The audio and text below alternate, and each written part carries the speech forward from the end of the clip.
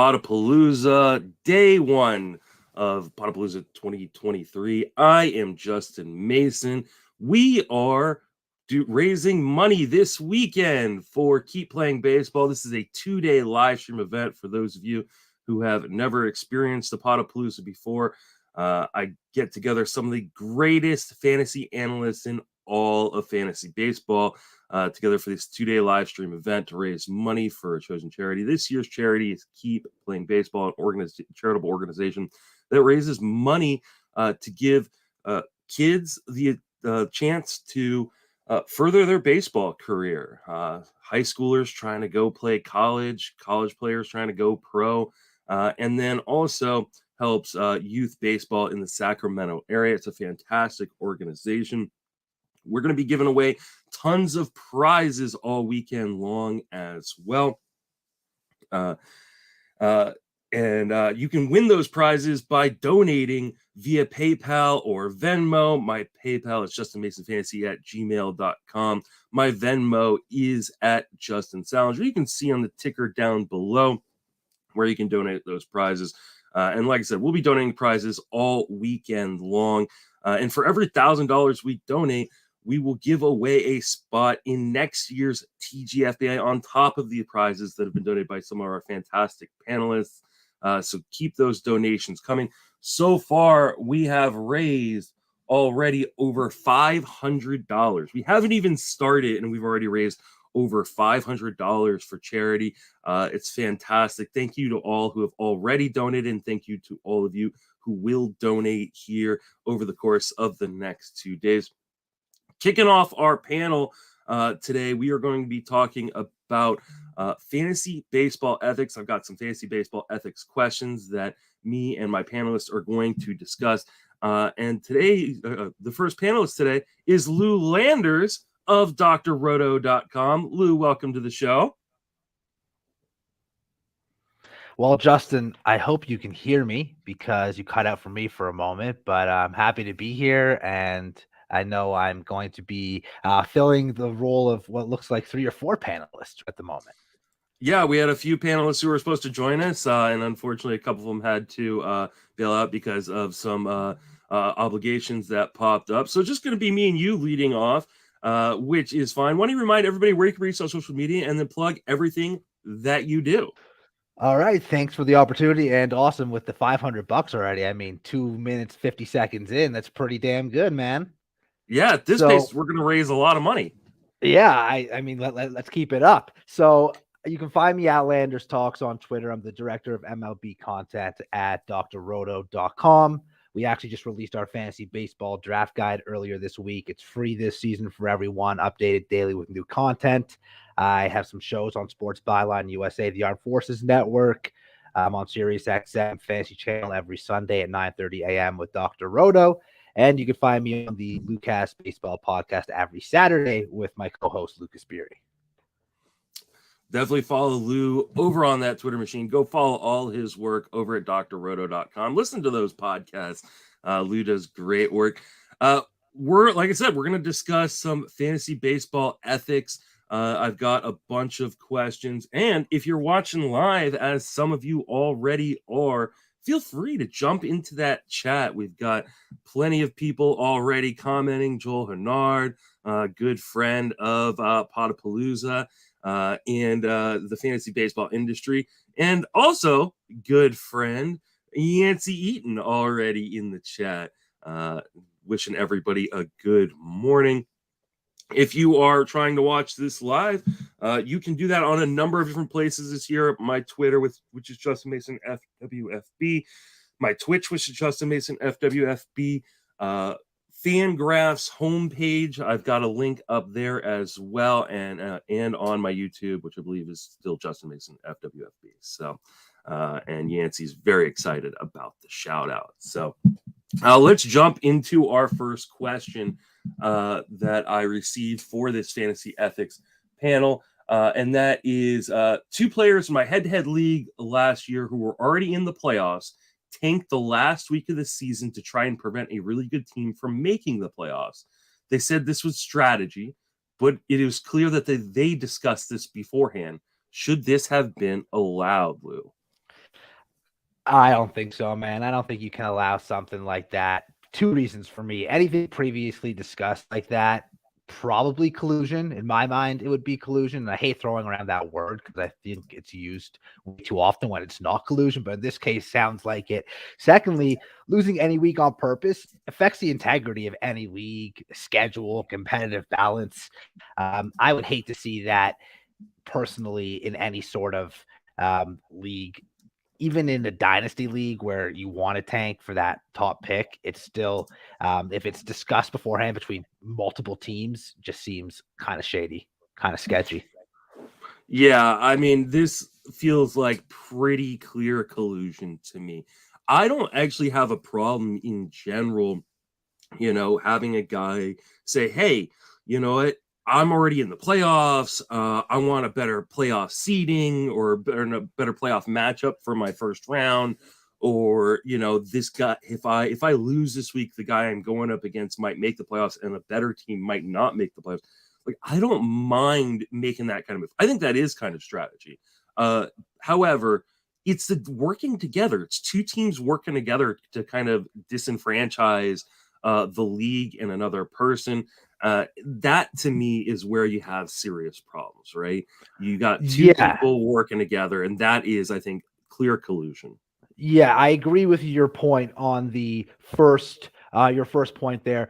I mean, I've done that. I've sat. It's the same thing to me as like sitting people in head to head when you're kind of just trying to lock up a category. You need a certain amount of wins that week in a category, but when there's multiple people involved, it just becomes absolutely sketchy. And usually collusion's hard to prove. It doesn't seem too hard to prove this time. Yeah, usually collusion is one of those things where it's really, really difficult to prove. But like you said, like this seems like a pretty open and shut case. Joel in the chat completely agrees. He says it sounds like secret or illegal cooperation or conspiracy, especially in order to cheat or deceive others. That sounds like the definition. I don't know if I was going to say, I think Joel just Googled that. Powerful tool, that Google. All right, let's move on to our next question. Let's see. We have a team in our Dynasty League that only offers bad trades to everyone, which are usually declined by most teams. But when new teams come in, he often takes advantage of those owners before they acclimate to the format. Is there anything that could or should be done? I mean, right off the bat, I would probably say that any new team should be warned about a team that tries to take advantage of them in trades.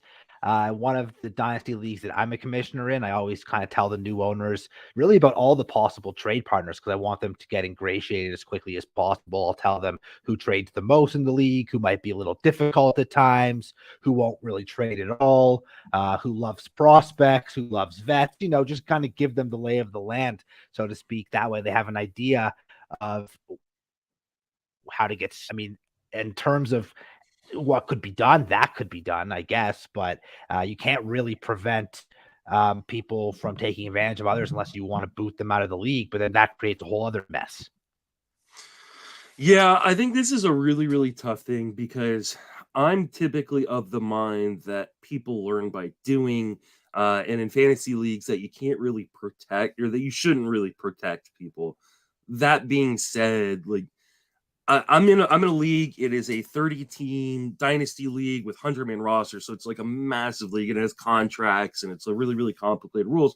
And like kind of the things that they do to kind of help new owners coming in to prepare them for kind of the inconsistencies of the league is they kind of they've assigned them like a mentor for the league.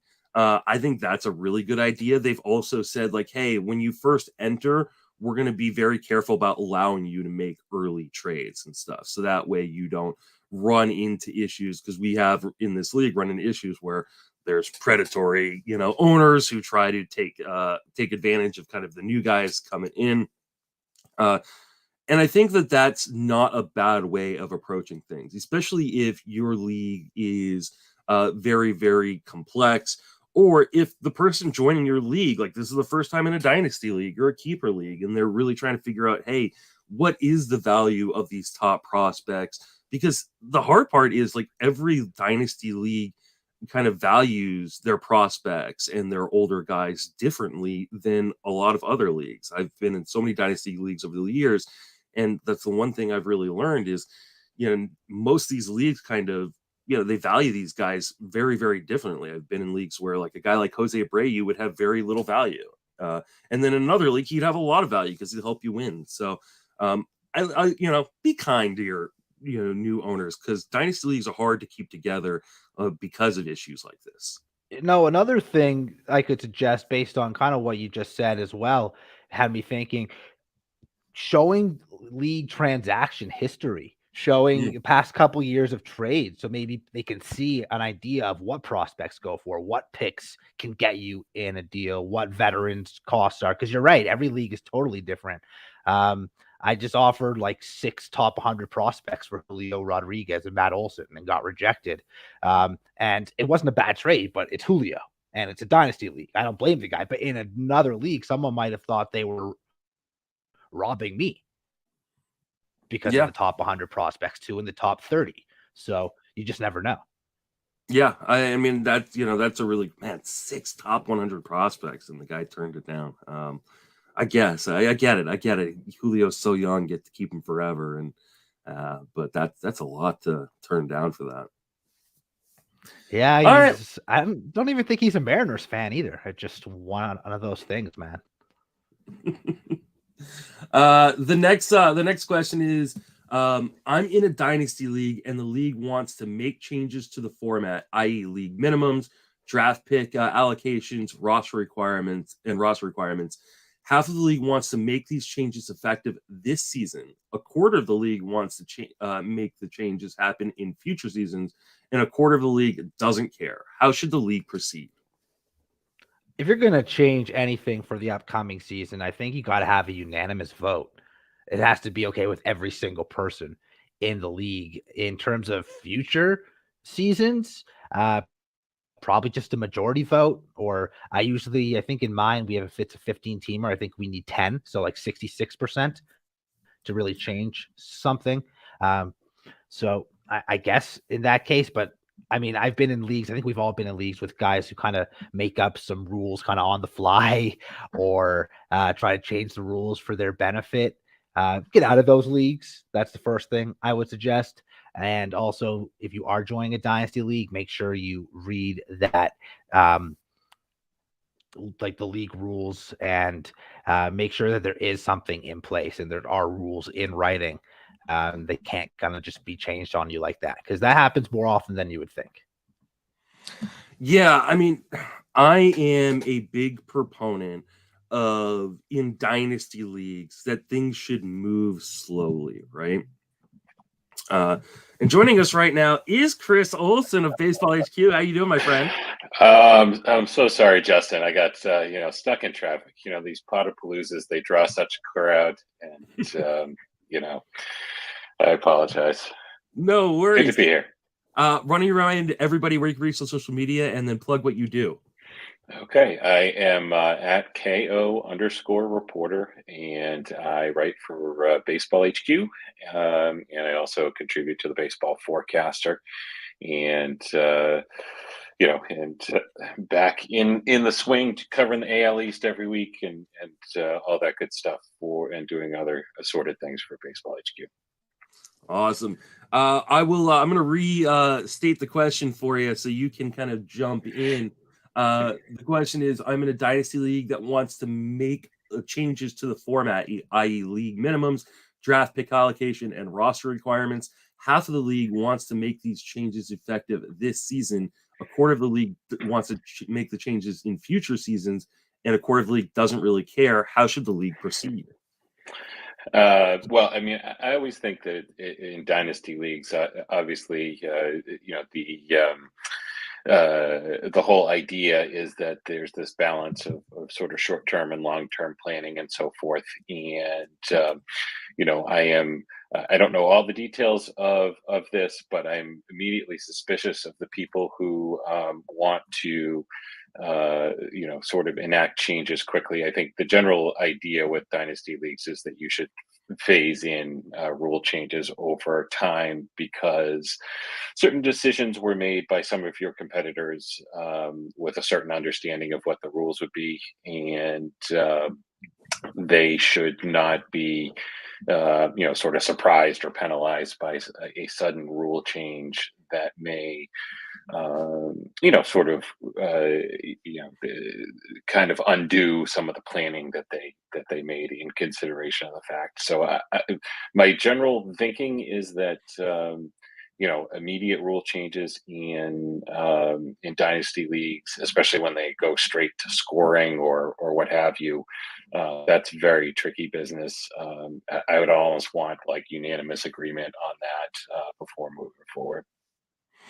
Yeah, I'm of the mind that in a dynasty league, rule changes, things like that, format changes, everything should move very slowly. Like, you're running a dynasty league, not a redraft league. This is supposed to last over the course of years and years, right? Like, I know people who've been in the same dynasty league for 20 years.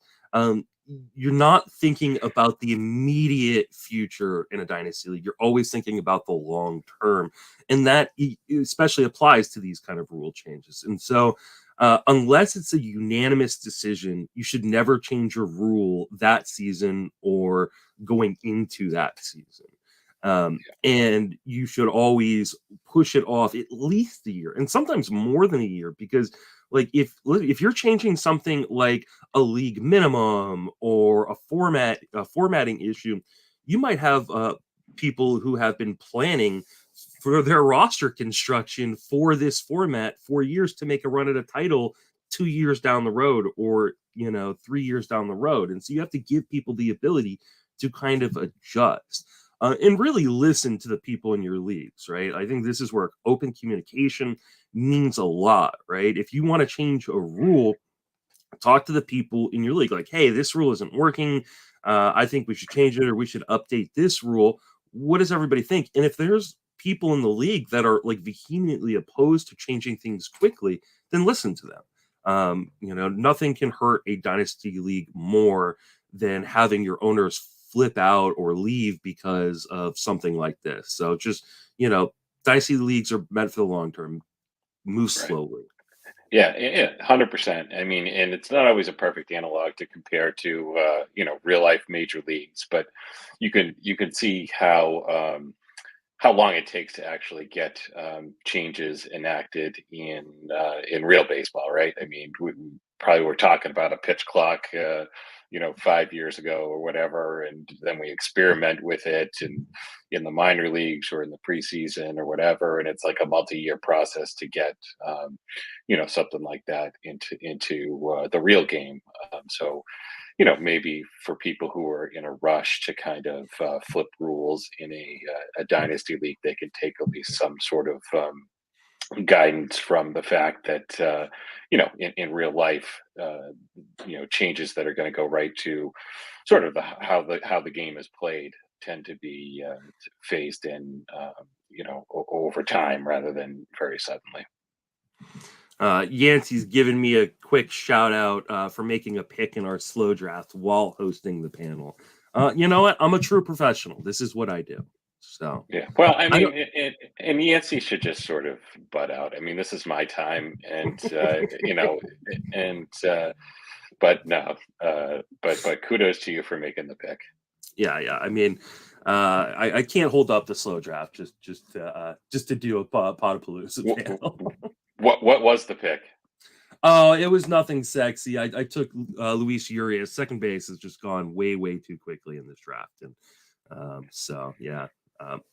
Getting some questions about who the pick was. Luis Urias, multi-positional eligible. It's a draft champions league. You get that eligibility. So always want that multi-eligibility. Yeah, so valuable in these kind of deep leagues. You got to have those guys who can play in multiple positions. He fit the bill for me right there. The next question is it ethical to leverage dump trades against another team? And the example that the person gave was, if we can't get a deal done, I'll have to go feed your competition. Lou, what are your thoughts? I mean, I don't think, and when I'm saying this, doesn't mean the trade should be unfair. or league altering, but I do think that is kind of part of a negotiation tactic. It's like the used, it's like the car salesman. Well, if you don't get the car today, someone else is going to come.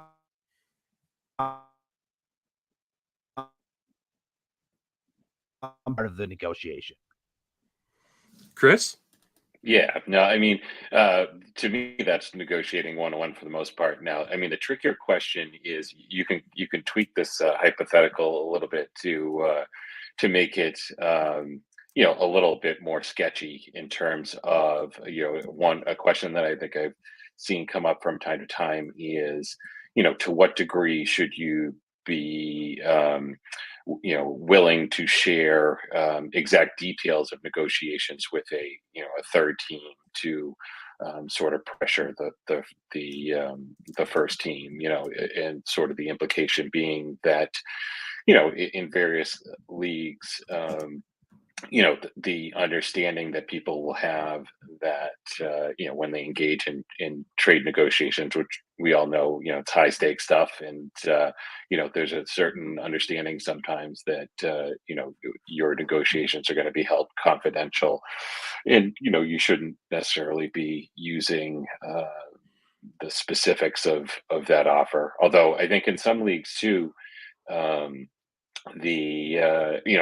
even that is sort of fair game. One theme, as I was looking through your list of questions, Justin, I think that there are leagues come in all different shapes and sizes, and each league has its own sort of ethos, and some are more cutthroat than others. So I think that even with that sort of thing of like basically forwarding an email from a third party and being like, hey, this is what this guy's offering me, or this woman's offering me, and can you top it? I think in some leagues that would fly. I think in other leagues people would view that as dirty pool. Yeah, I don't necessarily have a problem with doing this. I mean, I think it just depends on your tone, right? Like if you're threatening a person or trying to make things ugly, I think that's a bad move. One of the things I like to kind of use as an analogy for trading in general is trading, especially in dynasty leagues where you're going to be with these people for a really long time, or keeper leagues where you can be with these people for a really long time, is like a relationship. If you screw over your partner too many times, you're going to end up by yourself. And if you plan on being in a league, for a long period of time with these same people, like you want to deal fair, right? You want to make sure your partner is happy, so that way you get to dance with them again later on. And I think that is something that I think the show The League kind of hurt fantasy leagues in a lot of ways, because you saw these like trades where they took advantage of their buddies, and they all laughed at each other and stuff like that. But I've been in plenty of leagues where there are people that other people will not trade with Right. because of the way that they have behaved. And I think you got to be really careful. I mean, the best trader that I know of is Ian Kahn. The dude makes you feel amazing after a trade, whether or not he got the better end of the deal or not. And it makes you want to trade with him again, because like he's such a reassuring, person, and does such a good job of making sure that your needs are met, his needs are met, and then you move forward. So like, I think that's the way you should be approaching trades in any regards. Definitely don't burn those bridges. You definitely want those trade partners down the line. So I'm with you.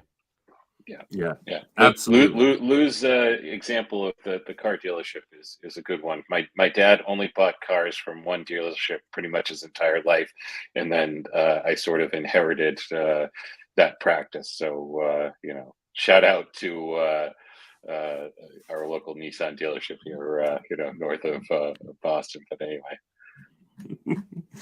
All right. The next question we've got is fair or foul to post about a player before the draft or during the draft, or during fab bidding, etc. The example that was given was over under $10 for new closer X. Maybe this is too obvious as a foul. As a commissioner, how do I handle these kind of trolls, Lou? Well, I'm not going to officially say it's foul. It seems like one, but it's definitely very annoying. and I wouldn't want to deal with it. I don't think anyone should want to. I don't think a player like that should be allowed back in the league in future years unless they just agree they won't do it again. Just not a good look. Yeah, I tend to agree with that, except that I think this was the question that first had me thinking about that word ethos, because I'm in one particular league where it's been established pretty early on that, especially in the live draft, and these guys are pretty insistent on doing a live auction. There's certain people in the room who think it's charming to point out, oh, this guy drafted shaky closer X, and then when plan B closer Y comes up, just drop little asides like, oh, I wonder who has a Aroldis Chapman, whatever, and it sort of hint to the room to bid you up on this guy, and you just sort of know that that's what you're getting into with this particular room. But I think 95% of leagues are like you say, it's it is a little weird, I guess, as I'm thinking about it, in that there's just so much information out there.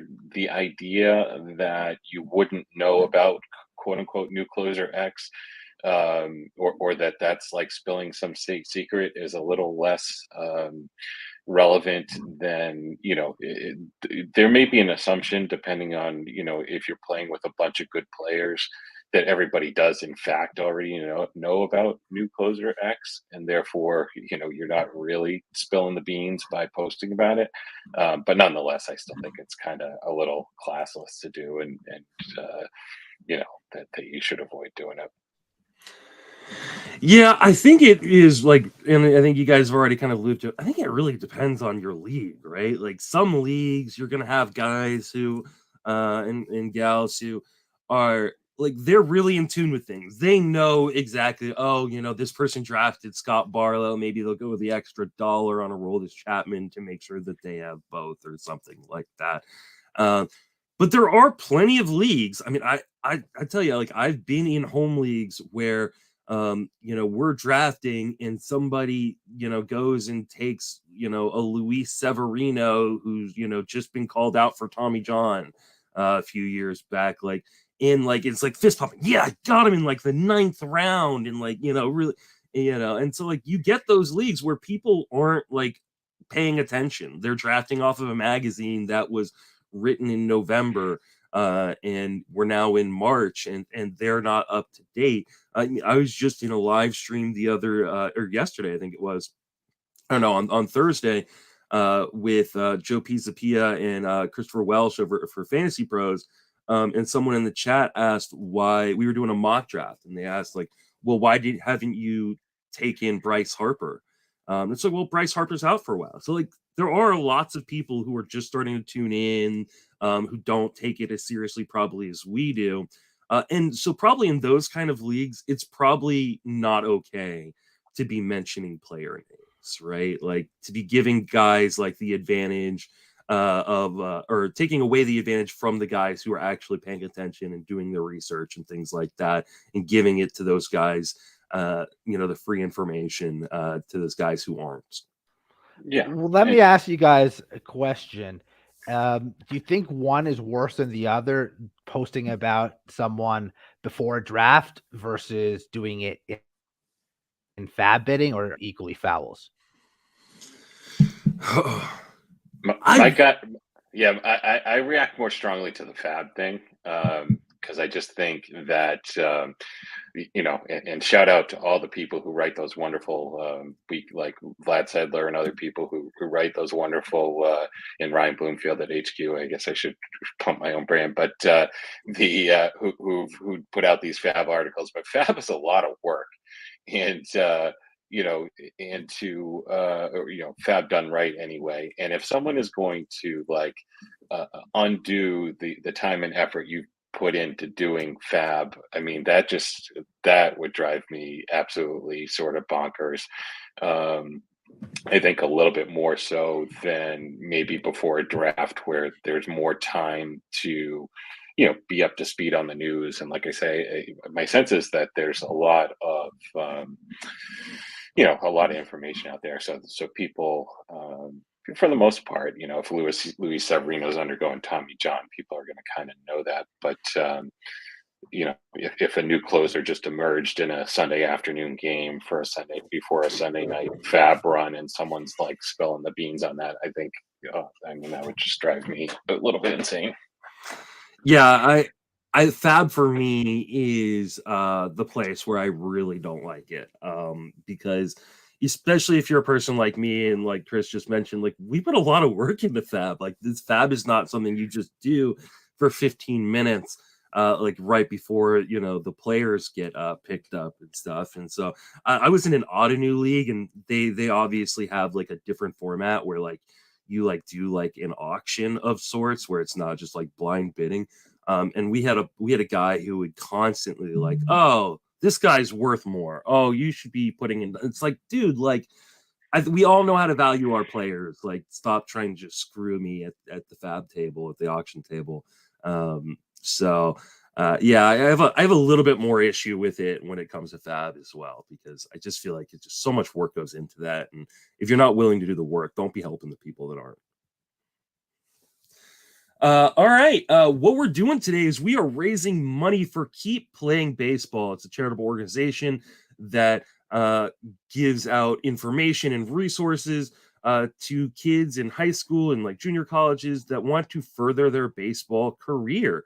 It also helps some little league organizations in the Sacramento area. It's a fantastic organization that I've done events with before. And for every $1 you donate, you get to win some amazing prizes. We're going to give away one of those prizes here at the end of the hour. But you can do that via PayPal, justinmasonfantasy@gmail.com, and via Venmo @JustinSalinger. And so far, we have already raised over $600, getting close to that $700 mark, which is amazing for the first hour. Keep those donations coming in, because like I said, for every $1,000 we raise, we will give away a spot in next year's TGFBI. So if you've always wanted to be in TGFBI, but you've never been eligible, this is one of the ways you can do that. You can also sign up for TGFBI satellite leagues over at tgfbi.com. Those are going to be running for another week or two. So getting in, and TGFBI is going to kick off here on Monday. Like, it is here. This is the kind of kickoff weekend for TGFBI drafts that start on Monday. Kris, are you excited for TGFBI? I'm excited, but I'm a little fearful because I'm behind in my prep, other things going on in my life. But I have the number 2 pick. I can't screw that up, right? I mean, that's actually, already begun sort of thinking about that. But I always like going towards the front of the draft more for the like 2-3 turn than even the first round. But I've got some, few interesting thoughts rolling through my head for that first pick. Yeah, I think this is one of the years where you can't really go wrong in the first 5 picks. I think like it's okay, like to have one of those early picks, because it's I think there's just so many good options there. Lou, you ready for TGFBI this year? I am, and I want to say you guys practice really good fantasy ethics there by not naming any names, just talking about how great the picks were. So yeah, we didn't give anything away. Yeah. I'm pumped. I got picked towards the end of the draft, which is what I wanted. I like double dipping in bats. So I'm gonna get something at 14 and something at 17 that I'll be very happy with. Yancey's saying a fantasy ethics kind of thing. If you're the first or second pick, set your auto, practice good draft etiquette, and don't ruin everybody's first day of the league.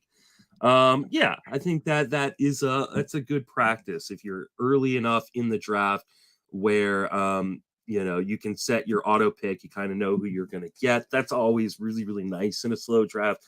I also don't mind if you don't. If you want to milk the clock a little bit, if you want to, have some time to think it over, especially if you're the first person, you should have your stuff on auto pick. I think I've been in slow drafts where the first person takes 3 hours out of the 4 hours. Oh, and you think like, come on, like you've been waiting, you've known your draft spot for at least a week. I mean, set a queue, bro. Yeah, I will do that with my second pick, but only because Yancey is not in my league and not picking third. If Yeah. he was, then I would probably take the full 4 hours just to annoy him. Absolutely. You should definitely do that. If you are in Yancey's league, make sure you take a long period of time if you're drafting near him. It's just good etiquette. It's good ethics. All right. So jumping back into some of these ethics questions, should there be an age limit for fantasy leagues? I have a longtime keeper league where someone's 16-year-old son or 16-year-old kid joined the league. I'm worried people will attempt to take advantage of his inexperience. Kris, any thoughts on this? Justin, I believe that children are our future. Teach them well and let them lead the way. I think it was Forrest Whitley of Houston that said that or something. But anyway, I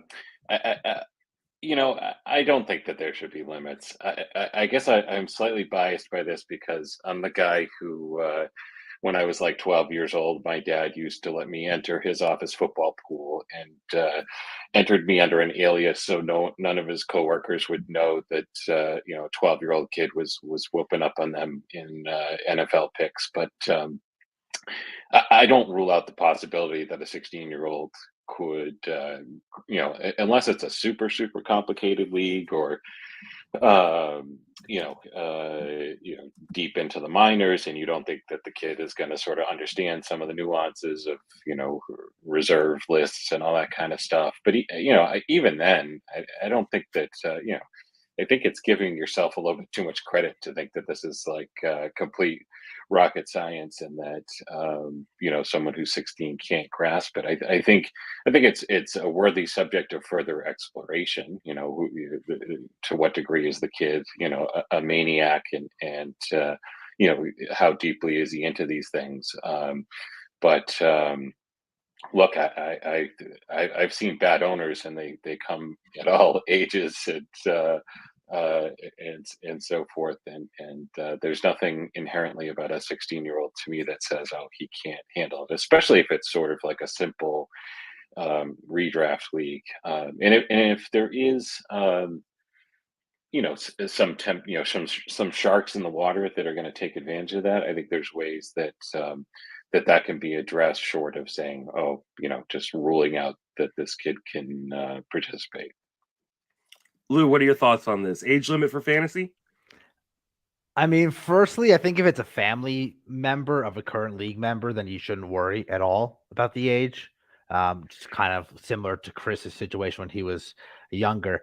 But I think personally for me, if it's a keeper league or a dynasty league, I would want them to be 18 or older, more so because I just think that I'd want someone who's more experienced in playing in those types of leagues. Not to say that they couldn't do it or that they wouldn't do just as good of a job, but typically those leagues do require a little more experience to be competitive in than an basic redraft league. So I'd say once they're an adult, they can make their own decisions. Let them on in.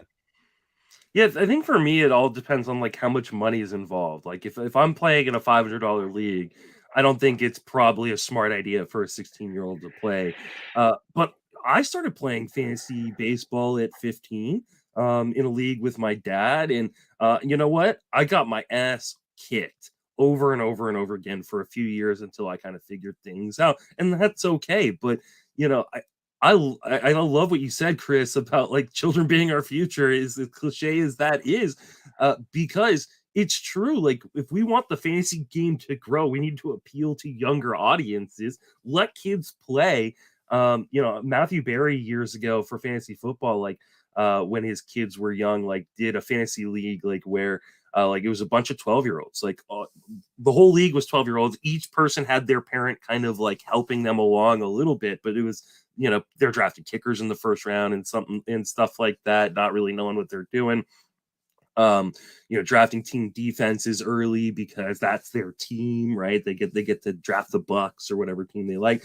And I think that's great. Anything we can do to expand the game to younger people, especially if you're in a long-term league, whether that's redraft, keeper, or dynasty, but a league that you're going to be drafting together for a long time, you want the league to continue on, right? People are going to age out. People are going to just stop playing, and you want to have that league continue to go. And so, yeah, I think it's great to invite younger people into leagues. I would love it if my 12-year-old wanted to play fantasy baseball. Like, I have tried to be like, hey, listen, if you win this league or you win this DFS competition, I'll let you keep the money, and they still don't care. So I'm jealous. Yeah, and I don't know. I don't want to get too high up on a soapbox here, but there's definitely some lessons, some life lessons to be learned in terms of having young people participate in something that takes a very long time to play out over a full 162 game season, and and sort of teaching them the difference between playing in that type of contest, in which arguably, hopefully, I think we all believe that skill has a little bit more of a role than having an app on their phone that will allow them to engage in-game betting on individual pitches in a baseball game, which is maybe some people could do well with that. I don't want to rule out that possibility, but it seems like there's a lot more luck, and that you're appealing to immediate gratification to maybe an unhealthy degree at that point. So I would love to bring younger folks into season-long baseball on the off chance that they might come to appreciate the long slog, as opposed to sort of that immediate gratification kind of thing. Yeah, the chat's with us. Aaron says, unless this is a high stake league, let the kid play. Completely agree. Brooks said that he's 34 now. He started playing fantasy as a freshman in high school in 2002. Yep. That sounds about right. I started playing, I think I'm just a little bit older than Brooks, but I started playing, I think, sophomore year of high school. And like I said, got my butt kicked early on, but it drove me to want to win. I played when I was a freshman in high school, but I played with other high schoolers, so it's not the same. Yeah. If anything, I think I had the edge because I actually knew about baseball and they didn't at that time. So, but here's my counter to that, because this is my story. Is my dad, my foster father, who I just moved in with, got invited to a fantasy baseball league. He thought it'd be a great way for us to kind of connect, even though I wasn't even a baseball fan at that point. And so we joined this league, started playing in it. And then I was like, I love this so much now that I roped in all of my friends. Like, I started another generation of fantasy players, because that group of adults, including the people who were in my original league, two of them were my high school teachers. One of them taught high school geometry. The other one taught calculus. It was my calculus teacher. So them allowing me to play with the adults and play with the big boys let me go and teach all these other kids how to play. And we just started a new generation of fantasy in that small little town that I was living in for high school. So, man, yeah, let the kids play. Let fantasy baseball be fun again. 100%. Anything to grow the game, for sure. Right, exactly. Hook them while they're young. Just learn from Philip Morris. Next question is, how do I deal with owners that will just not engage when it comes to trading? I'm talking about the ones that ignore trade offers if they don't like them, or reject without any feedback. Not so much as a thanks for the offer, but that doesn't work for me. The ones that don't answer private messages or emails inquiring about trades, and the ones who seem unable to say, hey, when making an offer for your best player, Lou. We can't force people to engage in trade talks. It's definitely frustrating when they don't. I don't like it. I think the biggest thing, though, I find is that owners shop top talent. They don't alert the entire league. They message one or two people. I think that's a little not the way to do it. I think if you're going to be shopping these top players, you should be putting out a post. Hey, so-and-so is available, player X is available, let me know if you're interested, whatever, because obviously people do have different relationships and they're better trade partners, but it's just kind of unfair to the league when I have a player and I'm going to go to Kris because Kris and I made trades in the past, but not tell Justin or Joe or Jack or whoever else that the player is available. Give everyone a chance to play with the same, I guess, rules. Biggest thing though is, again, you can't force anyone to make a trade. You can't force anyone to be engaged. Some people are, some people aren't. Some people draft and they love the draft and they don't even play out the season. So, everybody's different. And I love the trade. That's my favorite part. That's why I love Dynasty, because it's never ending. You're trading all year long. Kris? Yeah, no, I mean, I unfortunately, I don't think I have a very satisfying answer for whoever asked this question, because I think that the answer sometimes is just find a new league where you have other people in it who have the same attitude towards trading that you do. I've been in leagues where it's like crickets and you can't get people to engage, and I ended up just sort of backing my stuff and finding other leagues that where people are sort of more like-minded. I will say, to Lou's point about broadcasting players availability versus sort of targeting particular owners. I think as a general rule, it's probably good to broadcast a player's availability, but I don't sort of have like a hard and fast rule about it, because I think every once in a while, exactly what you want and what you're willing to give up to get it. So I think there's such situations where it's perfectly fine to like not broadcast it widely if that 8 of the 12 teams or whatever don't have what you're looking for. Kris, but just want to say, yeah. my thing is more so for the elite player, not any player, not air, but elite talent. Everyone have fair game. Yeah, I mean, I guess I could see that, but I mean, I think the same principle still sort of applies. If I have an overabundance of home runs, and I know that Aaron Judge is my big trade chip, but what I really need is saves. If there's one guy who's in my sort of opposite position who has all the saves, there's little to be gained by kind of offering Aaron Judge out there to a bunch of people who don't have what I'm looking for. But that's a small thing. I mean, I do see your point that it is sort of annoying to people. And in fact, I've had leagues that have tried to put it in the constitution. You must post a message to the message board or send out a league-wide email about the availability of players. I don't know if I've ever had a league actually go through it, but and enact a rule of that sort, but I've had it at least sort of proposed. So I definitely know that feeling is out there in terms of, hey, I wish I had known. But I don't know. I guess I'm a little more ambivalent about that. I think sometimes it's incumbent on you to actually go out and figure out whether players are available or not. I don't. I think that sometimes is asking for a little bit too much, and sometimes trades come over that and I go, oh, I wish I had gotten in on that, but I don't ever let that feeling for me linger very long. I always sort of move quickly onto, well, you had the power to actually, poke that other owner and see if that player is available. And on some level, you only have yourself to blame for not, getting in on that action. And,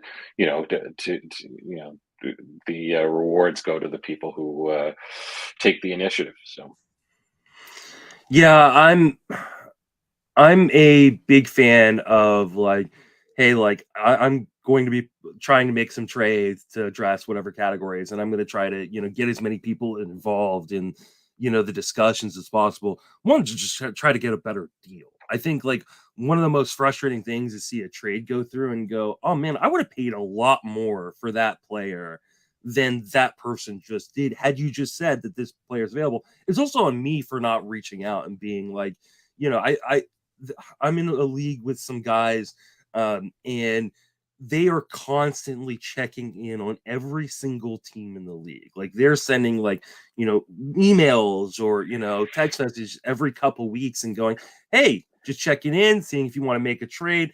And I think that is it's more effort than I can give, considering how much I already do with my real job and then my fantasy job and things like that. But it's a really smart idea because they're never left out in the cold in the same way that sometimes I am when I see a trade go through. And I'm like, hey, how did that top 20 player just go for way less than I would have paid or what I think is market value? Well, not even that, though. You at least want to know that they're available. And I do get Chris's point. Like, you could reach out, but you can't all reach out every single. It doesn't always work like that. 2 examples, 2 different leagues last year, Dynasty. One, I traded Aaron Judge. Judge is available. Come and get him. And with Jordan, I got him. All right. Let's move on to the next question because we've got a little less than 10 minutes left in the segment. Got a few more questions I want to get to.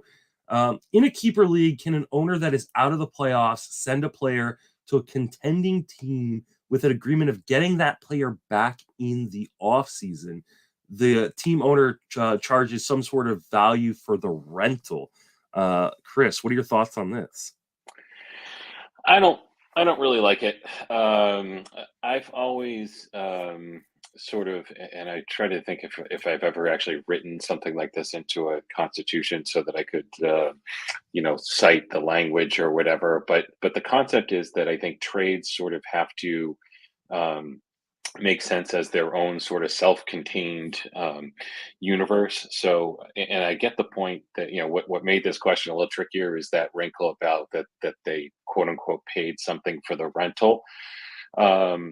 But nonetheless, I think trades, if you were just sort of parachuting in and looking at a trade, you would want that first trade to quote unquote make sense, for it to like look fair on its face.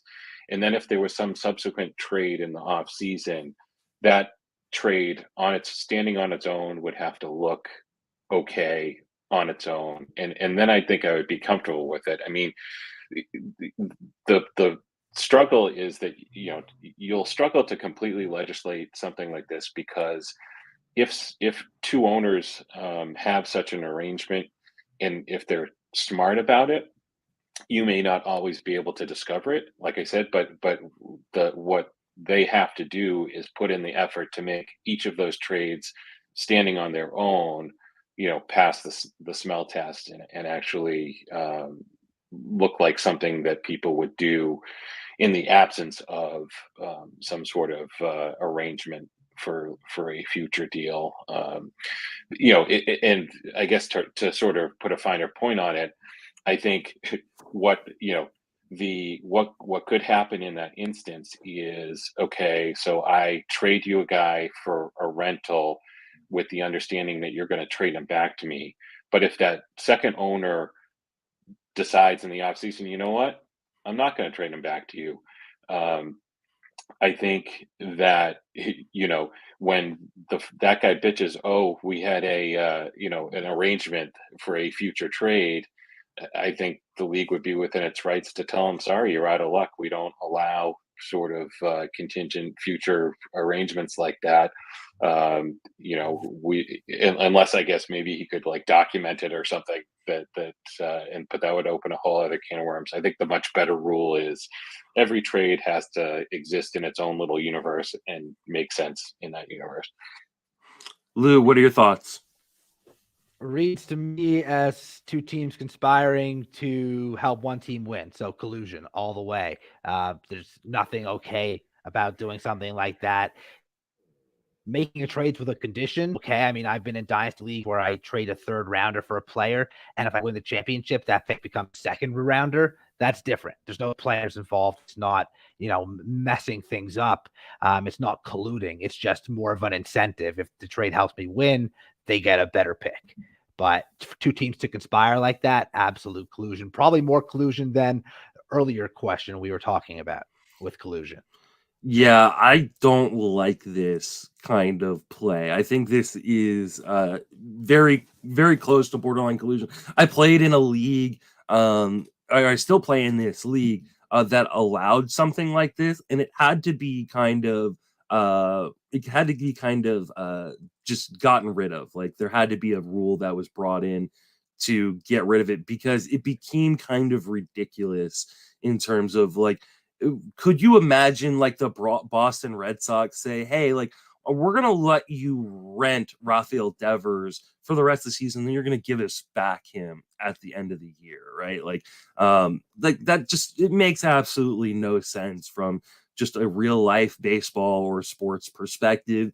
And if it doesn't make any sort of sense, like you could never see it happening in real baseball, it probably doesn't make I know this is a game and like this isn't necessarily Major League Baseball, but it just seems really, really shady. I think it opens up a can of worms for other potential problems. And that's what happened in this league that I was in is people started having call options on players where they could if a player ends up doing better than they thought, they could reverse the trade later. Like it was a whole ridiculous thing. And finally the commissioner set it up and said, you know what, this was a bad idea. I should have never let the league go this direction.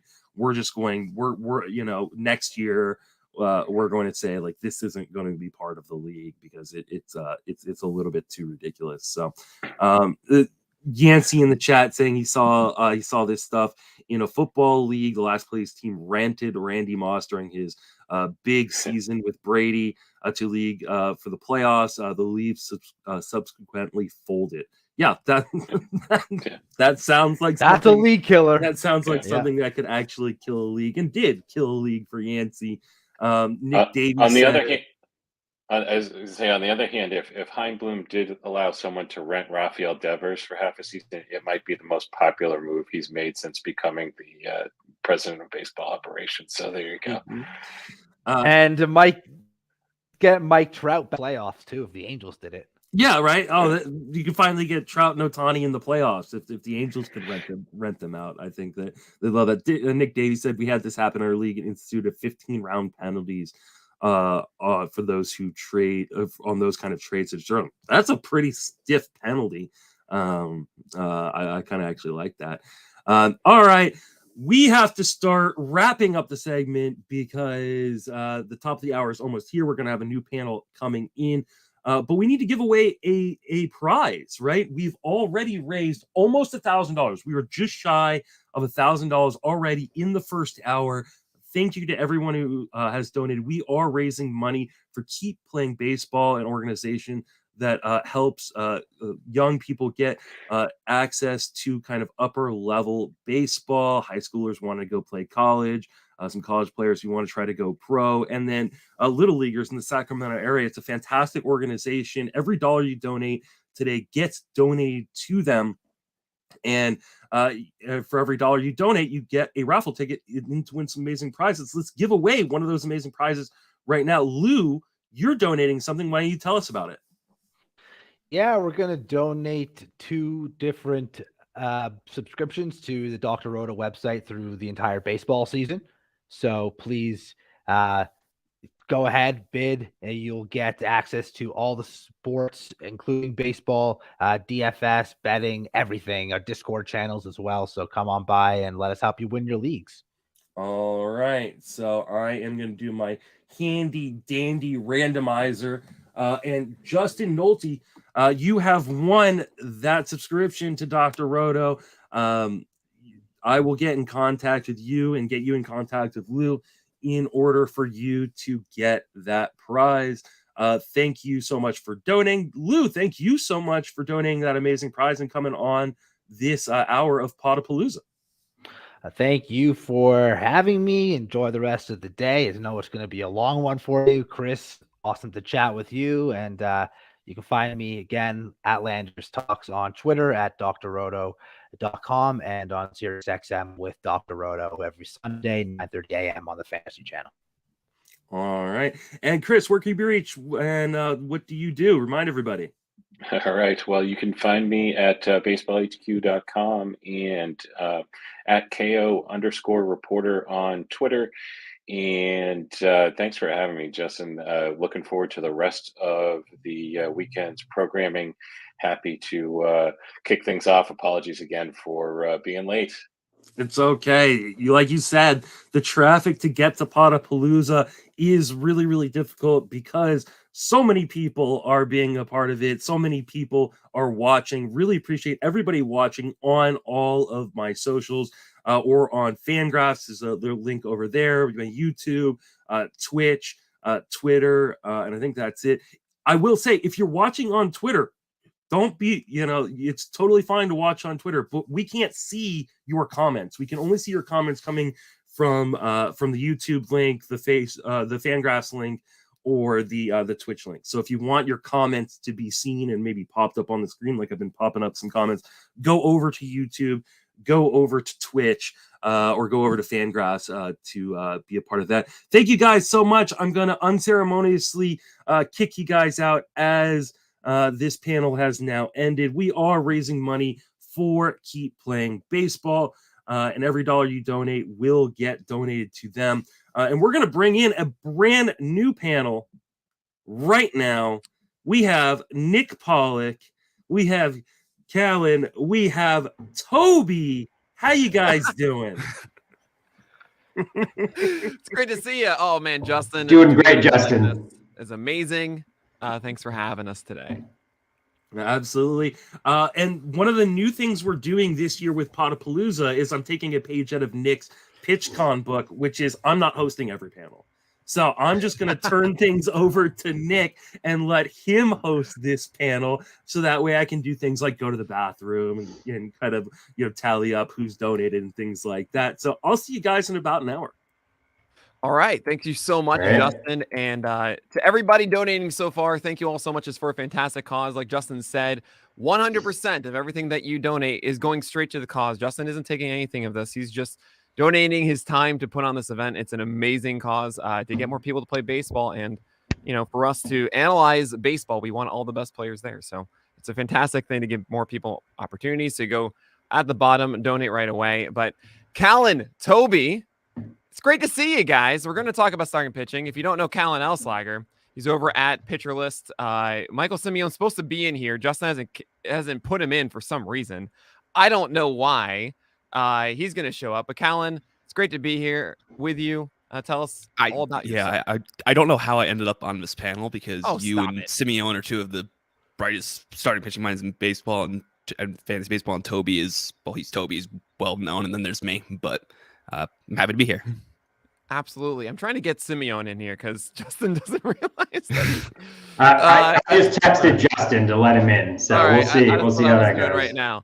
But yeah, Callen, of course, in the Pen podcast with Rick Graham and Jake Crumpler as well. So go check that one out. And Toby, I got to say, I love your hat right now. What's going on? Thank you. Yeah, this is a new campaign that I'm actually launching right now, which is the Protect Toby's campaign. There has been a lot of challenge that has been out there for Toby since Pitcher List introduced the Toby concept. I don't know what you're talking about. I have no idea what the Toby concept is. Oh my God, you didn't even coordinate this.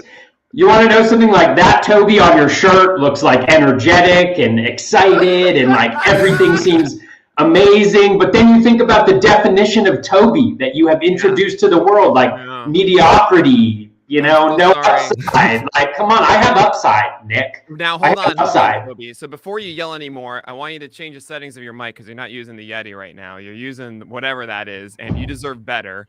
But I do want to say, Toby's are fine. Toby's help. They do good things. And Michael Simeone finally shows up, by the way. Michael! I've been here. I just wasn't let in for some reason. I don't know what's going on here. The Mets fan in you. If Justin just couldn't let him, the Mets fan in on the stream. Oh, man. Michael, good to see you, man. How's everything going with GTE? Good. It's going well. Getting new people every day, which is awesome. Which means it's baseball season. So yes! Can't beat that. Fantastic. Well, what we're going to do today, I'm glad we have this wonderful bunch of Toby. How's the mic sounding? How are we doing here? How does it sound now? No. Is it better? No. It's on the Yeti. It's on the Yeti. No, I don't know if it is. Maybe check the settings of the Yeti because this is the worst mic I've ever heard in my life. Anyway, so we're going to put you third, Toby. You've got a second. If you need to leave and come back, I believe in you.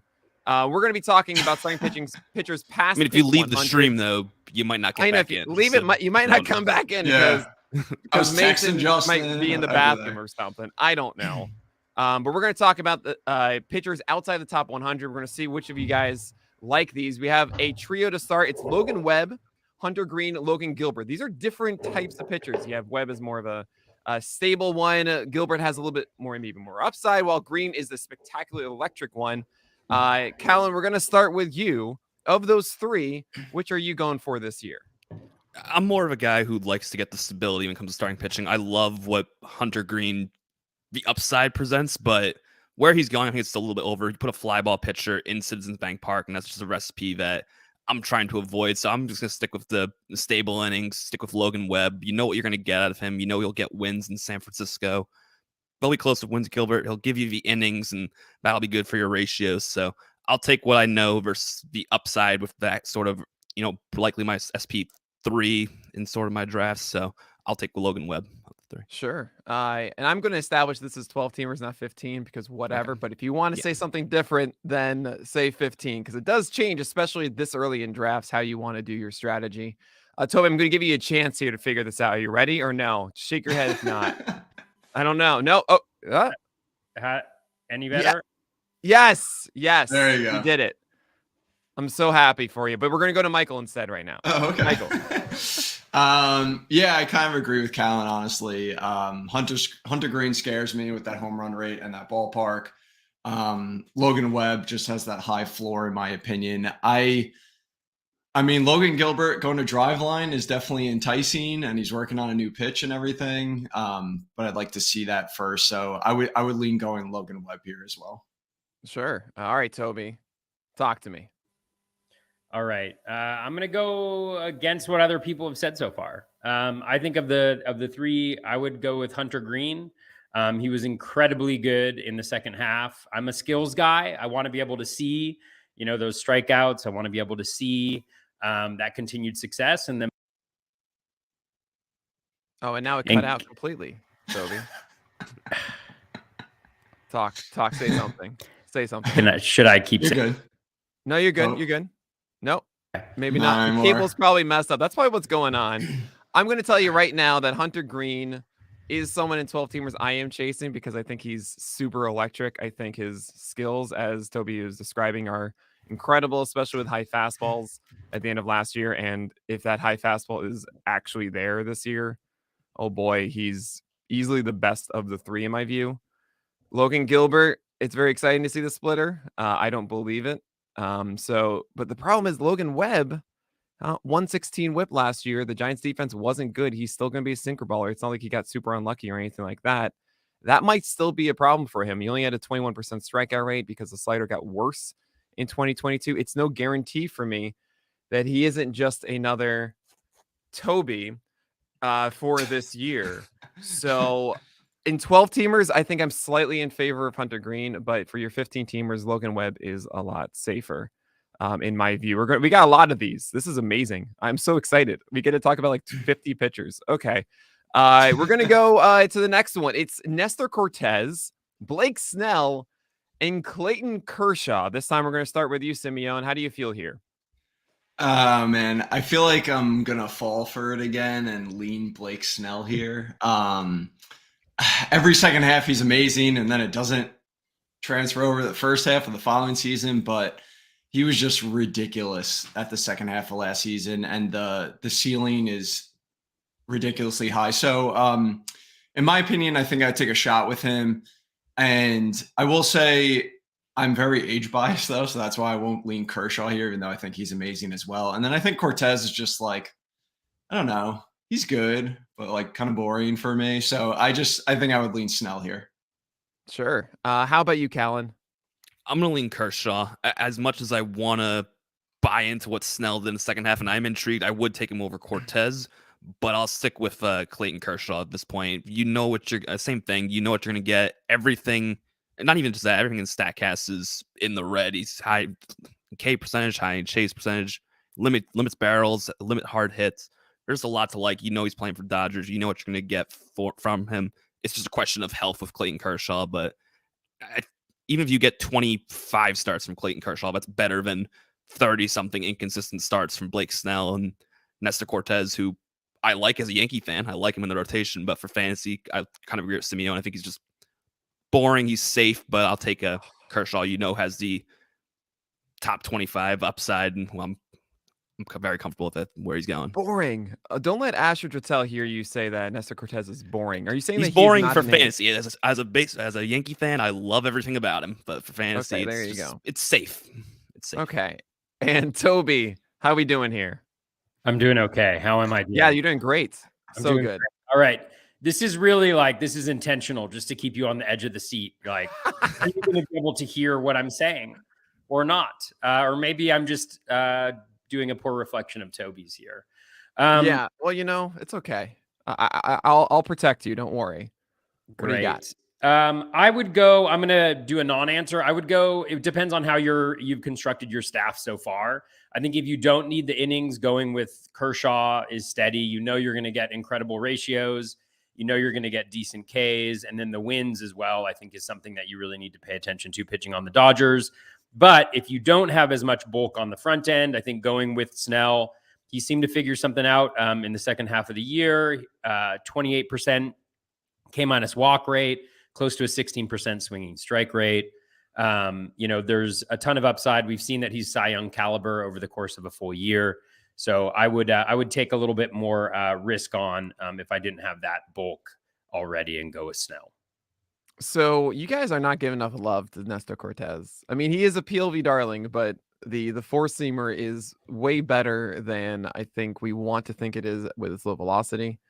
26% K rate last year, sub 1 whip, 2.44 ERA last year for Nestor Cortez. It's not like he was just some boring guy, Callen. He dominated for your teams across 28 starts. Sure, you can say there's some maybe hamstring injury now because of the WBC stuff. Some worth speculating. Maybe that's just a phantom thing to keep him out of the WBC so that we can preserve his innings this year. He's a little safer to me. I mean, Clayton Kershaw, I don't know if we can depend on 25 starts. I would say we're happy with 20. You make a great point, Callen, about, well, at least we know those are going to be quality as opposed to necessarily the other guys. And then Blake Snell, man. Blake Snell is so dang good. He's like, all he has to do now, he's got rid of the changeup. He just needs to move his fastballs away from too much arm side, like a little bit more to the middle. And then he's the greatest pitcher in baseball. I just have no faith in Blake Snell to be consistent. And I go back and forth. I have him at like 37 by 1 to put him at 25. And I'm like, I don't know. So I'm taking Cortez, but I don't blame anyone for any of these three. They're always going the same point of, I want to make sure I have like 2 rocks at least. And then if I want to take something more exciting, it might be Hunter Green, it might be one of these. And then I'll probably get something a little safer as my SP4. So no wrong answers here. Now, there is a wrong answer in this next one, in my view. And we have Nick Lodolo, Kyle Wright, and Lance Lynn. Toby, we're going to start with you this time. Where are you going here? This is a tough one, for sure. I'm going to go with, this. I may be choosing the wrong answer, I think, although we'll see, but, I'm going to go with Lance Lynn. Lance Lynn, introduced a slider in the second half of last year. He really took off. His walks were way down. I think they were well below 5%. Strikeouts ticked up as well. So for me, the injury is a little bit of a concern from last year, but he seems to have figured it out. I really like Lance Lynn this year as a guy who's not going to walk a lot of guys, introduced a new pitch, decent enough offense, so he should have access to wins there. I really like Lodolo as well, but I do worry a little bit about the wins with the Reds being an awful team and then Great American Small Park. Those things concern me, so I'm going with Lynn here. Did I choose right? What? Well, you didn't, because Kyle Wright is still there. No, I'm just joking. I don't know what you mean. No, Callen, you're up. What are you taking? I liked Kyle Wright at one point when we did a PL mock draft and you ripped into me, and then I did more looking into it, and I'm done. I'm off him. He's last on this list for me. You've convinced me. I'm done. I'm agreeing with Toby. I'm going to take Lance Lynn here for pretty much the same reasons. The second half was enough to prove to me that he's back to being normal Lance Lynn. He came back and went 7-4, 2.52 ERA, 89 strikeouts, about 86 innings. Everything just looks good. He's playing for the White Sox. I have similar excitement for Nick Lodolo, but same thing for Hunter Green, just playing in for Cincinnati and Great American Ballpark. I'm hesitant, and I know it's only a few picks apart, but Lynn is going last of his group, and that's enough for me to be okay with taking him among those. So I prefer Lance Lynn among them all. Good stuff there, Michael. Yeah, I agree with everyone. I'm going Lance Lynn here. The final 2 months of the season, he finally performed the way that we know he can with 25% strikeout rate. Toby mentioned he has had knee issues the last 2 seasons, I think it was. And so that's a little bit of risk there, but I think he is the best pitcher of the 3 as of right now. I think Lodolo is the best upside, but that ballpark, I don't know. I love Lodolo, but I think I have to give Lance Lynn the edge here as well.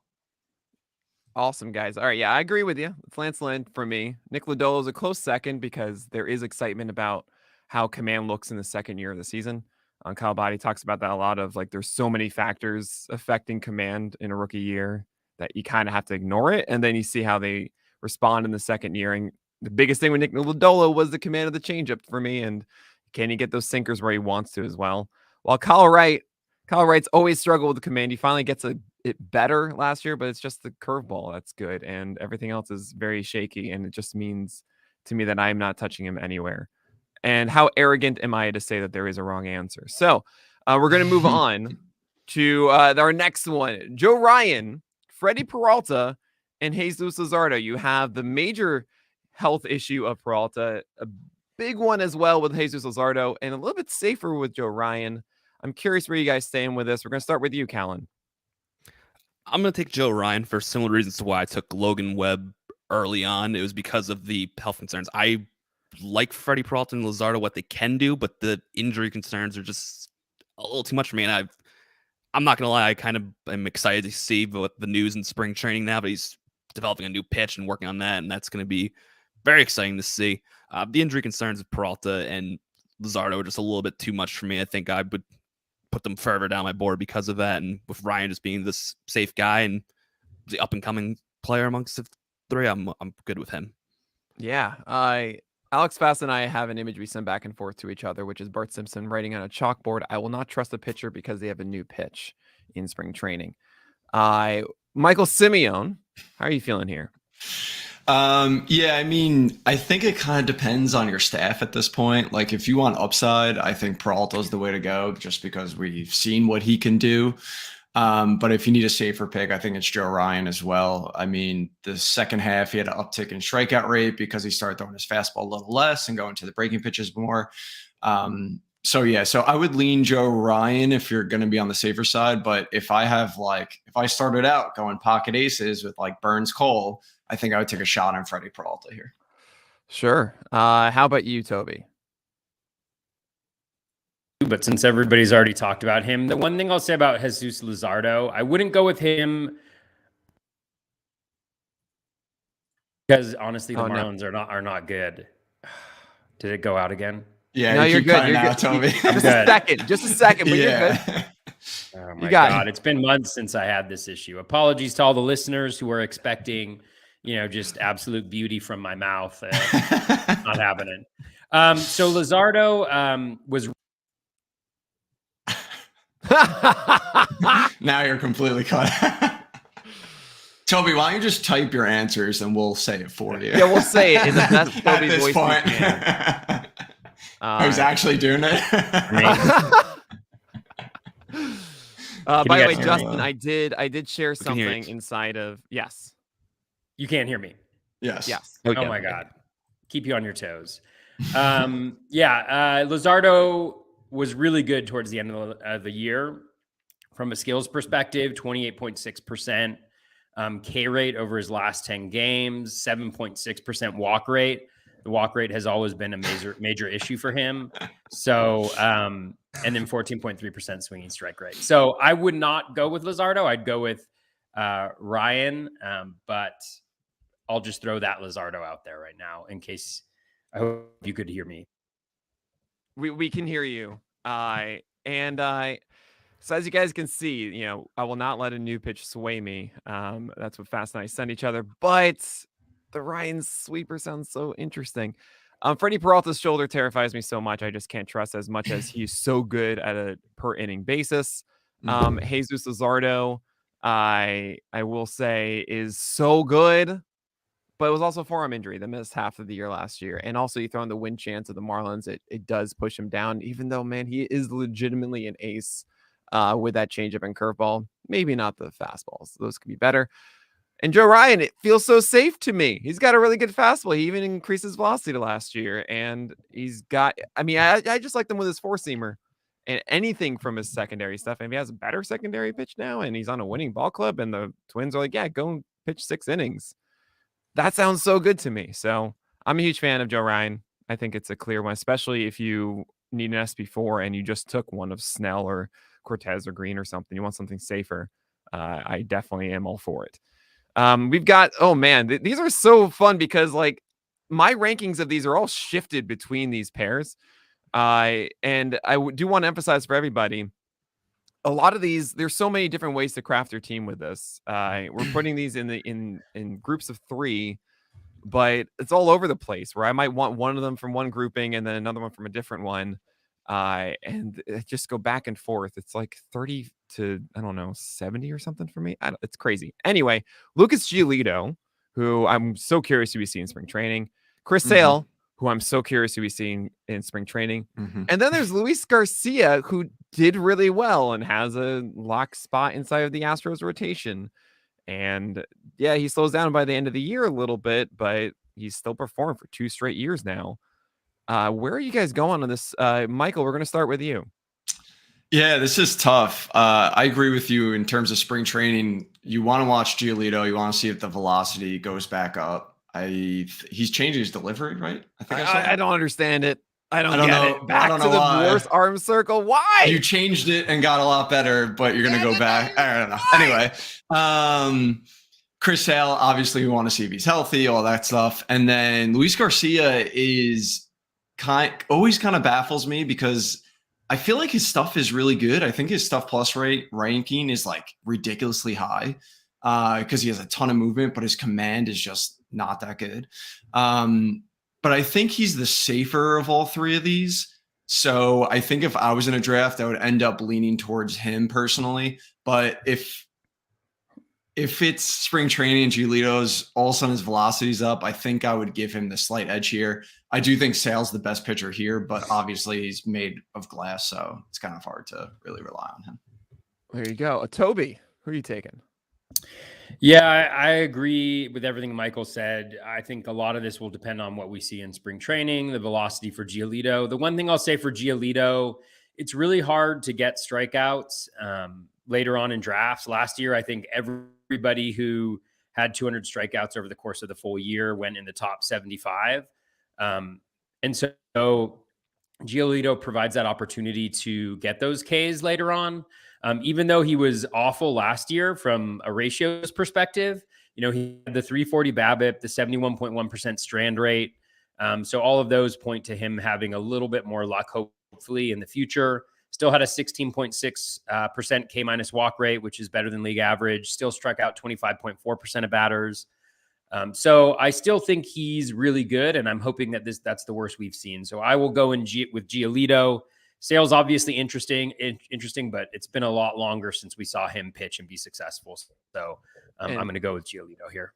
To that point about the BABIP of Giolito, his hit luck was 13th percentile, so he allowed 12 more hits than he should have, according to PLV. So, yeah, I'm with you there on that. Callen, how you feeling? Yeah, I mean, Garcia and Giolito are literally back-to-back in my rankings right now, so it's kind of a coin flip. I'd kind of go with what Mike said with regards to if you're looking for a safer guy, it probably would be Garcia, but if you want some sort of upside, it'd be Giolito. I'm also keeping an eye on Giolito for spring because isn't he one of the guys who is kind of being affected by this new bulk rule, has to completely kind of redesign his delivery a little bit. So I kind of want to see how he entails that. I don't think it's as much something concerned about rather than Sale's injury, but I think if I had to pick one right now, it would be Giolito just slightly, but I'm fully in on Garcia too, and he's also PLV darling, so that kind of makes me excited about him too. Yeah. This thing. I actually really don't like Luis Garcia. There's something about it where I don't really trust his fastball that much. His cutter is, I think, the best pitch. But it goes in and out at times, and then I don't really trust the curveball or changeup or slider. It's like he still kind of figures it out in season a lot. He is safest. It was a 3.72 ERA last year, but still under 160 innings for 2 straight years. He didn't hit 160 strikeouts last season. The whip is fine, but it might get worse. It might get closer to 120 or so for Luis Garcia. It's just not. I have my questions that he's going to excel from here, and I think it might be just a little bit worse, which makes me a little bit concerned about him. I think we're kind of undervaluing Chris Sale. I don't know. I know he hadn't pitched for ages. He was looking pretty dang good when he came back, and all of a sudden the finger happened. And it's just, it was absolute pain for me when that happened. I think you're going to see Chris Sale of this lot jump the most in ADP from now until the end of March. And that to me says that, so right now, if I'm betting and that it's going to be different in a month, then that's the one I'm going to go for now. Giolito has to gain like 3 ticks on his fastball. He was on like 89 at times in September. I mean, yeah, he said that his abdominal issue affected everything from the beginning of the year. He had that for 2 weeks on opening day, and then he said he never really got reset. So it's very possible that he hits the reset button and he's fine. This is what, Toby, you were making a really good point saying, look, if you want to take a chance on getting, 190 and 200 strikeouts from a guy like Giolito, could go 180 innings and get you that. Very much a possibility. I think I'd rather chase those two in my 12-teamers over Luis Garcia, because I don't think that Luis Garcia is someone that I'm necessarily holding inside my top 4 starters through the year. Probably, maybe he's just a Toby at the end of the day. Sorry. And you like him. So the Luis Garcias protected. and the Tobys are going to unite against you. To let you know. Yeah, you got like 5 Luis Garcias, right? So that's how I feel. 15-teamers, it is safe for Luis Garcia. Also, of course, being on the Astros, he had 15 wins last year. And I think that's just the better overall play to ensure that you have that foundation. But in 12-teamer, I think Luis Garcia is the third for me. Sorry for the rant. Okay. This is such an interesting one. I think actually in some ways, all 3 of these are better for me than the last 3, even though this is all by ADP. Justin Mason's reminding us of that. It's Chris Bassett, Charlie Morton, and Pablo Lopez. This time, Toby, we're going to start with you. Is there someone here that you are very much in on and very much out, or are you kind of just feeling a shrug? I'll take any one of these 3.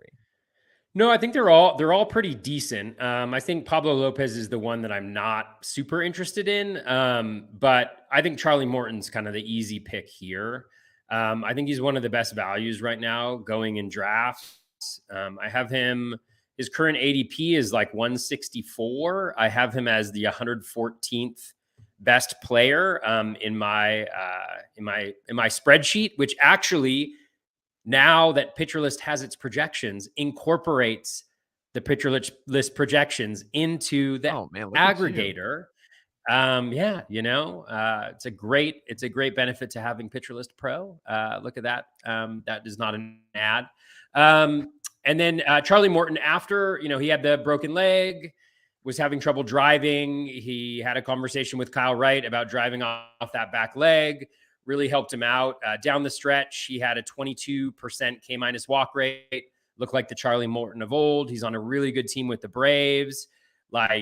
He's Charlie Morton. We love him. He was going top 75, I think, last year.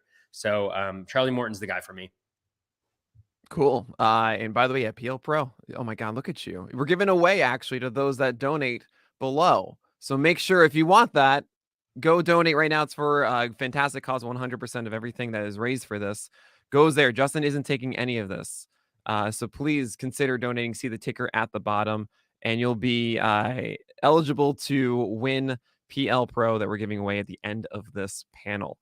Callen, who you got here? Chris Bassett, Charlie Morton, Pablo Lopez. I'd agree with Toby, but among the 3, they're all pretty safe. Lopez is probably the one I'd be least interested in. I'm slightly leaning Chris Bassett, but it's a similar thing to the last situation where they're literally a spot or 2 away. I'm very excited about Charlie Morton as well, but you kind of saw Chris Bassett go to a almost new level after the second half. Same thing as Lance Lynn. He figured things out at 2.94 ERA, close to a strikeout per inning, a low whip. He eliminates he gets soft contact, and that's going to be good, even with the fences being moved in Toronto. I don't think it's going to affect him as badly as others, just based on the contact he's able to produce. So it's close. I do like Charlie Morton as well, but if I had to pick in a vacuum, I'm slightly leaning Chris Bassett just for the move to Toronto and him getting the softer contact. Sure. Yeah, Michael. Yeah, I mean, while I agree that I have Pablo Lopez last year too, but I wonder if the innings kind of got to him, because the most he ever pitched, I think, was like 110, and then he reached 180. And I'm wondering if like he just kind of, tailed off at the end, because I think his first 100 innings of last year, he had like a 3.4 ERA. So I'm wondering if that's the case for him, but I would lean Bassett here. I mean, he's just been super solid for so long. His last like 600 innings, he has like a sub 3.5 ERA. So it's hard to kind of go against that. I am a big fan of Morton, and he was much better after April, but then he did kind of falter again, I think, in September. So I don't know with him. I'm a little concerned with him still. So I would lean Bassett, just because, again, I'm leaning on the safer option here, and I think he's going to get you those innings, a lot of wins where he went to Toronto. So I'll go with him. So a couple things quickly. Lopez, I just checked that. I thought that was very interesting. He struggled against your Mets, 14 earned runs in 2 starts against them. And then 6 against the Padres. He did collect himself by the end. The final 4 games, he only allowed 6 total earned runs. But it is a very good point. He hadn't thrown over 110, and sometimes we don't see that fatigue until the next year, where it affects them. Not to mention the Twins have a history of limiting starters after, for the 3rd time through the lineup. Seems like Joe Ryan's past it, but I don't know if Pablo Lopez is, especially considering he's more fastball changeup. So we'll see about that one. I'm so terrified of Charlie Morton, guys. It's a really good curveball, but he's getting old and he's fragile. And I don't know. I feel like in October last year, we didn't know if he was going to retire. We literally didn't. We had no idea.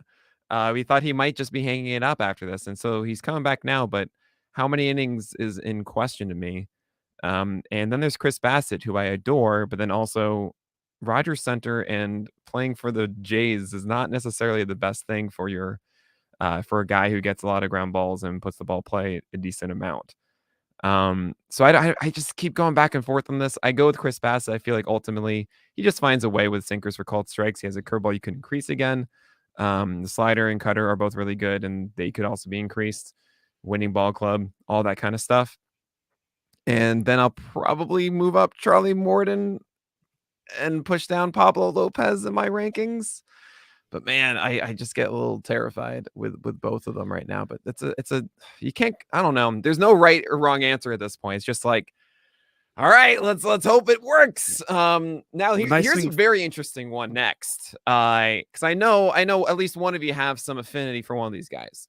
So Dustin May, Simeon, why do you always think it's about you? What is this? I'm just come on.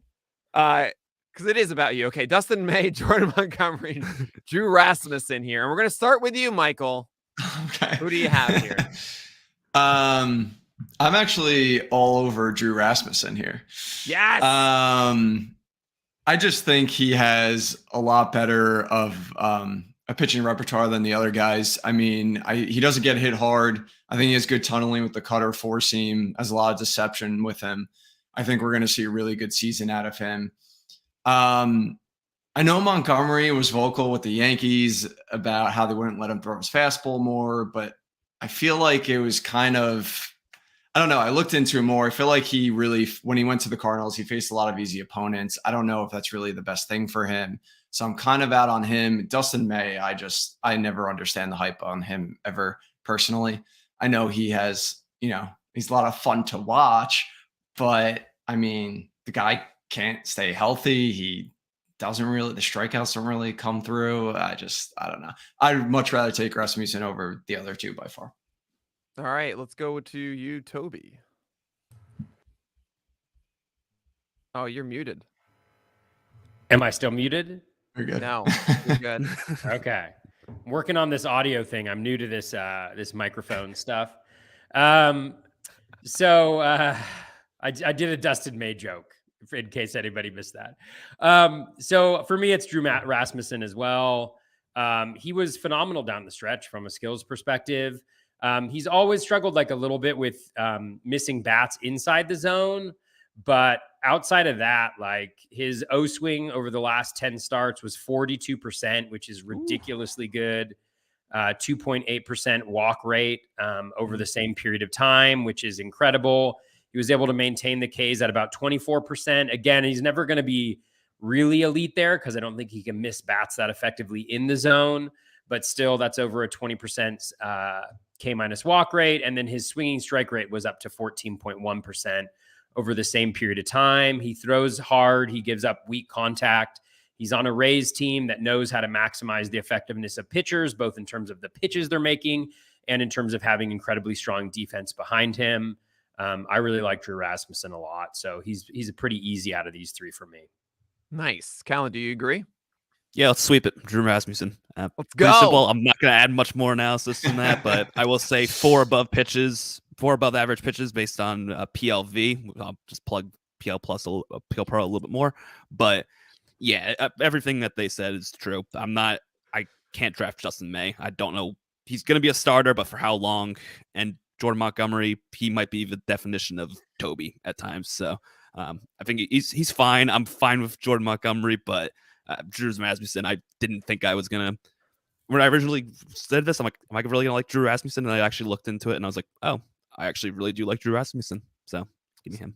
There you go. Drew Rasmussen, yeah, we adore his cutter and his slider. I do wonder if there's like another year, like, oh, cool, this is how I'm supposed to use these instead of just kind of throwing them loosely in the zone. Maybe that happens. The biggest concern I have is, are the Rays going to just let him fly?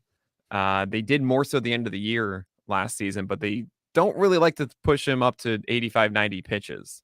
So as far as the ultimate ceiling for Rasmussen, he would have to be a 25% K rate for me to really jump in. And as you were saying, Toby, doesn't get enough whiffs inside the zone maybe to let that happen. Jordan Montgomery, it still should be good. He has a terrible start to begin the year, but they believe the Cardinals get the Jays and then Atlanta, and you don't want to do that. But I mean, the whole four-seamer thing, you're exactly right, Simone. He was throwing four-seamers at the beginning of it, and then he had like a terrible start, and then he went back to sinkers. And it's just like, wait, why are you yelling? This isn't. They were just trying to help you, man. Like, you know. So we'll see how that pans out. But Jordan Montgomery, as Callen said, yeah, he is going to help you. Like over the course of the full year, I'm not expecting it to be like a 4.3 ERA and a 1.30 WHIP or something. Like he should be beneficial. And that is maybe something nice there. I mean, Drew Rasmussen should benefit you more, but at least Jordan Montgomery isn't a bad play for your teams. And Dustin May, I think, is going to make a fool out of all of us. Simeone, I've been with you on this, on Dustin May. I remember when he did his thing in 2021 at the beginning of the year, and everyone's just like, oh my God, Dustin May is the greatest thing ever. I was so out on it. He throws his two-seamer, and he doesn't get whiffs on that, and it's super ground ball dependent. Didn't have a secondary pitch that got whiffs. But then he showed up in 2021. The breaking ball was absurdly filthy, and he was getting all of these whiffs all of a sudden on it. And it changed things. Then he came back last year, didn't have his command, but the first start against the Marlins, I mean, of course, the Marlins, but it wowed us. And then we found out that his four-seamer is like legit as a PLV pitch. I think Stuff Plus also adores it. And the sinker, not so much. So I do wonder if the Dodgers being the Dodgers, like, okay, hey, Dustin May, you're not going to throw the sinker anymore. You're just going to throw four-seamers instead up. And you're going to get back the command, which is usually the thing that is lost when you come back from Tommy John, to have this amazing breaking ball again.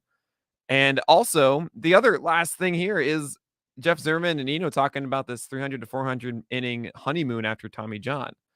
That's this year. That is this. So that gets me all into it. But then again, the Dodgers defense is way worse. So I don't know. So I go back and forth on that. It really depends. Like, do I want to go off and chase something or not? Right. And if I really feel like I've been too safe, Dustin May is a really fun one that you can think, all right, I need to go and try and go for the moon here. We've got 3 more categories. I'm going to throw in some extra ones because what the heck, later on, because we're breezing through this somehow. I have no idea. We've got Jeffrey Springs, Tony Gonsolin, and Brady Singer. Callen, this time we're going to start with you.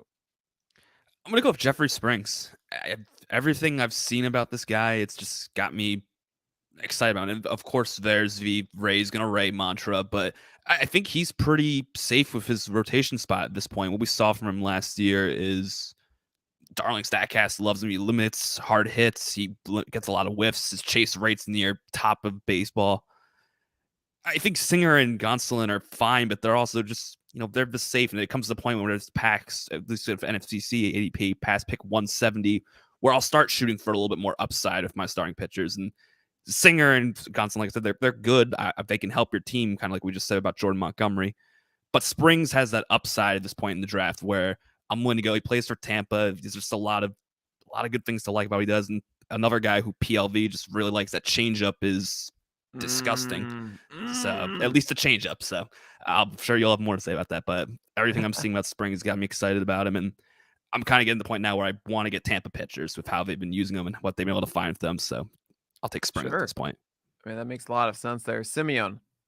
Yeah, Callen literally took everything I was going to say. I think Gonsolin and Singer are just fine. They're decent ratio guys, but the upside isn't there like it is with Springs. Springs has a really good 3-pitch mix, and I noted that in the last 2 months of the season, Springs had the 5th highest whiff per swing rate in the league. So I think there's a lot of strikeout potential there, and obviously pitches for the Rays, which helps. So I would definitely go Springs here. All right, and Toby, who do you got? We're just boring.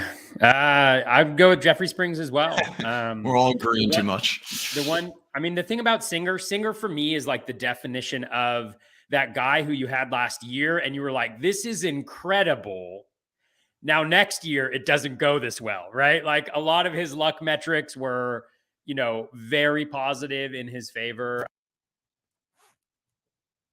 Ceiling because of the fact he plays for the Royals, and I don't think he's going to get a lot of wins there. With Springs, folks mentioned it. I love the changeup. I love the fact that he has those reverse splits where he can get right-handed batters out, and I think he's just that one pitch away from being incredibly dominant.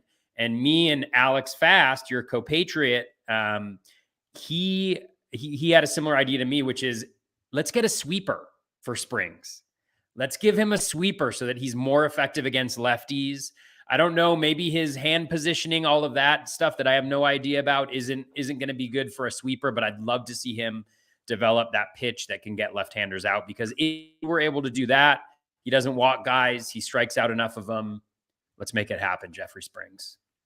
All right. So on the topic of Springs briefly, it makes all the sense in the world why he has reverse splits. What's his best pitch? It's a changeup, and changeup works against opposite-handed batters. Springs against lefties is not very good at commanding his slider. It gets way too much of the zone. And yeah, sweeper would be a more effective thing to really nullify that.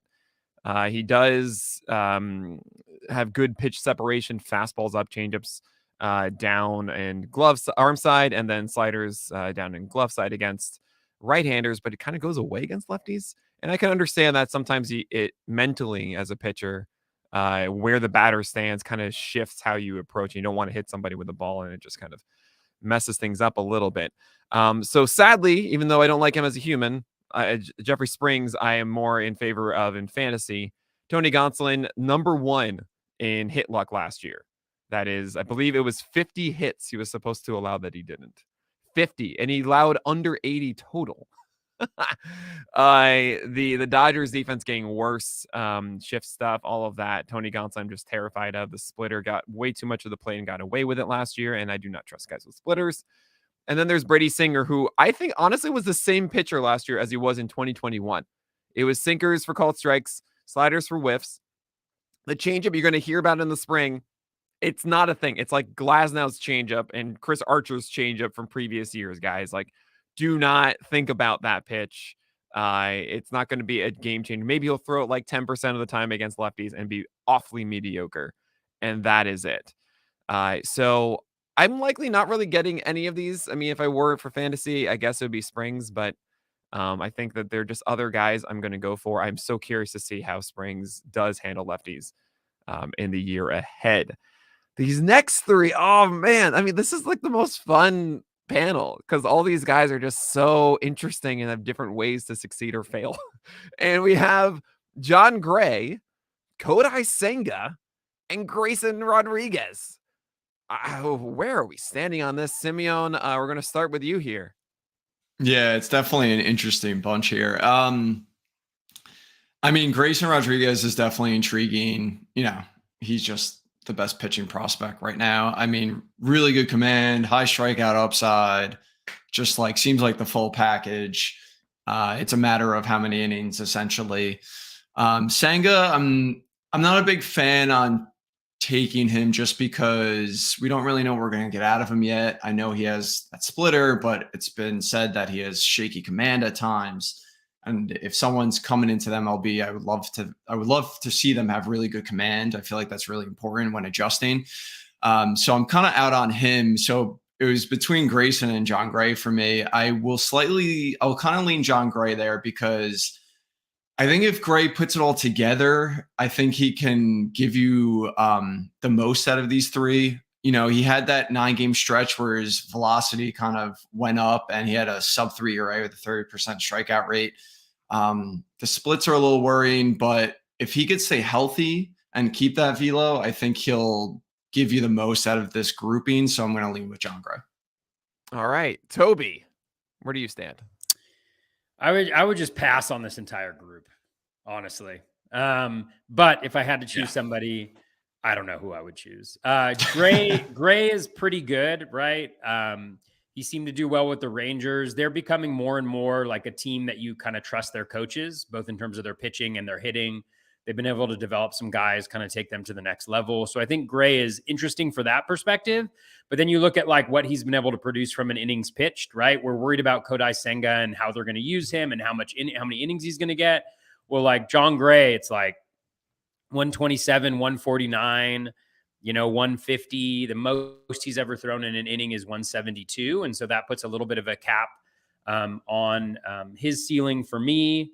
So I would go either Gray. Senga is interesting, but again, we haven't seen him. There's been such differing success rates, just like with Grayson Rodriguez, like top prospects come in all the time, and like a lot of the pitchers that have been effective right off the bat haven't necessarily been those top prospects, right? They've been those guys that just figure something out in that year. So I'd be off of Rodriguez just because I'm not really focusing on taking any rookie pitchers at this point. Senga interests me mostly because of the driveline stuff. Like he started going to driveline even before he signed with the Mets. I'm really focused on using the MLB ball as opposed to the Japanese league ball. They kind of raved about him just as a guy who's really looking to develop and learn and get better. But it's also unclear about how like the Mets are going to use him, what that innings pitch limit is going to be. There's just too many questions in this group. So I'm probably staying away from all of them. But I guess I would go with Senga just as the guy who like maybe can come in and be incredibly successful. Whereas, I think Gray, the innings pitched are going to be a major deterrent for him. All right. Callen, what do you got? I think if in the 12-team league where you have more bench spots than in your 15-team NFBC, I'll take Grayson Rodriguez just for the upside. The only concern I have with him is just when's he going to get called up. You think sooner rather than later, but I can never predict when prospects are going to come up. So I generally are hesitant to pick a prospect who likely will start the year in the minors. If I had to pick, I probably would go John Gray just because, Toby talked a little bit about the strikeout upside you get late in the draft, and you saw he has some of that in the first half before the All-Star break. He had 100 strikeouts and only 89 innings. It's nothing great, but I like what they said about how Texas has been developing their pitching. Got Chris Young at GM. They brought in Jacob DeGrom, who could only help get him better.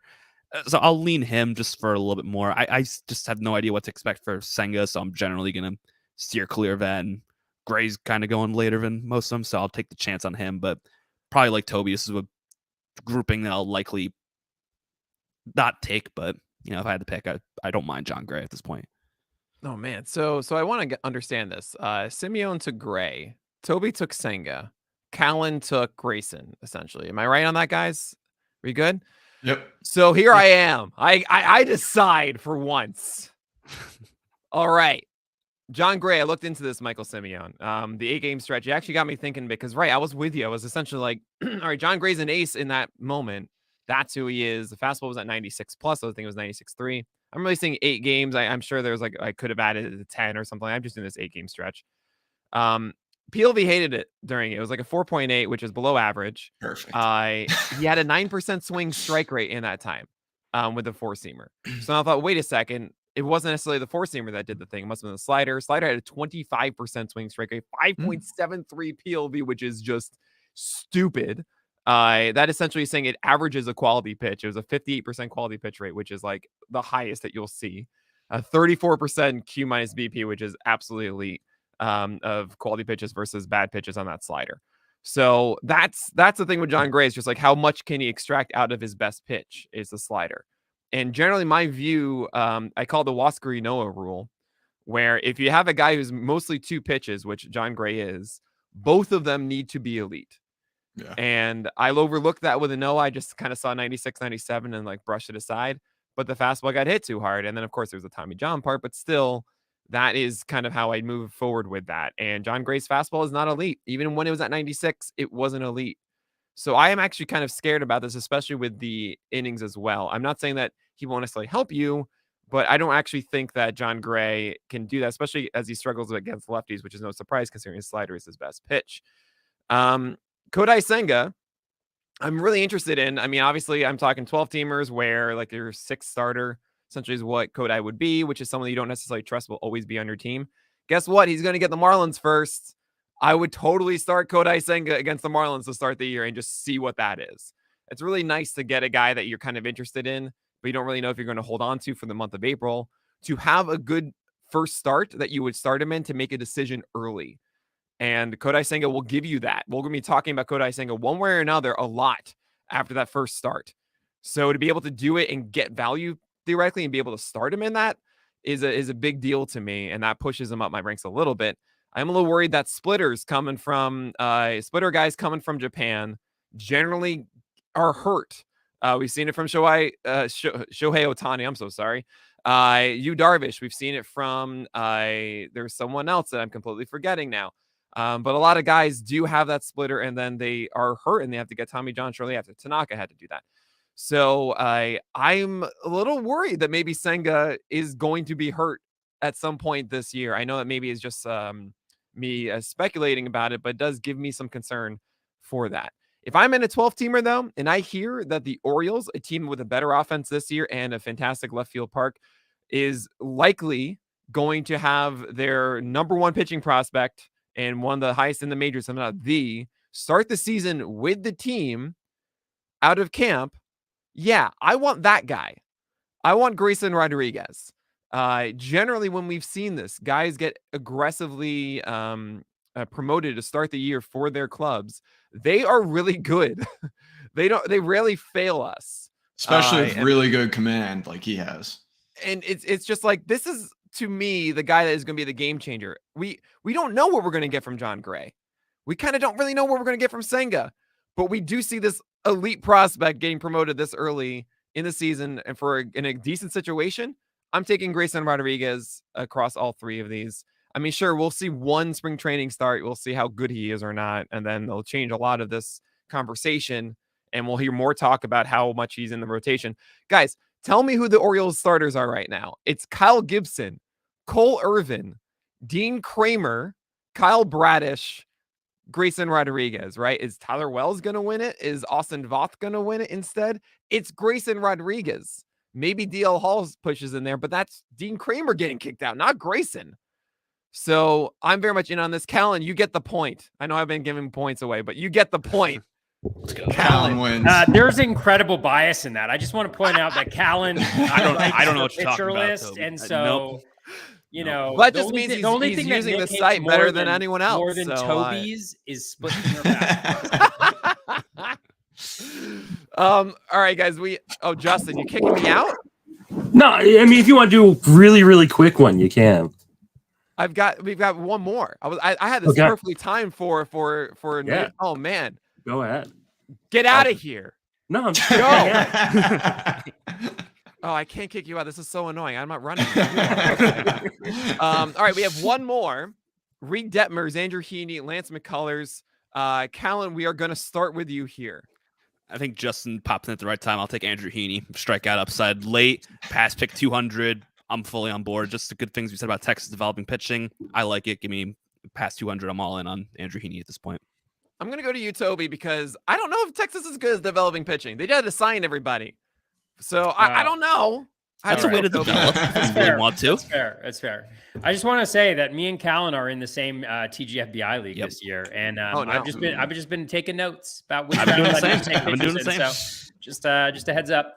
I mean, Andrew Heaney's the easy answer. He's 16% plus swinging strike rate. I mean, come on. But I'm going to go with Reed Detmers. After going to the minors and coming back and having the new slider, Detmers was really good. In zone contact it was 13 games after he was demoted and then came back. 83% in zone contact, better than league average. 33% O swing, better than league average. 25.8% K rate, better than league average. 13.1% swinging strike rate, better than league average. 8.3% walk rate, not better than league average, but when you combine that with the strikeout rate, the K minus walk rate was better than league average. I think that Detmers, I believe more in Detmers being able to stay healthy and not give up 17 home runs per 9. So I will go with Reed Detmers in this particular instance. Oh man, all the people who are stat nerds hate me now. Simone, how you feeling? Yeah, I mean, I am definitely not picking Lance McCullers. I could tell you that. I am with Toby on this. I would lean Detmers here just because of the injury risks of the other two pitchers. I honestly don't really like any three of these, but Detmers did get called back up to the major leagues, went slider heavy, worked out really well for him. And yeah, that's it. All right, Justin, because you're here, just give me your 2 cents. I know it's Andrew Heaney, but just give me your 2 cents. And you're on mute, by the way. Yeah. Like a professional. Of course I'm on mute. Here's the thing. I mean, obviously it's Andrew Heaney for me, just generally speaking. However, the deeper the league, the more I start to kind of go towards Reed Detmers, because in a deeper league, you don't have the replacement value on the waiver wire for when Andrew Heaney eventually gets hurt. So if you're playing in a 10-team or 12-team league, then yeah, I lean Andrew Heaney. The upside, I think, there is worth chasing. In a 15-team league, I start to lean towards Reed Detmers because I feel a lot more confident that he's actually going to be on the mound come June, July, August than a guy like Andrew Heaney with his track record of health. And I don't trust Lance McCullers at all. So I think that is the answer for me. Well, all right. The answer is Reed Detmers, just so you guys know. No, because you love those deep leagues. Obviously, the ADP is different because of Lance McCullers at the time wasn't not confirmed, all that kind of stuff. We can push that aside. Very interesting, though. Actually, don't just count out Lance McCullers. When he does pitch, he is effective for your teams, and he will at some point. So don't just completely leave him off the board. But that, of course, needs to have an IL spot. Drew Heaney, I think the Dodgers got him in some rhythm at the beginning of the season with locating a slider in his fastball. Obviously, the new slider was a big thing. But remember, there's a lot of inconsistency in Heaney's career. There's no secret that, he's just healthy and he's good. I don't know if that's the case. I don't really trust Texas to say, cool, you're going through a bad period. We know what's up. This is what you do. And I'm a little worried about that for Andrew Heaney. Of course, also the health too. And then you have Detmers, who second year, so command should be better, a little bit better, refined, all that kind of stuff, went through his bad period and came back up. The slider was stellar, 19% swing strike rate after coming back from the minors, 46% O swing, 40% O swing, 46% zone rate on that slider. Also in that time, PLB loved it. He has a fantastic curveball. He has a wonderful fastball. He elevates. This is the breakout year in truth for Reed Detmers, in my view. I'm getting him everywhere. I really do think that as this 23-year-old has a second year in the big leagues, he's just going to get better and more consistent. Reed Detmers easily for me across these three, but we're getting to the top of the hour. Callen, Michael, Toby, thank you all so much for being here. I want everybody to promote their stuff. We'll start with you, Toby. You can learn more about me at www.protecttobys.com. It's a new campaign that I've been launching. It is just really trying to protect Toby's from people like Nick Pollack. But look, no, I gotta send you one of these. I'll send one your way. I don't know how I haven't done it yet. I'm going to register that domain name. You should. You can reach me on Twitter at BatFlipCrazy. I have a podcast, BatFlip Crazy Fantasy Baseball. I really appreciate the opportunity to be here. And just a huge thank you to Justin as well. Keep playing baseball. Has a is near and dear to my heart. My brother actually runs the organization, so really appreciate Justin supporting it. I've enjoyed doing the trivia nights the last few years and dominating them with you. So I thought it would be a fun way to keep that giving spirit going by promoting them here. For sure. Great. Thanks, Justin. Callen, tell us everything that you're doing. Yeah, you can find me at Callen_Elslager, host of the In the Pen podcast, part of Pitcherless Podcast Network. Give a listen. Likely loser to Toby in TGFBI League, whatever number we are. But looking forward to thank you guys for having me, and keep donating. This is an awesome cause. Yeah, it's great to see you, Callen. Simone. Yeah, you can find me on Twitter at SPStreamer. I'm part of the GTE Patreon, which you could find on my page if you want to look for it. And I am the loser to Nick as a Fantasy Baseball Writer of the Year. I didn't get to congratulate you yet, Nick, so congratulations on that. And Justin, thank you for running this whole thing. It's awesome, and it's a pleasure to be part of it every single year. Well, thank you, Michael. But it was an honor to be nominated with you, Ariel Cohen, Ryan Bloomfield, so many great people too. So but thank you. And Justin, thank you so much for running this. I know how hard it is to organize something like this and to be present the entire time and all of it, and getting banners right, and for getting that Michael Simone is a part of this panel. Yes. I get it I so much. apologize to Michael. But make sure you guys go donate at the bottom. 100% goes to the cause. And Justin, really thank you so much for doing this. We got PL Pro to give away, right? Yeah. Before I boot you guys out unceremoniously, we need to give away a prize. Nick, why don't you tell us all about it? Yeah, PL Pro, we have PLV, which is our pitching quantifier, and we create projections with it. And it's also has ATC built into it as well. So it's a nice sprinkle of PLV's extra bit on top of something that's already a fantastic projection system. You also have a live draft assistant tool. You're going to get DFS projections in season, also weekly fantasy projections, different than others because it has PLV involved in it. You also get access to our Discord ad-free website. Lots of stuff. Go check it out. All right. And the winner is Brian Auerborough. I will get you in touch with Nick, and he will get you set up. Thank you so much for donating. And Nick, thank you so much for donating that amazing prize. Thank all of you guys for being a part of this panel. I'm going to unceremoniously boot you all out so that way I can start to bring in the next panel, leaving Mike for last because he was the last. And we are raising money for Keep Playing Baseball, a fantastic organization that helps young people further their baseball careers. Every dollar you donate gets donated to them, and every dollar you donate gets you a raffle ticket in to win amazing prizes like the one Nick just gave away. But we're going to be giving away prizes every hour as we go through this 2-day live stream event. And we have a brand new panel coming on right now to discuss prospects and dynasties, starting with Drew Wheeler and Sam and Bryson and Mike.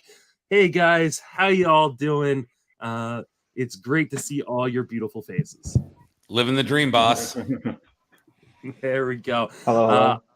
I'm going to turn things over to Sam because he's going to run this panel. Enjoy your hour, guys. We will. Thanks for having Thank us. All right, gentlemen. How are you guys doing this morning? Great. Doing All well. right. All right. Peachy. Well, Thank you, Sam.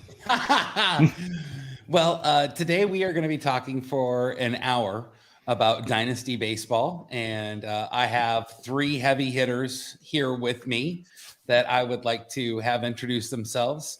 To my, I think that's on my left on the screen. On my right, if I were to be looking out, is Drew Wheeler. Drew, you want to tell the people where they can find you and what you're interested in? Hi, everybody. If you do not know me, which wouldn't surprise me, but it's good to meet you. I'm Drew Wheeler. I write and podcast and project publicly for Prospects Live. Love prospects, love Dynasty Baseball. And I was inspired by Toby a minute ago, my best friend Freddie. Maybe this time, protect milk, guys. Protect milk. Milk deserves protection. So there you go. Happy to be here. So stoked to talk to all of you. Ready to rock and roll. Sounds good. My wife just brought me my coffee for the day. So now I'm ready. It's 9 o'clock over here in Seattle. And this is my first caffeine of the day. Yeah. Hey, Cheers, boss. Michael, why don't you go next? Hi, I'm Michael Schneider. You can find me on Twitter at Mike C. Schneider, and I write for Fantasy Six Pack. I write about prospects. Once the season starts, I'll be writing twice a month with updating rankings of up to over 500 prospects, and providing an article with describing normally about 10 prospects each time. Nice. Okay. Bryson Ostepchuk. Did I get that Nailed right? it. God, Yeah. so good. And I love that you're wearing the Sox hat. I don't have to ask you who you root for. So why don't you tell the people where they can find you and what you do? Well, I gotta be honest. First off, Sox are like my sleeper team. I actually am a D-backs fan, but I love the Sox and I love their logo, so I had to get a hat. So I got to be honest up front. But yeah, you can find me on Twitter mostly right now. Just at Bryson CK, and we also do a podcast with me and a couple friends. It's called Ballpark Nuts. We just started that up recently too. So yeah, I'm kind of new to the game, but I'm excited to be here. I'm excited to talk Dynasty because that's by far my favorite format to play fantasy on. So I'm excited for this. Absolutely. And my name is Sam Wirshing. You can find me on Twitter at SamFBB1. I do some writing at the Dynasty Guru. I've been doing podcasting and writing with them for over a year, and I just started doing a weekly Dynasty podcast with Justin, and I'm going to be releasing rankings on FWFB throughout this off season leading up to games, which I don't know about you guys, but I am so excited that there's no BS coming up to the season, that we know how many games we're going to play. We know what the schedule is. So I got a big smile on my face. I can't get it off. You can't beat that off. So, I don't know if I should say that. No. You've said it and I love it. Keep it there. Okay. Yeah. Keeping it 100. So we're going to talk about Dynasty Fantasy Baseball. And I wanted to start the conversation. Bryson, why don't you take the lead? What does fantasy baseball mean to you? What kind of leagues are you in? And just talk about how long you've been playing. Yeah, for sure. I started playing fantasy baseball probably only about 3 years ago, so I'm pretty new. I did a lot of fantasy sports previous, big football, hockey, all that, but I really just kind of gone to baseball recently in the last 5 years. But yeah, I've really kind of just dove right in and started playing. I'm in about 10 leagues right now, which is probably my max right now. It's a lot to take in. I don't know how some guys do more than 10 because it's a lot of work, but when you love it, it's not really work. You kind of just enjoy what you do. And my favorite platform, like I said, is Dynasty. I prefer when they have the deeper minors. I just joined a 30-man Dynasty league that has I think also 25 minors as well. So it's just a super deep league, and it really challenges you to kind of deep dive the unknown guys and the prospects that maybe aren't on the MLB pipeline or whatever. You kind of have to do your own research, and so I really enjoy that. And I'm a big stat guy, so I just love deep diving into those stats and trying to find the guys before anyone else does who break out. So isn't that the thing that we all do? Try to find the guys before they break out. Yeah, you want to be that guy. Absolutely. Drew, quickly tell us what kind of fantasy baseball do you play and how many leagues are you in? I play bad fantasy baseball. Thank you for being honest. Yeah, I was about to say, no point in lying at this point. Off the top of my head, I played last year in maybe 10 to 12 leagues, and it was just a lot between content creation for the first time and, podcasting, writing, playing, searching, scouring the waiver wire. Like Bryson just said, you want to be ahead on guys. It's really hard to do that when you're playing in 12 leagues. So this year I'm looking at 5 serious leagues. I prefer head-to-head personally, but since kind of breaking in the industry, everyone likes Roto, which is fine. Roto's cool, and it's a different kind of deal. What does fantasy baseball mean to me? It's the best way to enjoy the best sport in the world. It's the best way to find further enjoyment out of a game that's it's delightfully simple. And smart and fun, but fantasy just takes all those things and amplifies it and adds ownership in a way to the game. So it's, everything counts. And I love it. It's so much fun.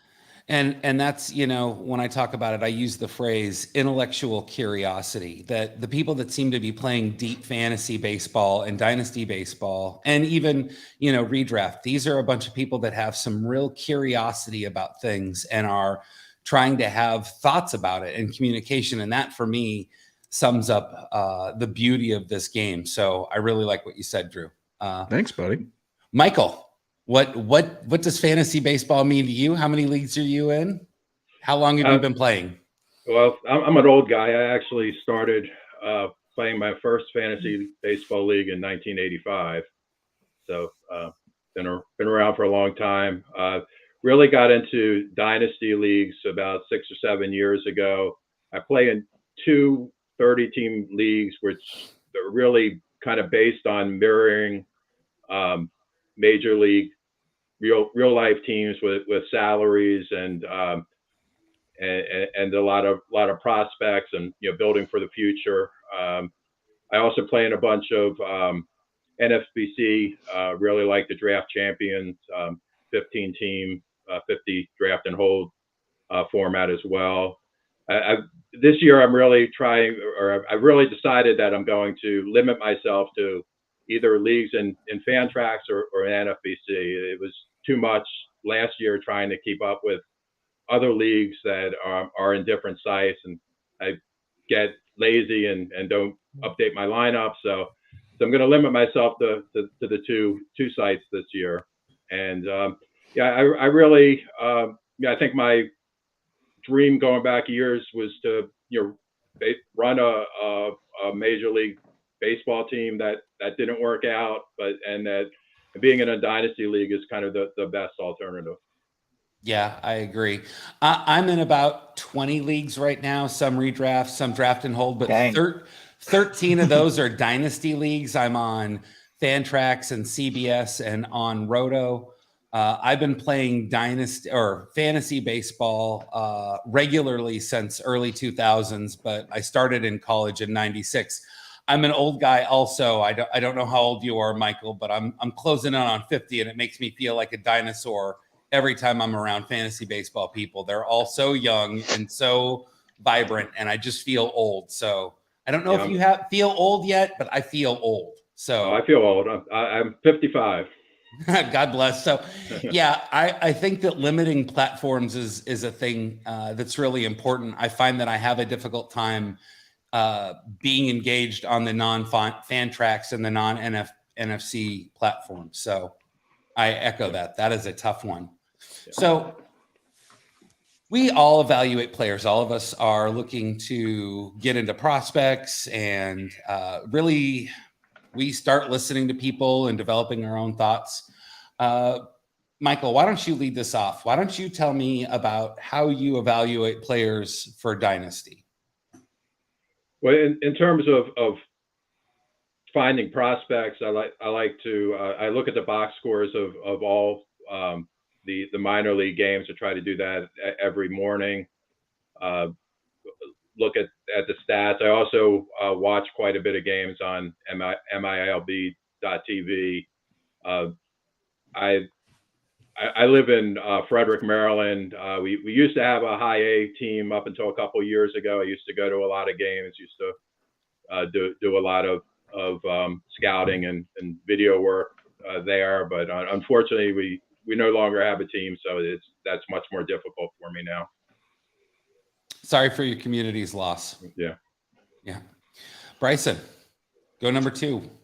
All right. Well, I'm up in Canada, so it's a lot harder for me to find live looks at young talent. So I rely a lot on, online YouTube, Twitter, just searching guys, trying to find, videos that other guys have taken. And so I rely a lot on that. I love video. Like, I love watching a guy play. I feel like that's a good indication, seeing his swing or seeing his pitches and just kind of seeing, the way that they play the game is a big part of it. But I mean, like I said before, I love stats. I'm on Fangraphs all the time, trying to get deep in there and try to find out, those underlying stats that you wouldn't see on the surface. So, and I found that to be very helpful even before I started, sharing my opinions and my fantasy baseball content on Twitter and stuff. I just used to do that all the time for my own rankings, just because I found that helps me kind of get an edge on the competition. So I think, yeah, using those sites like Fangraphs and other ones, whichever one you prefer, but those sites are very helpful tools.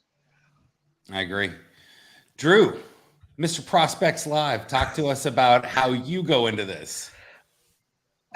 Really, both Mike and Bryson have excellent approaches, and they mirror my own in many ways. I think that my favorite approach is to let the stats talk. I think that if a player's stat line speaks to me, then it's telling me that I need to look further. And so the look further for me generally turns into looking into video primarily. I love watching video of a player that I like. I love looking deeper into different kind of StatCast measures of a player, pitching mixes, seeing what exit velocities look like for batters and for pitchers, just really diving deeper into something that the surface numbers won't show, but that are very valuable for maybe fine-tuning an opinion. I like to think of finding prospects, finding players as being like sifting through sand. You find a diamond, but there's, junk and crud all over the top of it, and you have to sweep off the ones to find the true gems. And things like video study, things like asking scouts, things like asking people, what you feel about player X. That's what really formulates whether or not a player is truly a gem or just a good guy to have. So these dudes, Mike and Bryson, both really hit the nail on the head. I love what they said about letting the stats talk. And before I forget, and this is wildly off topic, happy late birthday to Sam. Happy birthday to Mike, both of you. And I love the new hat, by the way, Sam. That's slick, bro. Oh my God. That's a beauty. I collect Mariners lids. I collect Mariners jerseys. I collect Mariners baseball cards. I love this hat. When I saw it, I was like, bye. It's very cool. Thank you. And happy birthday, Mike. Thank you. Appreciate it. Double nickels today? Yep.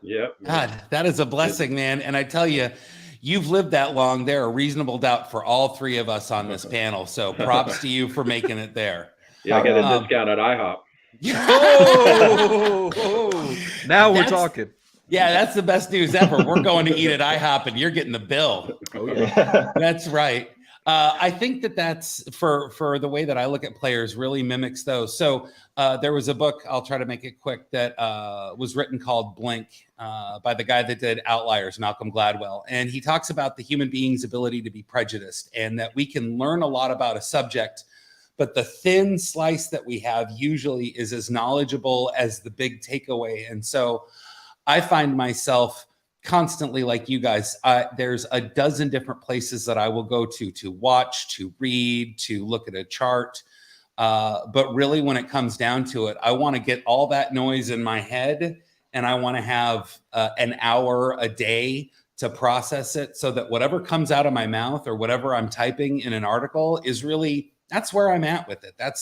I'm okay with being wrong, and I'm okay with having this is what I came up with because I had all of this stuff here, and now we're just going to write about this player, and it's really difficult because we don't, there's organizational opportunities, there's park factors, there's divisional things, there's scheduling, there's all these things that go into what makes a player. So I really just try to trust that inner voice in myself. And it sounds like the three of you have part of that as part of your process, that you will consume as much information as possible. And then you give, we all have a good brain. We all have our own mental algorithm. So we just spit out the information that feels good to us. And so I really appreciate that. And I've liked all three of your work. So I will tell you guys, you're smart. You don't have to agree with me, but I think you guys put out some good work with that. And likewise to you, Sam. Thank you. Well, thank you. I'm working on it. So this is really what leads up to what I wanted to talk about, and that is some names of some players that we can have discussion about and either give the listeners new perspective or confirm the biases that they already have in their heads. So we're going to start with it. I sent out a sheet to the three other people on the pod, and we're all going to talk about an infielder, an outfielder, a starting pitcher, and a prospect. Actually, the three of you guys I'm going to listen and learn. So We're going to start with infielders, and I'm just going to go right down the row. It's going to go Drew, Michael, Bryson for these players. So let's start with Zach Neto.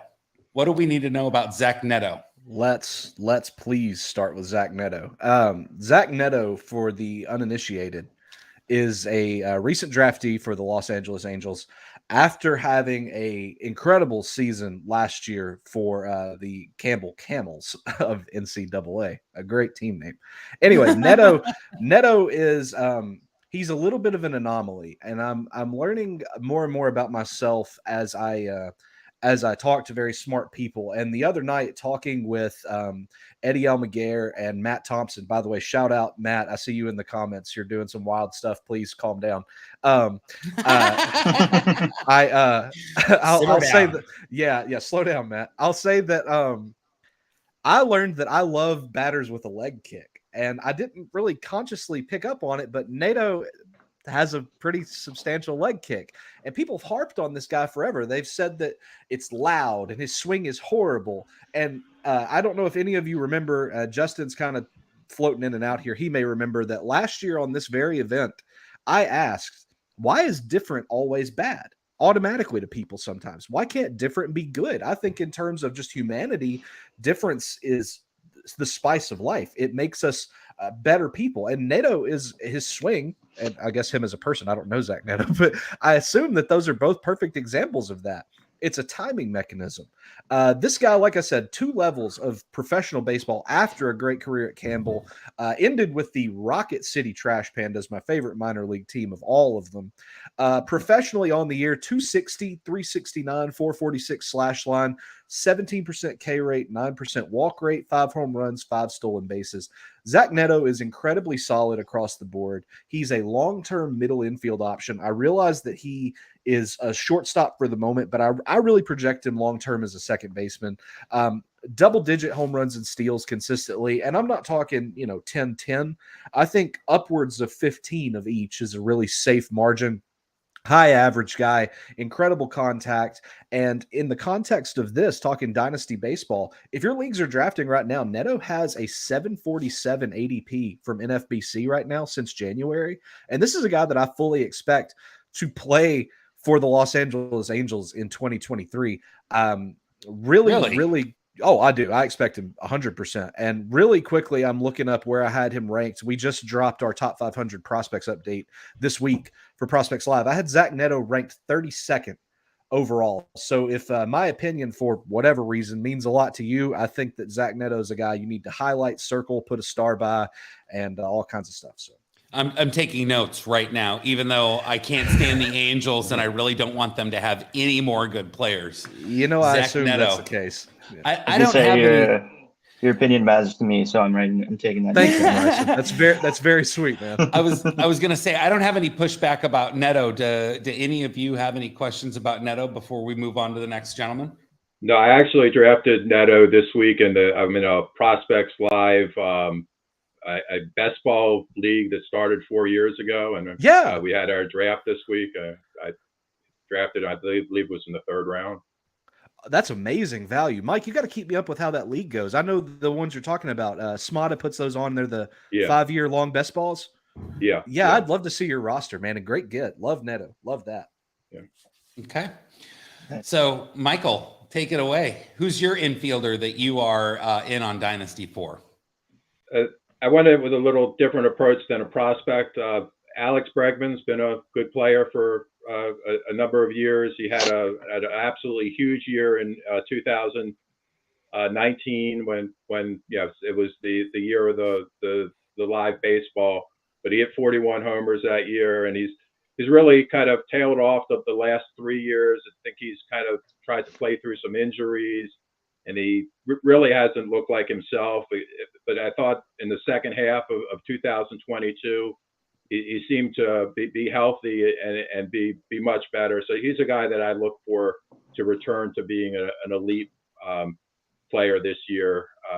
He's somebody that right now is going, I think, around 80 or 100 is ADP in that range. And I think he's going to return a lot of value for somebody picking in that area. Yeah, I really like that because there's a lot of helium that got lost on some of the Astros older players. Like I'm really in on Jose Altuve. I think for the next 3 to 4 years, he's going to be the best second baseman in Major League Baseball. And in a dynasty league, I don't care that he's 105.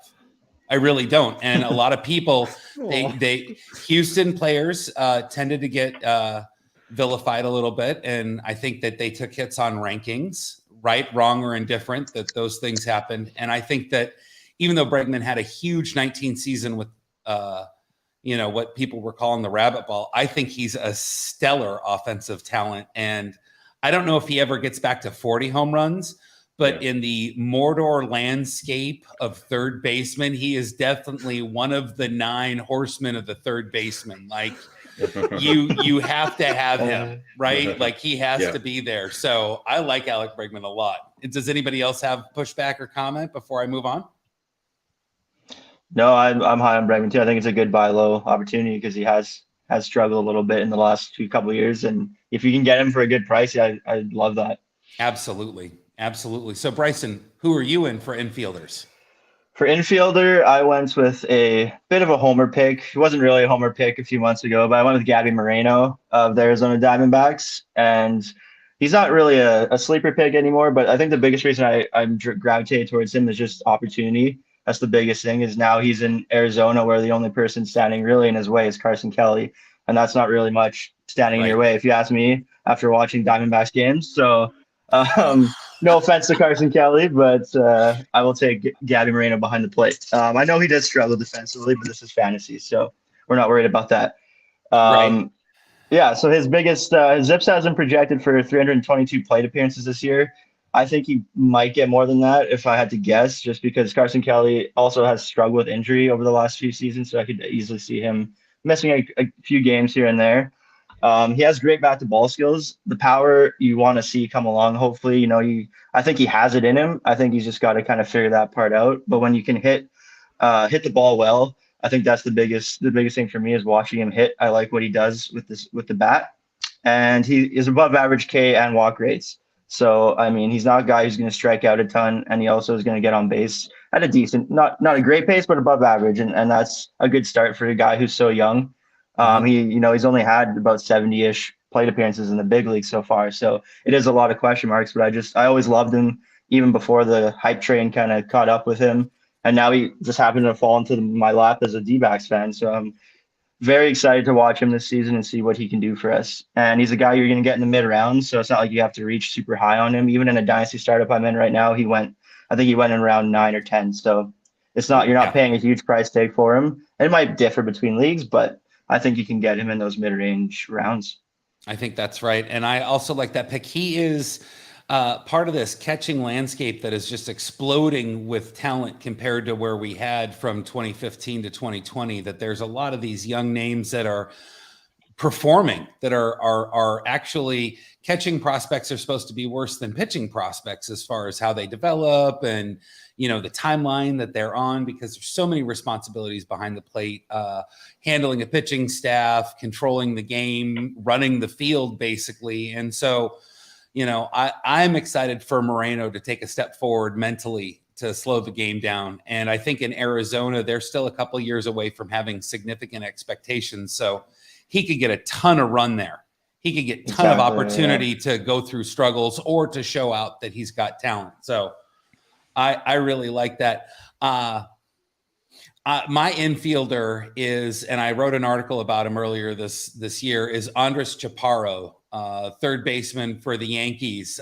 He is somebody that is, you read scouting lines on him and they're like, oh, he's a bench bat. And, oh, he's not that great defensively, but he hits the ball. The Yankees don't really care about defense. And if you go to Fantrax and you look up the Yankees and you project all the Yankees players for 600 plate appearances, Chaparro is the 4th best bat on that list. And when you go through the Yankees killer lineup, the fact that Chaparro is projected to be the 4th best hitter for the Yankees, that's not a bench bat. I'm walking away from what people have said about him. I'm all in on him. I've targeted him in a half dozen of my dynasty leagues already. I'm going to complete the trifecta of having all of them in my set. Let's go. And I don't like the Yankees, but Andres Chaparro is going to be a monster. He's going to hit for average. He's going to hit for some pop. I love him. He's going to walk a little bit. He's not going to strike out. And he's really, when he came into the league 7 years ago, this is his 8th season in the Yankees organization. 7 years ago, he had an adult body and a kid's brain. He was 17. Well, now he's 23, 24. He's got an adult body and he's starting to get that adult brain. I'm real excited for him to break out. Do any of you guys want to push back on him before we go to outfielders? I don't want to push back. I want to confirm everything you just said. Like I said, just put out a top 900 prospects ranking list, and Chaparro's at 103, and I'm still convinced that he's not high enough. Oh, he's low. This is a player who right now, I mean, you said it, Sam. The fourth best player, if you extrapolate, projections to 600 plate appearances, and he's going to be a bench bat. I'm sorry, who said that? And where do I, shoo that person away? I love that pick, absolutely, and can't say enough good about Chaparro. Love that pick, great pick. Yeah, and he's a good kid. Great picks. Oh, really? Okay. He works hard. He seems to be about his business, and I like that aspect. I don't care if somebody's flamboyant or conservative on the field. I want to know that behind the scenes they're working, that they take their craft seriously, and by all accounts, that's something that he's doing. So, yeah, I'm all in. Drew, let's talk about outfielders. You have an outfielder that you are targeting. Talk about him. Yeah, definitely. I have an outfielder that I've targeted pretty consistently for the last 380 something days. Stop me if you've heard this one before. Drew thinks you should probably target Seiya Suzuki in your upcoming drafts. Beefcake. The beefcake, the man, the Seiya-sama. I could go on for days. This is one of the most underrated baseball players in Major League Baseball. And it's a shame because a wrist injury derailed him after he was, National League Player of the Month, Rookie of the Month, on track to be everything that I had projected him to be last offseason for SP Streamer, and a wrist injury. But regardless of all that, this is a guy who is incredibly selective, patient at the plate. And I know that the quick and maybe rudimentary comparison would be to ask how he compares to Masataka Yoshida. Yoshida is more patient, but Suzuki has maybe 250% of the power that Yoshida has. And with 85% of the plate discipline, Suzuki is a tremendous pick. He punishes mistakes, plus raw power. I'd say 25 home run plus per year bat. Average speed. He could kick in 8, 12, maybe max stolen bases a year. Last season in limited playing time, 90th percentile chase rate. Goes to show you that I'm not just making these stats up. Great arm in the outfield. Guy's got a hose. ADP right now since January 1st is 105. So I think that people are realizing that last year letting him slide was a mistake. This ADP is it's indicative of what he could be, though. So you're going to have to get in. I don't want to say early, but maybe on time. And if you're a believer like I am, you are going to have to get in early. I've had to jump a little bit to make sure I have him on my teams, but it's a price worth paying because I really believe that this is a special bat that kind of caught a bad hand last season. Yeah.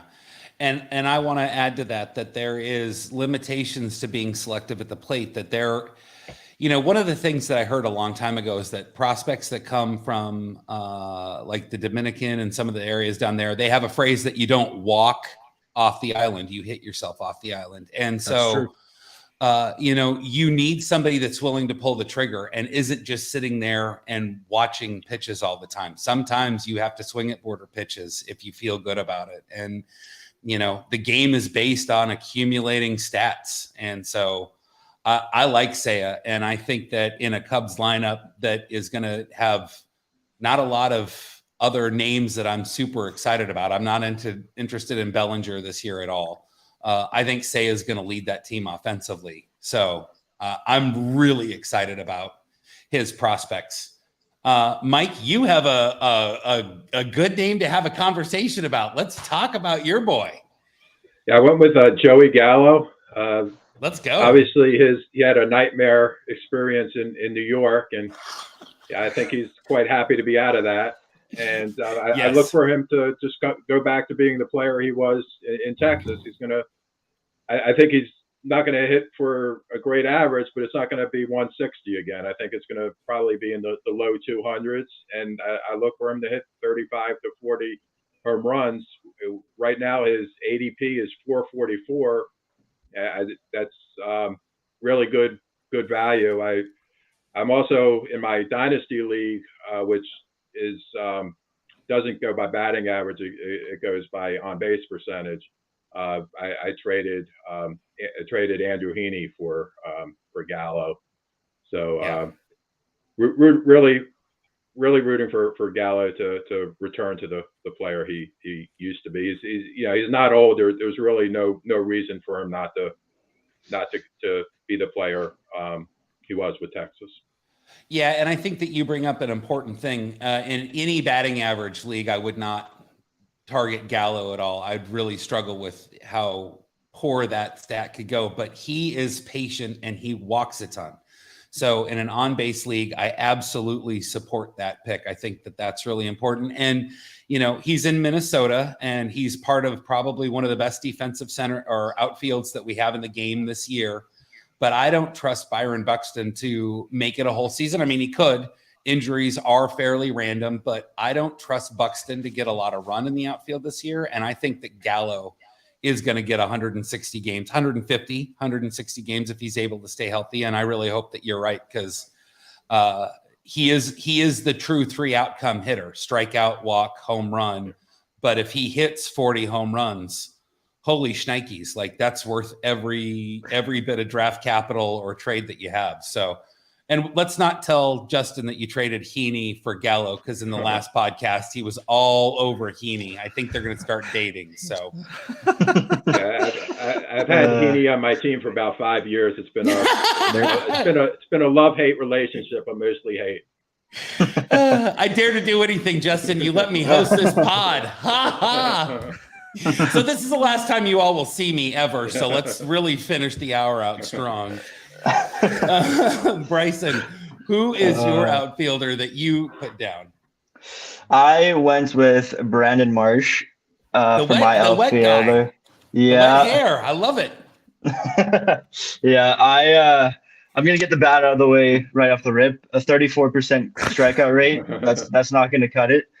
So he needs to work on his play discipline. So I'll be the first to tell you that 34% strikeout rate isn't going to get the job done. And also, while I was making my list, I realized that I apparently don't like guys who hit for power. Apparently, I just overlook home runs because every guy I've picked so far struggles to hit for power. So maybe I need to start looking at the home run categories a bit more. But okay, fair enough. He did get to 11 last year, so that's double digits. So hey, we're making some progress. He's always had a decent BABIP, and his ISO is averaged out to about 0.139. So like there is suggestion that he can be better if he can get that strikeout percentage down. And that's the biggest thing, is can he do that? The reason I picked him as someone that I'm kind of liking more and more in targeting is because you can buy him for so low right now, right? Because his name value is worn off completely from when he was coming up out of the prospect pool and making his debut. People are done with him. I've heard the term prospect fatigue that I hear used a lot is very applicable to Brandon Marsh. People are kind of ready to move on from him, and rightfully so. If you had him as a prospect on your team, you're probably sick of him. You're done dealing with this crap. So if you can throw something at the Brandon Marsh owner in your league, something pretty low. I didn't write down any examples, but it's probably not going to be much. You can probably grab him, hold on to him, and see what happens.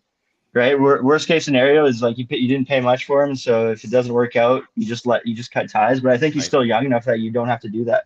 Right? In Dynasty League, it's the beauty of Dynasty. You can hold guys for a lot longer and kind of give them an opportunity to figure it out. And especially with a guy who I know can be better, if he can get his play discipline down, I'll buy low on that all day long. Yep. And the thing about it is that he went from a franchise that I have no faith in their ability to develop people. Sorry, Neto. I don't trust the Angels at all.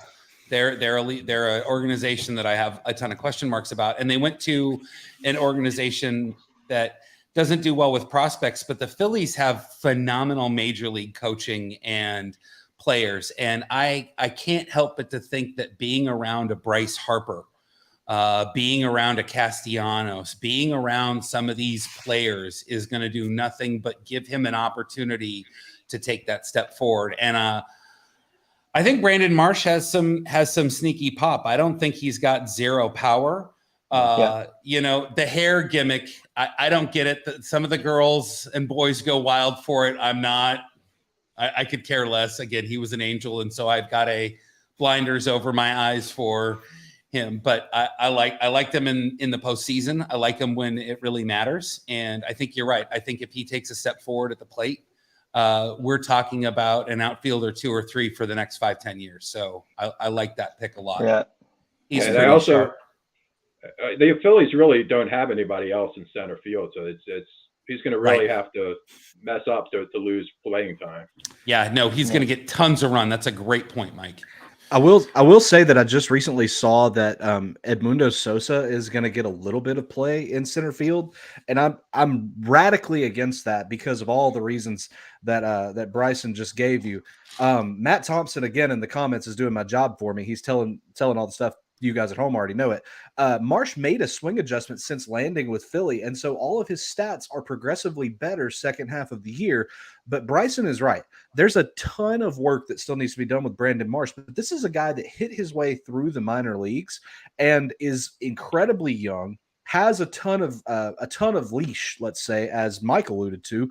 You know, because who am I to poo-poo Edmundo Sosa? The guy can peg an ump from miles away. The point is, though, is that he's not a natural center fielder. Brandon Marsh is, and I think that, you know, again, if the worst bat you're hanging out with in the Phillies locker room is Reese or Kyle Schwarber, who could teach you to tweak the swing to just be power, then what's the worst that could happen here? Right. I'm all, Marsh is an incredible buy. Well, the later in the draft you get, the more golds you're going to reap. I really love that pick. And it seems like we're all kind of all in on Brandon Marsh. Well, he's interesting. I mean, there's a lot of things to like. And, you know, 2 things to highlight from the conversation about him is, he moved from the Angels and went to the Phillies, which was a better move for him. And the Phillies were able to unlock part of his swing. So he's improving. And they've got a shit show behind him in Sosa that's going to show the Phillies when he's in center field that they need to keep Brandon Marsh on the field. Like, looks good to me. I don't have any arguments. Yeah, you got it. No, I agree. Thanks for reiterating my points. And hey, the flow, you look good, you play good, right? So it's got to pay off at some point. Right. So I would say that my outfielder that I'm really excited about, and not to show my home bias, but Teoscar Hernandez moving to the Mariners. It's a worse hitting park. I mean, if we want to go over the negatives, it's a worse hitting park than playing in Toronto.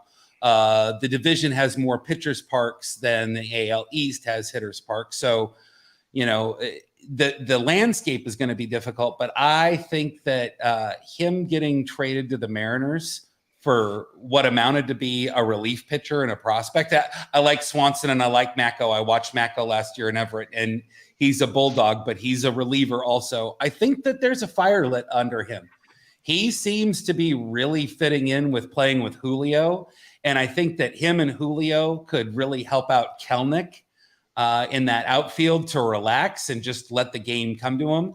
I think Teoscar Hernandez is going to be a 30 home run bat, hit 10 points higher than what he's projected to hit, and is going to be in the middle of a lineup that is going to absolutely kill it this year. Not that I have bias at all, but I am really looking forward to Teoscar for the next few years. They're talking about signing him to a big deal, and I think if they sign him to a 3 or a 4 year deal extension, that's the last sign that I need that, you know, if the Mariners are in on him, I'm in on him long term. So I like Teoscar as an outfielder. Yeah, I agree with you. I think he's a good clubhouse guy too. I think he's going to help. He's got a great personality, right? So he's just going to help Julio and relax, keep everyone chill, like you said. Maybe help Kelnick figure it out. That would be huge for them. Well, and you bring up clubhouse, like the best thing for any clubhouse is to win. You can watch great clubhouses struggle when they start losing, and you're like, they were so good when they were winning. They all got along and were friends. The Mariners the last 2 years have started out the season slow, have really had strong second halves. And I think it's a testament to service in the clubhouse and some of those players that, like, it's 160 games, dog. I know we suck in April. Like, we're still going to go out and be awesome. So having that continuity, having that young, old leadership, because he's only 30, I mean, I'm in on that. So we've talked about infielders. We've talked about outfielders. Now we got to go talk about starting pitchers. And I can't wait to see if Nick has any comments for us as we go into the pitching pool. But I'm excited to hear about your pitchers. Drew, start us off again. You bet. So not that I'd never say anything biased. I'd never do anything like that. You know, Sam, poo on you for your Mariners take. Let's talk about let's talk about Zach Wheeler from the Philadelphia Phillies. So not only am I going to talk a Philly, I'm going to talk about a fellow Wheeler. So 32 years old. Is he busted? Love it. No way, not busted. Right, he was right on track for career numbers in 2021, minus a forearm injury that's kind of derailed him from August until late September. You said that you were hoping that Nick would have some comments. Well, I've got one to, I guess, bait him out. So Zach Wheeler, his PLV, which is the pitch level value that you can find on Pitcher List, third best in the MLB, above average velocity on the fastball. 96 miles per hour. The slider over the last 2 years has become his main secondary. Throws it 25% of the time. Serious weapon. Still uses the sink fastball on the left side of the plate. Limits hard contacts. Great extension. He doesn't walk dudes. Great chase. 29% called strike whiffs. And for some reason, he's still undervalued. I don't know if it's just me giving Wheeler bad will amongst the fantasy business, but since January 1st, 17th off the board in starting pitchers, NFBC ADP of 58, and he's projected by my favorite projection system, ATC, shout out Ariel, to be the 7th best starting pitcher. So you're getting like 10 pitchers worth of value there.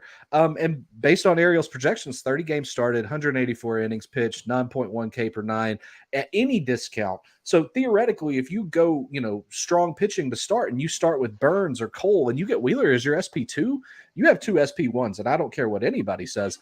I'm investing everywhere. I have him in, if I'm not mistaken, I did the track the other day, like 67% of my leagues thus far this year. And mocks, I've gotten Wheeler, and I guess I'll keep getting him. So. He's an elite Toby.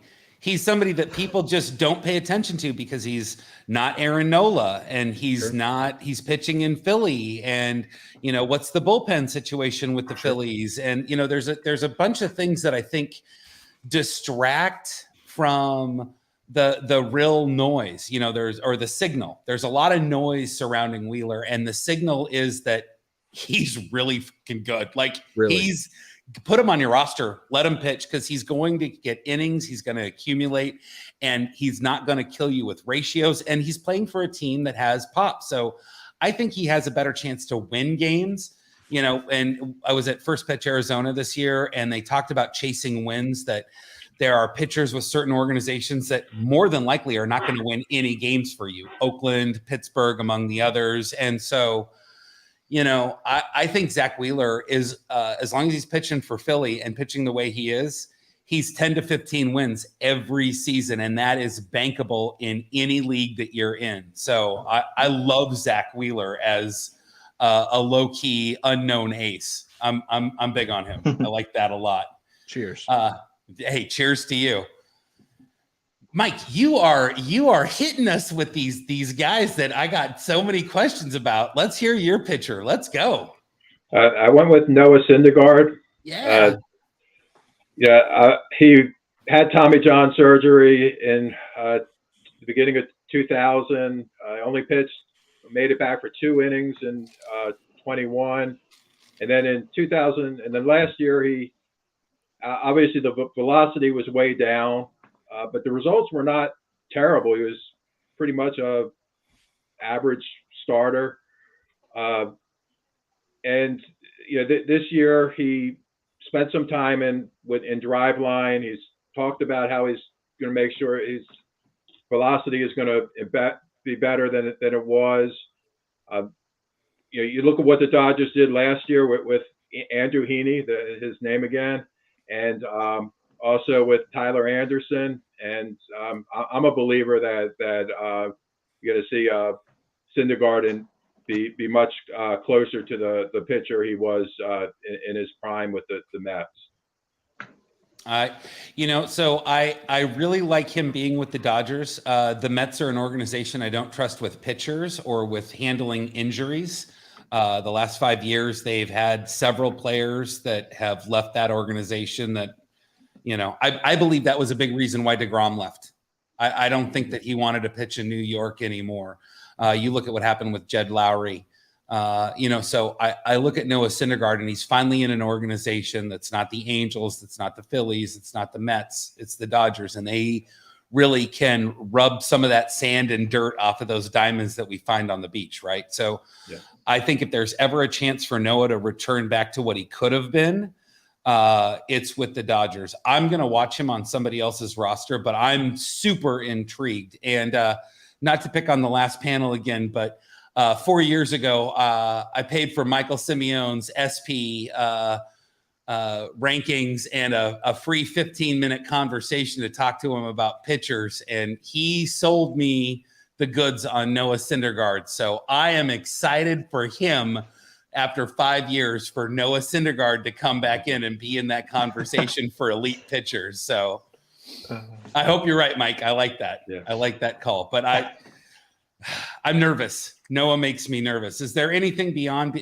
going to Driveline and the Dodgers that signal you towards this being something to buy into? He's another year away from the Tommy John surgery as well, and I think in some ways having that lower velocity may be able to help him, learn how to be a better pitcher if he's able to regain that velocity. Okay. Yeah, velo counts. I mean, it's not everything, but velo is important for sure. So here, I'll knock on wood for him. Bryson, talk to me about your pitcher. Right. All right. Well, speaking of the last panel, I felt really good when they started hyping this guy up because I've been pretty high on him for a while too, and that's Drew Rasmussen of the Rays. Last year was his first year as a starter. He did pitch the previous year, but he only pitched, I think it was 75, 76 innings. So last season he got his 146 innings pitched, so he got a starter's workload. He finished with a 2.84 ERA with an xERA of 3.46. And I think he's being a little bit overshadowed by the Glasnow return. I think everyone's pretty high on Tyler Glasnow coming back, and I saw him go in my dynasty startup that I'm in pretty high as well, and Rasmussen's still sitting there. And I'm like, man, I'll take Rasmussen. I think we're in round 13, and he's still there, so I grabbed him. And the biggest thing too I saw last year was in his last 63 innings pitched, he had a 2.4 ERA, a 0.83 WHIP, and 55 Ks. And so I think he really started to put together towards the end of the year. Not that he wasn't good the rest of the year, but those are some really good numbers. And I think 63 innings pitched is a pretty good amount of sample size. Like, it's not like he did that for 10 innings, right? 63 innings is a lot of innings pitched. I think he's going to be the number 3 there right now. I think they're projecting Glasnow 2, Springs 3, and Rasmussen 4, but I could see him moving up in that rotation if he continues to pitch the way he did. Where's McClanahan? McClanahan I think is 1 right now. I think it's McClanahan, Glasnow, Springs, Rasmussen, and Eflin, I think is what I saw on Fangraphs. But yeah, McClanahan's number 1 for sure. But yeah, I just everything that I said there, and yeah, he's got to get a 3.9 FIP as well. His xFIP was only 3.56, so like his numbers are all pretty in line. Like there wasn't, they're all pretty, like his expected ERA and ERA. Like there's not, even if he has a 3.5 ERA next year, like you're still going to take that, even if it's not at the 2.8 that he had this past season. So I'm pretty high on him, especially for the price that you have to pay for him. I'll take that. Well, and you mentioned he's kind of like the lost starter for Tampa Bay. Everybody's talking about McClanahan, and is he going to bounce back from some of the arm problems that he had, after starting off as the best pitcher in baseball last year. Springs has gotten a lot of hype. Eflin and his signing has really, You know, what do the Rays know about Eflin? You know, Glasnow coming back. Like, nobody is talking about Rasmussen, and he is a damn good pitcher. And so I think that you can get him really, really inexpensive. I love that. I love my buy lows. My buy lows are always what I'm looking for. So my pitcher for you guys is another Mariner, and he's starting out in the bullpen this year. He's pitching for Canada in the WBC, and that's Matt Brash. But Matt Brash, this is the season of I'm in my best shape. Check me out, or I've learned a new pitch. Here, look at me throwing it to nobody in a room that. But I think Matt Brash is developing a cutter. There's several Mariners that are working on cutters this year, but you give that guy a cutter and he becomes a starter again. He was filthy in the second half as a reliever. He's got two of the best pitches in all of baseball as far as movement and what he's able to do with them. And I think that you watched, he started as a starter in 2022, and there were a lot of expectations. He wasn't quite ready for it, got sent back down, and he was a bulldog in the playoffs and in that run in August and September. And I don't think he's done as a starter. He could be an elite bullpen and in a saves hold league, because I don't think he's going to break through Munoz or Sewald as the closer for Seattle. In a saves hold league, he might be valuable as a bullpen piece, but I have him wherever I can because I think that come July or August, Marco Gonzalez is not going to be the SP5 for the Mariners. We're either signing somebody or Matt Brash, or, people are talking about Prelander Baroa or Brian Wu or some other people. That Mariners have got a sick system. It's deeper than any of the prospect lists have, but I'm in on Matt Brash. That's my guy. I like Matt Brash everywhere in Dynasty because he's cheap. He should be. Yeah. It's a brash take, Sam. Yeah. Okay, real quick. We gotta be quick about this. You guys get 30 seconds to talk about your prospects. Drew, start off with somebody I watched hit 2 home runs against my Everett Aqua Sox last year. Yeah, sorry. We're going to talk Addison Barger extremely quickly. Yeah. Extremely strong young man. Swing is oriented towards a natural uppercut that it promotes power. Ball is given natural lift. Lift plus power equals home runs. Huge leg kick, go figure. Drives power further. It's a timing mechanism again for him as well. 3 levels of success last year. /308, 378, 685 slugging, 26 home runs. Beyond this, he doesn't get bogged down in mechanics. Goes on record as saying that he's more concerned with adding strength, keeping bat speed. That doesn't make him uncoachable. It means that he keeps his mind on, I want to be stronger. I want to be quicker with the bat. Most major projection systems thinks Barger's going to debut in 2023. Again, ATC, you're looking at a 237 batting average over 47 plate appearances. 1 home run. I think it could be a little more than that, not to dog on Ariel. 680 ADP since January 1st, 98th in my recent top 900 prospects list, 116th prospect on our top 500 for the site. Love Addison Barger. Love Addison Barger. Reach. Thank you. Amen. Amen. Hallelujah. I'm singing from the choir. All right, Jackson. I'm sorry, Michael. Talk to us about your prospect. Yeah, that was a little hint of my choices. Jackson Holiday. The conventional wisdom was that the best player in the 2022 draft was Drew Jones. But everything I hear, I'm an Orioles fan, and everything I hear about Holiday is that he's been extremely impressive. I look for him to be an impact major leaguer in 2 to 3 years. I like it.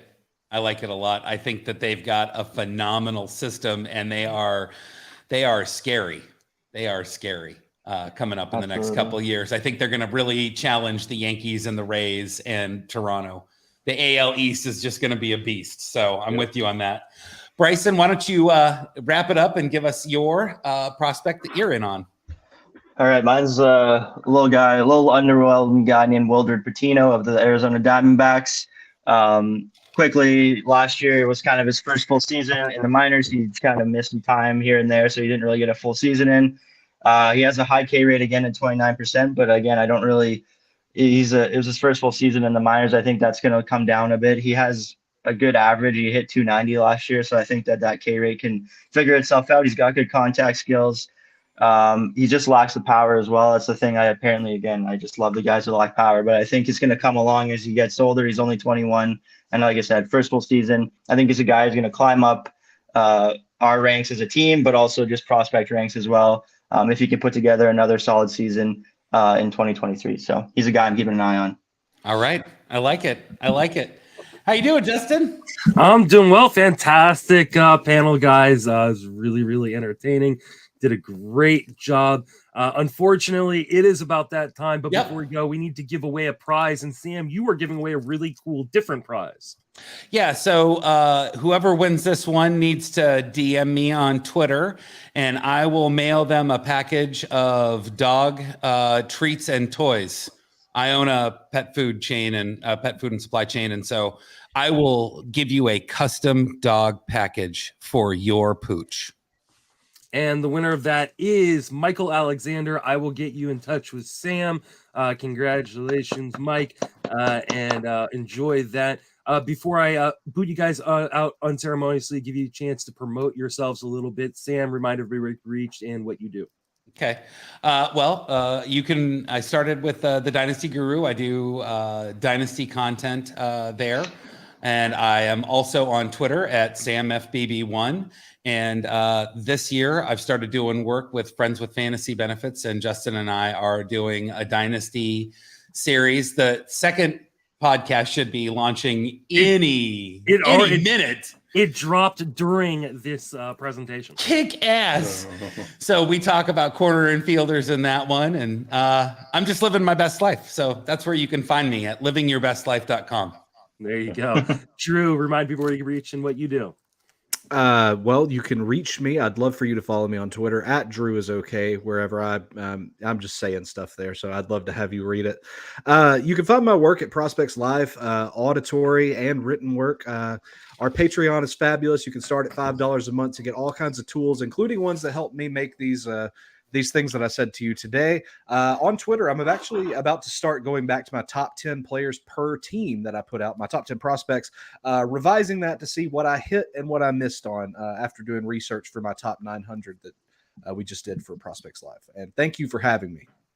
Absolutely. Mike, want to remind people where you reach and what you do? I'm on Twitter at Mike C. Schneider.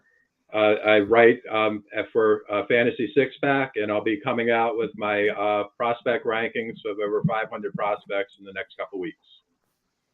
And Bryson, take us out.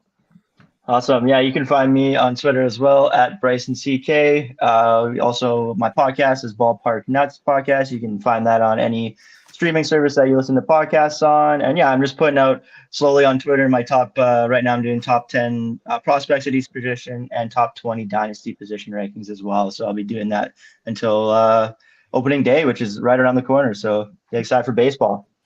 All right. Follow all three of these guys. Sorry, Absolutely. You got to follow them, guys. Absolutely. Definitely follow these guys. Follow their work. Thank you guys so much. I'm going to unceremoniously boot you guys all out. Protect Milk. Love it. There we go.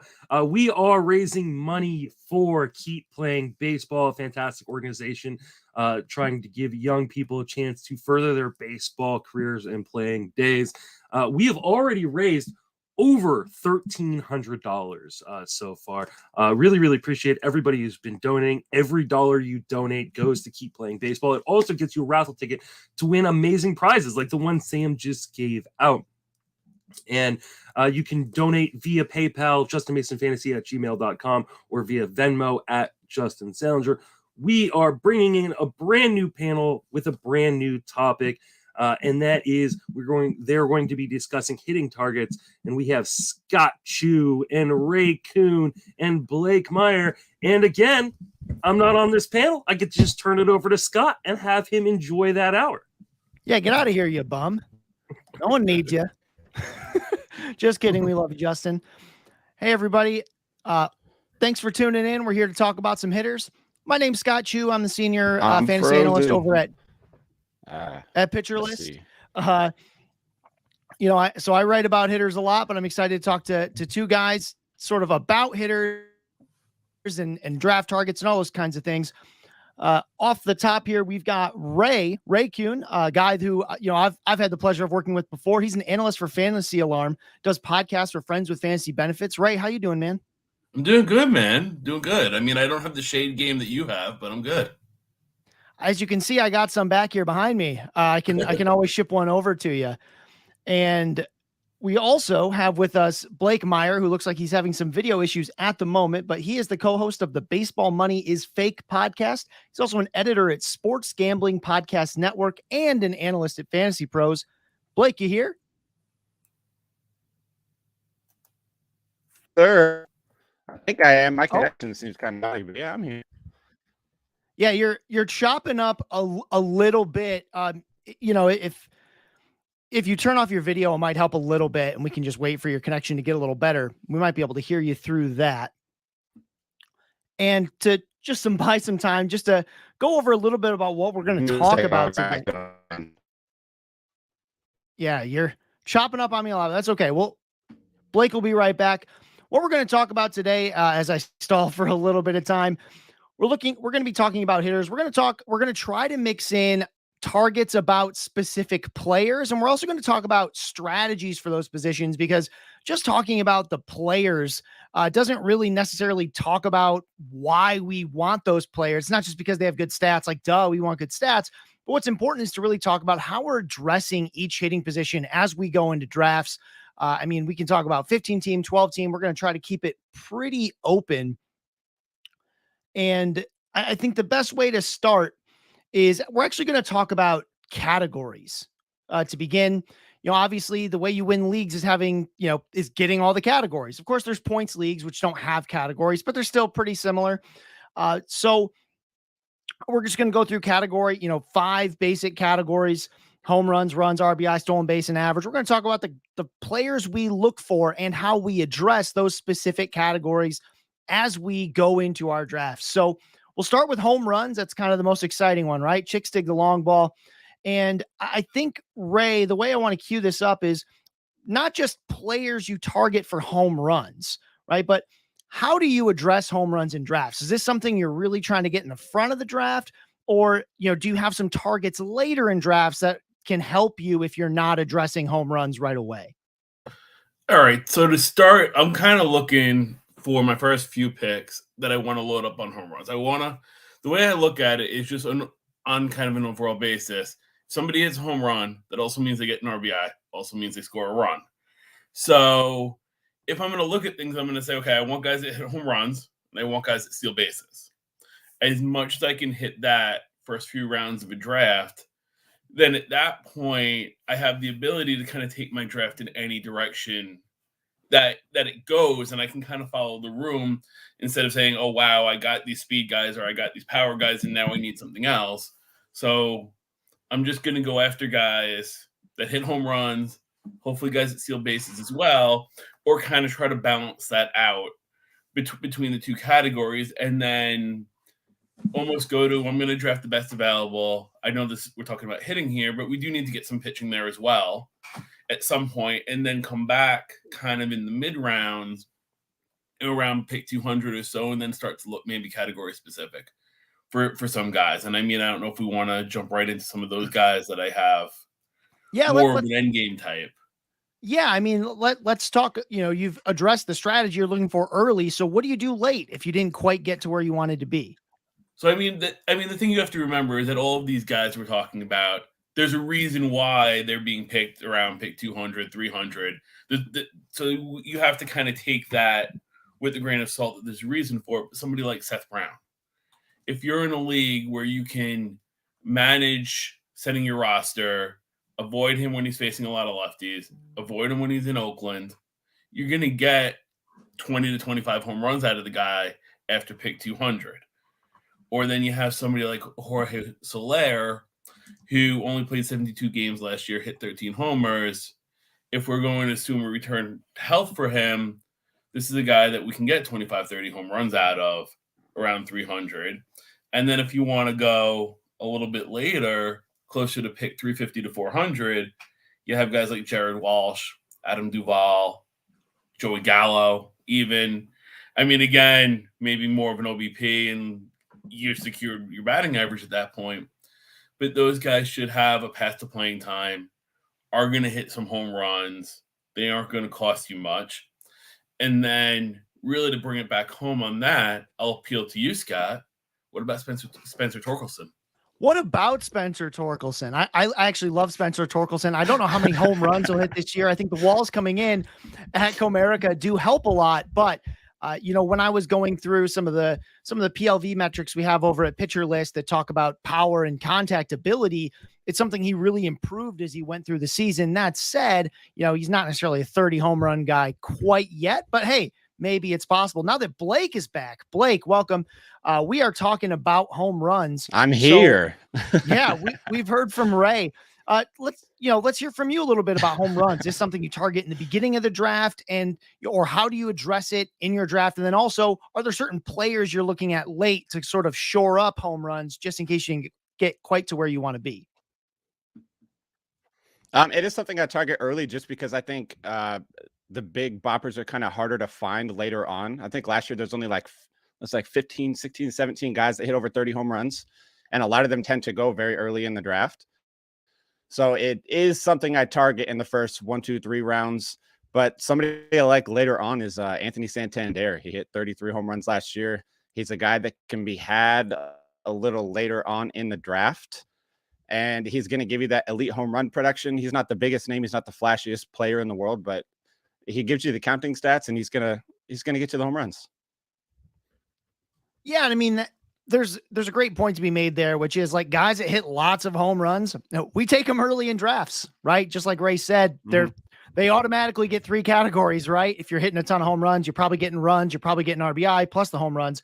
So, I mentioned, do you front load? You almost can't help but to front load. I can't think of a first round player who's going to hit less than 20 home runs, and really even a second round or third round player that's likely to hit less than 20 home runs, simply because the way we value that, and because good hitters hit home runs, right? That's what they do. That's what they're trying to do. Exactly. So, and I'm a big fan of Santander as well. I think he's someone who's a little later in drafts who we don't talk about as much as people kind of love these upstart Orioles. We forget about some of the players they have. They're sort of in between that rookie and veteran stage. Like Santander hasn't been around a ton, but he has shown us enough that he's a 30 home run threat waiting to happen. So big fan. I have to say, I'm very similar to the two of you guys. I address, my home runs, I get them early because you can't help but to get them early. Late in drafts, I've noticed that Josh Bell goes quite late, and I think he's someone who could bounce back. His problem isn't that he doesn't have power, it's that he doesn't get the ball in the air. There's a chance that Cleveland can help with this, and we've seen him get the ball in the air from time to time. Heck, even in Pittsburgh, he had a 30 home run season almost. So it's something he can do. It's something I hope that he can find a way to do. But otherwise, yeah, late in drafts, it's not like there's the old Chris Cargers of the world who late in drafts, you could scoop up a 30 home run guy. It's something you have to address early. So with, now that we've covered home runs, let's talk about runs scored. Blake, I'll start with you this time. How are you addressing runs scored, and who are some targets you have for that? Oh, he's frozen. Oh, he's back. Oh, I'm back. Gee, I don't know what the hell. All right, I'm here. I use StreamYard every day. This never happens. Okay. What was the question? One more time, fire away. Yeah, we're looking at runs scored. So what targets do you have? How do you, how much do you think about this in your draft, this specific category? I don't focus as much on runs probably as I should, but I like to go for guys that bat higher up in the lineup. Obviously, a big one for me is going to be Brandon Nimmo, just because he's a guy that's consistently on base. He always has a really high on base percentage, batting in a pretty elite lineup. So there's going to be a lot of runs scored out there in New York. And he is somebody else, again, that can be had a little later on in drafts that can give you, he's not going to give you the home run power. He's not going to drive in 100 runs, but he could score 100 runs, and it wouldn't surprise me. Yeah, I love that call out. For some reason, saying a guy's going to score 100 runs has never been as sexy as saying someone's going to have 100 RBI, but it's still 100, right? Like it's a stat that's hard to get to. So I like that call for sure. Ray, how are you addressing runs scored? I mean, kind of in the same way that Blake just talked about. I mean, again, I'm just looking to get the best hitters I can get, and I'm figuring that they're going to score. I mean, lineup is a good part of that. So, I mean, again, I want guys that are going to hit at the top of the lineup, guys that are going to be in good lineups, and then assume that the natural order of baseball is going to take over. But I mean, the thing with runs, which is crazy, is if we use 100 as a benchmark, Steamer only has 6 guys over 100 runs right now for 2023. Granted, there's 2 at 99. But still, I mean, I feel like runs is one of those categories that maybe does get overlooked. But I think the situation is like somebody like Brandon Nimmo, who's not going to get a lot of home runs and doesn't steal bases. If you don't do a good enough job of addressing the home runs and stolen bases early in drafts, then somebody like Nimmo might not necessarily work for your team as a third or fourth outfielder, because you're going to need that spot to grab somebody like a Seth Brown or somebody to help you make up the power or maybe to make up the speed differential. So that's kind of why first few rounds, like I just want to balance my team out and get as much of as I can of home runs and stolen bases. And then somebody like a Nimmo or even like a Jeff McNeil from batting average perspective is going to fit a lot better. Yeah. And I think when we talk about runs scored in batting order, obviously we both, you both talked about being at the top of the batting order. That's how you get runs scored. I think one of the things that you can do to sort of get an edge in runs scored is do more than just look at roster resource, right? So roster resource is amazing. It's going to tell you about who's at the top of the lineup, bottom of the lineup, but the balance between run and RBIs really happens in, where in the lineup you go. Are you going to bat first? Are you going to bat sixth? And one of the ways to think about that is actually by watching the spring training games that just started, right? We know that, we have projections as to who's going to go where, and those projections, Steamer and all, they're really trying to get an idea of where a guy's going to hit. But we see changes to the batting order in spring training. We see guys who have a chance to be leadoff hitters who maybe aren't projected there yet, but could be. I think one guy who's really popular, who I think would look great at the top of a lineup, is Lars Nootbaar, right? A guy who takes a ton of walks, doesn't strike out that much. If you notice him in spring training getting near the top of that lineup, right? That's right there where you can start saying, I can get extra runs scored. I can get more than the projection because I think he can move up in the lineup. And sort of on the flip side, guys that move down in the lineup, that's the first thing they start losing, right? Is runs scored. A 300 hitter can hit 300 anywhere in the lineup, but you can't score 100 runs batting eighth. Right? It can't happen. Even in a video game, that's hard to do. So I think that's a really good approach to run scored, looking at batting orders, how they look in spring training. Now we're going to move on to probably the sexier stat, the more fun one. Let's talk a little bit about RBI. Ray, where are you finding RBI late, if that's something you need to shore up? All right, I just want to jump back in on the runs really quick. I think one thing that maybe we overlook is we're focused on normal 5x5. We're focused on batting average, but you can't score a run if you don't get on base. So you have somebody like a Nootbaar who walks a lot. The on base percentage is a lot more of an asset than his batting average. But from a standpoint of scoring runs, we don't necessarily care how he gets on base. So I think maybe that's something else to keep in mind there. Yeah, you don't see a lot of 230 hitters with 100 runs scored.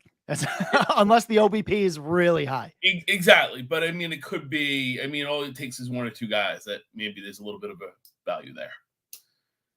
And from a RBI perspective, I think, again, you're just looking for lineup placement and strong lineup because it kind of works both ways too. You want somebody to be in the prime position where there's going to be people on base for them to drive in.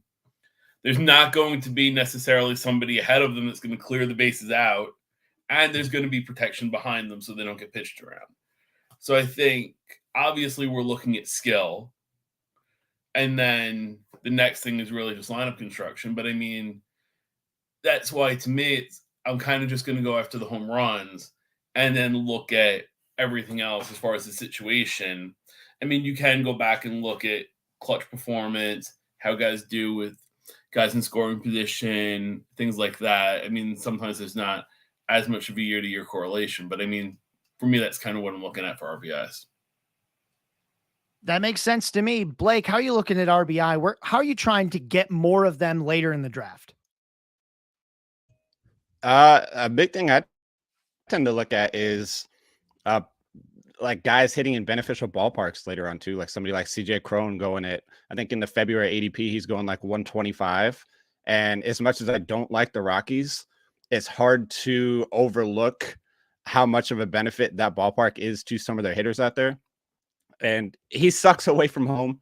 There's no getting away from that, but he still drove in over 100 last year, and he can be had in like the 10th round, which is awesome. But I tend to kind of focus more on home run hitters for my RBI production. Like Ray said, like I love guys earlier on that are going to get me those numbers. Somebody like Austin Riley is somebody I absolutely love. I think he's going to drive in over 100 this year easily. He's my dark horse for MVP this season. He's going to produce in a lot of categories, and RBIs is one of them in that really, really strong lineup.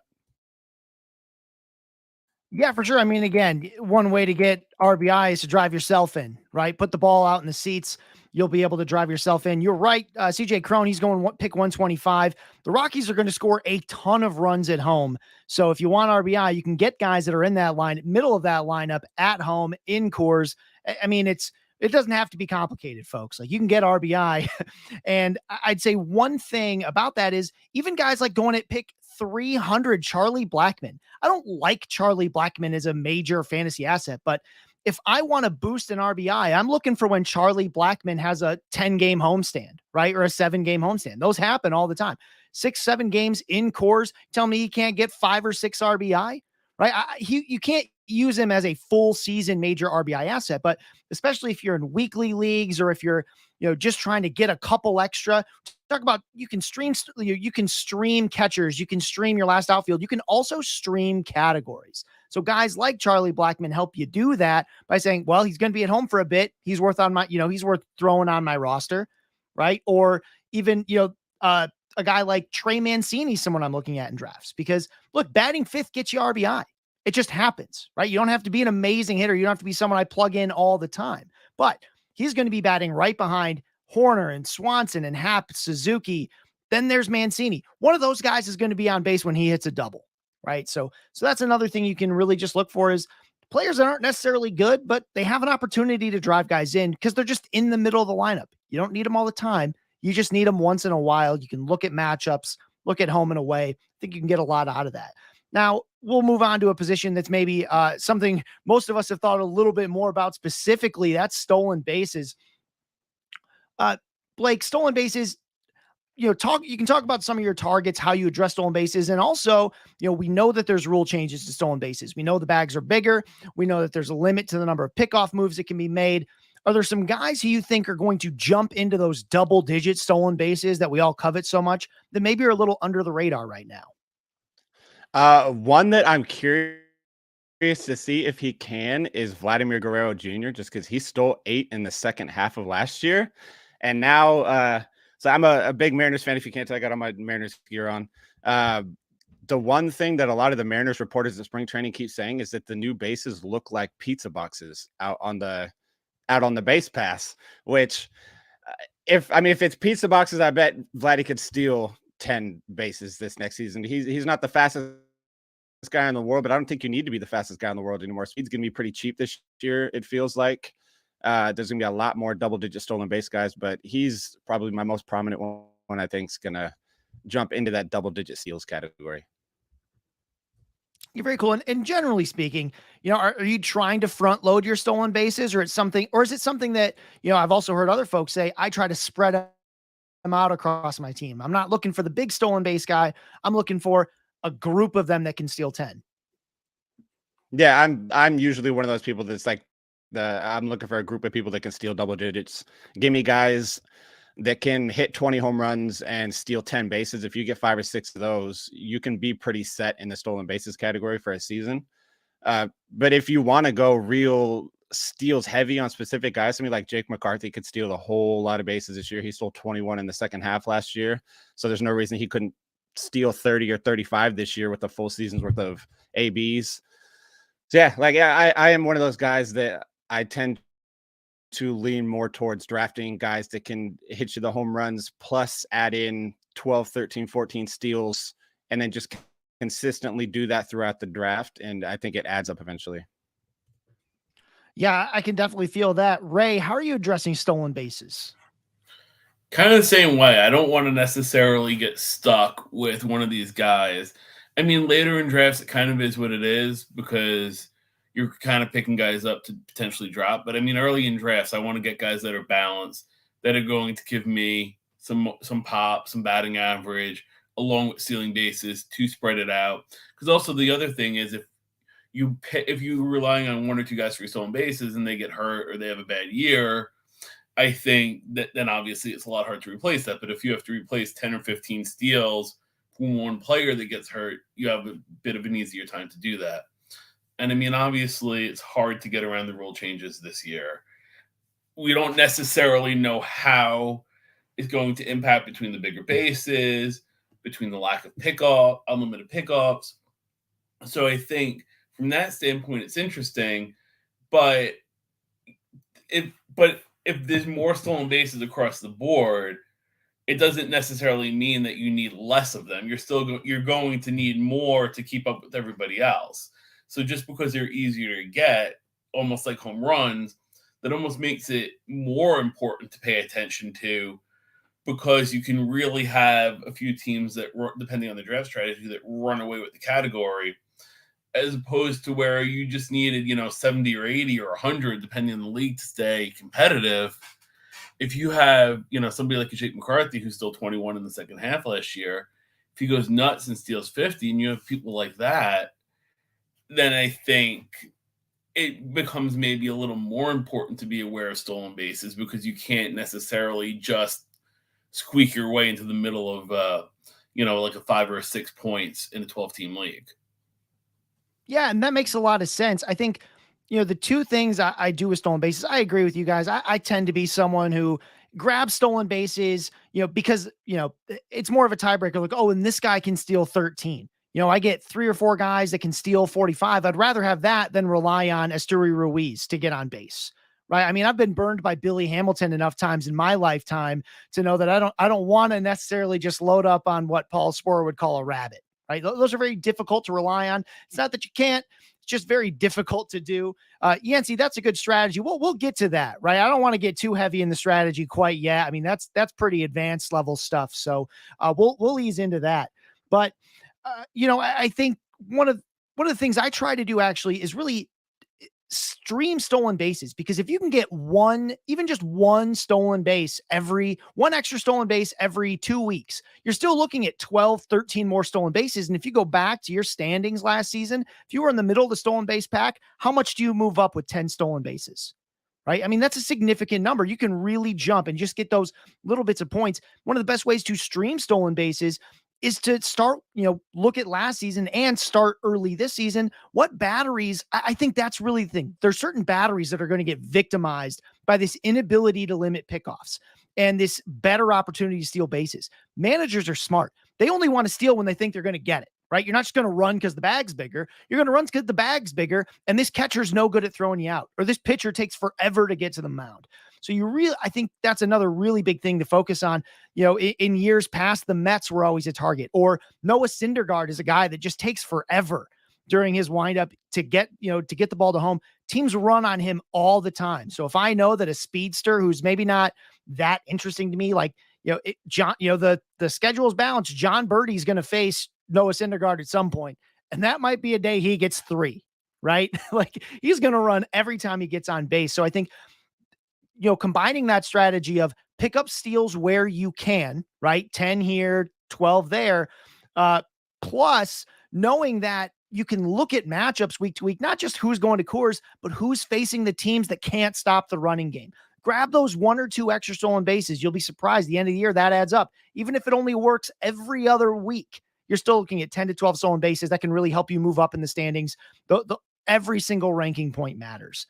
So, I think that was a great discussion on stolen bases. I think we'll wrap up the category discussion with batting average. We've talked about it a little bit already when we talk about runs. We know that average is also a little bit, you have to have a decent batting average or OBP to get stolen bases. But Ray, with batting average, are you, again, is this another thing you're trying to balance across? Like, are you trying to make sure that you balance it out? Or is it something where, there's some folks who just don't care about batting average that much, particularly in head-to-head categories leagues, because batting average is fluky and variable. And we it can be very difficult to project. Where do you sort of fall into that? How do you address batting average? All right, so low-hanging fruit, head-to-head categories, yeah, I'm not going to necessarily pay attention to it as much because you're looking at such a small sample size that it's very possible that one bad slump or one hot streak or going to cores or whatever can kind of sway that. But on an overall basis, most of the top players aren't necessarily going to be torpedo your batting average. I think things have kind of regressed a little further down in batting average than they used to. It's going to be interesting, though, this year with the shifts or the elimination of the shifts. Certain guys like an Anthony Rizzo or maybe even a Joey Gallo, dare we say, but I think there's going to be some situations where maybe batting averages pick up a little bit because for those left-handed hitters, they're not going to have to deal with the three infielders on the right side and the guy playing in short right field. So from that standpoint, but again, like kind of with batting edge, I'm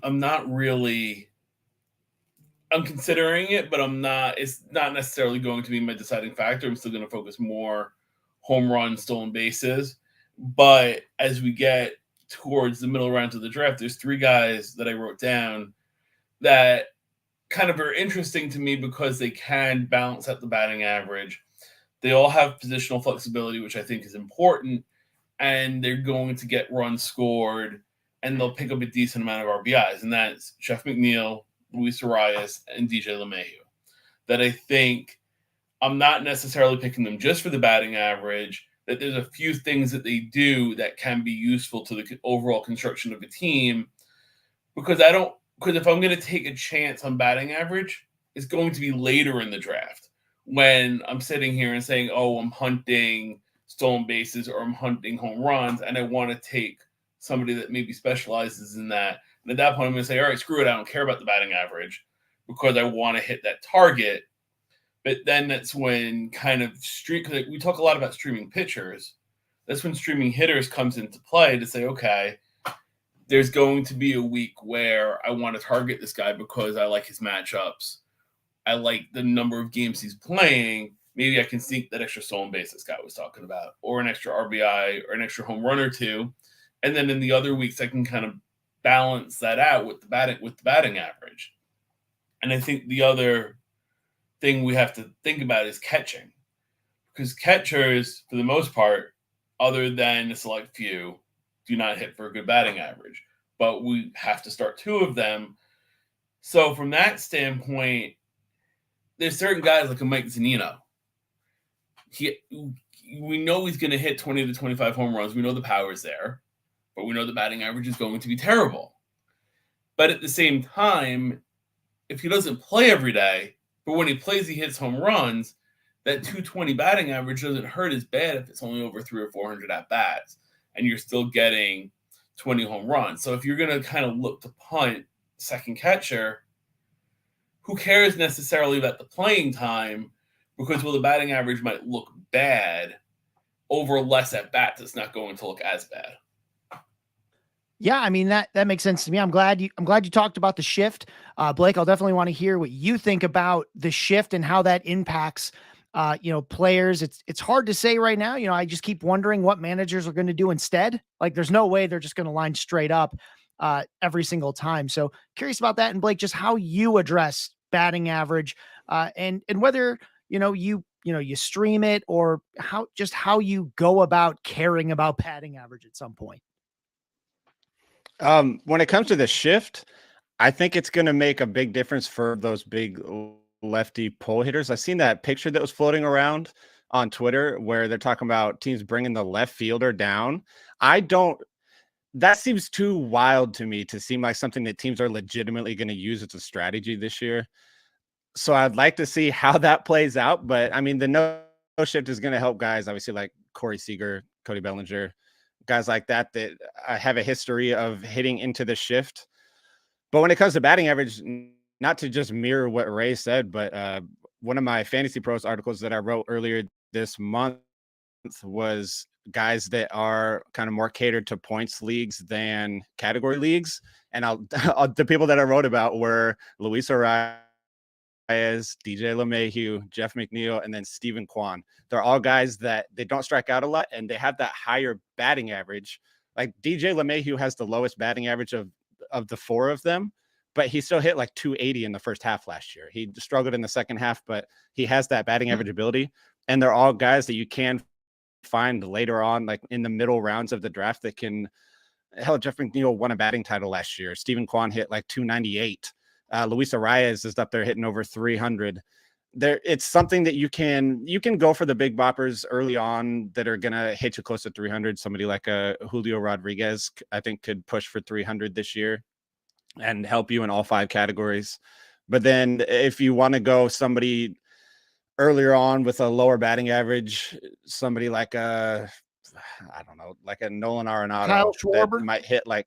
There you go, Kyle Schwarber. He's going to hit you 50 bombs, but he's going to hit 220.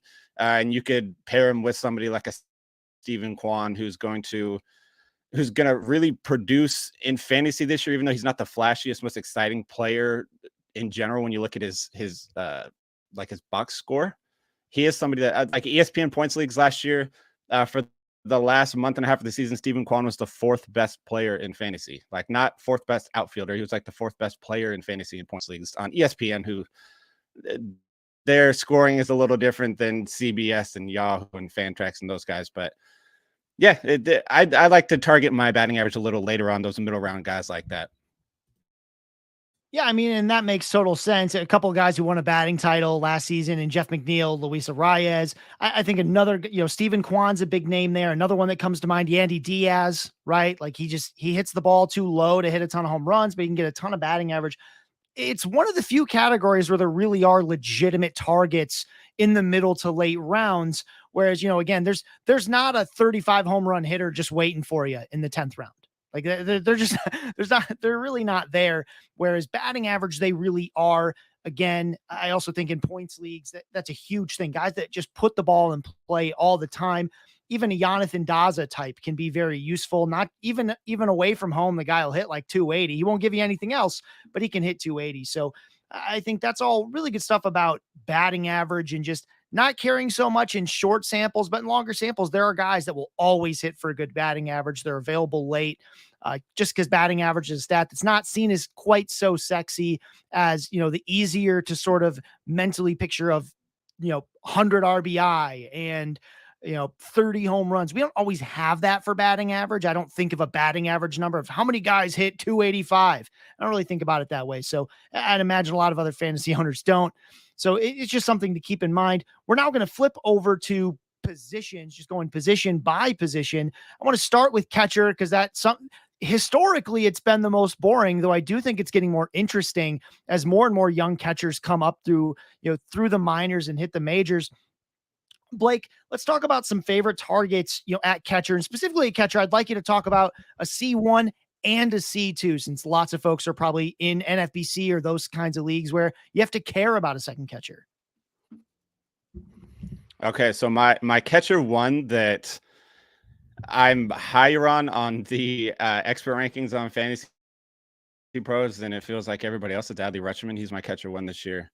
I love what he did last year. He hit, I'm trying to pull up right here. There we go. He hit 254 with 13 home runs and 42 RBIs last year, but he had a really big second half.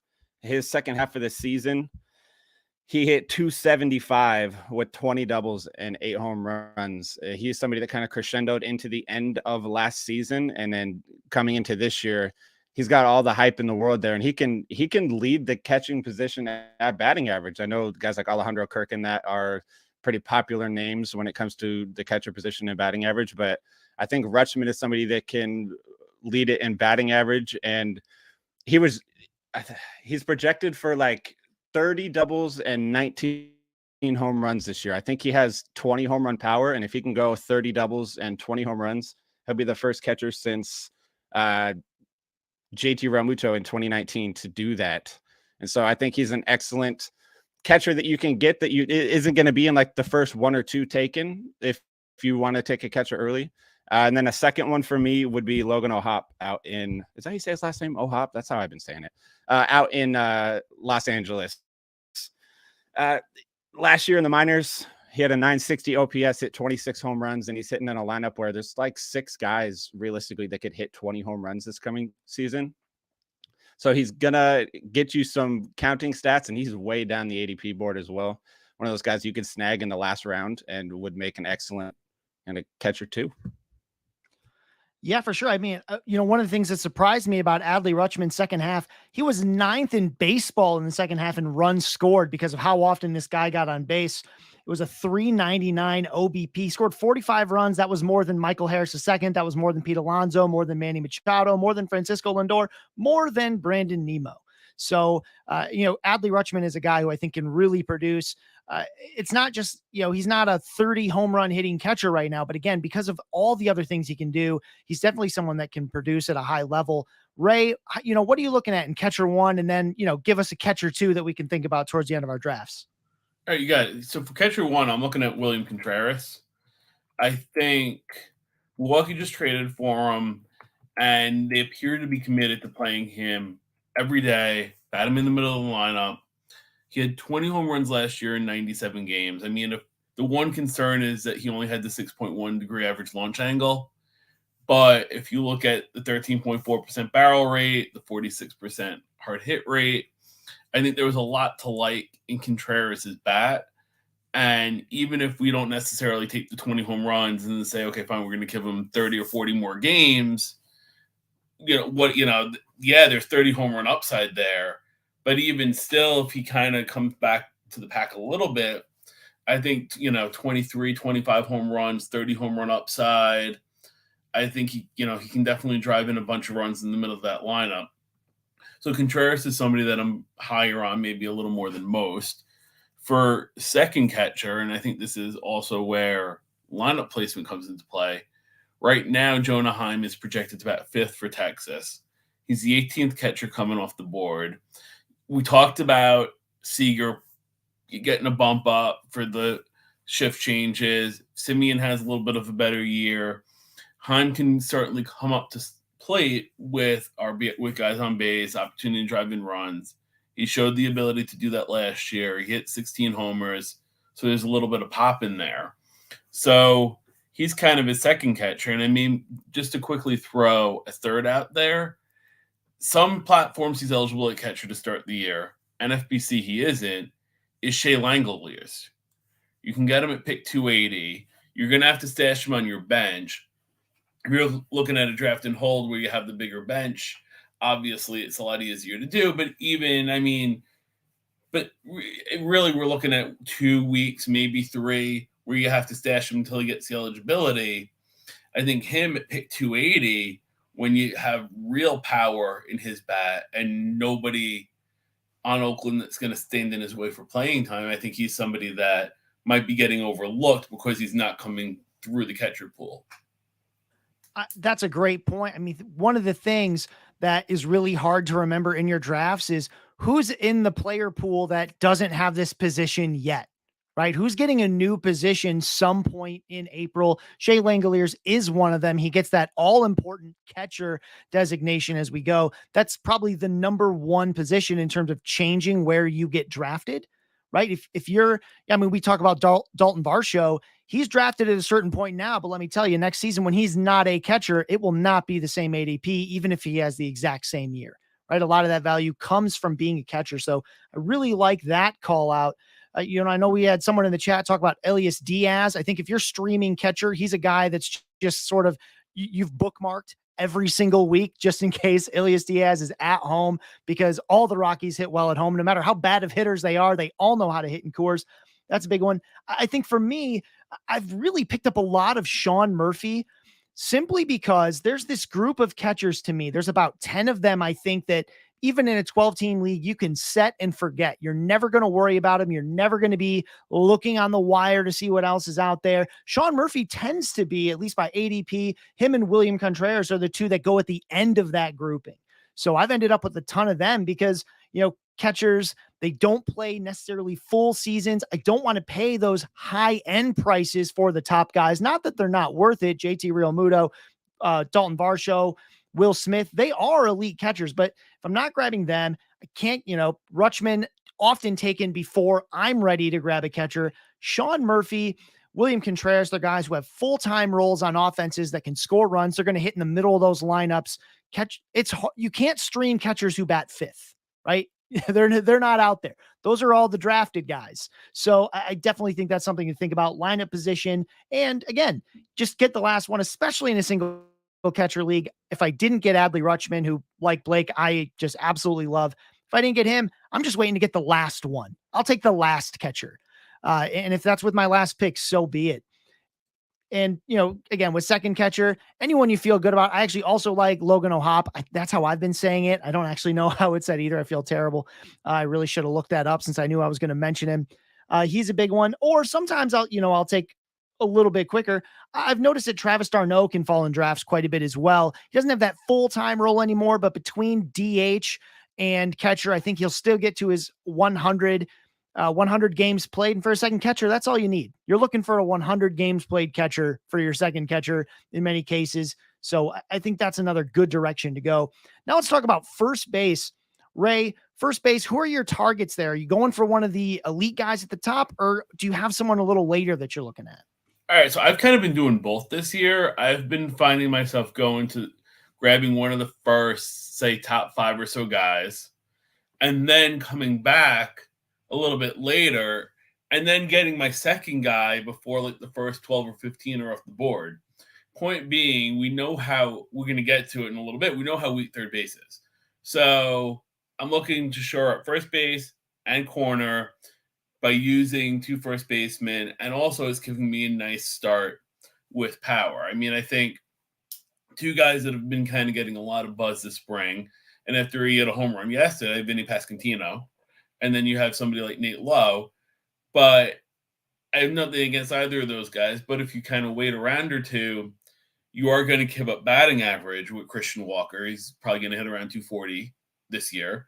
But after he hit 36 home runs last year, he's somebody that can be a real asset in the power department. I mean, yeah, the batting average isn't great, but the fact that he only struck out 20% of the time last year, not that I'm necessarily looking for a bounce back in the batting average, but I don't necessarily feel terrible about taking him on, knowing that I'm going to get another 30 to 35 home runs and a bunch of RBIs. His batted ball metrics all were great last year. So he's kind of somebody that, whether it's to fill in corner or if I ended up really just waiting on first base, I don't feel bad about taking him. Yeah, that makes a lot of sense to me. Blake, what are you doing at first base? Nate Lowe is my guy that I've really been targeting. I know Ray mentioned him. I'm not the biggest fan of his ADP. He's going right around 100. I think he's like 98 for the drafts that have happened in February so far. But the thing that excites me the most is last year he really figured out how to hit the breaking and off-speed pitches.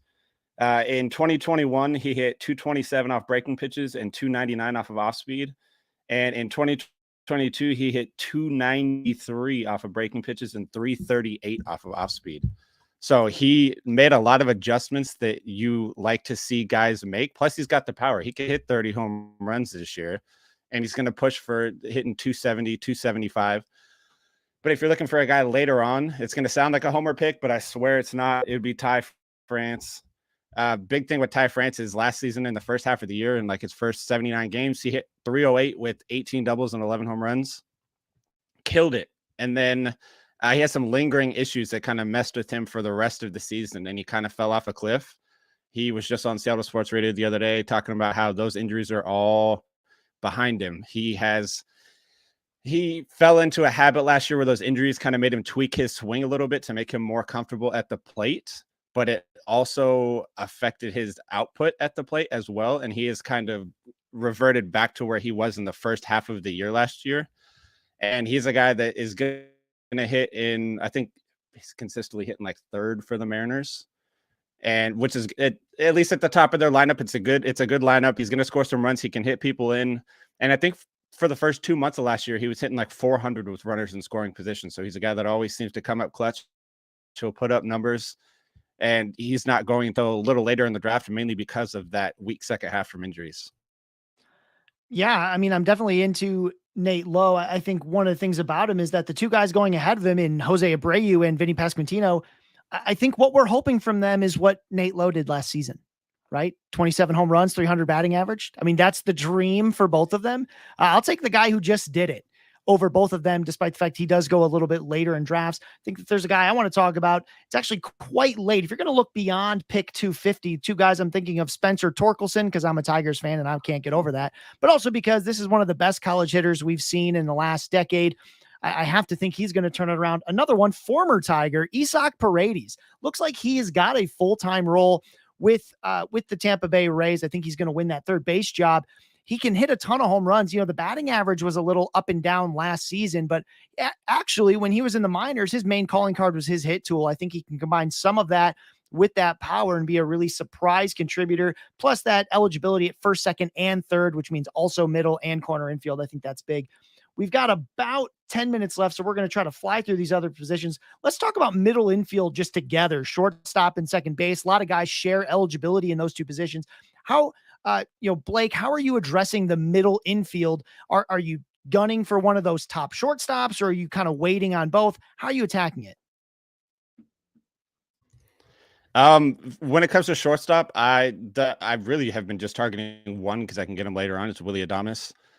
He's somebody that's got a legitimate chance at leading the entire position in home runs this coming year. And in the second half of last year, his batting average, he hit 255. He struggled with the batting average in the first half, but that second half batting average was there. And if he can hit 255, 260, he's going to hit 30, 33 home runs again this coming season. And you can get him, I don't remember this ADP off the top of my head, probably about 150, somewhere around in that area.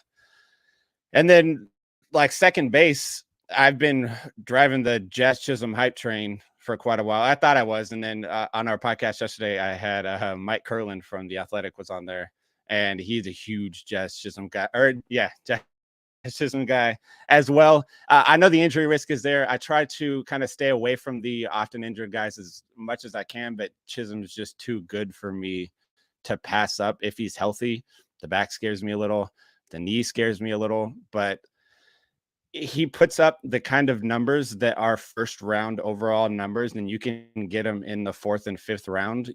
You got to kind of limit your expectations a little bit just in case the injuries do come around again. But if they don't, he ends up being a steal of the draft. I mean, I agree. He definitely has that kind of upside, and there's plenty of safer options at second base you can grab later that are you are already looking at for middle infield anyway. So I think that's there.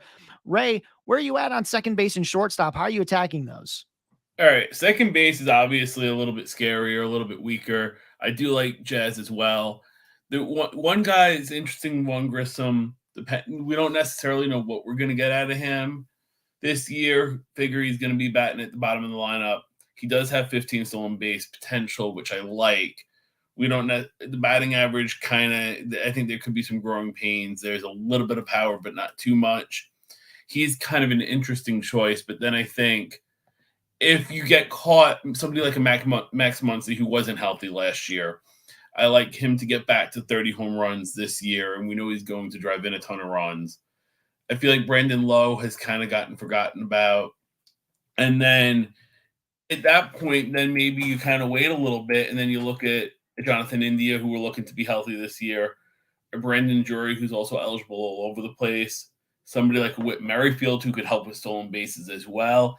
And if you look for a bounce back from him, Josh Rojas, maybe if he bats the top Arizona's lineup and steals some bases. So I think second base you can kind of take in a lot of different directions, knowing kind of the landscape of the position. Shortstop is very deep. There's a ton of great options. But for that reason, I'm not necessarily in a rush to take any of them. If I'm at a spot in the draft where one of them feels good or he's the best player on my board, I'm going to take it. I do like Seager a lot this year. But then there's kind of that gap between Seager and then the next tier of like the Bogarts, Wander Franco, those kind of guys. But again, like that's maybe where I'm going to kind of stay away because they have some power, but not a ton. Bogarts should bat close to 300. But I think it's a situation where I want best available on my board. I don't need to rush because then I know the 14th shortstop off the board, Jeremy Pena at an ADP of 111, that he's kind of, that I think he's a pretty strong fallback option for me. Yeah, I definitely have been looking at the back end of that. Again, close to that. I agree with Blake. Willy Adames finished last season as a top 8 shortstop. A lot of projections have him as a top 10 shortstop this coming season, and his ADP's 13th over, here in drafts in February. So a little bit of a mismatch there. He tends to fall a little bit. So I'm definitely targeting Adames as well.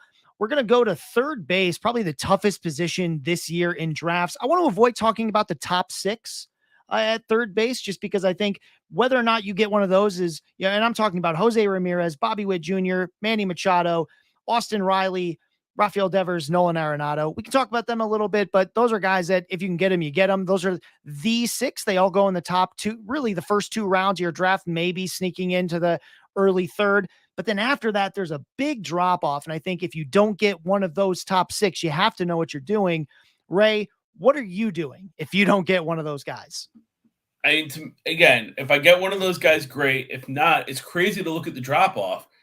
Those top 6, I was looking at ADP January 1st to present. They're off board by pick 32. The next third baseman is Alex Bregman at an ADP of 71. So that's pretty large gap there. But again, I'm perfectly content if I can get Bregman at that price, or kind of wait a little bit like a Gunnar Henderson is somebody else. But again, if I get one of those third basemen, knowing what the player pool looks like after you get out of those 6, and especially if you're talking about somebody like a Ramirez or a Riley or a Devers, that might be the tiebreaker when I'm looking at 2 very similar positions in the first 2 rounds. Yeah, I totally agree. That's why Jose Ramirez is my number 1 overall player, because if you don't draft him with if you have the first or second pick and you don't take him, you got to hope that Nolan Arenado comes back to you, because ain't nobody else coming back. Right. So third base gets really short in a hurry. Blake, what are you doing at third base, especially if you don't get one of those top 6 guys going in the first 2 rounds? I promise not every pick that I make is a homer pick, but Eugenio Suarez, Mariner, is the guy I'm looking at just because you can get him outside. I think I have him as my 12th best third baseman, but I mean, he hit over 30 home runs last year. He would have had even more had he not, I think he fractured his finger towards the end of the year and had to miss some time. He's going to bat 5th in that Mariners lineup fairly consistently, and there's not really anybody else there that's going to be taking at bats away from him when he's healthy. So you got to punt average on him a little bit. The strikeout rate does kind of keep going up. I think he was 31% last year, but he's a 25 double, 30 home run guy that's going to drive in 80 to 90. He'll score a little bit of runs. I mean, he's not the fastest guy in the world, so you really got to hit it in the gap out there to get him to score from second. But yeah, he's a decent value guy that can be had later, that is going to put up those counting stats you're looking for in fantasy. You just got to be okay with missing out on the average. And then also like Josh Young out there in Texas. The K rate scares me a lot with him too, but he's got the extra base hit ability. He's got some power. He hit over 300 fairly consistently at the minors. I don't think he's a 300 hitter at the major league level, but he's got the potential that you look for in one of those later round guys. Totally agree. And I'd be remiss if I didn't talk about the guy who's flying up draft boards. That's Jordan Walker out in St. Louis. He's really, he's moving up a ton, not because he's going to play third, but because he's going to be in the outfield. I hate to just throw a bunch of cold water on it, but man, it's actually just hard to see where he's going to go. Where is he going to end up in this lineup? How much is he going to play for him to be taken above a guy like Josh Young, above a guy like Luis Urias, above a guy, even like an Anthony Rendon? Seems like a lot of risk for a guy who may only play half a season. So definitely something, if you're taking Jordan Walker, it better be because you already grabbed ideally maybe one of those top 6 third basemen and can afford to wait and see what happens. Don't just wait for that. I've heard people talking about it. Please don't. It's going to kill you at third base. The replacement level, especially compared to the top, it's just awful. Shame on you, my friend. Unfortunately, you guys did such a great job that time is up. I disagree with the Jordan Walker take. He's gonna play. He's gonna play a lot. But we shall see.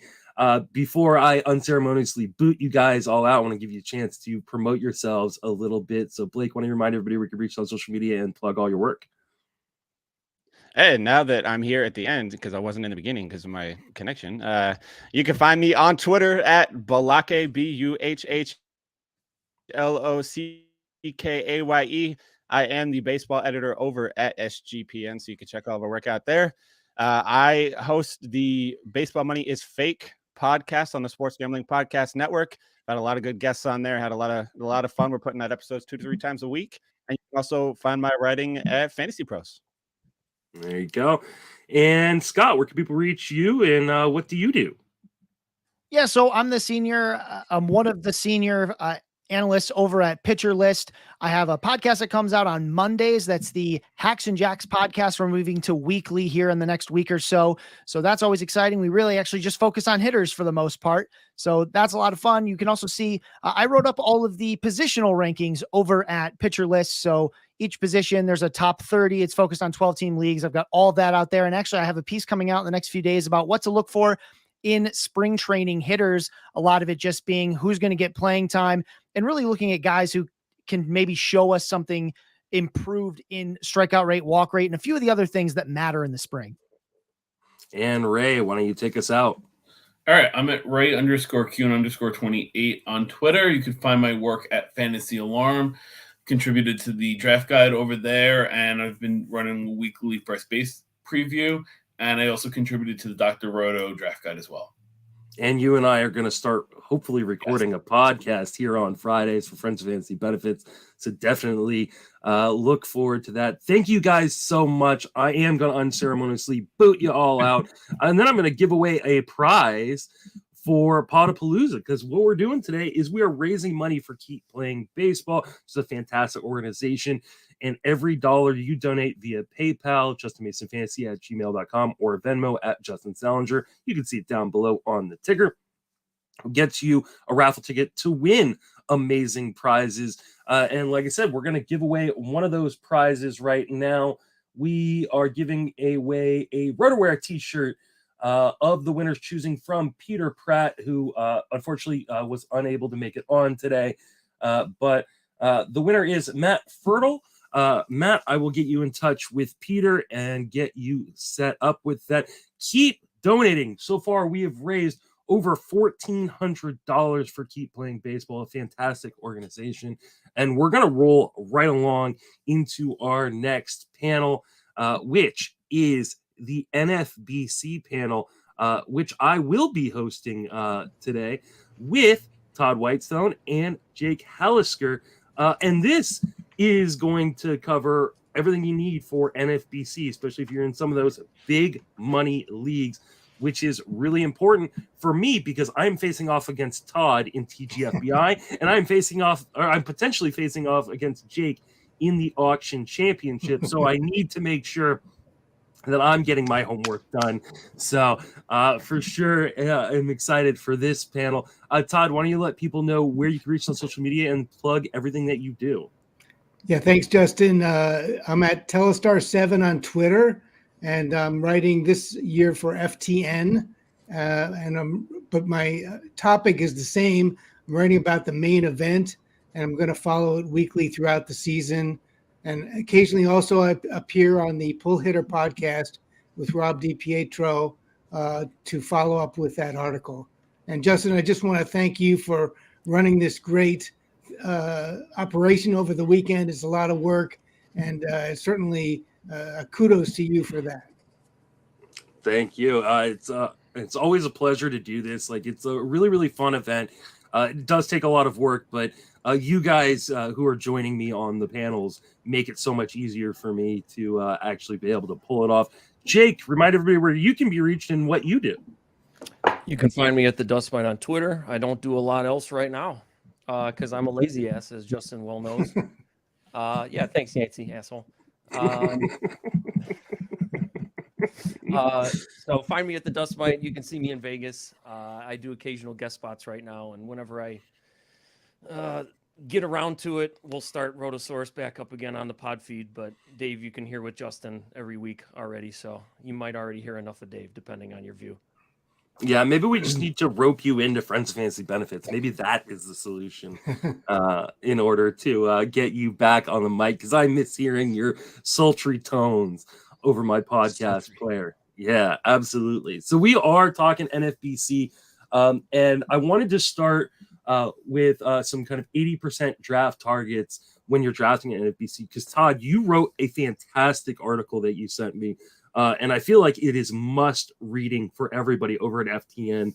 So why don't you talk a little bit about 80% draft targeting, what you found in doing that piece? Thank you, Justin. Yeah, it's a free article if people want to go to FTN and look for it. It's titled Roster Management, and I did list the 80% targets from the last 2 years, 2021, actually the last 3 years, 2022, 21, and 19. I skipped 2020 for obvious reasons. And I won't bore everybody by reading the numbers, but suffice it to say, home runs are way off, more than I even would have suspected. They're down to 273 as the 80% mark last year. And in 2019, for example, it was 360 to get the same level of points in the main event. So these are the 80% targets that, would really get you a lot of points in the overall. And if you aim for those, it really will lead to success. You'll be in the top 2 or 3 of your league and maybe vying for the overall. So these numbers sort of can serve as a guideline in the drafting stage of the year for everybody. How are you? And I'm going to get to you in a second, Jake, but I have a real interesting dilemma with these 80% targets in a year in which we're going to see a lot of rule changes that could kind of change the scope of our game in terms of stolen bases, in terms of pitching, in terms of batting average, and maybe even in terms of things like power.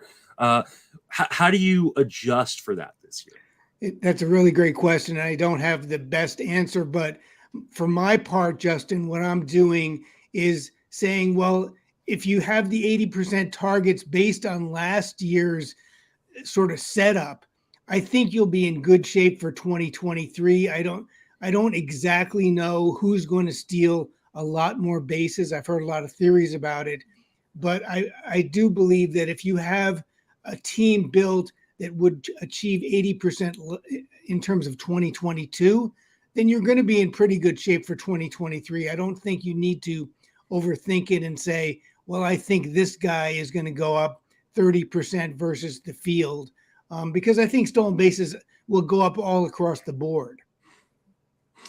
Jake, what are your thoughts on the 80% draft targets for NFBC leagues, especially with those overalls? And then are you worried about how the changing landscape of the rules may affect that? Well, to start off with the 80%, I'm kind of an oddball. I kind of straddle the line between the new guard and the old guard. I'm not, a lot of newer players this year, a lot of mathematically based players would probably scoff at the way that I do things. I do tend to be much more seat of my pants. Now, that said, while I'm drafting, especially live, I always have somebody running my spreadsheet for me. One of my guys, Marcus, Tony, or Dave, running the spreadsheet for me, keeping track of what everybody has, what I have in terms of the projection sets that we use. I do not adhere to those religiously. I'm not a projections drafter. But that said, I'm keenly aware of kind of where I need to be at in terms of the 80% projections, but I'm not saying, well, this player is going to give me 25 homers, this player is going to give me 30 steals, blah blah blah. I'm not looking at the constant breakdown of the projections. We do so many drafts these days that you have a good idea of what you think you have at that point. So I am not sitting there staring at it. I am more focused on the positional lists in front of me, my idea of what I have, and then I let my co-manager or my co-drafter kind of put things in my ear occasionally, like, hey, you might be looking a little low here. That said, Todd, your article is a perfect display for the average drafter, the experienced drafter, anybody who does not make their own Excel spreadsheets and go off of those. Read Todd's article. Todd, I got to get used to your new home, Todd. Your articles were on like 6 different websites last year because Simone had to bail on the industry just like I did, even though he probably deserved it more because he did more work than me. I'm just lazy. Todd's article, go check it out on FTN. FTN's lucky to have you putting your main event Fab recap article on there every week this year too. Perfect visual of the last 4 years, minus 20 obviously, of percentage changes. And yeah, I mean it kind of goes. We all kind of knew power was down, but yeah, when you see the percentages across the board on the power statistics, it's pretty amazing. But then the 80% targets on average, they don't seem that different. So you'd think average would have dropped a little bit more too with power, but I guess the barrel rates are still there. Those balls just aren't going out like they used to. They're doubles now, that kind of thing. So at least they were last year. Yeah. So we're aware power's down. I'm not modifying my draft strategy with steals too much. The talk is now, the guys that steal 30 aren't going to steal 50. It's the guys that steal 7. They might steal 12, that kind of thing. We don't know. We think that it seems plausible, but are we in the ears of all of the Paul Goldschmidt's out there, the Freddie Freemans out there telling them to steal 5 more bases this year? Who knows? I'm going to go off of a lot of what I've done in the past, and if it works out where I'm looking a little light in season, then I'm going to manage it with Fab, and that's the beauty of Fab. With DCs, with draft champions, the draft and holds. I'm not changing things too much because I don't think anybody really knows one way or the other. And I think that's a really, really good point because, we saw this going into the shortened 2020 season, right? Not when we were originally drafting in March, but when we started kind of revamping back up, April and May for the start of the actual season, where there were people in the industry, or high-level players who were like, oh, I know exactly how this is going to play out. We had no idea how it was going to play out, right? 2021 was the same thing, right? We had never gone from a 2020 shortened season to a full season like that. And, there were definitely Phil Dussault, unless you're Phil Dussault. Yes. Unless you're Phil Dussault, and you actually had figured it out. Most people didn't really know what we're doing. And I think what Jake just said is we don't know. We don't know how a lot of these new rules are going to affect. We can take educated guesses. We can, make our best hypothesis, but ultimately we need to draft our best teams. And then while we're in Fab, fix what the deficits are, because it'll become pretty quick, pretty apparent pretty quick what kind of the deficits in kind of approaches were at the draft table once the games actually start playing. Hey, it's great to see spring training games on right now, but I don't overrate spring training games and stuff like that. Can I say one thing about the 80%? When I was looking at Todd's charts right before we started this, the thing that stands out most to me is that in terms of Major League Baseball, average was down barely, but in terms of the 80th percentile for NFBC, the average was down a whole 6 points, which is incredible. So the guys at the top, there was some approach change obviously last year. So do we think that holds? That's I think the biggest observation for me that we do need to kind of talk about, because that's something that's not really rule change. That's approach change league wide at the top, it seems like. What I wonder, Jake, that's a good point, is now with the shift banned to some extent, and there's still things they can do, but it seems like it's going to encourage batters that are to go for the pull side more. And that's going to mean maybe, even though we're saying, oh, gee, there's going to be holes on the infield, maybe there's going to be more power and less contact. Because if you can, I'm a Yankee fan, so I watch Anthony Rizzo, and he takes dead aim at the right field porch at Yankee Stadium. And if there's no second baseman, or no shortstop pulled over just by second base, he might just say, look, I'm just going to try to hammer even more into the right field seats, because if I do hit a grounder, it's going to end up maybe getting through. So I'm not so sure that the average is going to come up a great deal.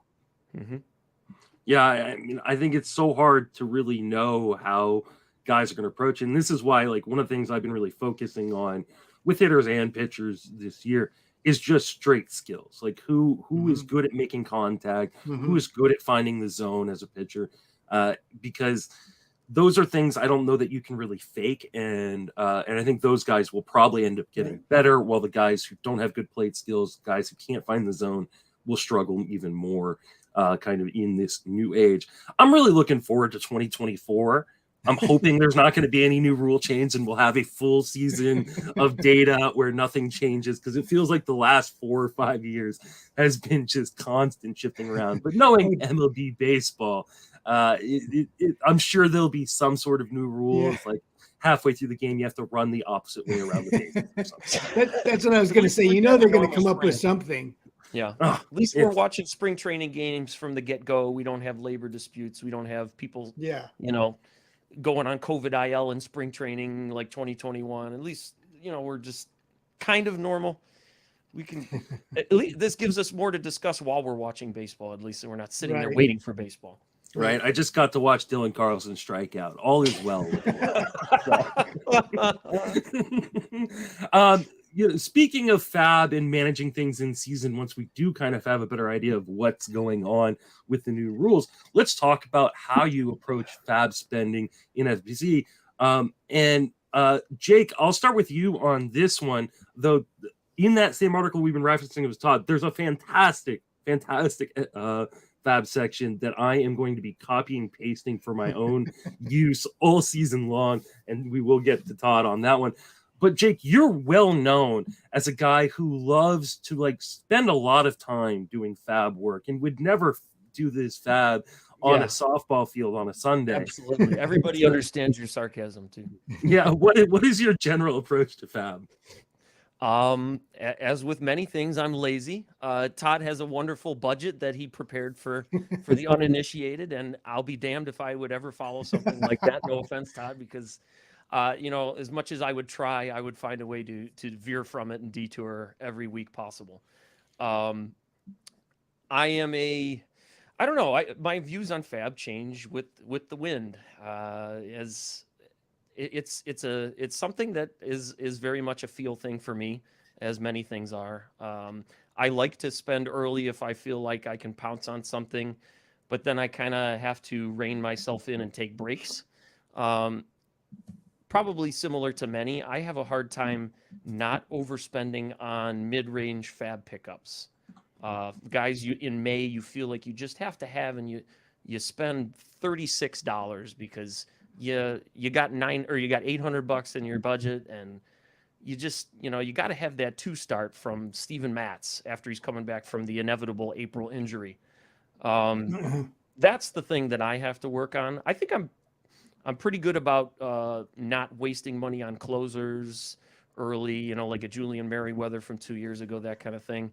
I don't spend over $100 very often. It's that 30 to 70 range that I inevitably will make some boneheaded ad in May or June.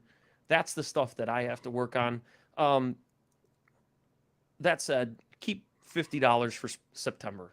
Don't blow your load by August 15th and sit there praying. Now, it works for some people. I mean, it worked for Bobby Big Bucks.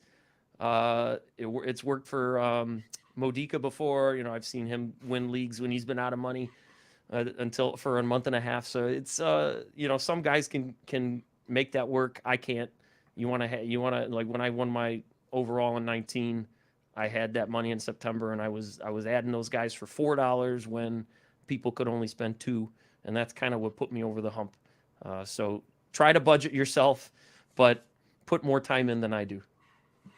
Yeah, I'm in a lot of the same boat as Jake. I actually spend time doing it. However, I do the exact same thing that Jake does, which is it's not the $100 guys or the $200 guys that I end up blowing my fab on.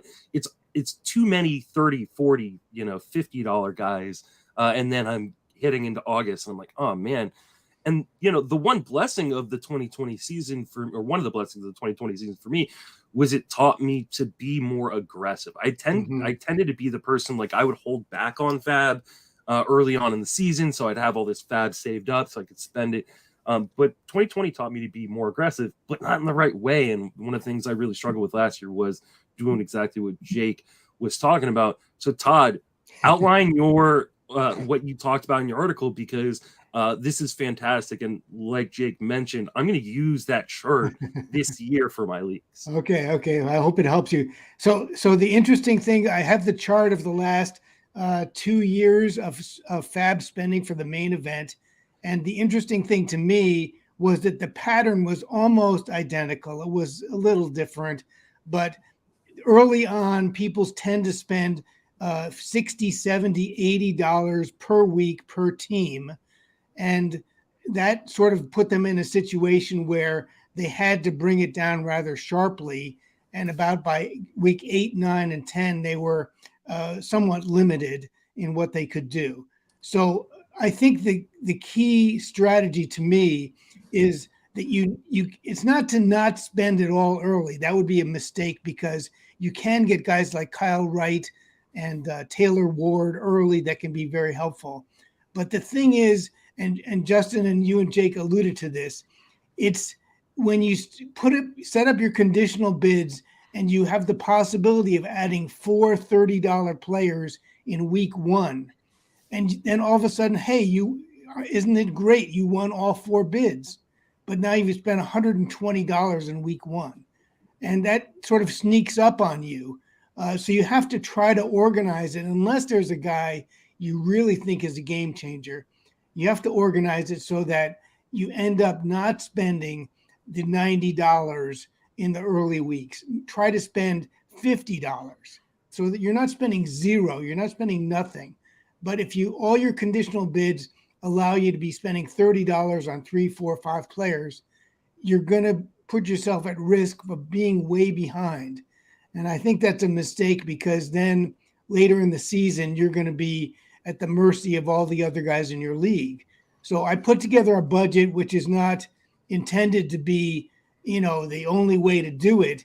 It's just to show you that you can spend reasonable amounts early and sort of have it smoother and have an advantage over your league by the middle of the season. So that was my suggestion, and it's all in a chart form in this free article that we were referencing. Yeah, I highly recommend people go check out that article. For those of you who are watching this later via like podcast or YouTube, I'll try to put a link to the article in those, so that way it's a little bit easier to find. Because it's a fantastically done article. It's definitely something, like I said, for the VAB spending. It's something I'm going to try to kind of implement for my leagues this year. Let's go back to the beginning. Let's start it all over. Let's talk about KDS, which for those who are unfamiliar with NFBC, is the Kentucky Derby kind of system for picking your draft slot. I know a lot of people play in home leagues, and it's often the draft slots are just randomly generated, or maybe you draw it out of a hat when you get to your draft. But KDS is a fantastic system. I wish more regular, or mainstream sites use it because it is a really cool way. But there is strategy involved with it. So Todd, talk about what your general KDS strategy is, and do you have a specific strategy for this year? So generally, yeah, that's a great question. Generally, I try to find what I think is the drop off in round 1, where you're getting pretty close to the top talent, and then try to get the last couple of positions there so that I can get a good guy in round 1 and still a relatively strong pick in round 2. This year, to me, initially I was thinking, Justin, that it was the top 4 guys and everybody else: Julio, Treya, J. Ram, and Acuna. But now I think Judge and Tucker are close enough to that top 4 that if I get pick 5 or 6, I'm really pretty happy with that. And then you get a relatively strong pick in round 2 as well. And that sort of sets you up for the rest of the draft. And so if people don't know how it works, you're randomly drawn by the NFBC. And if you're drawn first, That doesn't mean you get the first pick. It means you get the first choice. So if my first choice is slot 6, I would get that if I was picked first. If I was picked last, I'm going to get whatever's left. So you can sort of figure out your strategy and say, where would I prefer to be if I get a little bit of a break in terms of being drawn early? What about you, Jake? Do you have a general KDS strategy? And then what is your KDS strategy looking like this year so far? Overall, it's doing well. Before I do any drafts, I'm looking at what little ADP there is and kind of gauging how I would like to see my draft unfold. Now, you could never fully plan out 10 rounds of a draft and have it go the way you think, but you're looking for, general ideas of, I think I can get a good closer in this pocket here. I'm going to want to go 2 starting pitchers in this area here and then build off of that. After also looking at the back half of the draft, we like to build from the back, which we'll probably talk about a little bit later.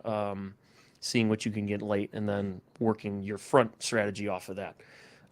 Once I do that, I play around with different ADP slots or different KDS slots in draft champions leagues, draft and holds, whatever leagues I'm doing in November, December, January, and testing what I think is going to work, what I see work, looking at myself as well as looking at others and what was available to them at certain points. That gives you a pretty good idea of what you want to do. In terms of this year, I'm kind of feeling like I like being on both ends. What I've been able to do at both the top 4 and also the back third has been pretty nice compared to what I think I would have been able to do in the middle, which is probably odd for many to hear. I think a lot of people like drafting from the middle, especially in a fast draft, because it doesn't allow you to get run over by massive runs on catchers or something like that, or also you don't have to make ADP jumps to get your guy, as it were. Mm-hmm. But I'm okay doing that. I'm very comfortable taking guys ahead of ADP if I like them enough. So I also cull the player list quite drastically. So I kind of know who I'm looking for. Even if it's around early, I'm going to do it anyway. And that doesn't bother me that much. That's part of like playing a lot of auctions. I don't value, draft rounds the same way that other players may, because in auctions it's a lot more variability, and I view snake drafts that way. So my strategy this year, though, has been kind of to be on the ends, because I get to make 2 picks closer together, and I've been able to build a little bit more of what I want to do at both sides. Yeah, that's really interesting. I kind of prefer to be a little bit more in the middle to not fall victim to those runs that you were talking about. And this year is kind of no different for me, especially because I feel like, Todd was saying there's there was 4 guys and now he thinks there's maybe 6 guys. I honestly think there might be 8 or 9 guys that are really kind of in that conversation for the top 3 or 4 picks. Right. And so I tried to for TGFBI, I put 8 as my top selection. I ended up getting 8. And so for me, I want to be smack dab in the middle, especially because I feel like the big drop off isn't necessarily in that first round. I think the first real big drop off this year is kind of in the second round. And it's kind of towards the middle of that second round. And so I feel like, hey, if I'm driving in the middle of the first round and then in the middle of the second round, I'm going to get 2 elite players that I feel like probably can give me close to first round value. And so that's kind of been my strategy so far this year in general. But I also agree with what Jake was saying. I think when you're starting with that draft plan, and you start with, kind of building back from the back of the draft and kind of figure out, okay, what are the pockets I don't really like? What are the pockets I do really like? And how should that inform how I start off my draft? So let's talk about roster construction, because I think that is, really how a lot of these NFBC leagues are won and lost. It's one thing to draft good players. You can draft, everybody's going to draft good players. Everybody's going to draft some bad players. But the way you build that roster together is, I think, what separates the people like Todd and Jake from the people like me who have not been as successful in NFBC. So, Jake, talk about how you go about kind of constructing your rosters. Yeah, if we're talking DCs, the 50 round draft and holds, you're identifying targets in the last 20 rounds that you really like, but they don't necessarily affect your front half strategy. It's more the round 15, well, I guess even more like round maybe 11 or 12 to round 30. I mean, there's a lot of impact players that are going to come from there, and really those are the keys to winning leagues. If I had to pick one thing, it's getting your mid rounds right and hitting Yep. on a couple guys late. Yep. In terms of coming out with the best results from a draft. So I'm looking at those guys. I'm figuring out who I like in rounds 14 to 16, figuring out what I'm comfortable taking, and planning my first few rounds off of that. You might find, hey, I really don't like having a starting third baseman coming from, post round 5 this year. So I'm going to probably want to take one of those in many of the leagues that I can, that kind of thing. And all the while staying as balanced as possible, not drafting. People can win with extreme strategies. I don't want to say you can't. I mean, you got Dalton Del Don, who's been successful in the NFBC doing his pitching strategy, especially in 21. He was pretty successful, but that's not the way I like to do things. I like to stay as balanced as I can because I feel like I have the best chance to propel myself to both a league win and an overall competition by keeping myself as balanced as I can and then having the ability to draft whatever I want to from whatever point I want to. So we're looking at the back, I guess rounds 11 through 30 and seeing what we like there, seeing what positions seem to be more available there. Like, everybody says outfielders dry up this year. So maybe you're going to amend your strategy to take a second one in the first 10 rounds this year, as opposed to letting it go and making Taylor Ward your first guy. That kind of thing. Trying to be as balanced as we can, see what we can see late, and then building our first half strategy off of that. What about you, Todd? How do you approach roster construction for these NFBC leagues? Yeah, I mean, what I try to do, Justin, is I try to think about the statistics instead of the positions, because I used to focus on, I don't have a third baseman, I don't have a shortstop, I better, grab the next guy or one of the next guys. And I think the better way to think about it is I'm low on batting average. I need a better whip or something like that, because you can get the statistics from a variety of ways. And if you just say, well, I need a third baseman, that really limits the thinking a bit. So I like to try to keep tabs on the 80% levels, not because they're all perfect, but because they give me an idea of I'm really trending poorly in these couple of stats. I better look for guys that help me in there, rather than saying, I need an outfielder because I only have one, and I can't really look at the infielders right now. So that's my suggestion for people, is if you think about positions too much, you get yourself in a little bit of a box that you don't need to be in.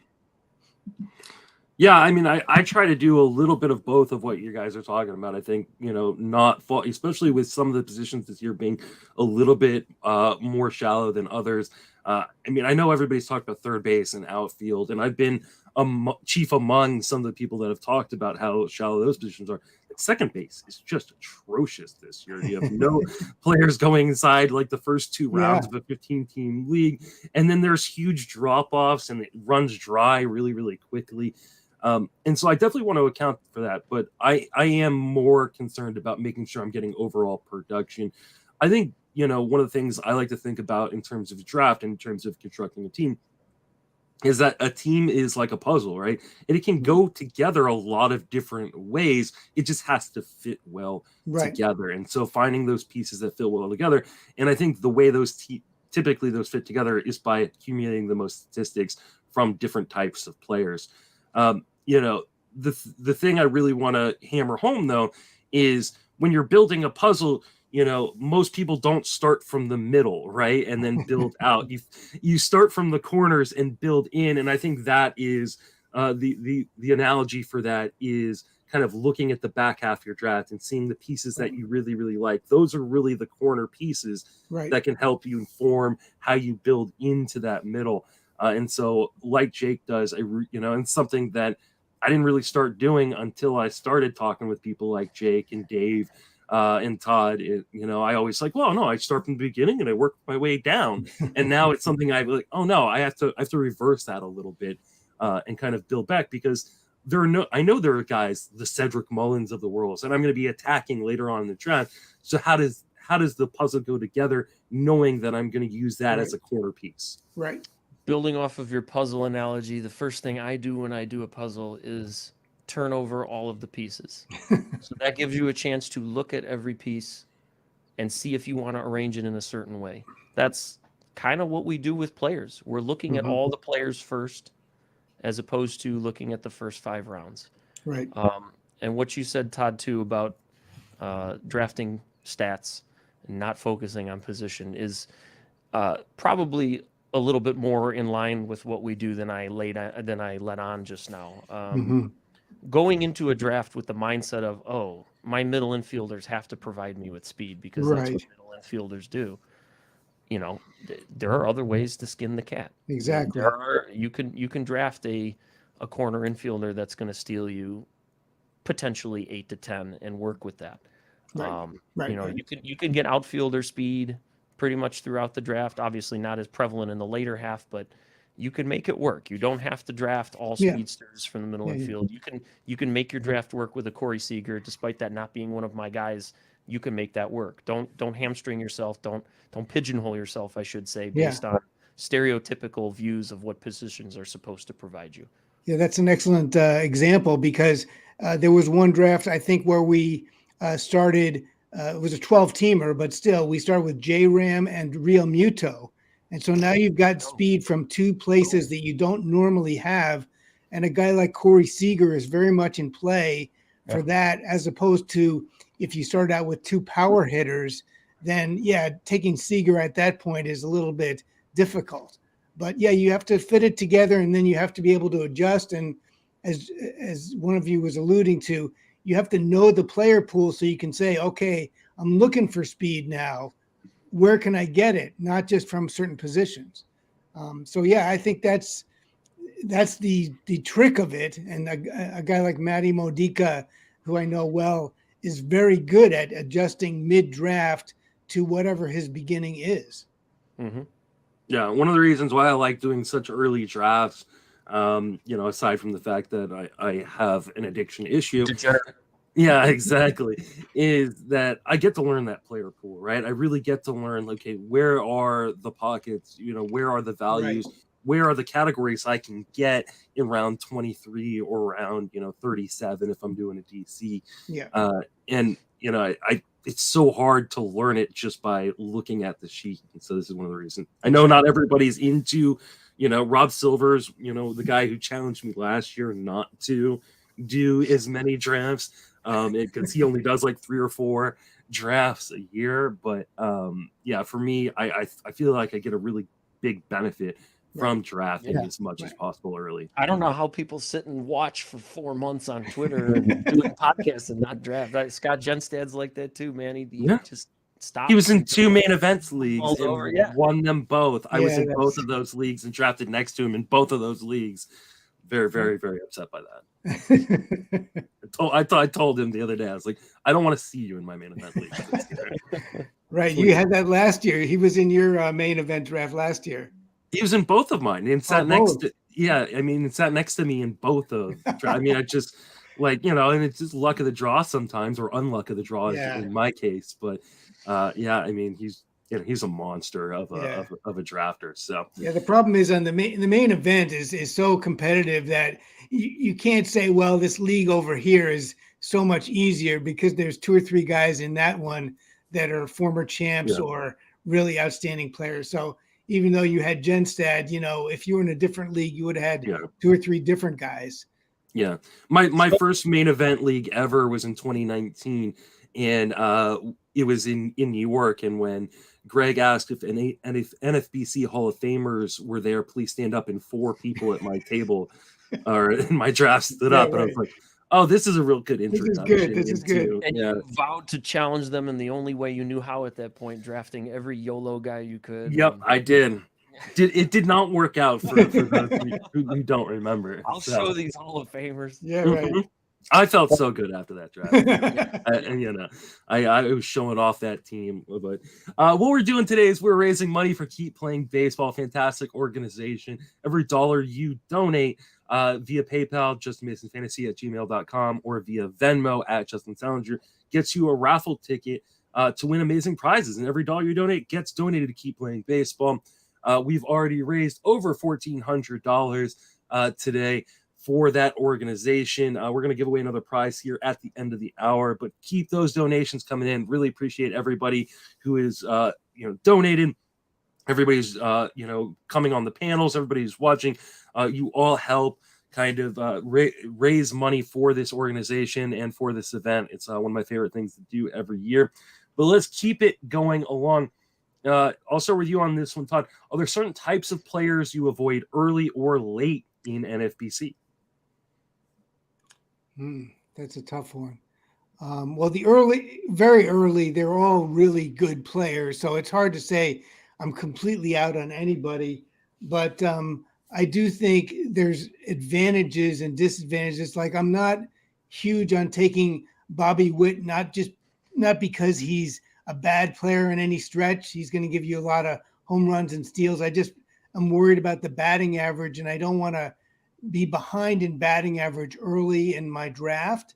But most of the players in round one are just, very, very, they're great assets to have. So, and then I do what Jake was kind of doing. I look at all the players in the middle or later rounds and say, okay, who am I really interested in?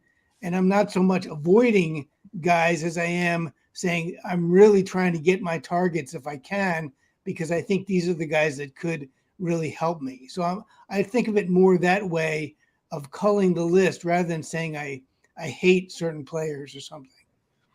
Yeah, Jake, you talked about you really cull down your list. So what does the process for that look like? And do you find yourself like there are certain types of guys you're just not touching? Yeah, me avoid players. That's impossible. I am early guys. I am out on anybody who is definitely injured in my vision, or people that are coming off of multiple surgeries on different parts of the body that may or may not have been totally fixed, like a Tatis. I'm not drafting Tatis. He may have fixed his shoulder fine, but then he's got 2 wrist surgeries and he doesn't think that it's fully healthy. Yeah, no thank you. Not going to bother. A DeGrom who's injured every year, and yeah, I'm not drafting these guys. You can write it down. It doesn't matter. Let's see. So early guys, I'm a little unlike Todd. Everybody doesn't have a price for me. I am, after doing a few drafts and thinking I know who I'm out on, in addition to the guys I know that I'm definitely out on, like DeGrom. I last year put together a spreadsheet of the first 10 rounds of ADP and actually looked at how many people that I was writing off entirely and how many people I would take at a discount based on how my team looked or how they fell, and guys that I would take at or above ADP. And it was pretty much a 30 or 1/3, 1/3, 1/3 split. I'm going to be doing that again very soon. I kind of wanted to build my auction strategy first, and I'm starting that now that we have some legitimate AAVs to look at.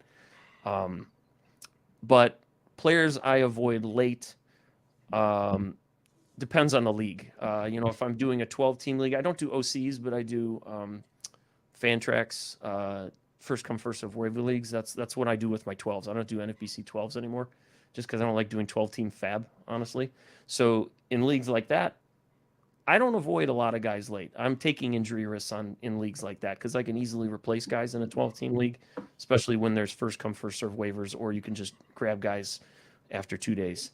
In DCs, I am looking for playing time late, like round 20 and beyond. I'm looking for playing time, guys that can possibly contribute 3 categories in addition to that playing time, and I'm taking boring guys too.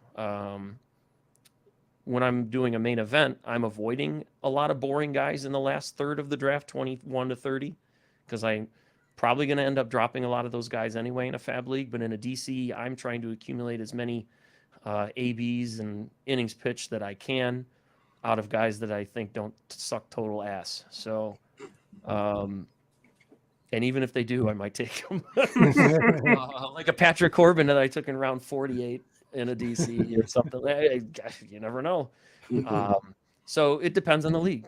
Fab leagues that are 15 teams, I'm using a lot of my late capital on stabs, perhaps closer speculation that I can just jettison as soon as I know they're not the closer, and then I can add some guys in April because that's a time to add a bunch of guys. So I don't want to take a bunch of guys that I'm married to that I say I have to hold on to because you're going to miss out on opportunities. So yeah, it depends on the league. Smaller the player pool, take some chances. Larger the player pool, just kind of play it by ear if it's Fab or if it's DC.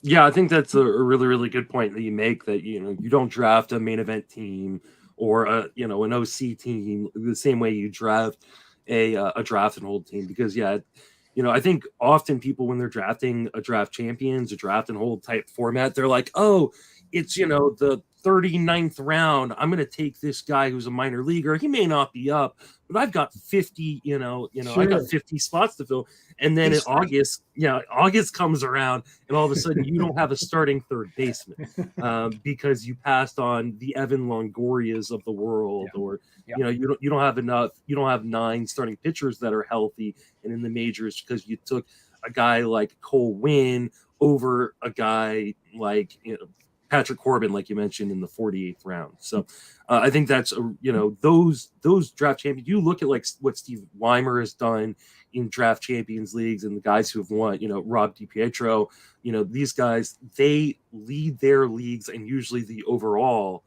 in innings pitched and at bats. Like it's super, super important, even to get those boring guys that you just know are going to play, the David Peraltas of the world and guys like that don't jump off the page. It's like, oh, this is a league winner. Those guys are actually league winners in those draft champions contests. You have a window where they're usable, and that window replaces somebody who's not usable that you need to replace. So another thing I look for too, I forgot to mention in DC's draft and holds, are Rule 5 players, because teams obviously have a little bit more incentive to keep them. I'm not talking relievers. I'm talking starting prospects like your Thad Ward, or positional players like Ryan Noda, Blake Sable on your Giants. Justin, I have a couple shares of him. Joey Bart could suck. Blake Sable could play the outfield too. The Giants love to play guys in the outfield all the time. They rotate them all the time. So I'm looking for those guys to grab 1 or 2 of them, because the teams, they either have to give them back, or they get, what do they get, cash back if they give them back? They can offer them back, or 25,000. I think most teams don't do what the Orioles did with Santander and keep them on the roster the whole year and never use them. I think they kept them the whole year and never started them, barely played them off the bench. Most teams will give them a shot to see what they have. Like Thad Ward, they'll keep them in the bullpen. The Nationals rotation sucks.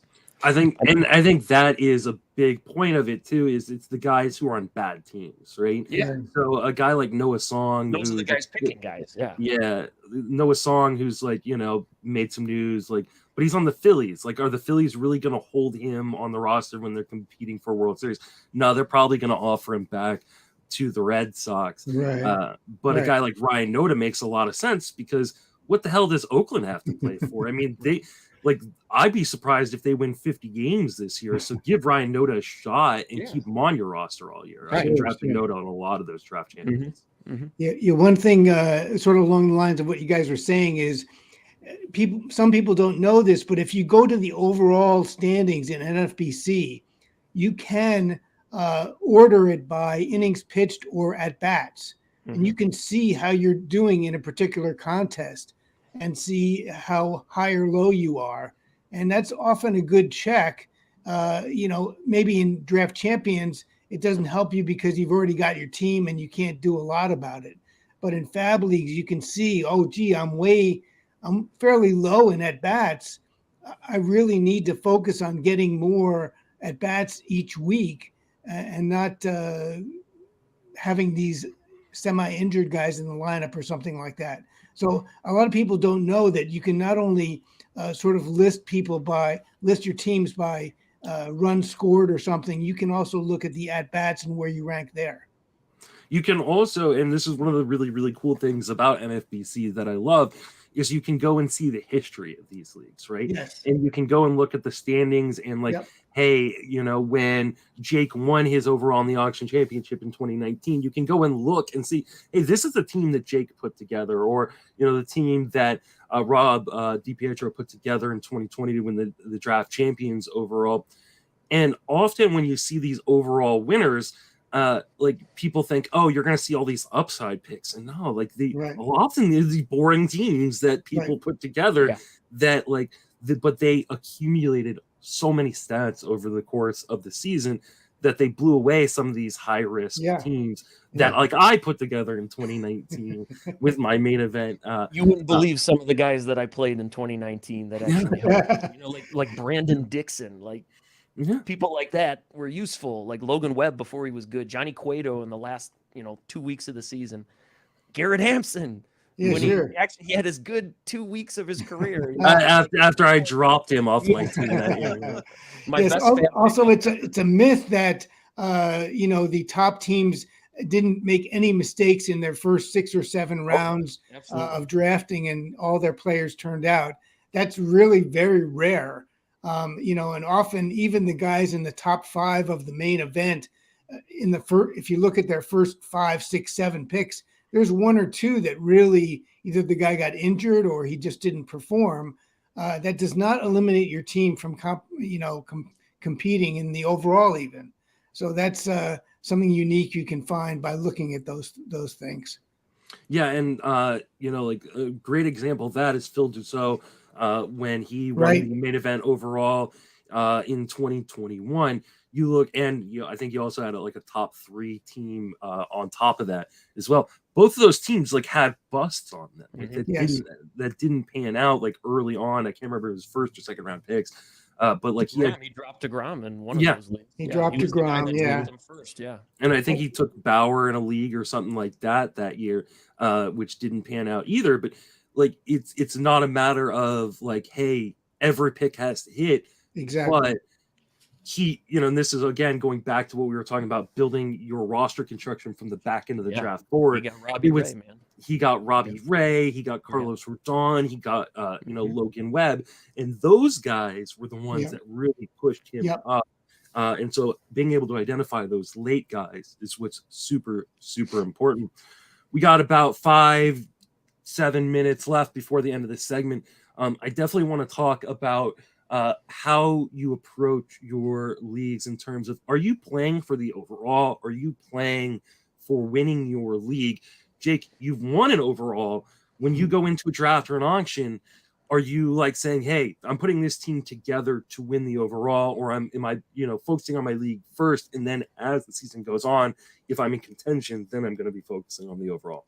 For me, those two strategies coincide because I'm always building my teams balanced. I'm not punting. You can't punt in NFBC. Why? I mean, there's no point in paying $1,500 for an auction league or $1,750 for a main event where the return on winning first is it's okay, but it's not if you're just playing to win your league, play Fantrax, right? Or play Yahoo Pro or something like that, and get 8 times your money. You have to be drafting for an overall. Now, for me, that's balanced. Mid-season, even a little before that, you have to take stock of what you're doing. I change my strategy to win the league only when I know, deep down that an overall is not feasible.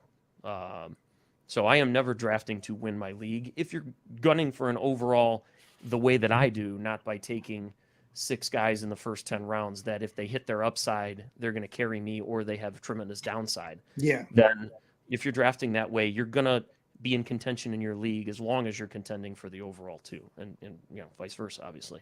So I am staying balanced in the hopes of doing both.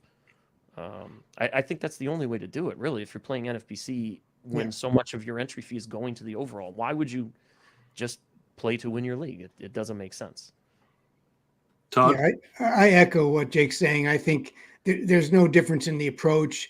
You're trying to do the best you can on a balanced basis, and if everything works out and if you're near those 80% targets that are in my article, you're going to be up there on the leaderboard somewhere, contention for the overall money, if not the number one position.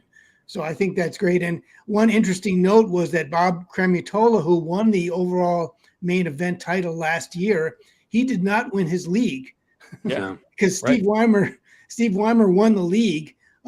So I mean, some of it is a little bit of variance depending on who's in your league and how it breaks down. But you're trying to do the same thing all year, no matter what. And I don't think, unless you get to the end game and you say, "Hey, I really need a save or two to really give me a chance," I don't think you start changing your strategy in May and say, "Okay, let me do this because I'm going for the overall title." What point do you start making those changes though? Because at some point you do like start really like Jake, you, like I said, you won it overall. Like what point were you just like going, okay, I need to make sure like I'm going to put in an extra reliever this week because I need to pick up saves in the overall, whereas it may not help me as much in my actual league. That one was honestly, I don't know if it's pretty unique. It was unique in that I didn't have a lot of competition that I was expecting to catch me in that league. Even I had really good players in that league, like John Stadmiller, who's an auction legend. But the team that I put together had so much of a jump on everybody by mid-June that I was really heavily focused on the overall standings. Now you can't always be like that. I had a real strong inkling that team was going to compete to the very end. I don't know, my main event in 21, for example, I punted saves in mid-June because I knew that by that point my deficit was so large because I had Trevor Rosenthal, who got injured in spring, and Callen, who sucked, and stuff like I had like 2 saves by June 15th, and I was like, all right, there's no point. Like I'm just going to try and cash in my league, which I didn't do, but at least at that point, that's the strategy, because you're not going to win an overall with no saves in a overall that's that large. So I'm looking at the overall standings by mid-June, end of June, if I feel like the team is good. Otherwise, you could wait a little longer. I feel like I'm pretty good at this point determining if a team is competitive or not by that point. So. Real quick, on the flip side, at what point do you abandon the overall? So like you go, hey, you know what? It's July 30th, and my team isn't in the top 200 in the overall. At what point do I start punting categories in order to like maybe try to just win my league or cash in my league? Todd, what are your thoughts on that?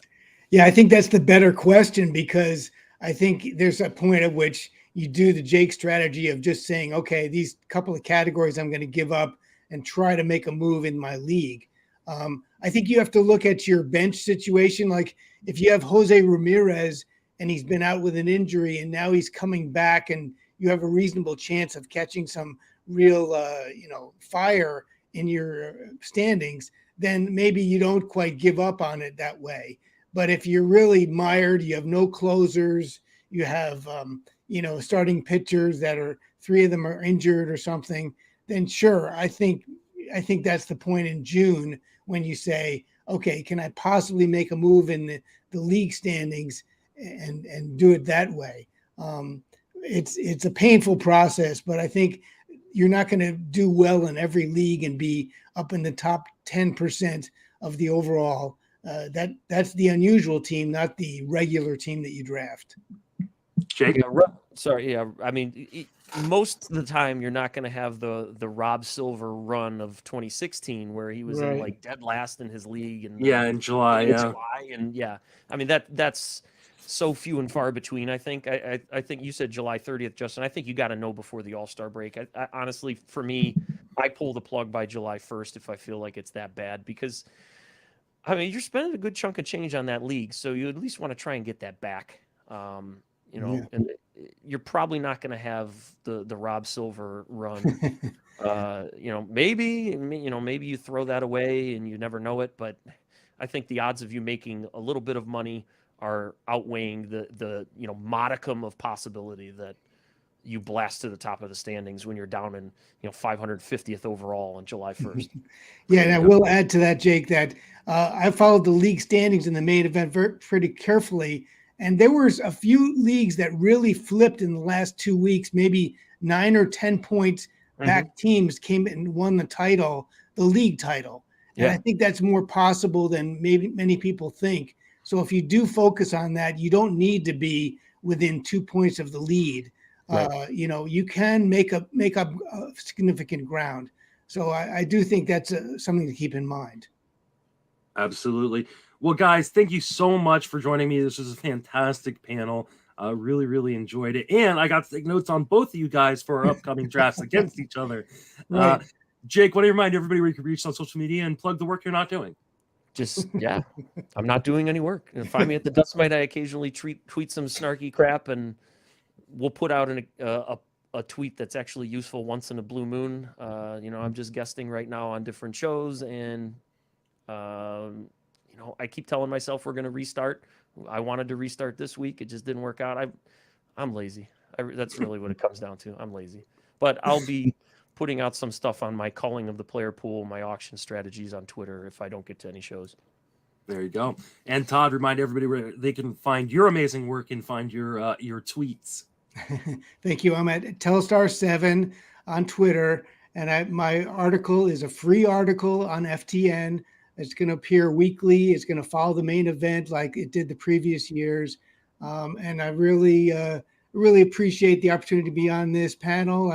Jake is a great player, and Justin, you're much better than you let on. You had that one bad year, that one bad main event that you play up. And I don't know if you remember, but I was the administrator for that draft. Yep. So I was like, why is he taking Giancarlo Stanton? But anyway. What I highly don't recommend people do is have their first real NFBC league be the main event. Yes. Because I think obviously I made a lot of mistakes in that draft, but my biggest mistake was I wasn't seasoned enough of an NFBC player. I thought I've been dominating home leagues and I've been playing in industry leagues. I know what I'm doing. And I learned I did not know what I was doing. Yeah, but the good thing was you were happy when you left the draft. That was the good thing. I was very, very happy until it played out.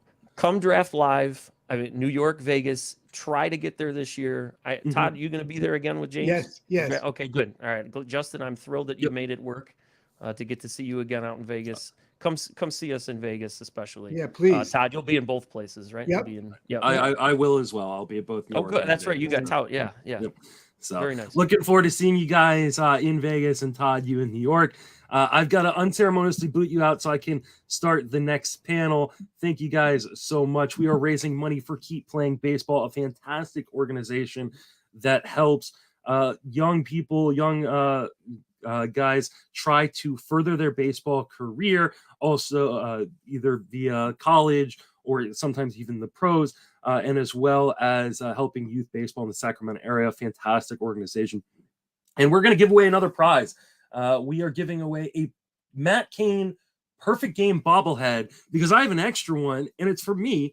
I figured, you know what? I got an extra one. I'm going to give it away. I was trying to find it and I could not find it during the panel, but the winner is John Kerwin. I will get in touch with you, John, and get your address so I can send that out to you. Thank you, everybody who has been donating. We are up over $1,700 thus far for Podapallooza. Keep those donations coming. Every dollar you donate goes to Keep Playing Baseball, and it gets you a raffle ticket to win these amazing prizes that we're going to continue to give out all weekend long. Going to go the rest of the day today and then all day tomorrow. So keep tuned to whatever spot you are watching.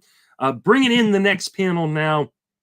We have the reliever panel. These guys are going to give me some relief because hosting that last panel meant I have to sit in my 40-degree office. I don't know why I chose this weekend of all weekends to do this, but we've got Greg Jewett, Mike Carter, and Doug Dennis talking relievers. And thankfully, Mike is going to take over hosting duties for me. So have a fantastic panel, guys. Well, Greg, you look like a doctor today, all dressed up with the tie. What's going on? You're muted. I got called out on Twitter for not being entertaining enough in that little thing. So I only got a 7. I got referred to as having a Mr. Rogers vibe. So I figured, why not? So I put on my slippers one at a time before I came into the studio, and I'm ready to rock. So would you be mine? Could you be mine? Won't you be a subscriber? Very good, sir. Looking snazzy. I thought maybe you had a wedding or something to go to this afternoon, but No. Anytime, I'm a phys ed teacher, so anytime I come to school in a shirt and tie, the kids are always like, "Yeah, are you in trouble? You gotta go to court? What's going on, Mr. Jewett?" Yeah. So yeah, I'm familiar with court dates here myself, Greg. So so anyways, it was just poking fun at the thing, but hey, don't forget, I got product placement right up on the wall there, the recon sign. But it's good to be here with you and Doug, and I know we'll buzzsaw through a bunch of relievers, and it'll be a good time because we have as we've talked about, we have the best, the tightest knit community, I think, in the fantasy area. That the reliever people, we all support each other rather than push each other down or punch down at each other. Oh, that's for sure. I totally agree with you on that. We also have the lovely and talented Mr. Doug Dennis up here in the right-hand corner of my screen. Doug, how you doing this afternoon? I'm great. Been watching all the podcasts. It's been entertaining and educational. That's awesome. Well, we're going to sit here and talk about relievers, as Justin said, and we are here with two of the best in the biz. I'm Mike Carter. I work at Fantrax and also work at the Fantasy Baseball Beat podcast as well, that we've gotten off the ground here in the last few months and having some fun with. But we're going to get right to it and start talking a little bit about everybody's favorite topic in fantasy baseball, which is relief pitching. Greg is exactly right in saying that it is a tight-knit community of wackos covering bullpens, trying to figure out the next steps of everyone. You won't find two better people at this in the business than Greg and Doug, in my opinion. And so I really look forward to hearing what you guys are thinking about in terms of bullpens and what we can expect in 2023 here. Kind of starting us off, guys, would you talk a little bit about what your general relief pitcher strategy is going into drafts that you're doing, just in general? I don't have a general strategy. I mean, I'm in 5 different leagues, and all 5 leagues' rules and depth and everything are totally different. So I have a different strategy for every league. I will say this: I try to not do what everybody else is doing. So if I think everybody's trying to, get let's just say NFBC, if everybody's trying to get relievers in the 2nd, 3rd round, I'm not doing that. So, and if they weren't doing that, maybe I would do that. I mean, that's kind of how I look at it. Is I want to do what everybody else is not doing. Yeah, as Doug was intimating, it really depends on the room and what you're up against. So I kind of remain open. I mean, we don't want to box in something early in the draft. You're just going to take value where it falls. Now, I'm not scared about relievers, but that's, because of what we do, that's a strength. So I should be able to adjust on the fly if they get overvalued or if it's getting overpriced, whatever.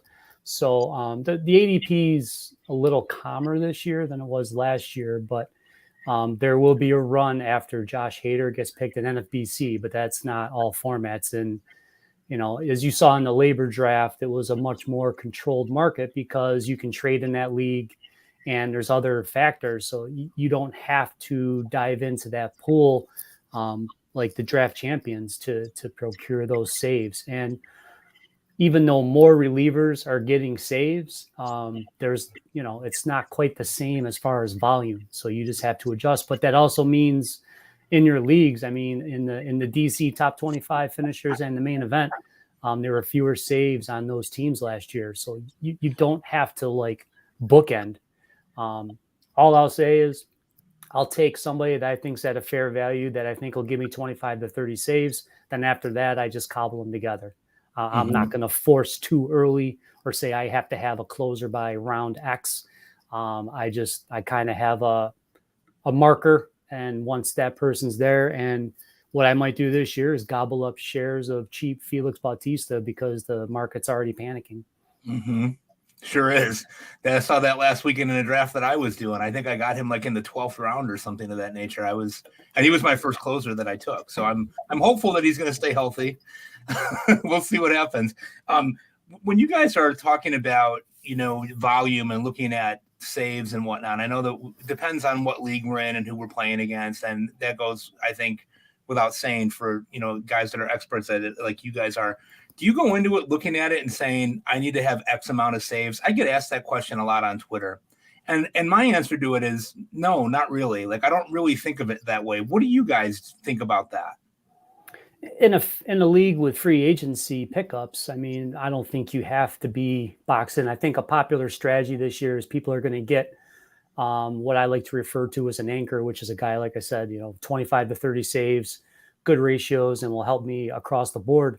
And then they're going to take what's considered like a half closer, a guy that'll give you 15 on a good team, or get two of those guys, get one in the mid rounds between 10 and 20, and then get a couple of flyers at the end.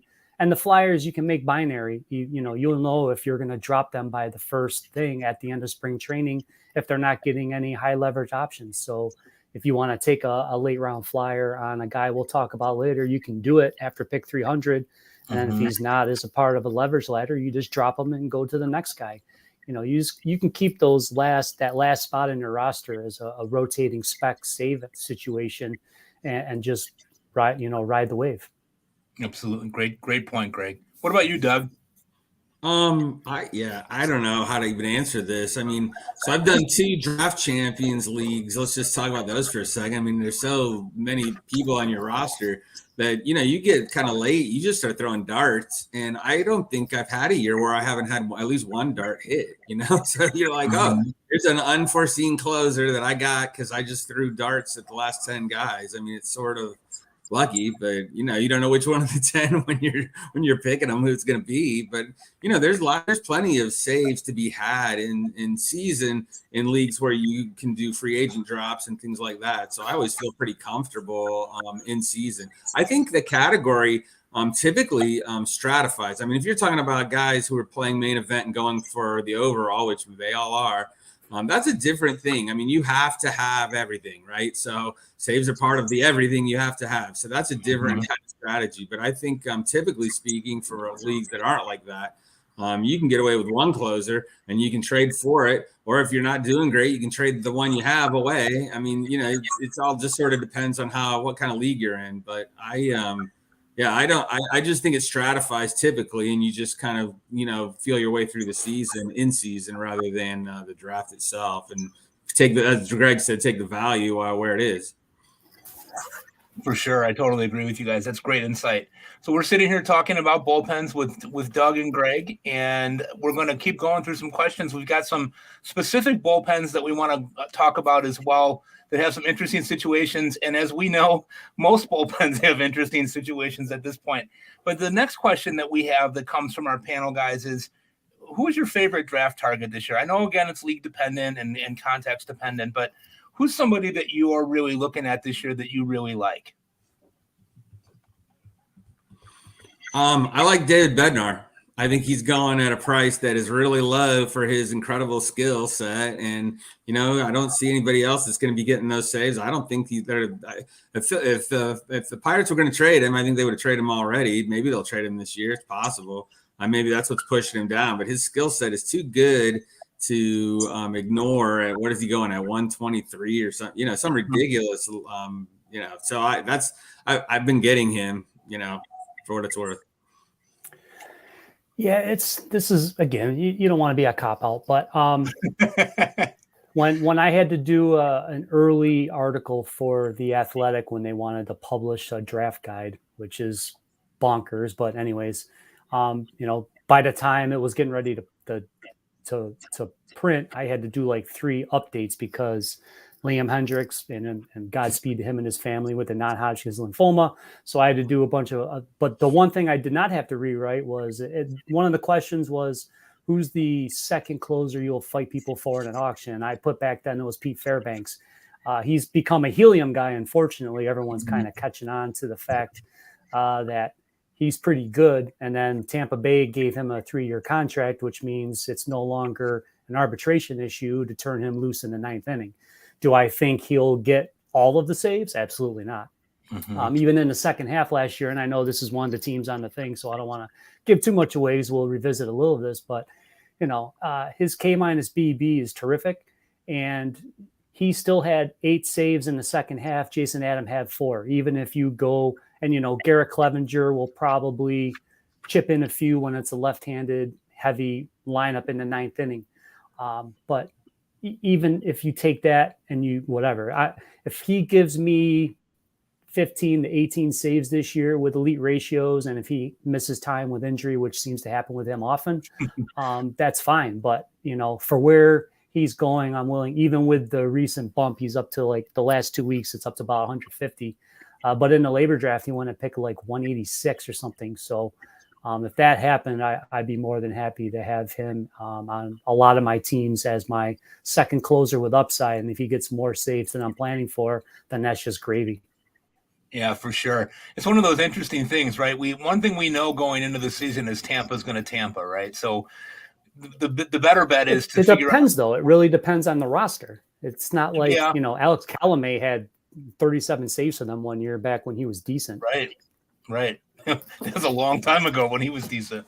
But one of the things that's interesting with that team is that you're right. There are years where they have one guy that's primary, and then there are years where they have 12 guys that get a save, So it's always really interesting there for sure in that regard.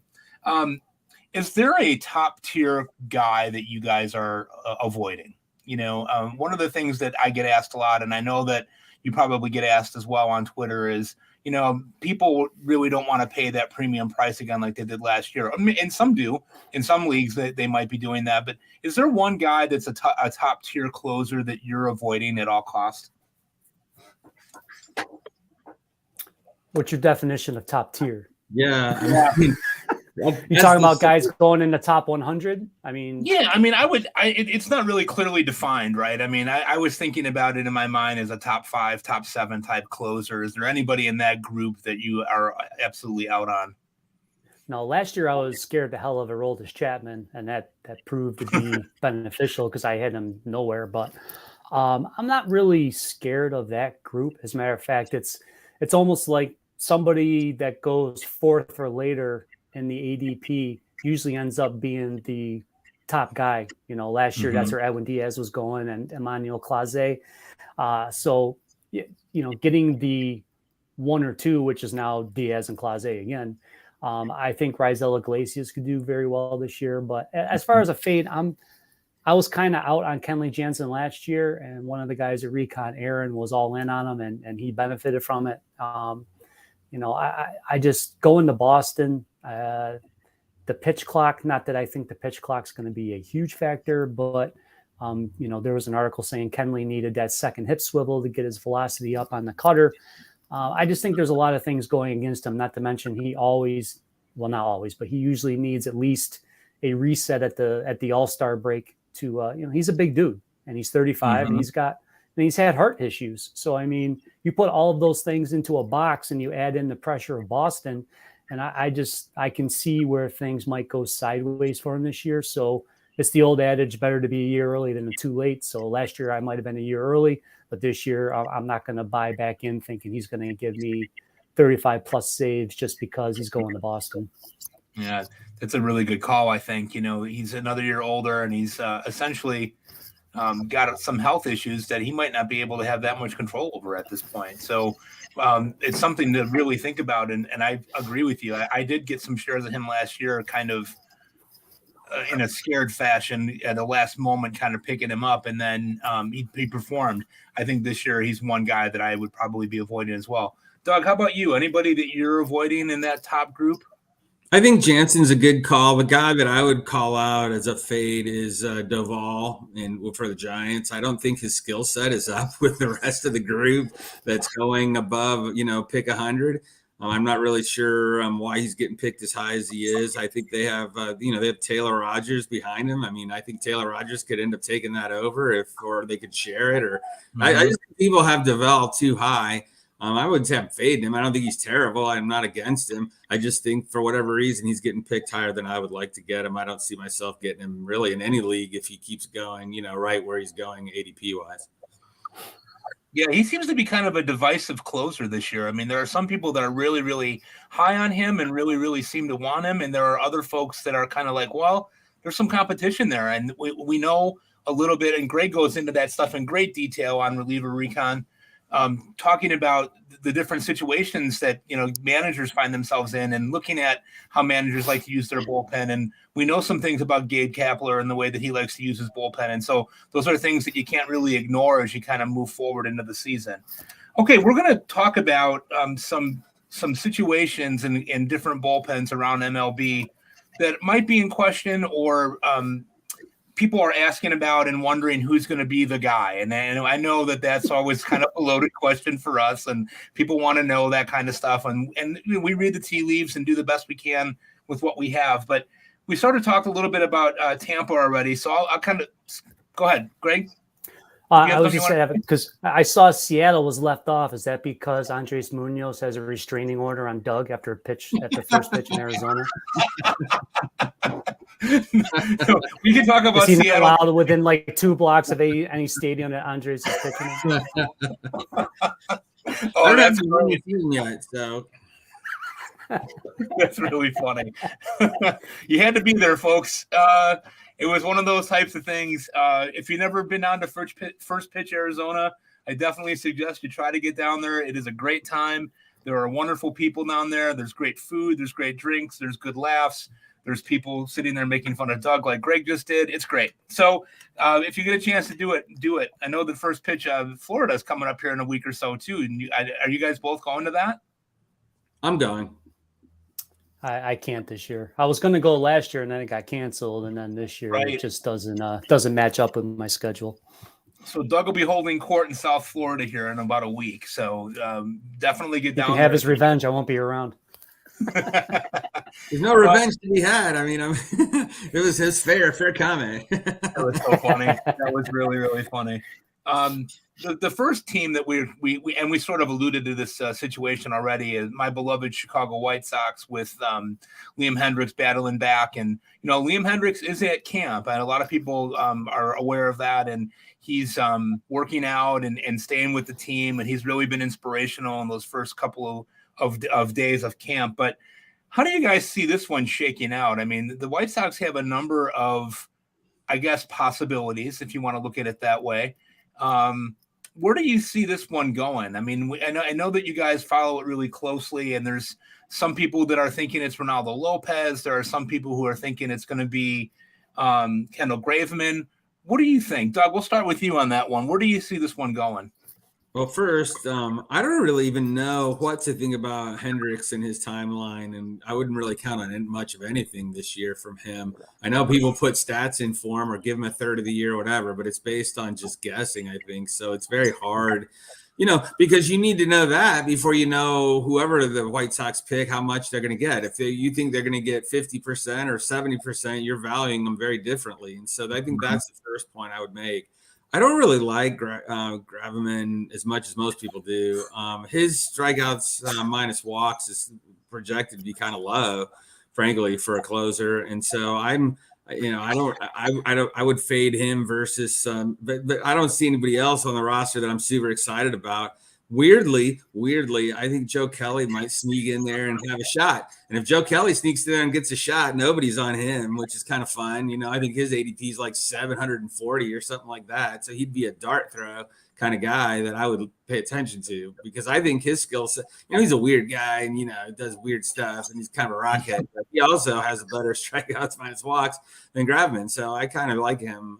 But I can't tell you today who I think it's going to be. I think even if on opening day it's Graveman, maybe by May 1st it's not. Mm-hmm. Greg, what are your thoughts on that? I think spring's going to go. Yeah, and you don't want to. Nobody relies heavily on spring training. However, in this sort of a thing, we have to, because A, how are they being used, and then B, Doug already referenced it. In spring, there's a couple of things we're watching. We're looking at velocity, how their pitches are moving, and their K to BB rate. I don't care about his ERA. I don't care that David Bednar gave up 2 home runs today in his first outing. What I want to see is his velocity, and I want to know how healthy his back is. But in reference to this, the White Sox have already intimated that Pedro Grifol, the new manager, is not scared of using matchups. And so, you know, we didn't even talk about Aaron Bummer. So there could be a situation where he's picking up ancillary saves. So you're an American League only format, you can probably get him for $1. And if you get 3 to 5 saves, then you're happy as pie. I'm on team Reynaldo, but we'll see how that plays out. What he has going for him is he was in top 5% last year of pitchers in walk rate, which means it was low, which is fantastic. His whip in the second half was 0.81. He reshaped his slider with drive line. There was a terrific thread on Twitter about how last year it kind of morphed into being a cutter, which made it more hittable. But he's worked on that, so we have to see if it sticks. And then he was in the top 7% in fastball velocity. He averaged 97.1 miles per hour last year. So that kind of checks the boxes. Now, will I rule out Joe Kelly? No, because he's done it before. But Graveman had a whip above 1.5 in the second half last year. And to me, that just doesn't scream closer, as Doug echoed. So I would take a shot on Lopez. And then, you know, if he's like a guy I'm talking about, past pick 300, you pick him. If he opens the season in the high leverage share, then I can keep him. But if they go with Kelly or somebody else, then he's a drop, and it's an easy replacement. But I'm not spending like a big draft capital to figure it out. For sure. That's great insight, you guys, because, you know, obviously watching the White Sox carefully like I do, Grifol did say that in the last couple of days. You know, he's not going to be afraid, I think, to mix and match in the bullpen. And so they might not have a clear-cut guy there that, you know, runs away with the job. And Raylo, you know, the guy who was, I guess you would call a quote-unquote failed starter that they put into the bullpen, who's done really a nice job the last couple of years for them. And Grifol had been asked about using him as that so-called middle inning stopper, 2-inning relief guy, which is a role that he's served before. They also have Garrett Crochet coming back at some point. We don't know exactly when that's going to be, and we don't know exactly what he's going to look like, but they are going to put him in the bullpen when he comes back, allegedly. It was what they said last week. And maybe he gets into that mix, or maybe he takes that role from Lopez, and Lopez can become the full-fledged closer. It'll be interesting to see. We wish Liam Hendriks, obviously, all the best with what he's going through. You know, you don't wish that on anybody. He's a warrior. The guy is going to come back strong, and you hope that first and foremost his health is there before anything when we talk about baseball. So great insight there on the White Sox, guys. Staying in the AL Central, we're going to go to the Detroit Tigers, who moved old friend Gregory Soto, lost Michael Fulmer to the Twins last year. What is going on in Detroit, guys? Is there anybody there that you're targeting? Doug's already shaking his head. Greg is sort of shaking his head. Guys, what are we doing in Detroit here?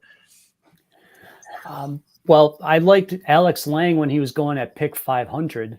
I don't like him as much when his min has moved up into like 160. The manager has done, Hinch has done a good job at protecting him. He's not going to come out and say he's my closer, and then he has all that pressure at camp.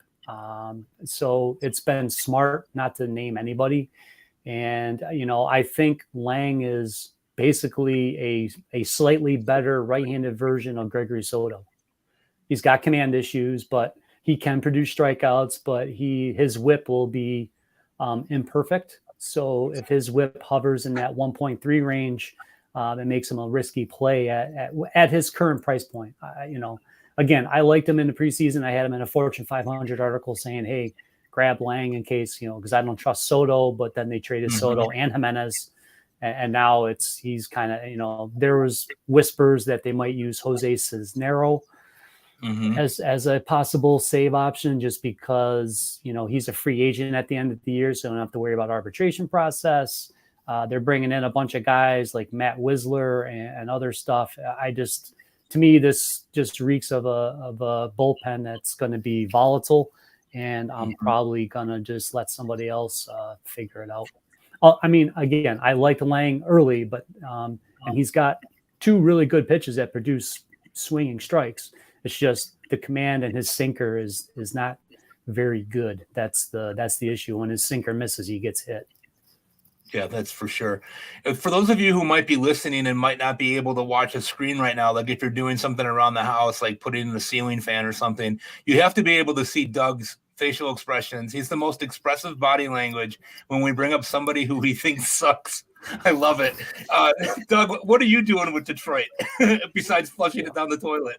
Well, look, if it's NFBC, none of it, there's just no way because Lang's going too high and the rest of them are horrible. Like Lang's not good. And these guys, but there's a gap between him and his competition. Those other guys are like just awful, like shouldn't even make a team awful, but they got to have somebody, I guess. I mean, I think Lang is I think that's why he's getting pushed up because he kind of have some confidence that he has a much better skill set as bad as he is than the other guys. I mean, but he's not really closer worthy either. I mean, so, but all you got to do is get a clean ninth inning, suddenly you rack up 20 saves and you got some value. So I think if I were in, an auction league or something like that, and I'm just trying to win the league, I could see myself getting Lang because I don't think he costs as much as other guys, but you have to be ready to pull the plug because he's not very good.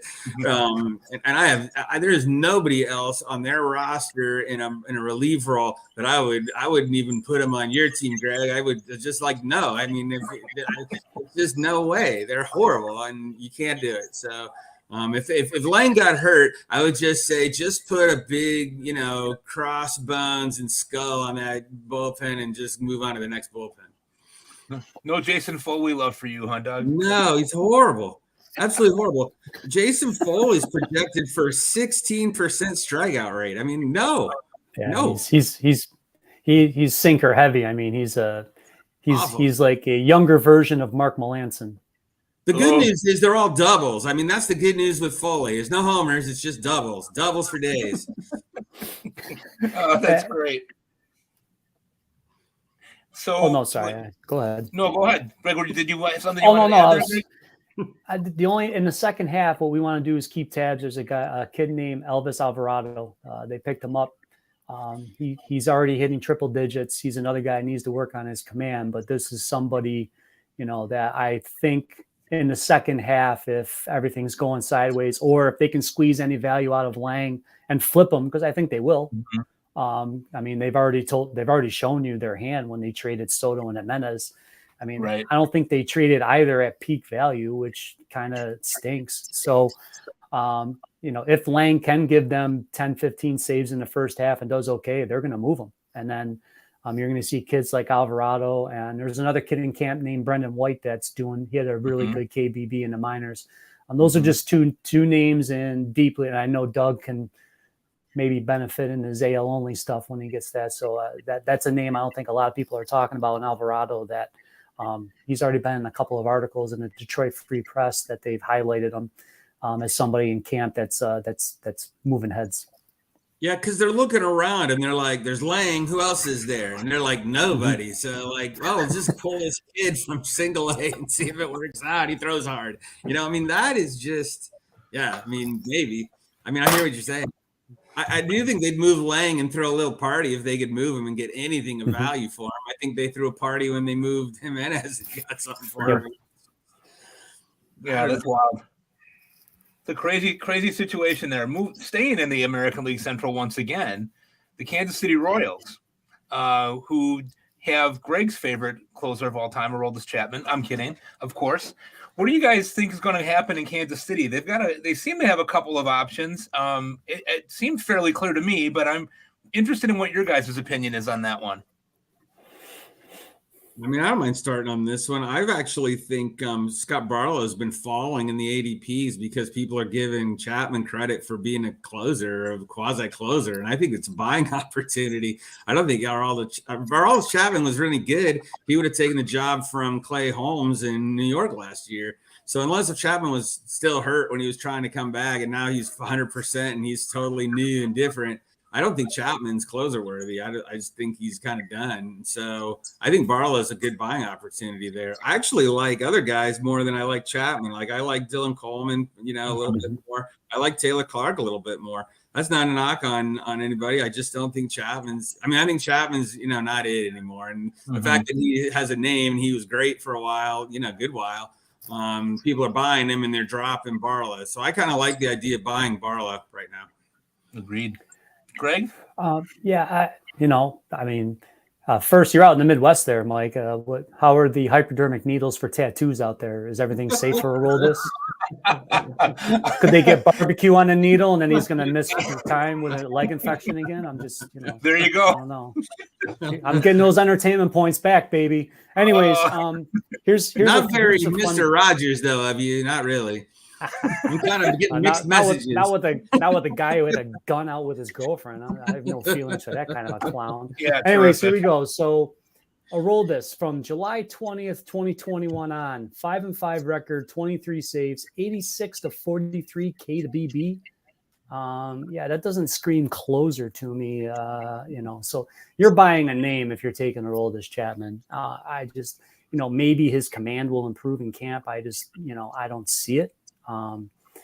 I think Barlow is in the same boat as Lang, where hopefully he starts strong, but they might flip him. Kansas City's got a whole new regime, new general manager, new manager. They're from the Tampa Bay framework of thinking. So I think they're going to get every bit of value out of Barlow, and they're gonna flip flop him.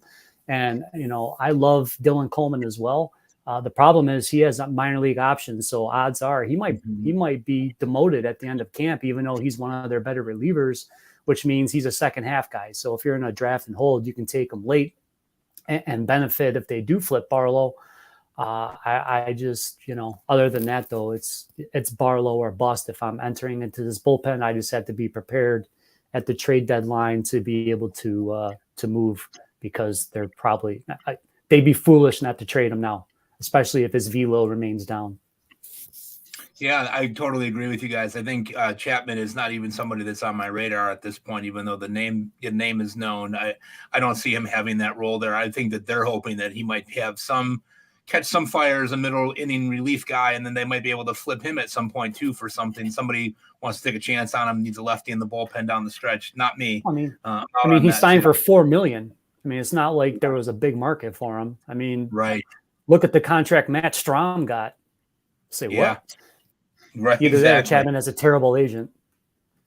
That could happen, maybe he let him get those tattoos, right? So I think there's a discount too, because he's a rockhead. I think teams are like, if I bring this guy in and he's a horrible pitcher and a rockhead, what did I do? So yeah, awesome. he skipped a workout for the playoffs. Come on, who doesn't want to pitch in the playoffs?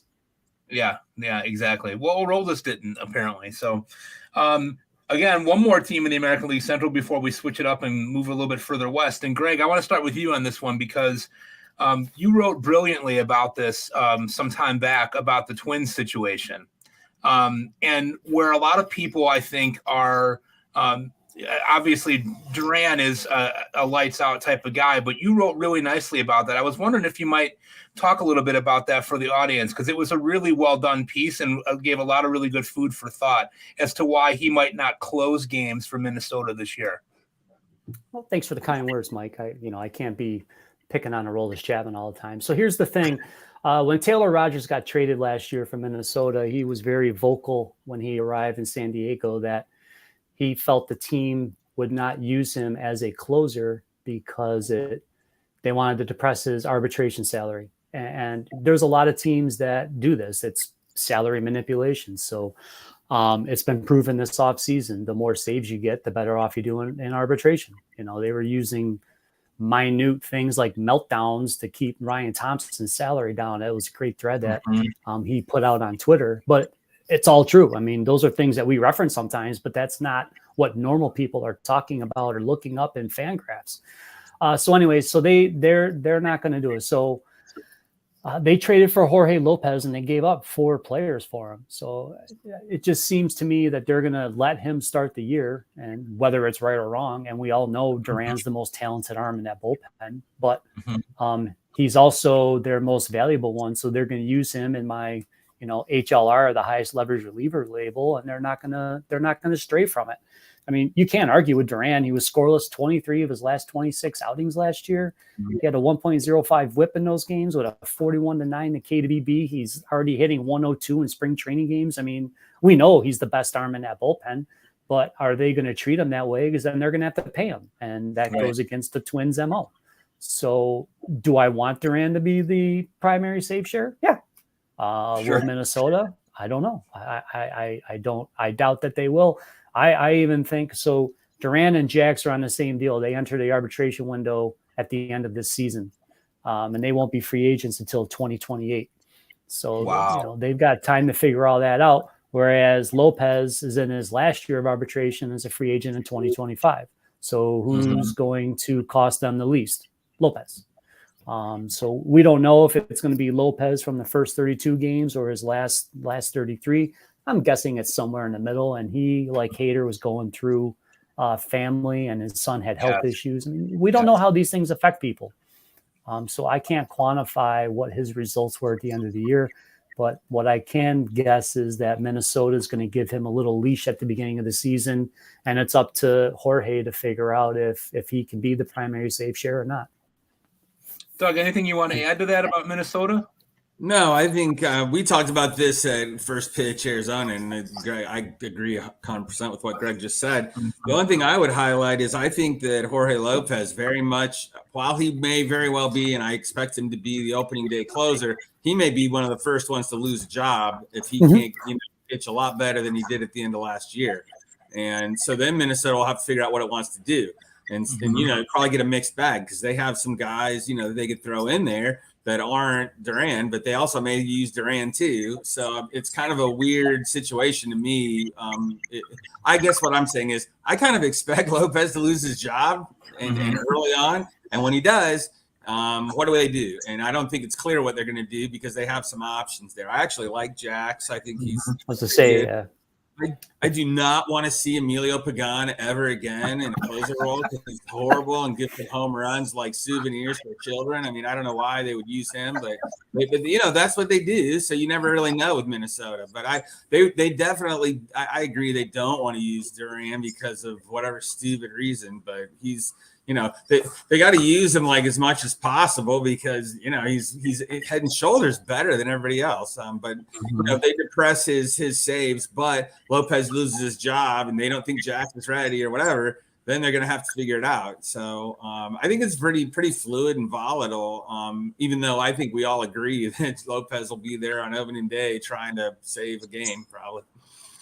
Yeah, for sure. Great insight, guys. Well done. Shifting a little bit further west to California, we have the Los Angeles Angels, and it's a bullpen that I'm sure that we all get asked about a lot. I get asked about that pretty frequently. What do you guys see happening here with the Angels bullpen starting the year? I think your turn, that. Yeah, thanks. I think Carlos Estevez and Jimmy Herget share it. That sounds weird, but I think they share it. I don't think they're going to have one guy. I think they're going to have two half guys, and they're going to see what emerges. If one of them's out pitching the other, they'll pick him. On paper, they look very similar. I think Estevez has a better strikeout percentage, so I like that. But he also gives up more home runs, so I don't like that. So it's kind of hard to say, but I think it'll be probably if I had to flip a coin, I'd say Estevez over Herget, but I think they're going to open with both of them. I like them, by the way, just as an aside, I like the Matt Moore signing. I think it helps them real innings quite a bit. And that frees them up to try to do this. Otherwise, they'd have to have like a 7, 8, 9 kind of guys. And Tepera is okay. I just don't think he's as good as the other two, which is kind of damning with faint praise. I mean, I don't think if you're not as good as those other two, it's not like you're good. So he'll be around. And if those two guys fail, then he'll jump in. Greg, what do you think about Los Angeles? I'm sorry. Oh, it's okay. Following up on what Doug said, I think what hurts Jimmy Herget is the fact that they're probably going to have a 6-man rotation, which means they have to have more than one reliever that can do multiple inning outings, and Herget can do that. So will he get a 2-inning save here and there? Probably. That's likely. I just don't think he can be a co-closer just because of his ability to make multiple inning outings. And I think they also believe Matt Moore can do that for him too. So am I on board with Matt Moore getting 5 to 7 saves this year? Yes. And I think Estevez, now we can't quantify what it's like. And Estevez said in an interview, and then there was a different interview I just read from Pollack saying that to pitch in Colorado, you have to have thick skin because it's tough. And Estevez said in an interview when he joined the Angels that when he went on the road, he would feel one way, then he'd get back home, and then he would lose his feel on the pitches because it's a different atmosphere. So with that in mind, over the last 2 seasons, Estevez has a road K minus BB of 21.1. Does that mean it's going to carry over? No, but it means he has at least a baseline of success when he's not pitching in cores. So he still had a 1.28 whip, so he's not perfect, but we just need him to get that whip below 1.25, and if he can get me 20 saves at his price point, then I'm on board. He would be a good late second if you let it get away reliever on your roster, or a third with upside based on where he's going in drafts. Excellent. Yeah, I think getting out of Colorado is going to help him a lot. He's a guy on my list that I'm interested in as a second closer for sure. Oakland, does anyone care? Hey, all saves matter. Hey, do we all know that Trevor May is the highest paid player on the A's? I did not know that he was the highest paid player on the A's, but I would have By guessed a he was lot. up. Yeah, $7 million was it? He's got $7 million. The next person I think is at like 2 something. It's the A's are going to stink, but if May gets 10 saves before he gets traded, then at least you got something out of him. Again, this is a third reliever you take late after pick 300, and if he helps you, that's great. And if for some reason they use Donnie Jimenez or whatever else that one beat writer wrote about, then you drop them. But it's just going with eyes wide open. I don't mind May as a reliever. I just think the Oakland is going to struggle to get wins to the finish line. For sure. Doug, anybody there that you're interested in? Well, they're all terrible, but Zach Jackson has a pretty decent strikeout percentage. So, if he showed me that he could somehow fix the walk problem that he has, which is massive, and just get it a little bit under control, I might be interested in him. But it's a long stretch to say, Zach Jackson, get him as a closer. I mean, he's absolutely nothing right now. It's more like there's nothing else. It's just a barren desert there from a release standpoint. I would not get Trevor May personally. I wouldn't get him. I just think he's not good enough. $7 million notwithstanding, and I don't even know what the A's were thinking. It's not very Moneyball of them to give $7 million to Trevor May. But they did, and I don't really get it. For me, they're just a skull and crossbones. Don't touch them. They're radioactive. Horrible. Awesome. Well, Texas has spent over $800 million in the last 2 off seasons combined, and they have not done anything to address their bullpen. Do you guys feel that they needed to, I guess, is one question. But do you think that the closer in Texas is Jose Leclerc, or do you think that they're going to look elsewhere? I think it's Leclerc, and I think Leclerc's the best reliever they have too. Has a higher strikeout percentage, has a higher strikeout to walks, keeps the ball in the park. I kind of like Leclerc. He gets hurt from time to time, and then they get another guy, and that guy then is the incumbent, and Leclerc has to come and displace him again. It seems to be a pattern of theirs. Every time that he's named opening day closer, he gets hurt right away. It feels like, but no, I think he's the best reliever in that bullpen, and I would expect him to close. I don't understand how a team that spent all that money and had the worst 1-run record in baseball last year and lost over 50 games by 2 runs or less did not do anything to address this bullpen. It's like, what? I mean, they didn't have to spend big. You could have just brought in a couple of veterans. Just get a couple of guys and put them in there. I just don't know what the thought. Again, Leclerc could be fine. A couple of years ago, I was very high on him, and then his command kind of went away, and I don't understand how that happened. So we're just going to have to wait and see. The only name that intrigues me there that is not Leclerc would be Brock Burke. I think he did very well last year, and they have whispered that they would give him a chance in high leverage opportunities. So again, if you're in an AL only or a keeper or whatever, that's a name you can kind of stash away and see what happens as the season evolves, especially as Doug intimated, Leclerc can't remain in the 9th inning. Yeah, I think Burke's good for a good 5 or 6, 7 saves, regardless. Even if Leclerc closed all year, I think he could do that. He's pretty good. Yeah, for sure. I like Burke too. I think that's another guy that could sneak in there and get you some value as well later in drafts. That's not going real high right now. Let's go up to the north side of Chicago, one of Doug's favorite areas of the world, and talk about the Cubs. They've got some options in their bullpen. How do you guys see that playing out? I mean, I think a lot of people in the wintertime really kind of anointed Brandon Hughes as the closer, but do you guys think that it's Hughes or do you think it's going to be somebody else there? Well, I can't reach my magic 8 ball, but I saw somebody, I think it was Jordan Rosenblum, had a good tweet yesterday where it was like, hamsters fighting, but he was like the analytics. The one hamster believes with the analytics that it should be Aber Alzolay or Jeremiah Estrada. And then the other one is the old school that thinks it's going to be Brad Boxberger or Michael Fulmer. And we're going to go through all of these things, and they're going to put like someone like Tyler Duffy, who's a non-roster invitee, in for the first save chance. And we're all going to be like, how the did that happen? See, I edited it out, so I kept it with the Mr. Rogers theme. It's very good. I want it to be Alzolay, but then there's like one article saying, oh, he'll be a high leverage option. Then there's the next article saying he's going to be a multi-inning pitcher. So we don't know what his role is going to be. There's also been a post saying that Estrada can end up like Dylan Coleman. He's going to get demoted at the beginning of the season because he has minor league options. They brought in like they were like the Statue of Liberty. If you were an older right-handed reliever, they signed you on free agency. So you got Boxberger, you got Fulmer, you've got Duffy, you've got Julian Merriweather's a non-roster invitee.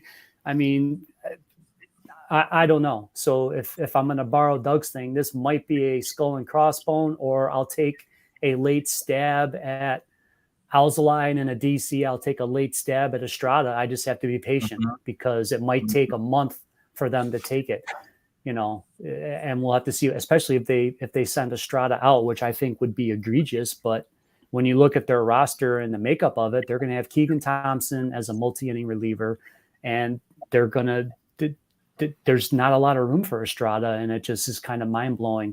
And as far as Hughes goes, he was a lot of smoke and mirrors. Go look at his barrel rate allowed. If you think he's a full-time closer, then share what you're drinking.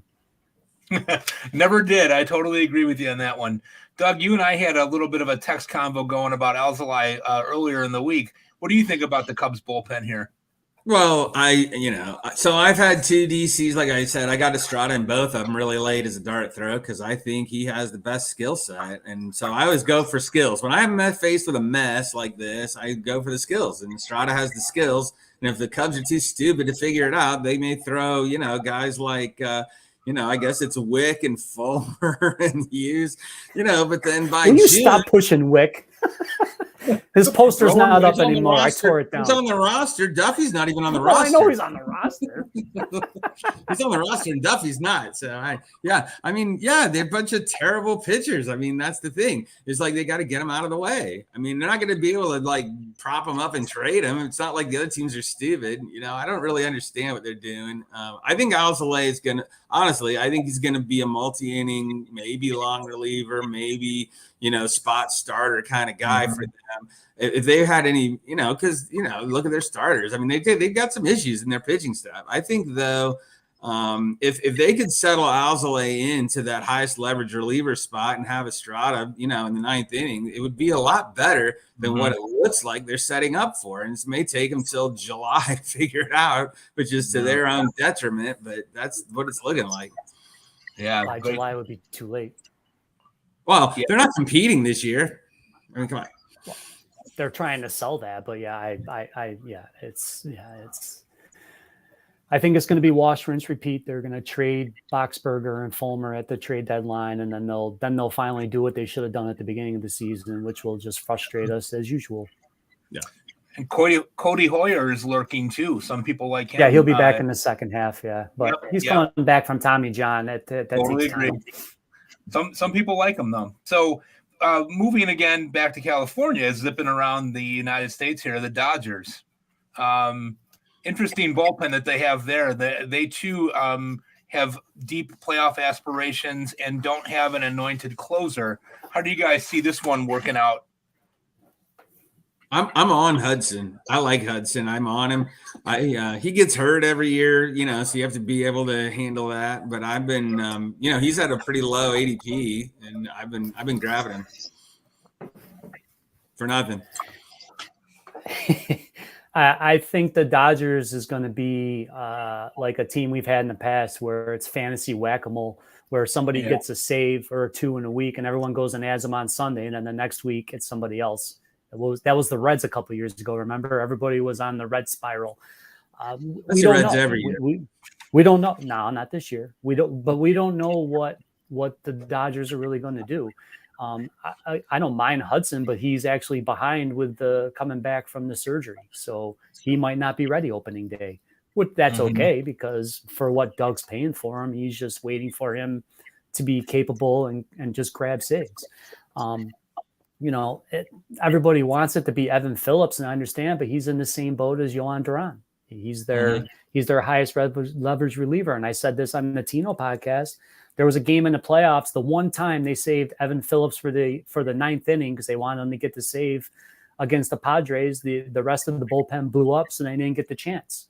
So it's like, is it A or is it B? Do I use him in the biggest spot, or do I hold him for the ninth inning? And I think that taught a lesson to Roberts that he's not going to do it again. And I think they're just going to be matchup based. And Alex Vesia is going to get some saves. Heck, they had an interview with Mark Pryor, and he said anybody but Hudson or Brusdar Graterol. He mentioned Caleb Ferguson. He mentioned Vesia. He mentioned Phillips, and he mentioned Yency Almonte. So it was very good. Almonte's good. Very Almonte is good as a reliever, but that's what I'm saying. So it's like, so Almonte gets the matchups right for the 1 week, and then we all add them, and then the next week the matchups favor Hudson, and then we add them, and then the next week the matchups favor Phillips. To me, it's just I think the Dodgers will be better than people believe they're going to be, but I don't think I'll be taking any shares of their bullpen because I feel like I'll be chasing my tail. We're nearing the end and then in the second half of the season, you might get Alex Reyes into the mix. Right. Yeah, exactly. That's a name that's to keep in mind as well. We're nearing the end of our hour together here with our bullpen gurus, Greg Jewett, a.k.a. Mr. Rogers, and Doug Dennis, a.k.a. Mr. Wonderful. Mr. Jewett. Give you guys a couple of rapid-fire bullpens here, just first names that come to your mind. We are collecting money still, as you guys know, that are listening for Keep Playing Baseball. Justin's been talking about it all day. He'll be talking about it the rest of today and tomorrow. It's been a pleasure to be here and have these two guys on with me and talk a little bit about bullpens. Rapid fire round here, guys. Miami, Greg. Puck. Doug. Oh, yeah. Anybody but Flora, who's horrible. Don't hold back. Oh, Philadelphia. Tough one. I'm going Dominguez because I hate Kimbrel. I want it to be Dominguez, but now that he has the contract, I mean, yeah, it makes sense. But I think Dombrowski's ties with Kimbrel will probably get him. I think it's going to be close between those two, but I'll say Kimbrel just to be different, but it's not like a confident vote. I would prefer Dominguez in a draft. Yeah, so would I. That's for sure. Good. And Soto's fourth. Yeah, agreed. We sort of talked about the Giants a little bit before. San Francisco, who do you guys got? Doug, we'll start with you. I got Taylor Rogers. I think he's better than Duvall, and I think that he could run with a job. And he's going at a much, much better price, like much better. Mm-hmm. Greg, how about you? I'm team Duvall on this one. He added that sinker. He just needs when he stopped throwing his cutter as much, he did so much better down the stretch of the season. Rogers is there to help him out with left-handed matchups, which makes them a match made in heaven. Okay, and last one, guys, Washington. Harvey. Doug, what do you think on Washington? Yeah, I think it's one of those skull and crossbones, but I would go Hunter Harvey if I had a gun to my head. But, that's just like a long shot because they're all horrible. Oh, stop it. Hunter Harvey had a good end of the year, and keeper league people, Zach Brixey. It's all consonants, but the kid's pretty good. And by the second half, he'll be a part of that leverage ladder. Yeah, if I can't spell it, I'm not taking him. Well, we'll leave you with that, So we've been talking bullpens here for the last hour. I I'll give you guys a chance to kind of talk a little bit about where we can find you on Twitter. I think everybody knows where to find your work. You guys are the gold standard in bullpens on Twitter and in fantasy baseball. Tell us a little bit about what you guys got going on and where we can find you on Twitter. Go ahead, Greg. Well, at GJEWTT9. Hopefully today boosted up my entertainment value. On a side note, so obviously reliever recon, I don't know. I put out a ridiculous amount of content. I really don't know how I do it or how my girlfriend puts up with it. But anyways, I usually put out at least a post a day, which is bananas. And I've been doing it since about October. And I think Justin can attest to that. And, Sundays will be coffee and closers, but I've already been recapping and updating the closer charts of spring training action. So when this ends, I'm going to go check out. There's actually games with StatCast data today. So that's cool. And then my weekly pieces will be probably starting, I would think, next week on The Athletic. They gave me some preview stuff to work on. And then the weekly column usually publishes there on Tuesday. And I think last year about 75% of my columns had to be updated because I would get it all typed and ready. And then on Monday night, somebody would get placed on the IL, and then I had to go and rewrite everything for, so God bless Nando and his patience. But reliever recon, that's where my closer charts that used to be free on Twitter also reside. It's only $5 a month, and you get more than you can ever bargain for from that site. And I also do part-time stuff for Baseball HQ, which is a perfect lead-in to Doug. Me. I'm sorry, I fell. You want to pay the $5? I gave you the segue. Come on, baby. Yeah, well, sorry, I was nodding off when you started talking at the end. It's like you do a lot of stuff. I mean, yeah. I mean, so all I do is I write a weekly column for Baseball HQ. That's all I do. Thank God, because anything more than that's too much. And I echo your thoughts about having to rewrite the thing 3 times between the time you write it and the time it gets published. You're like, oh my God, like this guy that I just plugged had like his head fell off. I got to write about somebody else. Like, terrible. You can find me on Twitter. I'm on Twitter during the baseball season. Some of it's nonsense and some of it's shit posting, but it's kind of fun. I like doing that. And, show up at the conferences and say whatever I feel like saying. Still in love with Andres Munoz, so don't tell his wife. That's awesome. That's awesome. I'm Mike Carter. I'm a senior writer at Fantrax. I think it just means that I'm old. I don't know that it really means anything other than that. Cover bullpens there, and also I'm a co-host of the Fantasy Baseball Beat through the Triple Play Fantasy Network, and it's been my pleasure to be with you, Justin. Thank you so much for having us and putting the trust in me to be able to host an hour for you. It was my pleasure. Thank you guys for coming on and just dropping so much knowledge about relievers and closers and which one of my guys that I shouldn't be drafting. So I appreciate that a lot. We're going to give away a prize real quick. Greg, why don't you talk about everything that you can get at Reliever Recon? Because like you said, I'm a subscriber. It is one of my most valuable resources. And we're going to give away a month subscription, I believe is what it is. A 3-month subscription to Reliever Recon. So take you all the way through draft season into the season. Talk about it real quick. All right. So anyways, there's me and there's 4 other guys. Eric Samolsky's working on some video stuff for coming out soon. Aaron Pags and Nate will be starting up their weekly podcast. There's rankings every Sunday that Aaron puts out. Every Sunday I do a coffee and closers, which kind of just takes different topics with relievers and dives into them. On a daily basis, there's either a player profile, a closer cliff notes, although now it's transition to spring vibes. Like this morning, if you're a subscriber, you woke up and saw that I wrote up all of the games from yesterday, relievers of interest, and I also covered the closer cliff notes within it with notes from teams and beat writers and whatever manager quotes I can scour, and then little tweets at the end that highlight guys that are doing things that may be unappreciated. So if you struggle with closers then or relievers as they exist, then that's the whole purpose of our site. Although we have knowledge and everything, that's become our niche. And, again, I'll update like I said, I get done from this and I'm going to go update the closer charts with the games that are coming to a finish in the early spring outing. So it's a labor of love, but we appreciate the support and I appreciate the kind words from Justin. Mike, you already have more FSWA nominations than I do.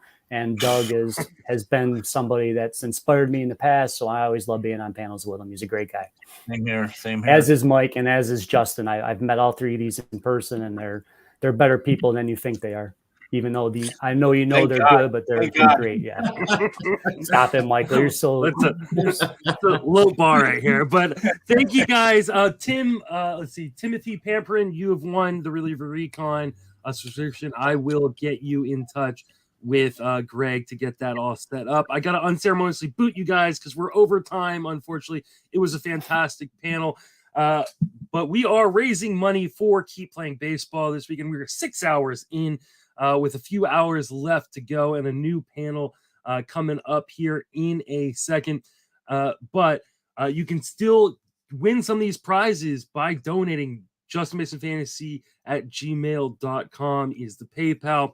At Justin Salinger is the Venmo. Every dollar you donate goes to Keep Playing Baseball and gets you a raffle ticket into winning these amazing prizes. We're going to keep giving away more prizes every hour, and we're already over $1,900. Just went over the $1,900 mark in the last hour. For every $1,000 we raise, I'm going to give away a spot in next year's TGFBI. For one of the lucky people who have donated. So if you want to get in TGFBI, but you don't qualify because you don't write in the industry or podcast or make content or haven't won a satellite league, you can still sign up for satellite leagues over at TGFBI.com, by the way. You can win your way in through Podapallooza. It's the only way you can get in other than winning a satellite league if you're not in the industry. So keep those donations coming. Really, really appreciate everybody who's been donating and all the people who have been watching and all the people who've been on panels. Without you guys, it would not, this weekend would not be as successful as it's going to be. Joining me is a brand new panel. We have Casey, Bubba, we have Britton, Allan, with the Justin Mason things in the background, and we have Jake Crumpler, and Bubba's going to be leading this panel. So you guys have fun, and I will see you in an hour. Thanks, Justin. Thanks for having us, Justin. Now Mason's being a slacker. He used to do every hour of every part of Podapallooza, but now apparently he just doesn't cut it anymore. That's what, an ego goes to his head. See, ego. Look at him. See, I thought he's paying attention. I need bathroom breaks. Well, the worst part is he puts us on after a guy in a tie, the Doug Dennis send off that none of us are going to be able to probably outdo, and now we got to do this. So thanks, Justin. Appreciate it. You have me in spirit behind Britton's head.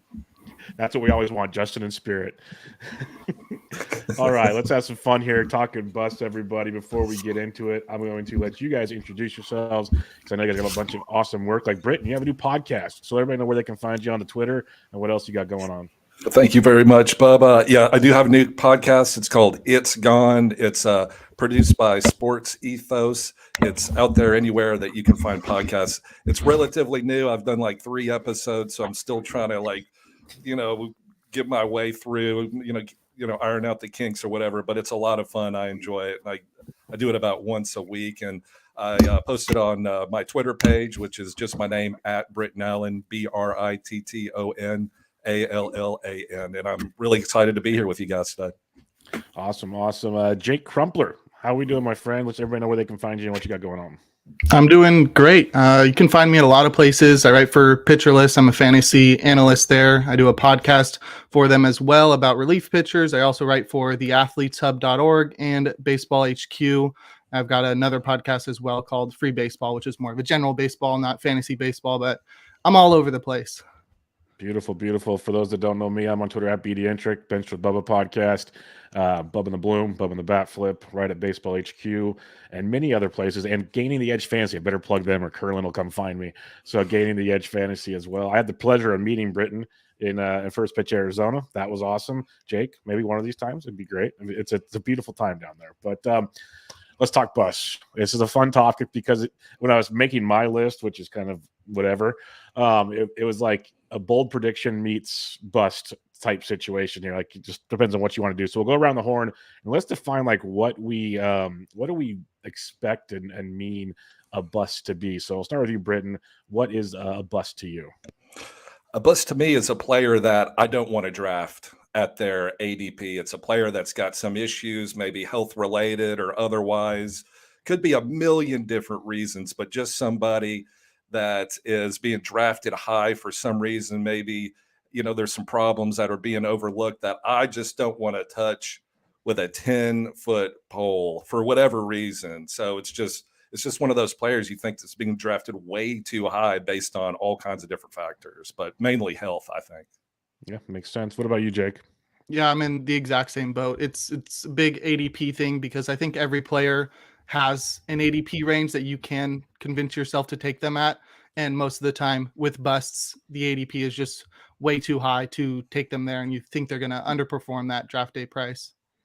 Yeah, 100%. I'm with you guys. A lot of it to me, it's like player A versus player B. If I can get the same stats later, why am I taking player A type situations? Like you said, ADP is going a bit too high. Maybe there's injury concerns because I'm a lot like Britton. I always talk about it on my shows. I'm a very like safe, cautious, boring drafter. Where if I know a guy's already hurt, it takes a lot to get to drafting them. Like we already kind of discussed in the DM. I know one person Britton's going to mention, and I'm torn on him right now. So that'll be a lot of fun. But there's a lot of valid reasons to that. So. Let's have some fun here, and we'll start with the outline that I believe, did Mason put this together? Jake, you sent this to me in the DMs. See, this is how good I am at this, folks. So Mason put this together, and we'll start with who is a hitter you think is the most likely to bust in the first round of fantasy? And Jake, we'll switch it up. We'll go to you first on this one. Sure. I think this one is very easy pick. It's Bobby Witt Jr. He's going so early for what he brings to the table. I think he's got a super bright future, and he actually had a really good season last year. But to see him going inside the top 10 on average is absolutely crazy. There's lots of stuff that's holding him back, whether that be being on a bad team, being in a bad ballpark, having poor plate discipline, and facing the inevitable sophomore slump. There's lots of things that you can point to as negatives, but I can't get myself to take him inside the top 10. There's some cases where he's going like near the top 5, which is bonkers. Yeah, Witt's one that I keep going back and forth on as a guy I like a lot. Is he worth the ADP is my question, because like I've seen smart people say Manny Machado over Bobby Witt, stuff like that. 2030 is pretty awesome. If the power could develop anymore, it's pretty sweet, but it is a sophomore slump and other concerns. It's a price that you have to pay for some more consistency around him already. So it's interesting. What about you, Britton? What do you have up here?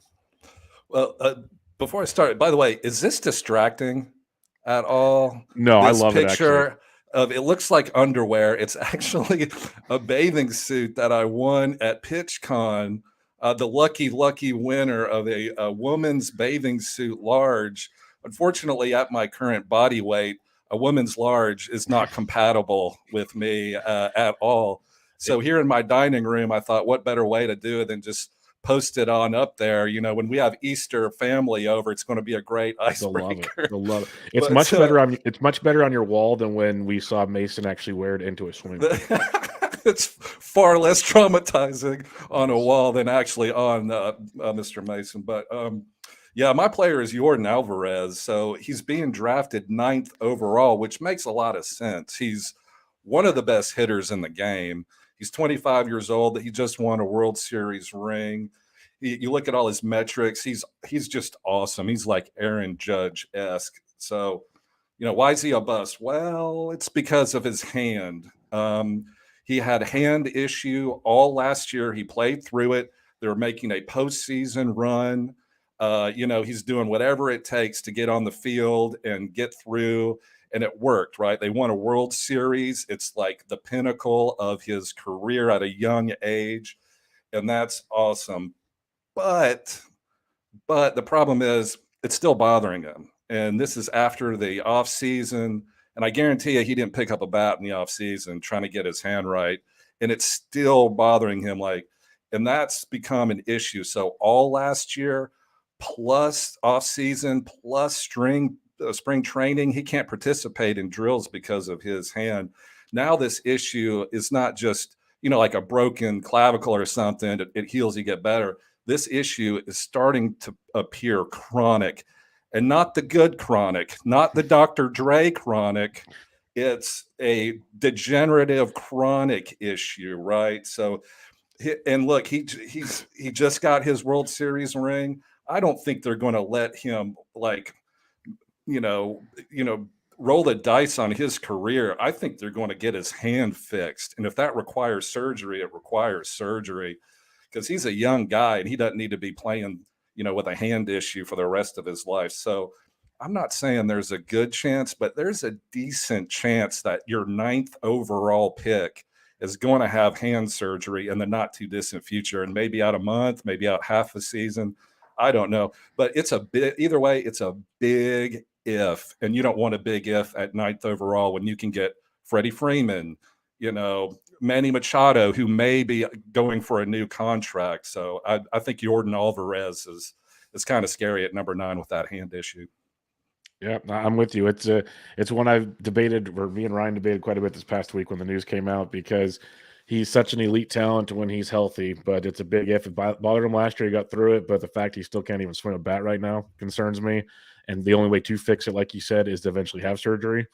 And so there's a lot of question marks there. Could he still play all year and be awesome? Of course. But you said it's a big if. And that's a troubling situation to be in round 1, especially like round pick 9 or 10 in a draft. Really, really stands out. And I figure Bubba would get the Dr. Dre Chronic reference since he's West Coast. The album The Chronic is that too old? I'm No, 45. dude, Nobody probably knows what the heck that I'm is. I'm almost 40, so we're good. Like I listened to then there's Jake. I could just nothing tell but a G thing. Poor Jake's like, what is that old fart talking about? I know Dr. Dre. I'm 25, but everybody knows Dr. Dre. Yeah, The Chronic was an album that I think it transcended time. Let's put it that way. It's an amazing album. Our CD, as we could say as cassette tape, right? My main top first round bat is Julio Rodriguez, and this is one for me. It's the price we're paying for a guy coming off an amazing season. There's no discount. That it's kind of in the vein of what Jake was saying about Bobby Witt. We saw 28 and 25, 284, amazing stuff. There's no discounting the talent that is Julio Rodriguez. But we're expecting him, and he was hurt a lot towards the second half of the season, which really cut back on his stolen bases that he got really quick when he first came up. But for me, it's just at that price point at the beginning of the draft, we talk about you got your Acuñas, you have your Judge. I think Kyle Tucker deserves to be a top 3 or 4 pick. You have J-Ram. You have a ton of dudes that we know who they are and what you're going to get, where Julio was amazing in year 1. Can he duplicate that in year 2? Very well could. I'd rather take a quote-unquote safer pick in the top 4 or 5 of my draft, and I'm going to call Julio a bust. I think he's better suited for the back end of round 1. That's me, per se, but I know this is why I feel like this is a bold prediction segment than a bust, but Julio's my bust because when we're talking first-round picks, we're nitpicking anyways. Mm-hmm. So that's kind of what it goes. Do you guys have any thoughts on anybody else's first-round bust before we move on here? No, we're good. We're good. No, and my own co-host is clowning me in the comments, so that's great. Thank you, Bloomfield. Appreciate you. All right, let's talk top tier pitchers you think will bust, and Britton, we'll start with you on this one. Well, see, I didn't look at I thought the top tier pitchers looked pretty good. So I didn't really have a bust. I did have one pitcher bust, but he's not a top tier bust. I didn't know if you wanted to go to the. We can go there later. We can go there later because it was tough. It's tough. Again, I'm just going on a limb with a bold prediction on mine. So Jake, who do you got? This one's also easy for me. It's Dylan Cease, and I think it's very clear that he's the biggest bust. He's going inside the top 10. I think he's the number 10 starting pitcher according to ADP since the beginning of February on the NFBC platform. But the biggest thing is just the walks. He walks so many batters. Among the 45 pitchers that qualified for the ERA title last year, he had the highest walk rate, the worst walk rate out of everybody, and he's going that high. Obviously, you can look past the walks. He strikes out so many batters. He induces very weak contact. He which helps him avoid, having other factors pushing up his whip. But that's the biggest thing is his whip's got a low floor. It's not going to be below 1.10 at all because he walks too many batters. And I actually did a study because I did an article on Pitcher List breaking down sleepers and busts for the White Sox. Cease was my bust for the White Sox, and just looking at pitchers that had a walk rate that was at least 10% in 1 year, and then looking at how they performed the following year, not only was every pitcher significantly worse in that first year with a 10% walk rate, like Dylan Cease was the clear outlier, but then they all got much worse in year 2 while maintaining a similar walk rate, because that's sort of like a core piece that makes it so that a pitcher it's really hard for pitchers to reduce a walk rate.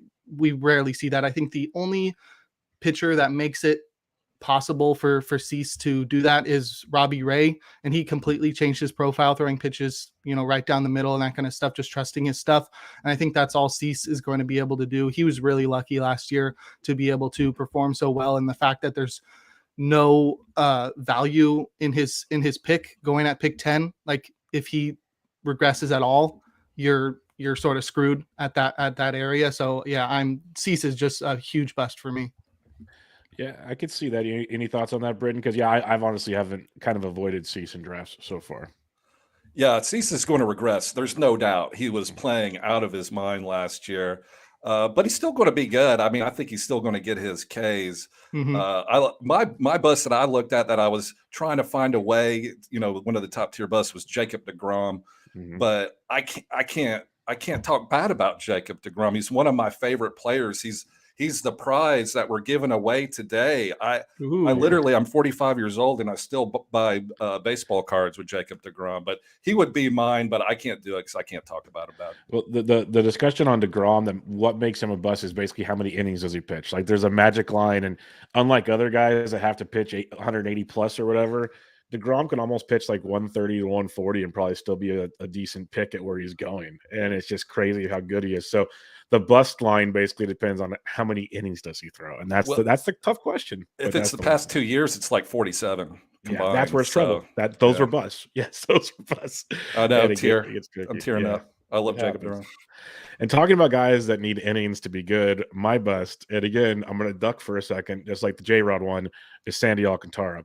This is a guy that I'm not taking at all. Back-to-back years, over 200 innings pitched. He has to have his innings. And, hey, that's possible. That's doable. That's fine. He's also on a very bad Miami Marlins team, so wins won't be an issue. But I just want to point out a couple nuggets for Alcantara.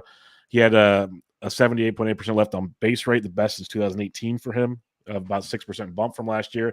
That'll help with the whip and getting guys on base. His home run per fly ball dropped almost 5% last year. That's pretty crazy. Doesn't strike out a lot of dudes. He only does because pitches a ton of innings. I'm just going to go out there and say Alcantara, even if he just gets closer to the 200 than the 228, he's not going to be worth that ADP. It was fun last year where he was going in drafts, but now he's on like the 2-3 turn and 15-team drafts, and he has to be your ace, which means he better pitch a lot of innings, and the Marlins better figure out how to score some runs. Otherwise, he's going to be in a lot of trouble. So I'm going to go with Alcantara again. I'm going to get a lot of flack for that as well. But he's a guy that I'm just avoiding because I'd rather take guys that I know will throw 180 and get me more strikeouts and potential wins. Bubba, you're definitely going to get some flack for that. But as a disclaimer, we're not like Jake and Bubba and myself. We're not the guys that come up to the craps table and bet on the don't come line. We're not that. We're not those guys. Yep.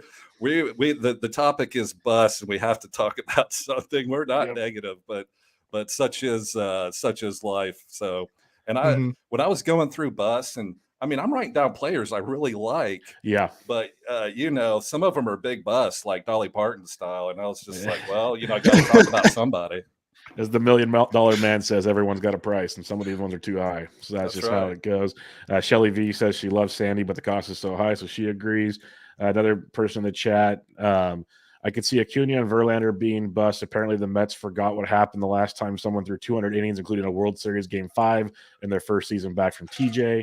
So, yeah, those could be interesting ones as well. Acuna says he's healthy. We'll see. A lot of people do too. I'm in the best shape of my life. I'm round, so we're good there. Let's go position by position and have a little fun now, because now I'm going to really anger people throughout the rest of the podcast. It's tough to be a busted catcher, I'll be honest, because the position's so spread out ADP-wise, and, the ceiling is only so high unless your name is JTR or something like that. So, Britton, what is your catcher bust? Bubba, again, I apologize. I looked for a catcher bust. I couldn't find one. I mean, JT, I think, is being drafted appropriately. Varsho, yeah, I get all that. So I didn't want to just put, well, you shouldn't draft so-and-so, just to do something. But I do have a controversial bust coming up at second base, Looking forward to it. So sorry about that, but I couldn't find a catcher. I was like, it's tough. This guy's drafted in the 10th round. That's crazy. I just made one to make someone angry. So, Jake, what's yours? I chose 2 at every position just in case you guys stole mine, but I'll stick with one so I don't steal yours before you get to talk. The first one I chose, like you said, catcher was really difficult because they're all really good this year. This is the first time in years that we've had a really good catching position to draft from. Mine is Wilson Contreras, and I think it's mostly because he's changing teams. Obviously, staying in the same division, he's very familiar probably with playing the Cardinals as a former Cub, but this is his first year on a new team with a big contract.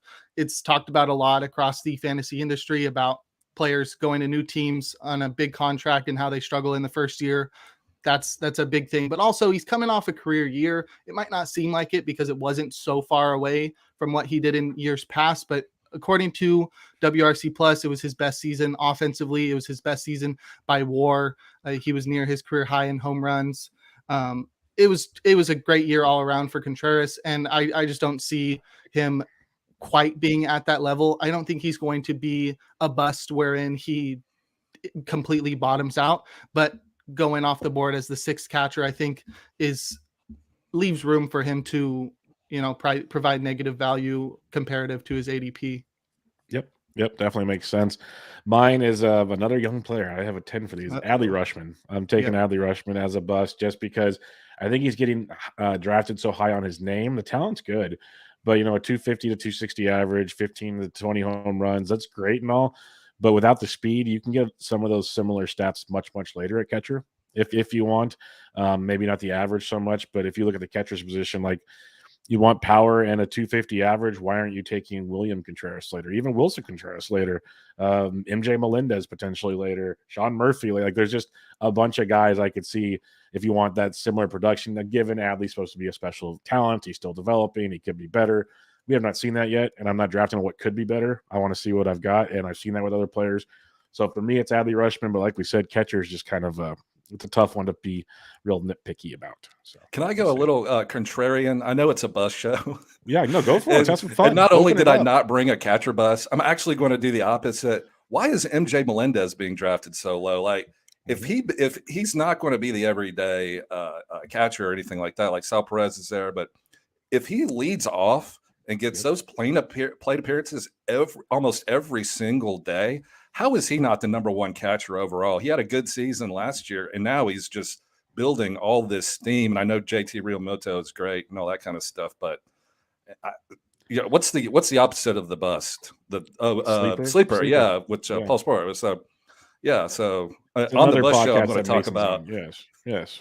I want to talk about a breakout star just because Do you have any thoughts on Melendez? This up? I don't know.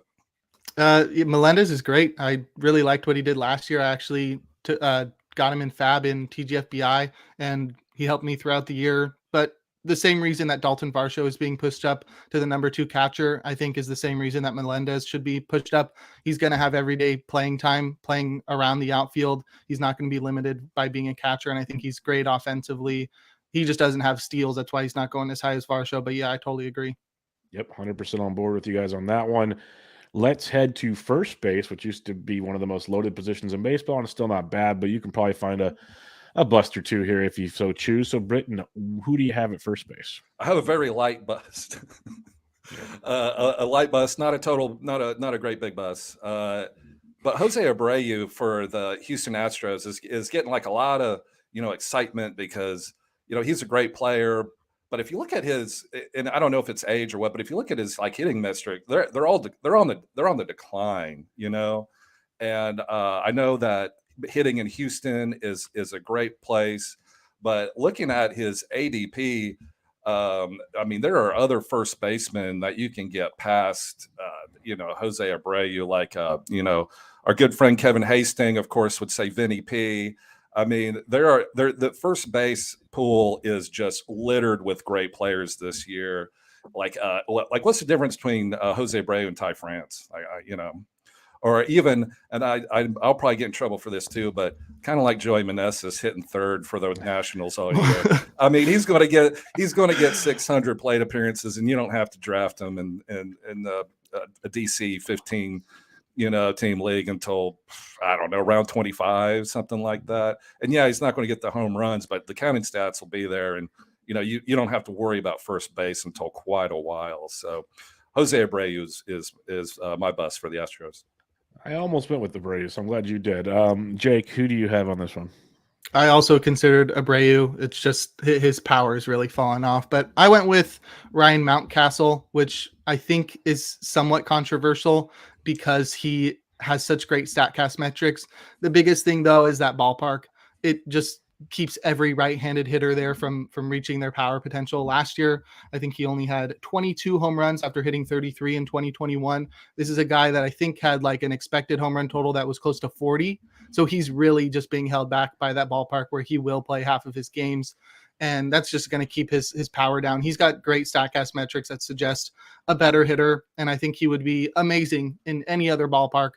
And he's just going super early compared to what the projections suggest. He's 13th right now in ADP, but he's 19th among first basemen by the BAT-X. So there's definitely room for bust potential because that ballpark's going to keep him from pulling home runs. Yep, that's a very, very, very interesting one it's a tough one for me because the talent's ridiculous, but that ballpark just hamstrings him so bad. So yeah, tough one indeed. Mine is going to be Jose Miranda. This is also a side bet I have with Mr. Mendelson on the Triple Play show. I like Miranda. We've seen the power in the minor leagues. We have not seen it develop in the bigs. We saw the 15 home runs last year, 1 stolen base. So he's not stealing for you at all. 268 average. He might hit for a little better average, but he just seems like a very mediocre player to me. You even look at the the barrel rate of 6%, hard hit rate of 42%. He's not knocking the cover off the baseball by any means. He's going to play a lot. I'm not going to discount that to anybody that wants to argue that one. But his overall production, where you're drafting him in drafts right now, there's so many other first basemen I'd rather have like behind him, like even Josh Bell, Ty France, who you mentioned. You got guys like Meneses is back there if you like him. I love Josh Naylor. So there's a bunch of guys, and then right in front of them, Tellez, who I'm a huge fan of. It's hard for me to get to Jose Miranda unless I'm really struggling with the corner infield position late in drafts. So I think he's going to be a potential bust because there's some people shouting from the rooftops that this is the year for Jose Miranda to have some fun. So I'll plant my flag on that one. All right, let's head to second base where I'm going to anger more people. So Jake, who do you got on this one? I was debating between two guys. I'll go with the guy that's being taken earlier, and that's Tommy Edman. I think he's a very one-dimensional player, focused mostly is those always pumped up in roto leagues because they're so hard to find. But with the new rules, I think there's going to be lots more stolen bases to find out there. And he's really similar to Whit Merrifield. I think he's just like the modern day Whit Merrifield, what Whit was just a couple of years ago. Light power, doesn't hit for a high average. Whit used to hit for a high average, but not anymore. And Whit's going 100 picks later. Obviously, I don't think they're quite the same player anymore. Whit's slowing down on the bases and probably won't play as much. He used to be a guy that played every single day, which is sort of what Edman's going to do. But yeah, just the fact that he's not going to provide a lot of power. I don't think that ceiling in the power department is higher than 15. And if his stolen base threshold becomes less of a value because of them being more easier to find elsewhere, then I think his value really goes away, and he's just going to be a guy that hits 250, 10 homers and 30 steals like he did last year. Is not going to be as valuable as it has been in years past, and he's going really high. Yep, Tommy was my guy, and I wrote down two also. For the same reasons, because I've done these shows many times, and that's the one I do every year and anger people every year with it. So big fan of that. Britton, what do you have on this one? All right, speaking of angry fans, I'm just going to put it out there. It's Jazz Chisholm. All right, just hear me out. I love Jazz too. He's fun. He's cool. Last year he had blue hair. And sometimes when Jacob DeGrom throws him a 100-mile heater, he just takes that thing and bangs it out of the ballpark. He's awesome. He's got that swag. He's got that, O'Neal Cruz, just a Kuna like sizzle, like just delicious bacon grease, right? So that I love Jazz as a player. He's awesome, but he's being drafted in the third round of the DCs, and rightfully so. He's got 30-30 potential, but here's why. So last season he got a stress fracture in his back. He only played 60 games the entire year. But, and this is a little, and I didn't know this either and started doing some research. He also had a torn meniscus surgery last year too. So that's two things: stress fracture in your back and torn meniscus in your knee. And a lot of people didn't realize that. I know I didn't. So he's coming off these two surgeries. But of course, I'm like, all right, well, that's last year, and he's got the doctors, he's young, and he's going to be fine. Well, so what's going to happen this year? Well, this year he's being moved from second base into center field, which he's never played in his entire professional career. It's a young career, but it's still an entire professional career. So now they're moving him from his natural position into center field, which isn't as easy as it sounds out there running around. So he's got a brand new position. And Jazz, being Jazz, of course, says, I'm going to get a Gold Glove. I'm going to be one of the best center fielders in the entire MLB. So that's a great attitude to have, but it also kind of signals he's going to be out there lunging, jumping, running through the wall, like into the parking lot of Miami Marlins Stadium, out there crazy, just doing all these things to try to, be as dynamic a center fielder, as you are a second baseman, because that's just who he is, right? That's his makeup. So that really worries me about Jazz. It's the injuries from last year, knee, back, Jazz Chisholm, injuries from last year, plus new position, plus in the third round. I mean, you could get Julio Urias like 2 rounds later in like a full season of starts for the Dodgers. Like, I don't get it. And I mean, I get it because he's a great player, but it just seems really risky. And another thing too, I looked at his Fangraphs page, obviously, and he's listed at 5'11", 180 pounds. That's a lie. That's not true. He's not that tall and he's not that big. He's kind of a smaller, lankier guy. And so I'm worried about Jazz running around out there in center field. So Jazz Chisholm for the Miami Marlins in the third round, I think could be a big bust. I don't disagree with you. That's why it hurts, because I'm a gigantic Jazz Chisholm fan, but it's scary. It's very, very scary with where he's going in drafts right now. He's cool. I wish him the best. Yeah, I hope he proves us all wrong. I'll tell you that much. 100%. For me, it's a guy outside of Tommy Edman every year is Brandon Lowe, which I just continue to or Brandon Lau. Sorry. So many of them. Brandon Lau, who last year hit 221 with 8 home runs in 65 games. I mentioned the games because he has not played over 82 games except one time in his 5-year career. He just doesn't play most of the season between platooning and getting hurt. It's a continual thing with him year in and year out. He showcased that big year in 2021 where he played 149 games, hit 39 home runs, hit 247. That's great. Other than that, it's been 6, 17, 14, and 8 in the home run department. That's not going to cut it. The barrel rate actually dropped down to 10.3%, his worst of his career last year. Worst hard hit rate of his career at 38.9% last year. Injuries could have been a big factor to that. I'm not going to discount that. But we're talking about a Rays team that has a million moving parts in that infield to put positions in. They will platoon him. That was part of it also. It wasn't just injuries last year. He was getting platooned when lefties were on the mound. And I don't see that changing anytime soon in Tampa Bay. So between the health, the platoons, I just, he's going at like 170 now, which is not as high as he used to. So he's not like a crazy buy, but he's still too high for me. For a guy like, I'd rather take a chance on a Jonathan India going right after him, or I'm a big Jake Cronenworth fan. Call me crazy. Brandon Drury, guys like that, who I'd rather take chances on where I feel much more confident about playing time in general and health than Brandon Lau. So Brandon Lau, once again, for me, will be a bust in the fantasy world until proven otherwise more than one season here and there. Give me like a run of production, Brandon Lau. That's my guy. Real quick before we move on to the shortstop position, we have a question in a listener in the chat here. Matt Leahy says, how do you like Campusano as a breakout candidate at catcher? Do you think he can overtake Nola?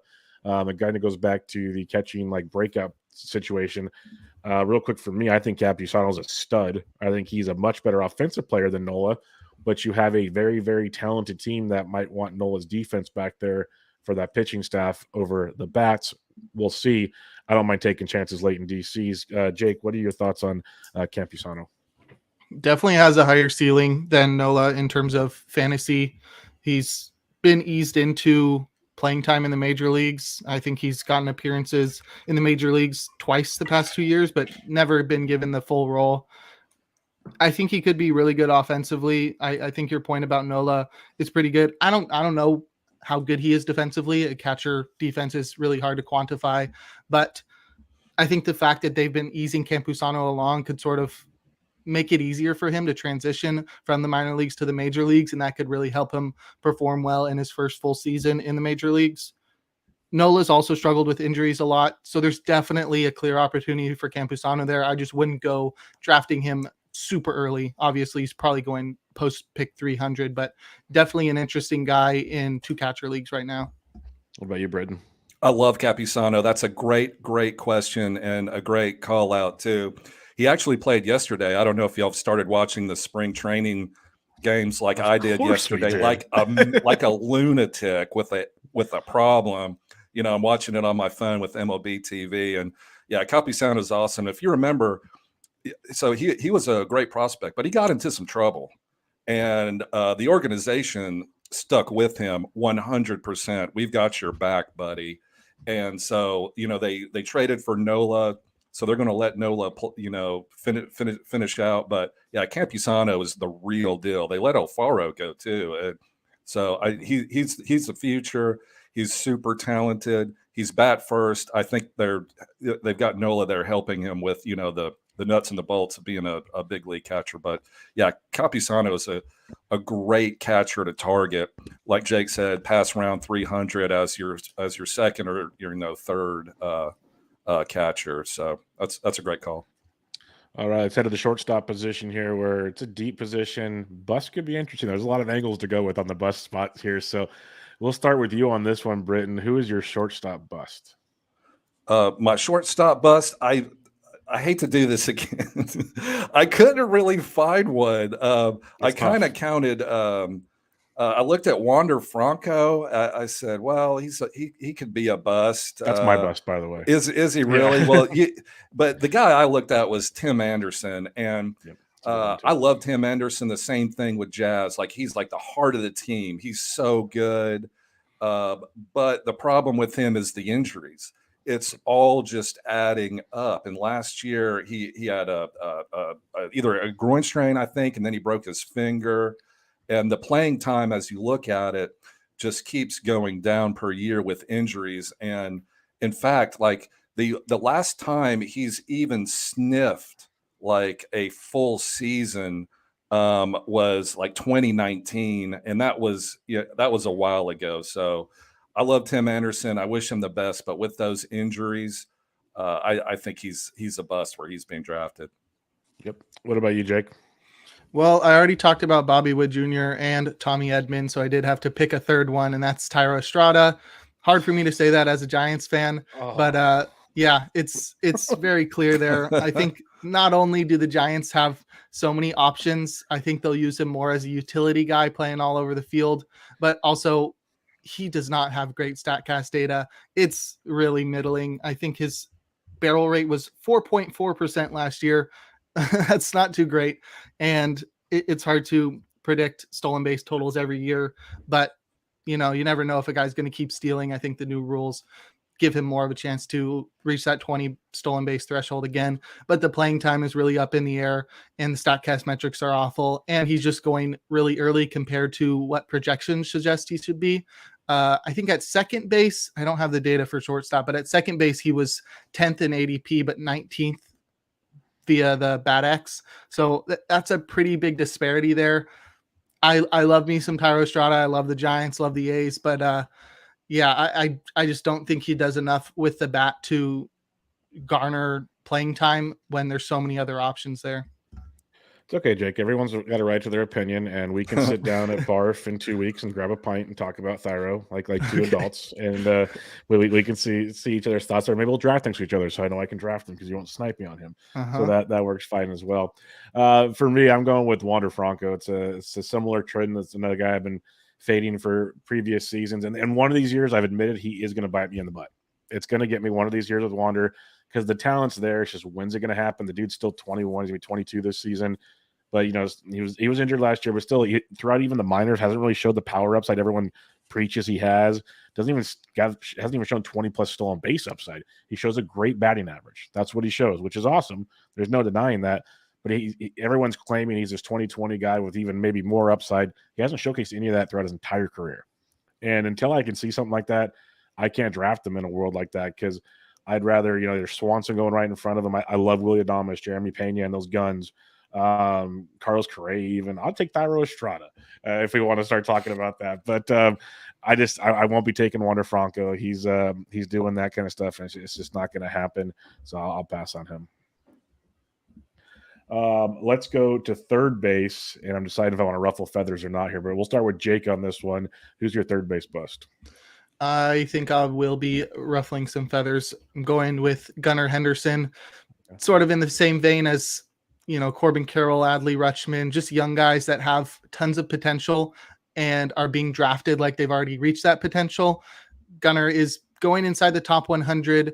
We saw just a small sample size of him last year. I think he's got a very bright future. He seems like he's going to be a star. I mean, that first home run where his helmet came off and his hair was going all over the place, that was sick.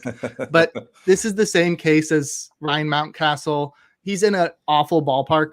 Obviously better for left-handers than it is for right-handers, but he's still going to have to deal with that. And I think that sort of takes away from some of his home run potential.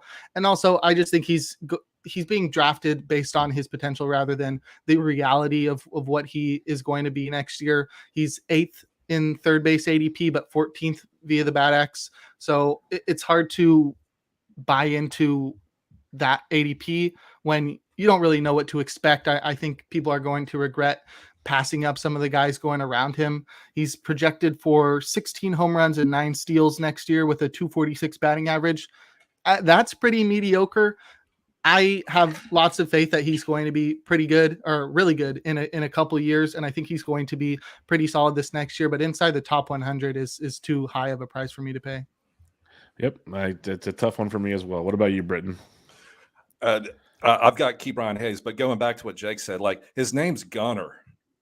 So the expectations are going to be high with a name like that. But my third base bus is Ke'Bryan Hayes, and again, it like Jazz, it pains me to say it because I really want Ke'Bryan Hayes to be successful. But looking past his 3 major league seasons with the Pirates, which isn't a great team to be on if you're looking for production, and Ke'Bryan's being drafted in about the 10th round, which is not a crazy price, but there are other third basemen later you can get, like Brandon Drury or something like that are going to be more productive, I think. But going back to Ke'Bryan Hayes, so in 2020, it was the COVID season. He hit 5 home runs. 2021, he hit 6. All right, so 2022 with 136 games, 7 home runs. So that's not a lot of power. Now he steals some bases, which is great from a third baseman. He stole 20 last year. That's awesome. But I just don't think you can draft when you're trying to hit, like Todd Whitestone was talking about earlier today, when you're trying to hit projections or trying to hit a certain number, getting 7 home runs out of your third baseman isn't going to do it. It's just not. You need at least 20 to 25, and Ke'Bryan isn't showing any of that power. So drafting him in the 10th round is a bust situation for Ke'Bryan Hayes for the Pirates. Yep, he's a tricky one indeed. Here's where I'm going to make people angry. I'm going with Rafael Devers, and it's more so about his price than anything. I'd rather have Austin Riley. Almost rather have Nolan Arenado. The big reason is that the supporting cast around Rafael Devers is really going to hurt those counting stats this season. And if you look at where you're drafting him ADP-wise, a top 20 player, he had the 38 home runs in 2021, 27 last year. If he's that 25 to 27 guy, I ain't going to cut it, hoping he's got to get back into the 30s. He hit 295 last year. He's only hit better than that one other time in his career. He's been more of a 260 to 280 guy. It's fine. But again, where you're drafting him, I'm nitpicking here. But the counting stats last year, 84 runs, 88 RBIs. Okay. You want much, much more at his ADP. And that's where I am going with Rafael Devers. I think he's a great player. I just think, Machado's gone ahead of him now in drafts. Early on in draft season, like a month or two ago, Devers was a clear number 3. Machado's moved in front of him. I take Riley over him. I take Arenado over him. He deserves to be, to me, a round back or so. And that's where I'm calling him a bust. Again, nitpicky as all get up. And see, Shelley says, as a Red Sox fan, Riley over Devers. It's the supporting cast, the lack of stuff the Red Sox did around him. It's going to really cut into his fantasy production. And I think it's something we don't talk about enough. And it was brought to my attention last year with Juan Soto on a bad Nationals team. We're taking him so high. And you saw it firsthand, not even the struggles in San Diego. Before he was just in Washington, the counting stats were horrible. And it doesn't bode for a first or second round pick. And that's the thing with Devers. Nothing against Devers. I think he's a great player. Think he'll be great. But when it comes to his ADP and opportunity cost around him, I think he takes a big hit for being on Boston. Plus, he just signed that gigantic contract. And I know people don't buy into that kind of thing, but I do 100%. That I may, if something's hurting, I may just take the day off or two. Tell the coach like, I got this thing on my side. I don't know that I could be completely wrong. I've never met Rafael Devers, but I think that's just one of the factors that may go into it. For sure. Before we go to our last couple deals here, I'll remind everybody, make sure you donate to Podapallooza as we are helping support Keep Playing Baseball. It's a great cause. Justin and I have been with Batflip Crazy Toby doing the trivia contest each and every year. I wasn't able to do this year, but that's been a great fundraiser. It helps keep kids playing baseball. So it's a really good cause. You can donate to Justin's PayPal or his Venmo. Go check out his Twitter. Get all that information there. You can find out what his real last name is, by the way, if you go do that. So go check it out. I highly recommend it. It's a Spoiler great ploy. alert. Great ploy, folks. That when you play in NFBC leagues, you say, hey, who's this guy in last place? Oh, that's Mason. Got it. That's the guy we're looking for. All right. Let's go to the outfield here, and let's have a little fun with some more busts here. Jake, who's your outfield bust? This was another one where I previously wrote an article about busts. I did one for the Philadelphia Phillies, and my bust pick was Nick Castellanos. This one I feel like writes itself. He was so bad last year, and there's nothing in his profile to hang your hat on. It's like all across the board. He had the lowest contact rate of his career. He had the lowest batting average of his career.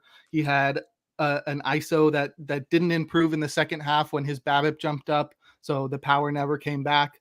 He was going the opposite way more than ever, which also sapped his power, leading to a barrel rate that was really bad and a hard hit rate and exit velocity that was really bad. And if you put all of that together, because his plate discipline, which was also already bad, got worse as well. If you put all of that together, he's on a short list of some of the worst players in baseball. Batters with a walk to strikeout ratio less than 0.23 with a sub 7% barrel rate in 2022 with a minimum of 400 plate appearances. It's him, Randall Grichuk, Harold Castro, Jorge Mateo, Luis Rengifo, Raimel Tapia, Jonathan Scope, and Victor Robles. I don't want to be on that list. I mean, that's pretty bad. Yeah, there's just nothing to look at in his profile right now that helps you say, oh, he's going to bounce back next year. The only thing is his track record and the fact that he was in his first year of a big contract last year. That's the only thing that you can say next year's going to be better. And I think he's going still pretty high right now. He's going as the 31st outfielder at pick 130 on average. That's way too early for me. I think closer to pick 200, I can sort of take the shot there as a dart throw. But right now he's sort of being drafted as a guy that's guaranteed to bounce back, and there's nothing in his profile that suggests that. What about you, Britton? That was a great call, by the way, Jake. But so I'm ready to just anger everybody, including one of the people that I like and respect, Kris Welsh. Is it the Welsh of In This League fame with Scott Bogman? Do it. Do you know where I'm going with this one? Say Corbin Carroll. Corbin Carroll is being drafted in the fifth round of DCs. Wowzer, that's like sorry, Mike, are you still here? Okay, sorry, that's 70 ADP of 73, fifth round. Okay, whoa, hang on, everybody. Let's hold the brakes here for a minute. Now, Corbin Carroll is obviously everybody's number one prospect. He's got huge talents, but just let's just take a look at it just for 1 second. Now he's got that alliteration that we all like, Corbin Carroll, right? That's cool. So that's number one that I like about him. So last year he came up for a cup of coffee, had 104 plate appearances. He hit 4 home runs. That's good. 2 stolen bases. All right. One caught stealing and a 260 batting average. Okay, small sample size. That's fine. That's good. Pretty neat. But his full season projection from the BATX in 554 plate appearances, which with health he should get if he's a batting leadoff, he's got 12 home runs and 17 stolen bases. That's fine. That's almost as good as Jake McCarthy's projections that you can get 10 rounds later in DCs. And let's also take a look I'm not trying to throw shade on Corbin Carroll. He's ultra talented.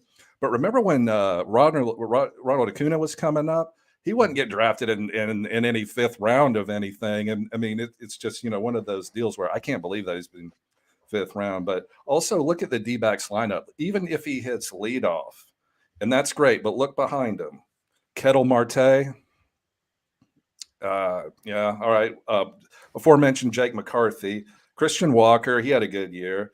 Josh Rojas, Lourdes Gurriel, Alec Thomas, Carson Kelly, and last and least, unfortunately, Nick Ahmed. So that's what Corbin Carroll's looking at every day when he's going, all right, who's going to bat me in? What's going on?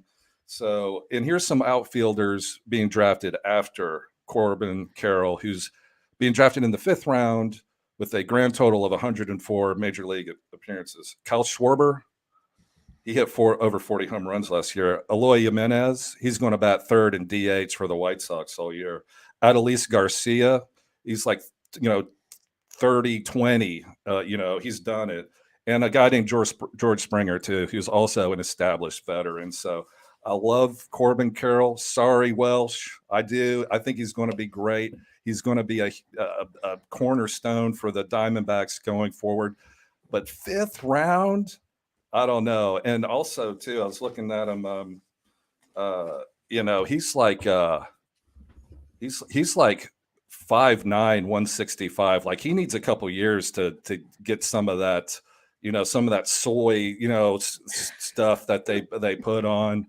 Get some of that going. The cream and the clear, whatever that is, both times two, and get that going, and then draft him in the fifth round next year or the year after that. But I wouldn't do it this year. That's Corbin Carroll for the Diamondbacks. Yeah, he's a risky one. There's a big boomer bust. There's a high ceiling, also a very low floor. So it just depends on your risk tolerance at that range.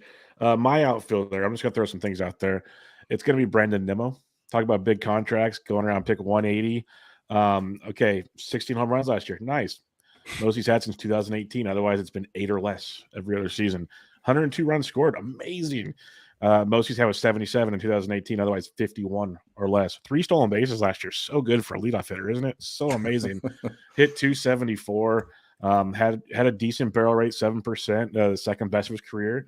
Had a 39.98% hard hit rate. Yeah, okay, not bad. All his X stats said he overachieved, which is fun.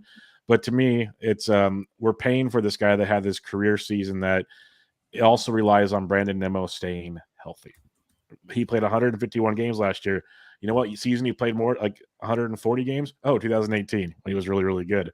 Otherwise, every other season was 92 games or less. The guy that has not been able to stay on the field just got paid a healthy contract. I'm going to pass on Brandon Nimmo. He's great in OBP leagues. You're going to hear that over and over again. So that's fun. And he really is good in OBP leagues if he stays healthy. So I'm going to say Brandon Nimmo is a bust for where he's going, similar to what Britton was saying, guys going around him. Like, I'm not the biggest Harrison Bader guy, but he's there. Oscar Gonzalez there. Lars Nootbaar, everyone's favorite, is going right after him. Riley Green is even going way after him. There's lots and lots of options there, so it's fun. And before Mason interrupts us, just around the horn quickly, don't give analysis. Jake, who's your starting pitcher and relief pitcher? I already had Cease, so Glasnow and Dustin May, both guys coming off of injury that have really never thrown a lot of innings. And then relief pitchers, Daniel Bard. My notes just say old and Coors, so that one explains itself. What about you, Britton? Lance McCullers Jr. for starting pitcher, and sorry, Justin, but Camilo Duvall. He's not the closer for the Giants. It's going to be Taylor Rogers. Yeah, for me, I had Hunter Green as a starting pitcher, and I had Camilo Duvall as well, and I'm a Giants fan, diehard. So yeah, we're on the same page there. Justin and I did a Giants preview, and we were all just like, not the best season upcoming here, boys and girls. It's going to be rough, but pleasure. Justin, floor is yours. Sorry. Yeah, I don't know if you were watching any of the Giants game, but they had they're only credited with 1 error in the first 2 innings, but they had 4. So if you're looking to draft a Giants pitcher, starter, or reliever, I highly recommend you think twice because that defense does not look any better. Tyler Estrada had 2 of those errors, or I don't know if he was credited with either of them, but there was 2 bad ones that he should have had. Anyways, great panel, guys. Love all the busts. Really want to thank you guys for coming on. I'll give yourselves a chance to promote yourselves. Start with you, Bubba. Tell people where you can reach and what you do. Find me on Twitter at BDintric. Bench with Bubba podcast going strong. Bubba and the Bat Flips early in the week. Bubba and the Bloom later in the week. DFS Quick Hits will be back this year as well. I write at Baseball HQ and Gaining the Edge Fantasy with Callen, Simone, and Montanez. It's a Patreon account.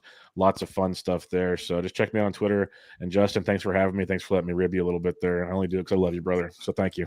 Love you too. Looking forward to seeing you at Barf. Also going to see Jake at Barf as he is joining that league this year. Jake, why don't you remind everybody where you can be reached and promote all you do?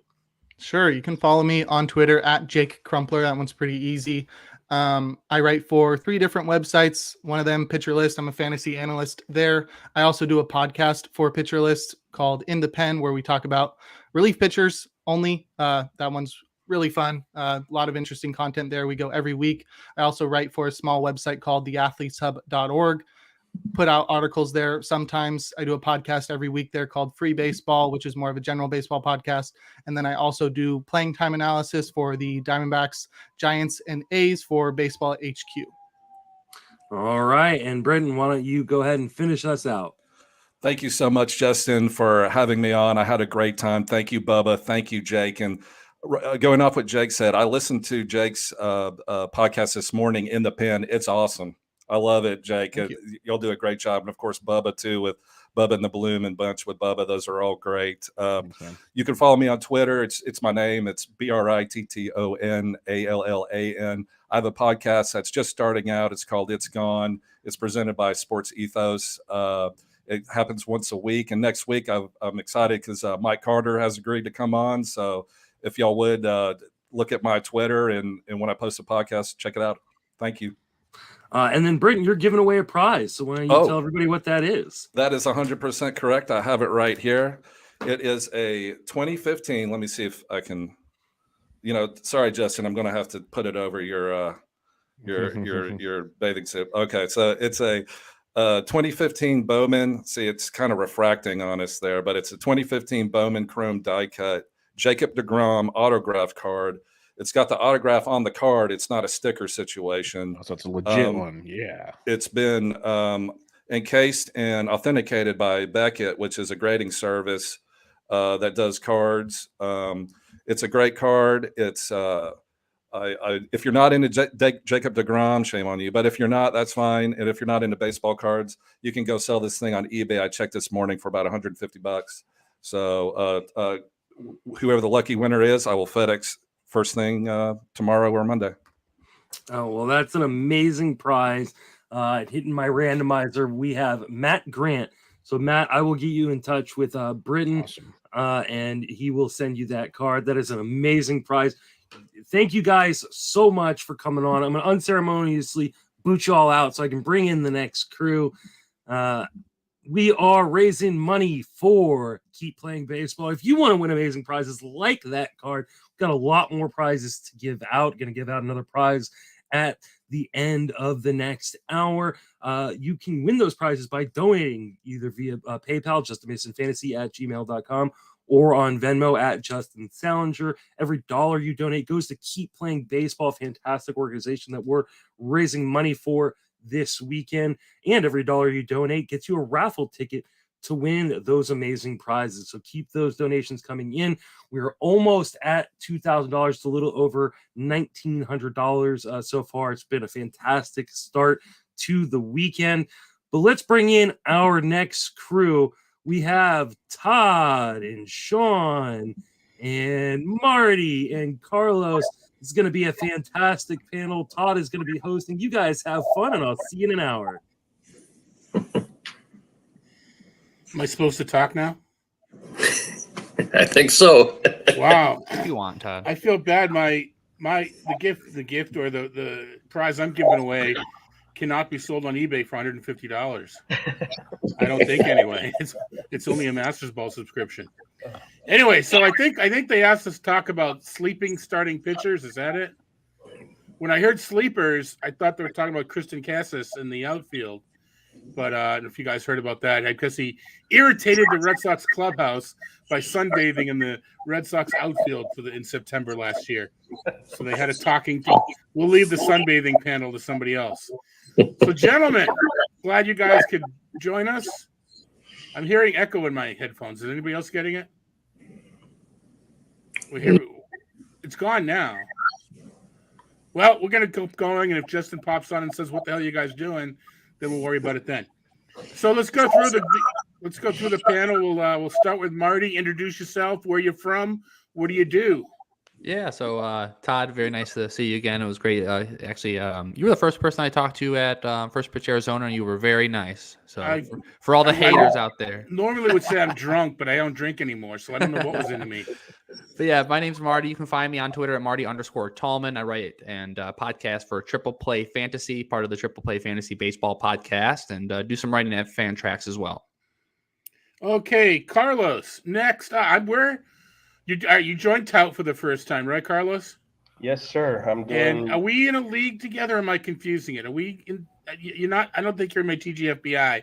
I just think I was setting leagues up, and it just, I think that's what it was. But welcome to Tout Wars. Thank you, Todd. I mean, it was amazing to get invited, so I appreciate it. Just looking forward to check some deep sleeper guys here. I know there is going to be a lot of information from this panel.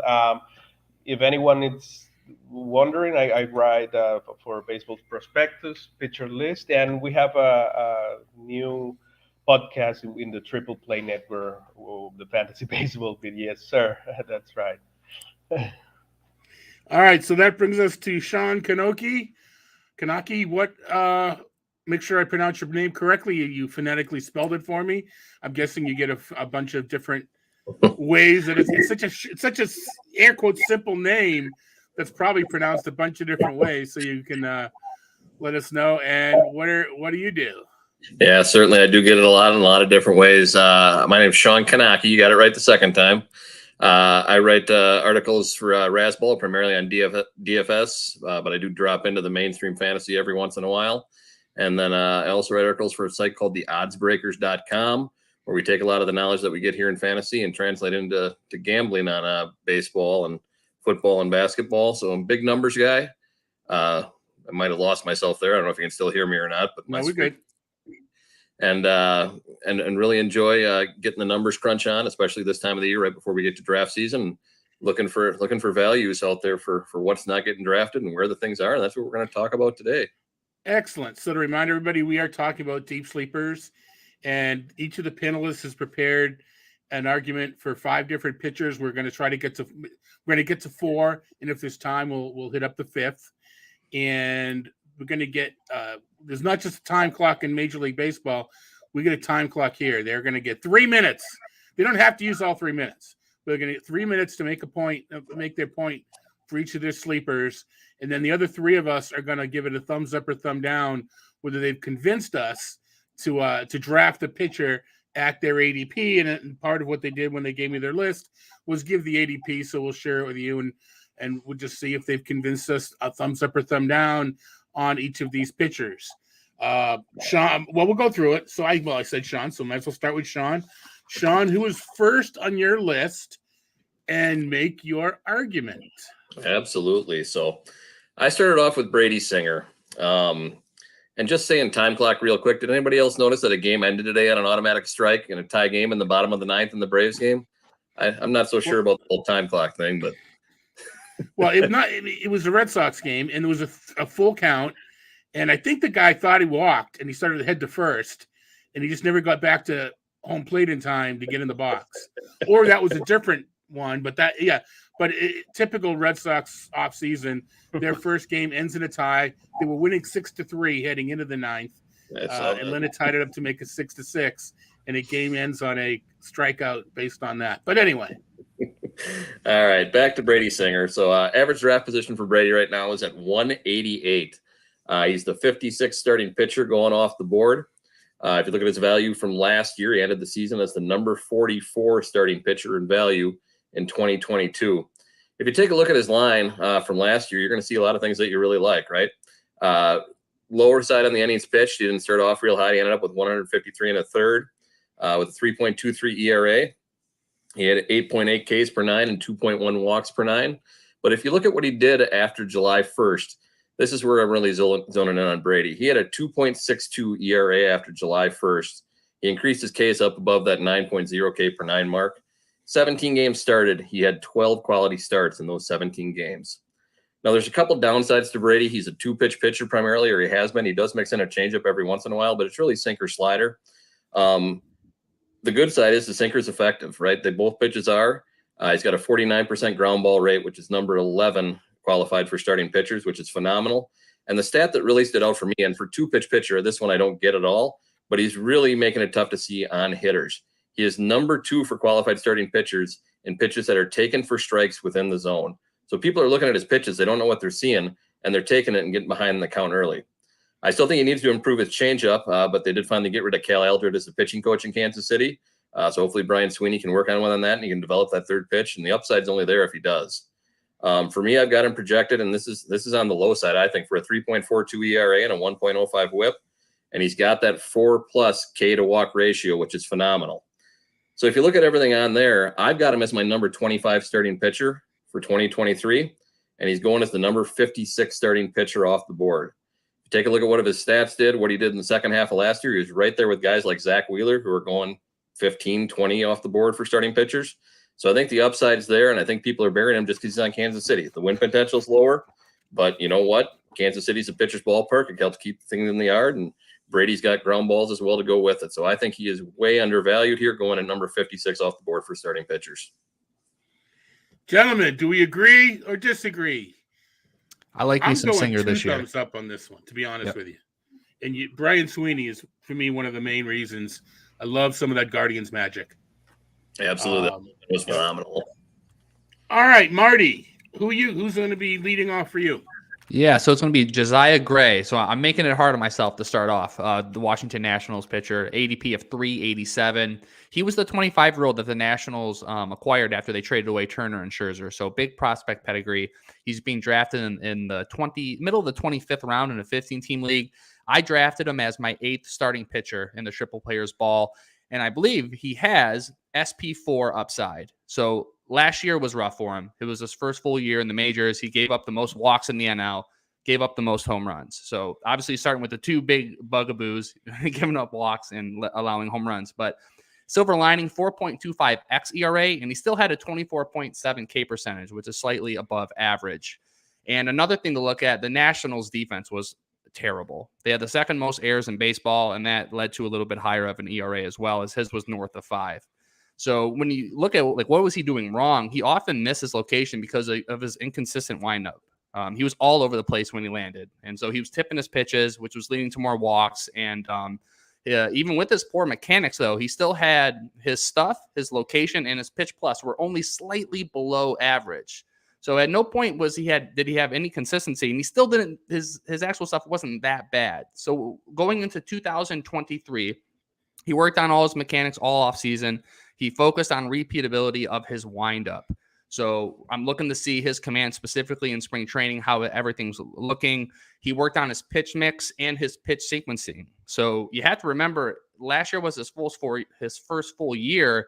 And even in spring training, it was an abbreviated spring training, and he didn't have the ability to work with the coaching staff. So he kind of just went in there blind. So he's still learning the art form of how to pitch. And shout out to you, Carlos, because you had the Nationals beat writer on your podcast, and he talked about how the Nationals are embracing modern analytics and technology now more than ever. So I'm excited to see him, and I think he's a good pick at his ADP because like I said, prospect pedigree is there. He's 25 years old. He's projected to pitch 150 plus innings with 160 strikeouts. The defense of Washington should be improved. And where he's going, he is droppable in fab leagues if he does not work out for you. And if you get him in a DC, you can just use him in good matchups. So I feel like there is no downside to what he's doing. And if he's your 8th pitcher you draft and he can slot in as your 4th starting pitcher, he's a sleeper. So it's a 26th round ADP in the TGFBI for trying to get an idea. So gents, we buying Josiah Gray at 387. That ADP, he there's no downside. I agree. I get. Yeah, I like in the fab leagues. I'm a thumbs up. In a DC, I'm not so sure. What about if you only pitch them? Oh, sorry, Sean. I was gonna say, Todd. What happens if you're only playing them on a good matchup? I don't like Washington as my home park to stream in, and I don't like that division. I don't have a lot of good matchups or relative to some other pitchers. But I think you're right. Eyeball test. I mean, he needs to do a lot of things to get to the next level. But first of all, it's going to be some level, and they're reachable. So I kind of want a piece of a guy that I think can get to that next level. Yeah, he's really he was really touted as a great prospect. So the potential is there, definitely. Yeah. So and you picked a hard ADP to convince us that. So because there are other people not, so that's a good job. All right, Carlos, that brings you with your leadoff pitcher. Yeah, and that would be Trevor Rogers. He's currently going at the ADP 250 to 52. And I'll start with the bat, right? He batters just killed him last season, batting 272 against him. He barely was able to strike out the problem is that we need to compare him with 2021 Trevor Rogers, right? We were expecting a lot. And from 2021 to 2022, he increased his ERA for like double. It was actually the highest increase for any pitcher that had more than 100 innings thrown. So it was really bad for those that had big expectations for Trevor Rogers, right? But the thing is that there is like a story of two Trevor Rogers last year. He pitched 23 games. He started 23 games. And for the most part of the season, the first like 18, 19, 20 games, he was awful. His K minus walks percentage was barely 11%. His CSW percentage was around 25. That was not good. He spent some time injured too. He had some trouble. And when he pitched his final 4 games, which is for sure a really small sample, but that's what we got for the final stretch of the year from him. He got tremendously better. He went almost to a 25 K minus walks percentage in those 4 games. He increased his CSW percentage to 28. His PCRA, which is this phenomenal ERA estimator, but based on barrels, went down almost a whole point in that time. And what I found out is that he was hitting the zone more consistently in those final 4 games. And that links to something that I read about him, that he was dissecting his mechanics during the off season, and he found that he was getting away, like he says, and these are his words, too east-west with his body throwing pitches, right? Too rotational instead of being a north-south guy like he used to be. Mechanical things are really, really difficult to fix from one day to the other. He has to work on it. But this is a guy that we know he has the potential to strike out a lot of hitters, and he is just a click away from being back to that pitcher. I'm buying. And at 252, I think it's more than worth it to take a fly on him. So that's about middle of 17th round in a 15-team league, to put a little perspective. All right, guys, we in on Rogers at that price? I've got him right at that price, and my biggest concern with Rogers isn't the stuff. It's the how much is he going to pitch and how much is going to get held back. He threw just over 100 innings last year. Are they going to bump him all the way to 150, 160, 170? I don't think so. with the injuries he's had and with everything else. So if he gets to 150, 160 innings and he has that format in 2021, he's going to be a huge value. It just scares me thinking he's going to get to that 150, 160 inning mark. But I think he could be. Now he fits my mold of a streamer, better ballpark, and so I'm okay if he only throws 160 because I'm only using 90 of them anyway, or 140. So I'm in. I kind of lump Barrios and Giolito, maybe Minaya. They're all kind of like we thought they'd be better and they kind of stunk. Which of those guys is going to emerge? I mean, I'm with you on Rogers, and I got him in a lot of underdog at this point. And 16th round, 17th round, that's streamer for me, and I'm okay with that. Yeah, I'm gonna have a few. I'll have a few shares of them. All right, so let's. You know what? Yeah, we don't have to worry about skipping around as far as different people starting up. Let's just keep going the same order. We'll let Sean go with his next. Round 2. Who's your next sleeper? Sure, I'm going top to bottom on ADP on this list right now, and I'm going to Patrick Sandoval next. He's got an ADP of about 217. It's dropped a little in February. He's down to 214 here this month. So he's the number 58 starting pitcher off the board currently. His value last year ended up as the number 70. And he's still ramping up some innings. Obviously, here's another guy who was part of a 6-man rotation last year out in Los Angeles.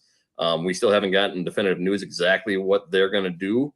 It sounds like they're only going to use the 6-man when they're going consecutive 6 days in a row, and they're going to leave their top 5 go outside of that. So hopefully that helps them increase the innings. But obviously last year he had great ratios outside of the whip. He's still walking too many guys. And the FIP and the XFIP shows that it's certainly higher than where his ERA was. But some things to love here, right? He's a big, tall lefty, and his pitch mix is completely different, right? He's a changeup slider guy primarily. He's actually about 25% right around that neighborhood on 3 different pitches. He uses the fastball just slightly less than that. So he's got a lot of different stuff that he uses constantly. And his slider's got a huge whiff percentage. It's close to 45% whiff percentage on his slider, which is a complete wipeout pitch. 8th amongst qualified starters in hard contact allowed at only 26.4%. So he's really limiting the barrel rate and really limiting guys getting on base. Like I said, the biggest concern here is the fastball for me. He's got negative pitch value on that. And the changeup took a slight step backwards in effectiveness. But the big thing here is like I said, the innings go down. He's already got the ratios. He's already got the numbers. The walks have come down slightly, and I think they'll continue to get better as he gets more experience. So I've still got him here getting up to close to 170 innings. He throws on another 20. Obviously, they're going to mix that 6-man in there with Ohtani occasionally. But I think he's got a shot to come in at a 3 to 3.3 ERA, somewhere in that range, and get that whip under 1.3 with a great K rate. 2.69 Ks per walk isn't ideal. But for where he's getting drafted right now at 217, he's certainly got the opportunity to return top 40 starting pitcher status here, I think, for 2023. Any dissenters among the group? I was going to say, just looking like where who's going around him? Reed Detmers, Andrew Heaney, Edward Cabrera, Sonny Gray, Jack Flaherty. So I think if you didn't take any big swings before that, or if you did take some, risky guys before that, I think Patrick fits in that good spot where he's a little bit, I trust him more than those other guys in there. Yeah, that's definitely, maybe Heaney, I would take a fly over Sandoval, but making sure that I know that he might get hurt anytime soon. So, that would be like the guy I would take before Sandoval, but if not, he would be a great pick. Yeah, I was thinking along those same lines in that if you play the safer picks early and you want to take a shot later, doesn't Sandoval have everything it takes to be a SP 2 or 3 next year? I think that Heaney does, but he's going to get hurt. So I think Sandoval has that opportunity. So and that's a tough sell because a lot of people like Sandoval, right? He's not a secret. So it's a tough sell to get him to, ADP is a guide. We're not going to take him a little in front of that ADP because we want to make sure we get him. And I think it's worth it for the upside. Marty, next for you. I like this one. Yeah, Roansy Contreras for the Pittsburgh Pirates. So he's going in the 19th round of the 15-team league. His ADP is around 289. I actually got him in the 19th round of my last draft that I just did. So looking at his 2022 stats, 95 innings pitched, 86 strikeouts, 3.79 ERA with a 4.43 xERA.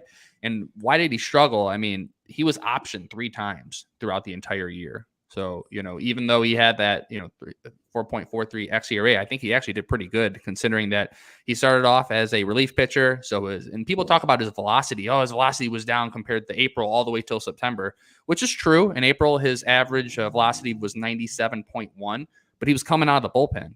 And we already know that if you only spend, you don't have that one inning to flex, you're going to throw as hard as you possibly could. So by September, it was around 94.5. So I think he sits 95, 96, which I do like for him moving forward.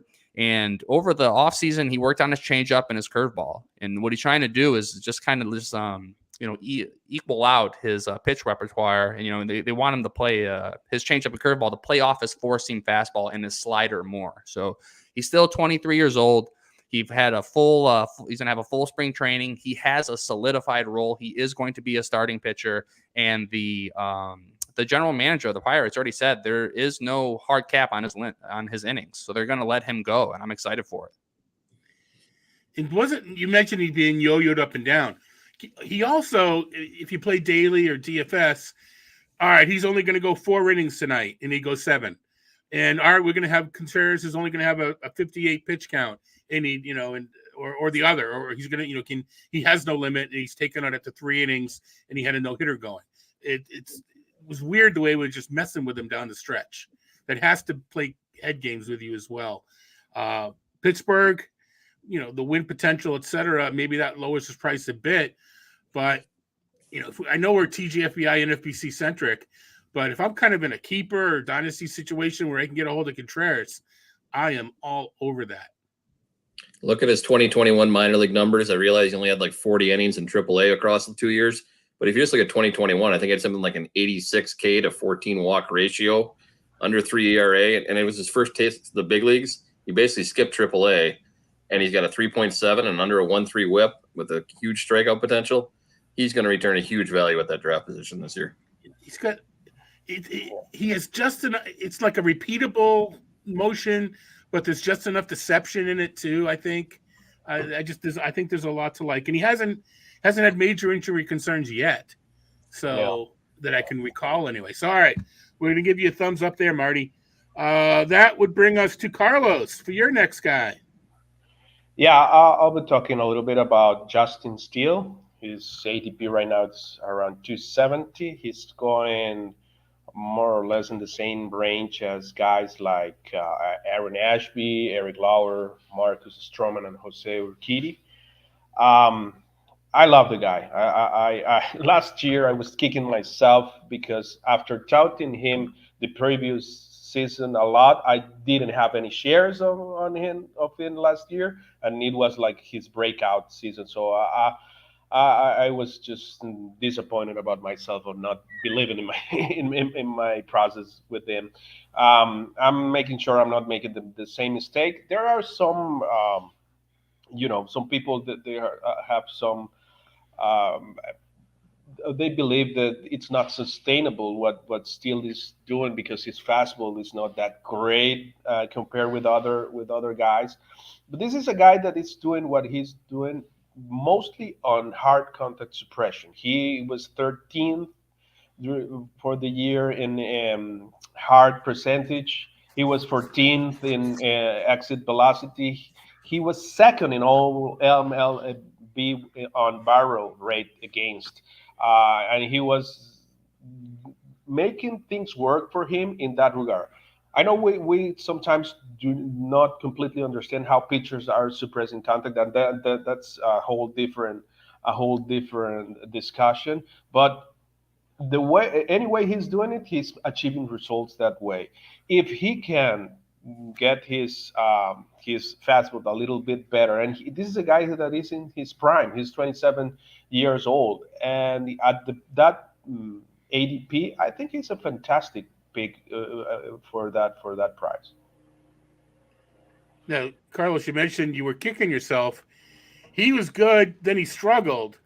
He was probably dropped. You had a chance then to jump in and get him on teams that dropped him. Were you able to get it? Able to like in a couple places. Take advantage of someone else getting a little antsy with him. Yeah, well, to be honest, I didn't do it as much as I should. Yeah. And you kind of alluded to my concern is we just don't know hard contact suppression, how sticky that is from year to year to year. Yeah. But you also alluded to the fact that there is some upside with the fastball. The way to combat regression is just to get better. And I think he could do that. Yeah. He's another guy I have a lot in underdog. That ADP though, I don't know who's going around him, but I'd like some of, I don't think he's going to be a target, but I'm not shying away either at that ADP. What about you guys? What about the Sean and Marty? Yeah, I agree with you. My biggest concern with Steele is the walk rate and just making messes before things happen. If he's able to rein that in at all, he's going to return, somewhere around that 200 to 225 range worth of value at least. The rest of the stuff's there. Like I said, the hard contact expression is great. It's just limiting the traffic on the base pass has been his biggest issue. And if you can find a way to do that, he'll succeed way past that ADP. Yeah, and he's in an interesting spot. I mean, he's by Cookie Carrasco, Noah Syndergaard, Zach Eflin. So nobody that's absolutely sticking out there. Eric Lauer, if you want to take that chance. Michael Kopech's going a little bit in front of him. So I only see, upside there where he's currently at. Right. I don't think any of us are running, but Carlos is going to get him if we're all in the same draft. That's fair. That's fair. I think that's fair. Okay. Actually, we're doing good. We're about halfway through our time allotment, and we've each done 2 pitchers. So that's a good thing. Sean, you're up with your third sleeper.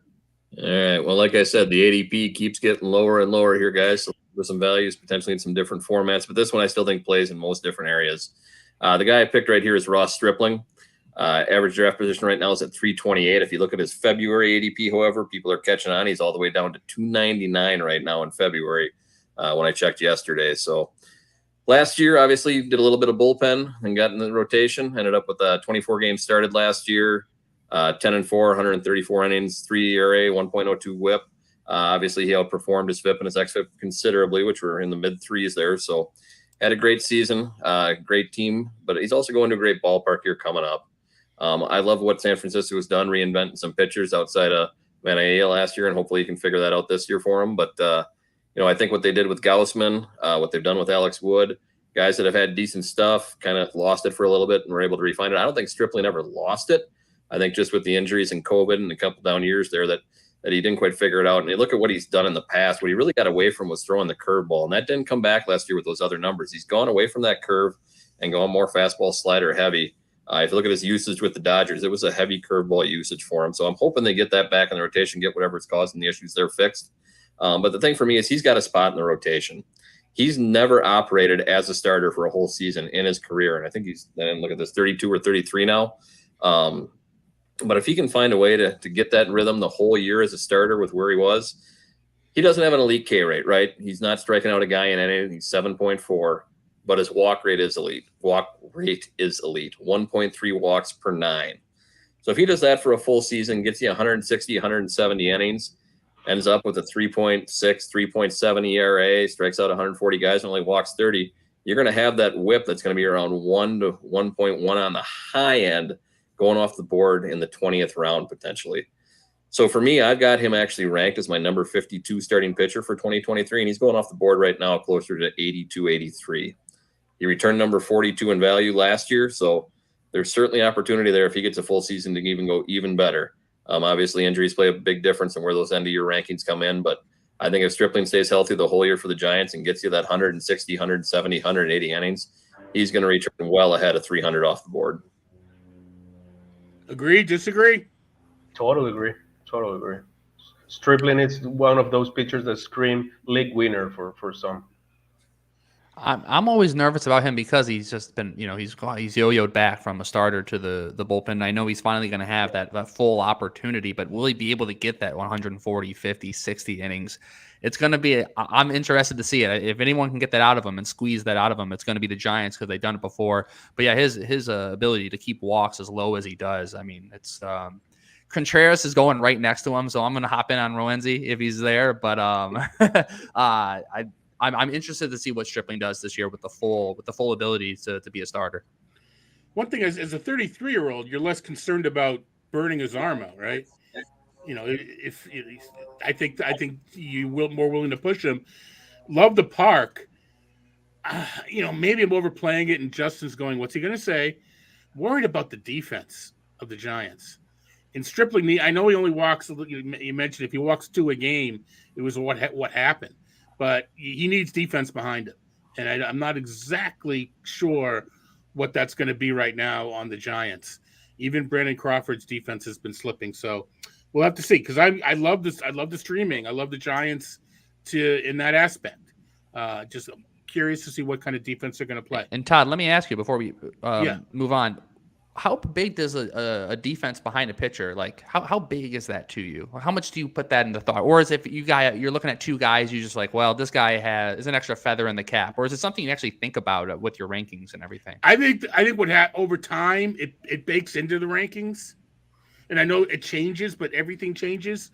And I mean, to throw another layer, and this is a completely different panel, without the shift, it's not the same defense anymore.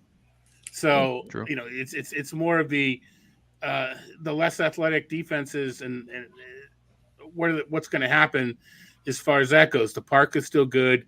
If they make the routine plays, he'll be fine because he doesn't put much traffic on his own. So if Crawford could still make the routine plays, which I think he can, right when David Villar over third base, and the reason he's there is because he's better defense than the other guys. Yeah. Every time I see the Giants are starting Villar at third, I'm like, oh no, they signed Jonathan. No, wait, they got David.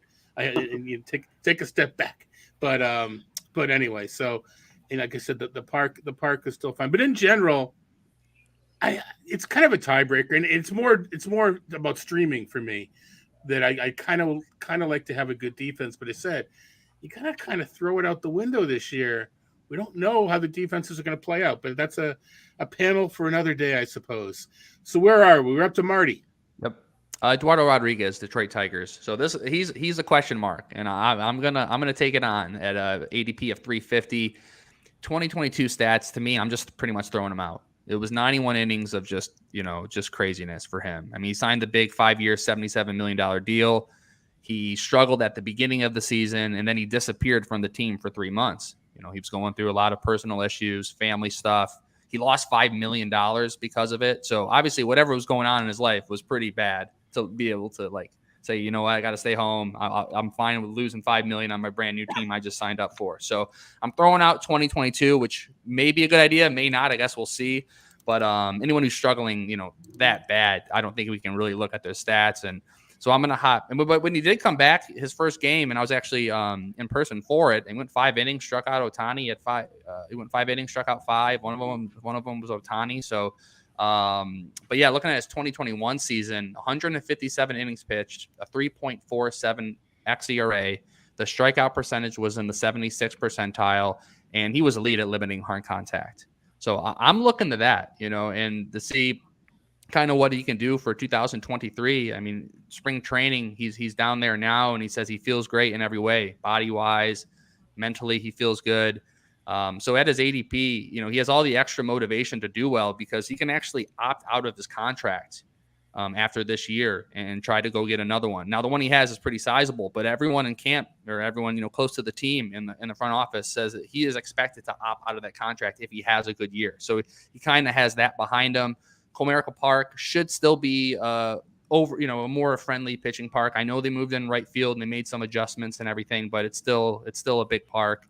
And he's going to pitch as much as possible. I know Eno was talking about he was kind of concerned about his workload because of 2022 season was so limited. But for what they paid him and what they need him to do, I mean, they paid him like he's their ace. So they're going to have him pitch as much as possible if he's able to do it. And ATC projections have him going for 156 innings pitched, 143 strikeouts with a 4.03 ERA. For his ADP, 350, I like it. Do we all like it? I'm a little worried about his health. I think there are question marks there, but with the rest, I fully agree with Marty. Well, I think the knee's taken care of, but the time off, I think there could be issues. I think there's potential for issues there. Mental health, hopefully okay there. What about the fact that when Detroit signed with that contract, he was going to be the mentor to Skubal and Manning and Mize. And now they brought Matthew Boyd back. So there may be a little less mental pull on him to be the mentor to the staff with Boyd back. I wonder if that's going to just free him up to let him pitch. I think he could only We're all help numbers him. guys, right? We're not, heading buried in spreadsheets, but I think you got to kind of think about some of these other things once in a while, especially at a guy going at 300. What can go right? And I think that's something that can go right.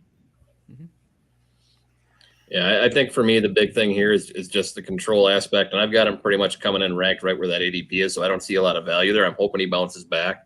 It's just not a guy I'm willing to take an extra chance on there or get him a couple rounds ahead of where that ADP is. If he falls, it's certainly something I'd look at because I think the opportunity is there. You look at his 2021 season as BABIP against with something stupid. It was like over 350. Yeah. Which is why those numbers got run up so high. But he's still got the stuff to strike out a guy in inning, I think. It's just if that health is there, and I'm not willing to risk it when I think there's other guys around there, a couple rounds ahead. But if it gets down to right at that ADP, I'm in. That's fair. All right, Carlos, this is going to be an interesting one. I've got the list. I know what he's going to talk about. All right, make your case. All right, Mr. Mitch Keller at an ADP of 380, right? Mitch Keller is the man of reinvention, of at least that's what I want to think for this season, right? He a highly touted prospect. A lot was expected from him since he debuted. Things haven't gone his way.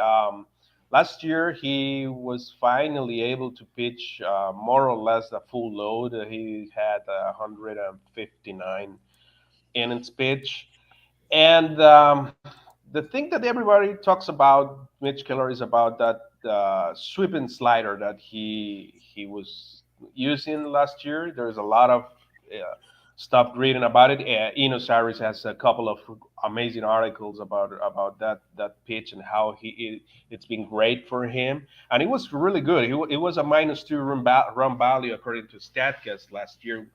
Just second better in his career after his 2019 -4 curveball. But the thing that I like about Mitch Keller is the introduction of the sinker and the way that he's using it in his mix pitch, or the way he used it last year in his mix pitch. He started to tinker the whole year. Last year was like a lab for him. He used the whole year for experimentation. And one of the things he did was reducing the use of his fastball, increasing the use of the sinker and the slider in a 1-to-1 ratio. He found a lot better performance when he used the combination of slider and sinker more than 50% of the time. Just to have you an idea, he had a 2.61 ERA in July when he used his sinker and his slider together for a 54%.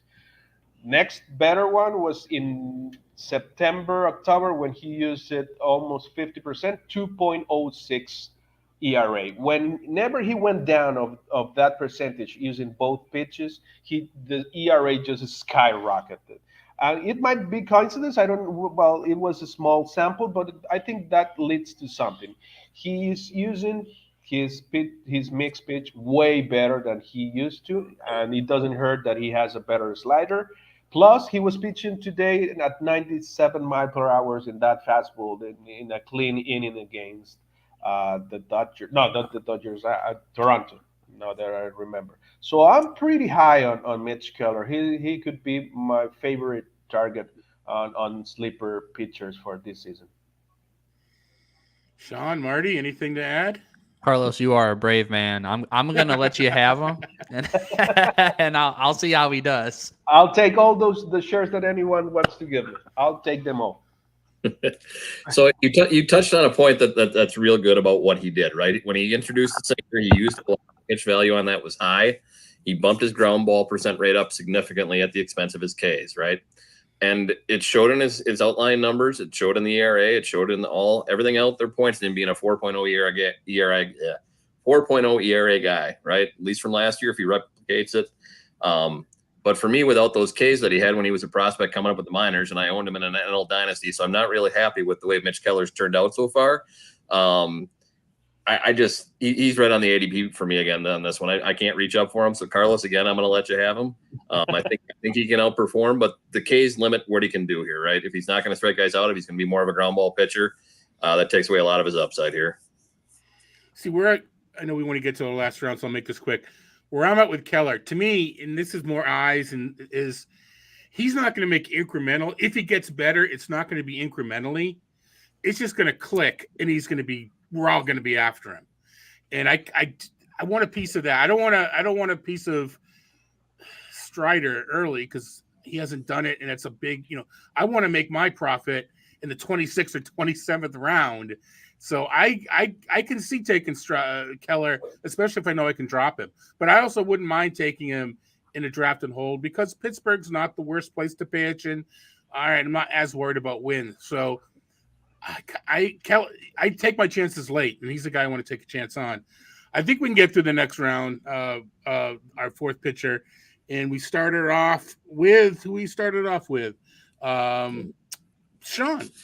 Yeah, back to me. So you talked about getting your value late. I'm going to find you a guy in the 34th round. I'll preface this by saying this is not a guy I'm grabbing in any 12-team league or any 15-team league where I've got a fob. This is a guy in a draft and hold, a late-round guy, where I know I'm going to have 7 pitchers on the IL at some point during the season. This is the guy I want. He's got 2 years of replication of showing me he can get numbers if I got to plug him into the lineup, and his name is Cole Irvin. He's going at ADP 520 right now. He's the 123rd starting pitcher off the board. Our player rater over at Rasball had him at number 72 last year at the end of the season. Obviously, when you stay healthy a whole year, that helps your overall value. But if you take a look at his line here, 3.98 ERA, 1.16 WHIP. Now, obviously, he doesn't strike anybody out whatsoever. His xFIP was right around 4.3, the FIP right around there too. And I know, who cares, right? He doesn't strike anybody out. He doesn't throw hard, but he eats innings, right? He's going to stay healthy, at least from everything that we've seen so far. And he's going from a park in Oakland, which is obviously a huge pitcher's park, to a park in Baltimore, which used to be a huge hitter's park, but now they put left field in Chesapeake Bay somewhere. And it's actually turned into a bit of a pitcher's park. If you look at the runs metrics last year, Oakland was the 20th park, Baltimore was 14th for home runs. Oakland was 29th, and Baltimore was 25th. So he really isn't taking a step up in park factors here. And he's got a little bit of a better team, a team with some youth. He maybe can squeak out a few more wins for you. The pitch metrics aren't great. Again, I'm not trying to sell you on anything that's going to win your league here in strikeouts. But if you need innings late, somebody that's going at 520 ADP, I'm going to sneak up and grab him in the 30th or 31st round to make sure he's on my roster versus waiting for the ADP in the 33rd or 34th every day of the week. I've got him as my number 89 starter, which is about 32 spots worth of value on Cole Irvin, guys.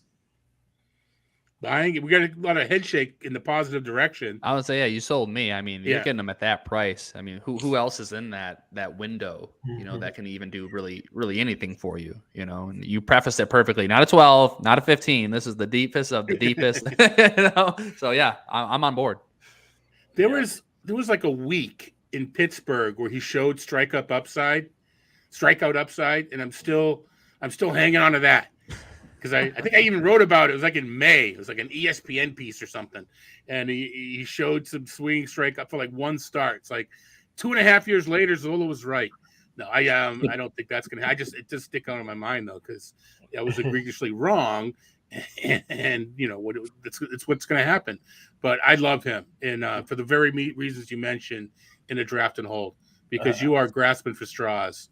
And I gotta say, as an Oakland fan, I'm happy for him to be out of Oakland. Okay. Sorry that you're no. You know what? I'm not going to say sorry, an Oakland fan, because it's baseball. We like who we like, and it's all good. Hopefully, you can afford the trips to Las Vegas to watch him play live. Oh my God. All right, Marty. We don't have to rush. I think we're good if we just go with our regular timing. So, Marty, you're up. You're next for year 4. And this one, take your time on this one. Yeah. So Jose Barrios. So for any of you that drafted him last year, I hope you had time to recover. Maybe you've turned to religion or whatever it is to, try to find your faith again. But I'm going back to him. I'm not gonna. It's hard to call him a sleeper at this point in his career, but from his overperforming in 2021, leading to his higher draft price in 2022, I believe now is a place where I'm more comfortable drafting him again. So ADP 239. Last year was brutal. I mean, in every way you can think of. 5.23 ERA, a 1.42 WHIP over those 172 innings. Hard hit, the hitters crushed him. Hard hit rate was through the roof. Couldn't strike people out. Just everything. So he's talked about this a lot. This is something he's worked on all off season. Is his inconsistent release point throughout the year. And he was going through. He was sitting down with the actual Blue Jays training staff, and at each point for his different pitches, his release point was absolutely all over the place.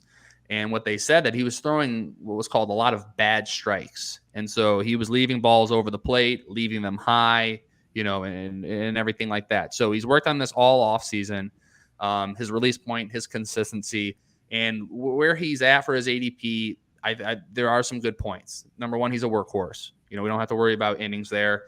Last year, it kind of played against us because he pitched so many bad innings. But, I think he lives around 4.1 ERA. I think that's where he's more comfortable, 1.2 WHIP, maybe a little bit lower. So he's a workhorse. I like that he's on the Blue Jays, obviously, for win purposes. It's going to be it's a positive for him that he's going to see less of the American League East ballparks and less of those teams, those big bopper teams, a little bit more of a balanced schedule. And a little bit of it's just I'm just believing in the guy for the last 3, 4, 5 seasons, where he gets you around, like I said, a little north of a 4 ERA, good amount of strikeouts. He's eating innings. I don't think there's much upside with him, but I like him at his current ADP. Do we all like him at his current ADP? Jose Barrios. I do. Sorry, I do. Let's hear it. My biggest Barrios concern is he's got to show me now. And it's not because of he was throwing the ball off the wrong side of the plate. It's simply on he's not striking guys out. His K rate dropped from like 9.5 to under 8 last year. And if you look at the pitch metrics, they all turn negative on him. It's not just leading the ball over the plate. He forgot how to strike guys out somewhere along the way. And until I see him get that back, going at what is he right now, 230, 240, I'm not touching him in the 15th. He's got to show me before I put him back in as my number 5 or 6 starter on a big roster. Well, let me ask you this. So looking at the people going around him, who would you rather have? Would you rather have Barrios or Sonny Gray? I'd rather have Sonny. What about Flaherty? Same thing, same boat as Barrios. He's a show me. I think the potential ceiling's higher on Flaherty, though. All right, 2 more. Alex Cobb. Ooh. Giants looked good last year. I'm not buying him either. And the last one, Miles Michaelis. So I'm drafting a hitter in this round. To put, I like Gray as much, and I want Cobb's healthy starts.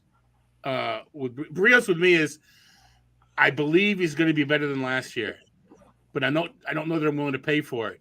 And I guess that's from someone sitting in the seat I'm in. That's probably not what I should be saying, but that's what it's the projector, is ranking him here, but the drafter isn't taking him here. So anyway, all right, we'll let Carlos wrap up the regularly scheduled 4 pitcher part. I don't think we'll have enough time to. Maybe we can do an elevator pitch for our last guys. But Carlos, I am particularly interested in number 4. What do we got? Well, we've got Mr. Nick Pivetta here, and I think this one fits the streaming guy that you like, Todd, because last year he was murdered by the teams in his own division. It was just murder. But this year the schedule is different. He will not have to play them as often. And I think that will be key, and we can have him like a guy that we can use for good matchups. Because he was, I'll use as an example his game logs from last year. In his first 5 games, he faced Yankees, Toronto twice, and Baltimore. And he allowed 18 earned runs in 20 innings. He could not go farther of 4.2 innings more than once. Then, in the following five games, let's make it 6. He had only 6 earned runs in 41 innings pitched, but he faced Oakland, Chicago twice, even Houston and Texas. So the key for him was not facing Toronto or Baltimore, and even the Yankees. It was just his nemesis, And he can strike out guys. We know that he has that amazing striking out potential. He got better with his trying to not issue too many walks. Not as good as I think he could. He had some issues with the curveball. He was not getting enough command and control on it. But I think there is some upside there. So this is a guy that I at that current price of 400 and ADP of 400. I mean, he's some fantastic streamer for any 15 teamers league that you can use. What do you think, guys? I have a couple. I have some shares of them. Yep. Now we're EP also. Right. Yep. Okay, so we're very NFB, TGFBI, rotisserie centric, right? I think points leagues are 75% of the leagues that are played are points leagues. One of the things Pavetta does, and you kind of alluded to it, non-division, he gives you innings. He goes 6 innings. And, I've mentioned underdog a couple times. I have him an underdog because he's going to get innings and quality starts, which count in underdog. So I think it's kind of the overall format context matters a lot. And I think people, when they're watching us, they're thinking 5x5, et cetera. But you really have to sort of take some of these guys in consideration of their format. Love him in the points in the underdog sort of format. All right, I don't see Justin. Let's elevator pitch on our 5th guys. 1 minute, 1 minute or less. Elevator pitch, Sean. Elevator pitch number 5 guy for me is Domingo Germán of the Yankees. This one's real simple. He is the number 5 starter with Montas being out. ADBP's at 516. His February ADBP's dropped already to 462. So people have figured it out. If you want to get him with the opportunity, probably not going to squeeze out a ton of innings after being hurt and suspended because he is a jackass over the last couple of years. But he's got the potential to give you some great return on that investment at 516 or currently 461 in February. Yeah, I was going to say, do you think that's going to start to drop now with Montas being up? But even at 350, you can make the same argument, I think. Yep. I don't know that I'm in though. He relative to the price, but I don't know. I don't know how much I want more stable or more upside than he's going to give me. And it's all a matter of personal taste more than the analytics at this point. What about you guys, real quick? I'm willing to see what's going to happen with Clark Schmidt and him there, who's going to get the nod at the end, and I think there's a question mark there that is important in terms of volume. That would be my only question mark. Yeah, I'm sitting out until I see what's going on, until we have a better idea what his role looks like.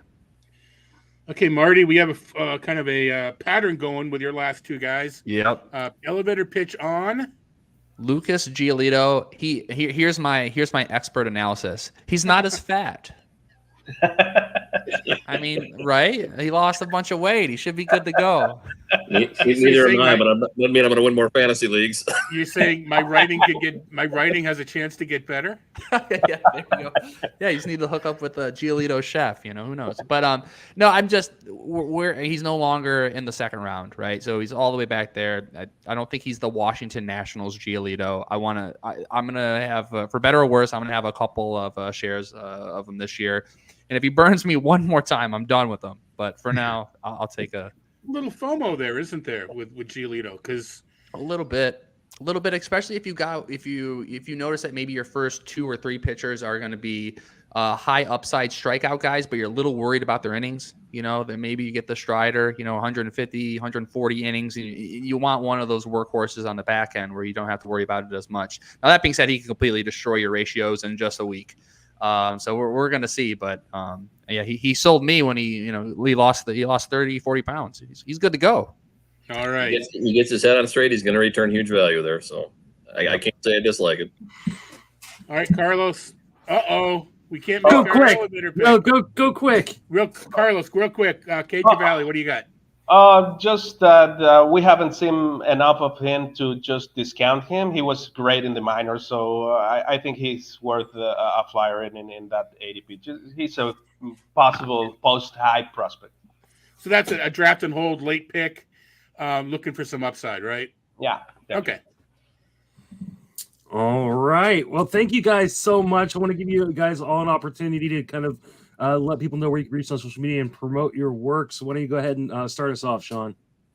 All right, Sean Kanaki. I'm over at Razzball, primarily do DFS, but I drop in every once in a while. And then you can also find my writing, primarily gambling stuff, over at theoddsbreakers.com. And Marty. Well, first, thank you, Justin, as always, for putting this on. One of the best parts of the year. Todd, thank you for hosting. You did a great job. Find me at Twitter, Marty_Tallman, part of the Triple Play Fantasy Network. You can see me on the podcast each week.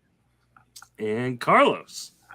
Well, as Marty said, thank you guys for putting all this together. People can find me rambling on Twitter more than not at CA Marcano and writing for Baseball Prospectus, Pitcher List, and the great. Yeah, I was going to say the great fantasy baseball invitation. the fantasy baseball bid on the Triple Play. The award nominated Triple Play fantasy baseball beat. Yeah. I mean, we had too hard competition with the Justin and Eno and DBR that they wanted, but it was cool. It was cool. It's cool to be nominated, right? Yeah. Even if you don't take home the trophy, it's still pretty awesome to be nominated for those awards. And Todd. Justin, these people that have multiple sites to pimp, what's up with that? I know nothing about that. I'm not working at four different sites. Oh, wow. There was a day you could ask me, what sites don't you write for? But now it's my home base is Masters Ball, and do some freelancing for ESPN, for Rotowire, and you can once in a while hear my stuttering on SiriusXM Fantasy and MLB Network Radio. Justin, I want to thank you for giving me such a great panel. Talk about not having to prepare, just type out 12 names and say go. Man, Exactly. thank you for hooking me up, man. These guys did a great job. I don't like having to give out too much homework, so that's kind of my style. Todd, you're giving away something this hour, so why don't you go ahead and let everybody know what they're about to win? Yeah, I got to apologize. It's not going to be worth $150 on eBay. It's not. It's just not. It's a Masters Ball subscription to the Platinum for the rest of the season, which runs through the end of the season. So hopefully, if you are a subscriber, you get rebated and/or we'll figure something out because we've had that happen before. But it's fine. That's good on me. So we'll let you go. We'll let you hit that button. Let's randomize. And David Shernock, you are the winner of that. And I will get you in touch with Todd so that way you can get set up for that. It's worth more than $150 because you're going to win your leagues this year with that subscription. I mean, all right, I joke, whatever. I've had overall NFBC champions that do it. The cut line winner from last year was a subscriber. So yeah, we've had. I haven't won, but we've had some success. That's what's important is your subscribers are winning because of you. I used to win. Don't get old, guys. You'll get back to this year. Looking forward to seeing you out here in a few weeks there, Todd. I'm going to unceremoniously boot you guys all out. Thank you so much for a fantastic panel. There we go. We are raising money for Keep Playing Baseball, which is a fantastic organization that helps young people try to further their baseball careers, whether it's high schoolers trying to go to college or to the pros, or junior college players trying to further those baseball dreams. It's a fantastic organization, and we have raised just about $2,000. We're literally at $1,999 as of right now. So we're about to go over that $2,000 mark. And like I said before, for every $1,000 we raise, I'm going to give away a TGFBI spot in next year's TGFBI. So keep those donations coming. You can also win amazing prizes all throughout the weekend. So for every $1 you donate, you get a raffle ticket for those prizes, and you can donate at justinmasonfantasy@gmail.com for the PayPal and at Justin Salinger for the Venmo. We're going to bring in our next panel, and we have Steve Gardner, Jordan Eisen, Howard Bender, and Johnny Black. How you guys doing? It's great to see all your faces. How's it going, Justin? It's going well. I'm going to turn this panel over to Howard as you guys give some amazing bold predictions. Enjoy your hour. Well, thanks very much, Justin. Very Appreciate good. that very much. What's going on, everybody? Welcome in, and again, big thank you to Justin Mason for putting together Podapallooza. I am Howard Bender from Fantasy Alarm and Sirius XM Fantasy Sports Radio. For whatever reason, Justin didn't want to hang out with the four of us, and you know what? I kind of feel like we're better off for it anyway. Let's just do our own thing. So let's just go around the room here, and everybody introduce yourself, tell everybody where your work is, and we can go from there. I'm going to start. Well, for me, it's the top corner there, Jordan Eisen. I think I was on your panel last year, Jordan. You and I were here together. So great to see you again, and tell everybody who and where you are. Yeah, you certainly were, Howard, and it was great talking to you then. I'm sure it will be again today. I had a podcast in high school, and now I'm in college. So unfortunately, you can't find any of my new work really anywhere unless you're interested in Northwestern athletics. If you want to listen to old baseball content, I guess look up Field of Vision Sports. But other than that, you can follow me at FOV_sports on Instagram or Twitter. Northwestern, huh? Have the Rotowear guys gotten their hooks into you yet? Has Jeff Erickson come a calling? I know he's a proud alum, but not yet. Oh, well, beware, my friend. They're coming for you. Not a bad group to have them coming for you. So don't worry about that. Johnny Black, tell everybody who you are, where you are, what you doing, all that fun stuff. Yeah, working on a lot of projections right now for the Scorecrow site I started a few years ago. We're getting it back up and running again.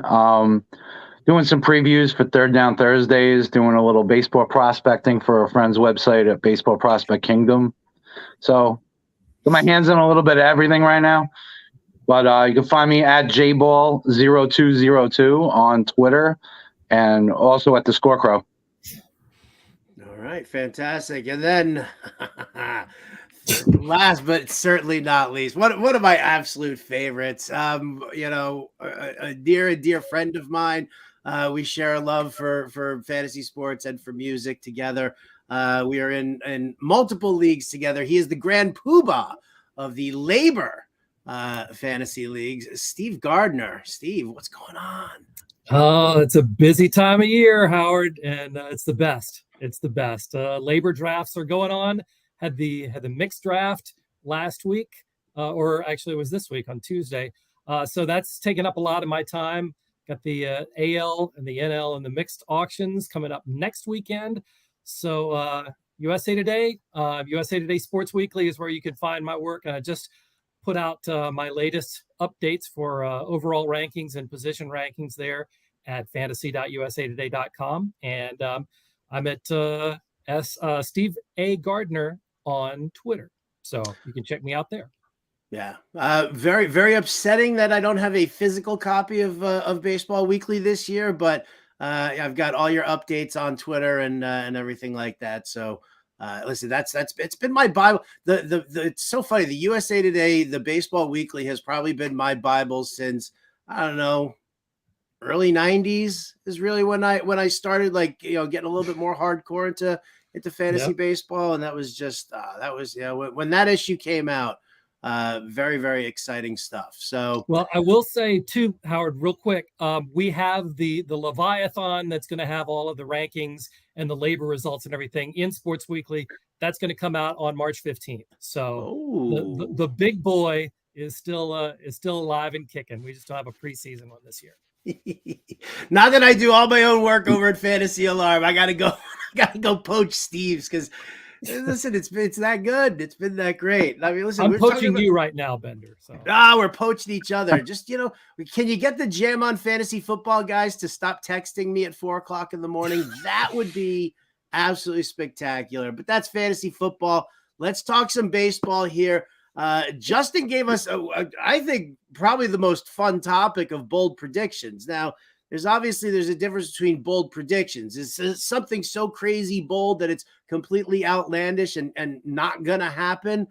That, to me, is not a bold prediction. I think, putting yourself out there, putting your stamp on a player, on a situation, whatever it is, I think that's really what it's all about. Something that you genuinely believe is going to happen. Because right now I could be like, yeah, Yankees going to win the World Series. That's my bold prediction. A, it's not that bold, but B, come on. I mean, that's no fun here. So I guess let's just kind of go around the room here. I mean, I put a list together of a few of them for me. I'm sure you guys all did the exact same. So let's dive into it here. We'll go to Jordan for his first. And I figure the best way I think for us to do it, because we're all going to kind of want to respond here, aren't we? Yes. So let's just put it as the order as this: Jordan, Johnny, Steve, me. And then we'll just do that again. Jordan, Johnny, Steve, me for our predictions and for commentary on somebody's prediction. Unless, you just absolutely hate somebody's prediction and you're like, and you can't keep that in. You can't contain Give him a thumbs down right away. Right. Yeah. I mean, if that's what you got to do, that's what you got to do. So, I mean, come on. We're having fun. We're raising money here. We're raising this all for charity, so let's have a good time doing it. All right, Jordan, what is it? Yeah, certainly. I'm sorry. It was too quick. So I think a lot of the guys over here too. I can use. Sorry, go ahead. I think a lot of the guys we're about to talk about in this next hour are going to be very polarizing players, usually pretty young players, probably. But I'm going to kick it off with someone who is neither of those things. It's Kyle Gibson. I think moving to Baltimore, he's going to throw for 180 innings, 150 strikeouts, and 3.5 ERA. That may not sound too bold, but considering his ADP, I think if you get that return, it's not too shabby whatsoever. I would certainly take it at his ADP I'm pulling it up. He's going at about an ADP of 433 on Fantasy Pros. So if you get good innings, good strikeouts, middling ERA, I will take it. Just a back end of the rotation kind of guy. Sorry. I already jumped out of turn there. Sorry, Johnny. What are you doing to me? No, I've always liked Kyle Gibson. I'm a big Minnesota Twins fan. So when they took him 10th overall, I mean, I was huge into Gibson, and he's generally solid. And, since Baltimore moved the fences back last year, he's generally a ground ball pitcher anyway. But, I mean, since they moved the fences back and, they should have better defense behind them, I can't argue with it. And like Jordan said, with the ADP over 400, it's not a bad, 6th, 7th guy on your roster. Eating up those innings, racking up. I mean, how many guys are going to have 150 strikeouts?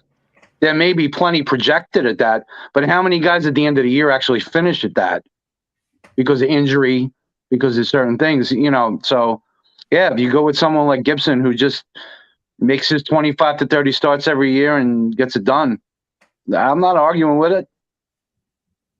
I'm good with it too. I'm an Orioles fan, as my Chuck Thompson bobblehead would indicate. I'll put him back.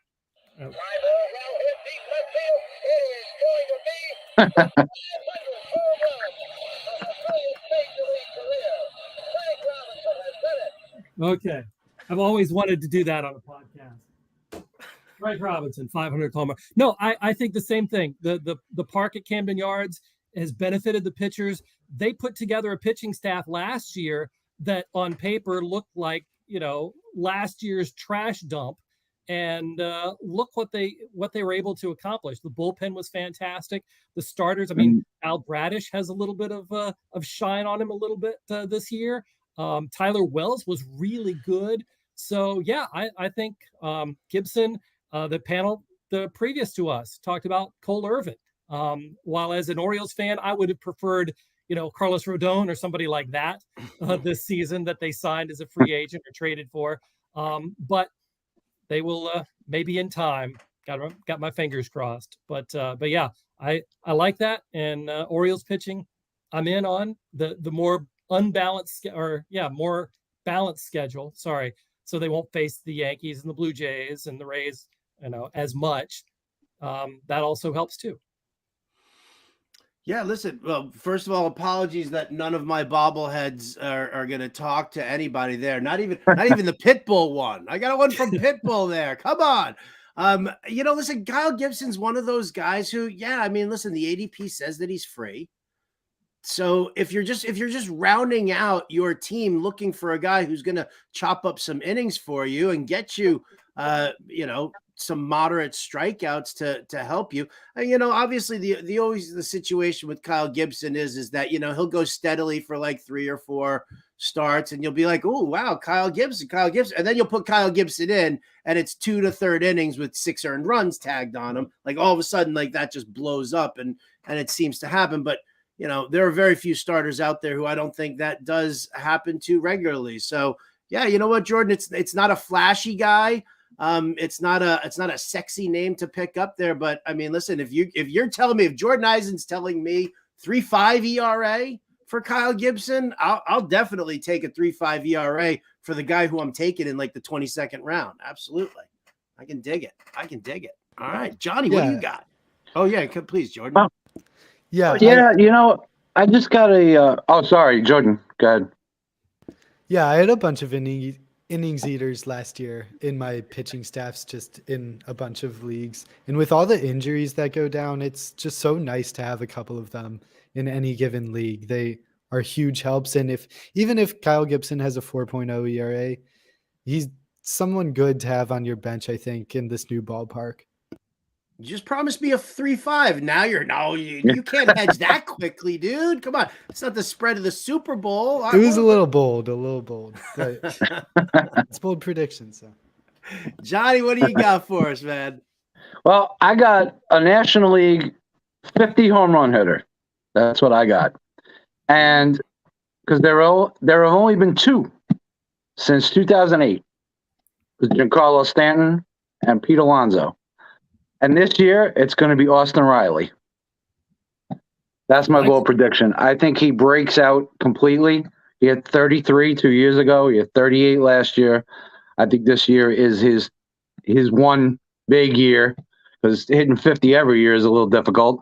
But I think he's just going to completely kill it this year. So that's my bold prediction, is a 50 home run National League hitter. I like it. Third base is kind of shallow this year. So, Austin Riley, I've seen him go pretty early, round 2, a lot of the places. Machado, Austin Riley, in the National League, those guys are probably the top 2. And I like it. I think that's bold. Yeah, I mean, to me, in my rankings, I've got Austin Riley ranked in the in the top 5 or 6 amongst third basemen. It's kind of funny if it was last year and Riley had that 130 home run season, you were like, I kind of need to see it again and make sure that it's actually sustainable for him. Like last year, okay, fine, but this year I think people are definitely selling him a little short, and I'm not really sure why. He did take that step forward last year, and if he can just stay on that plateau, I mean, listen, I'd be fine if he stays on the plateau. If he's going to go up to 50, if he's just going to start jacking it, maybe it's a full year of health in that Braves lineup surrounding him, that he's just going to get crazy fastballs to see. I'm definitely in on it. He's one of my third base is that one of those positions. It's like super top heavy. You're really kind of Yeah. worried about what's there in the middle. So, attacking it early is something that I definitely like to do. And Riley's definitely a target. So I dig that. What about you, Jordan? Yeah, he's great. In the back of round 2, I would be happy to take him with how third base is looking. We were concerned about his strikeout rate. He's pretty much proven that he's fine, hovering around 25%, but we'll take it. Also, his batting average has been pretty consistently good since he's been a starter.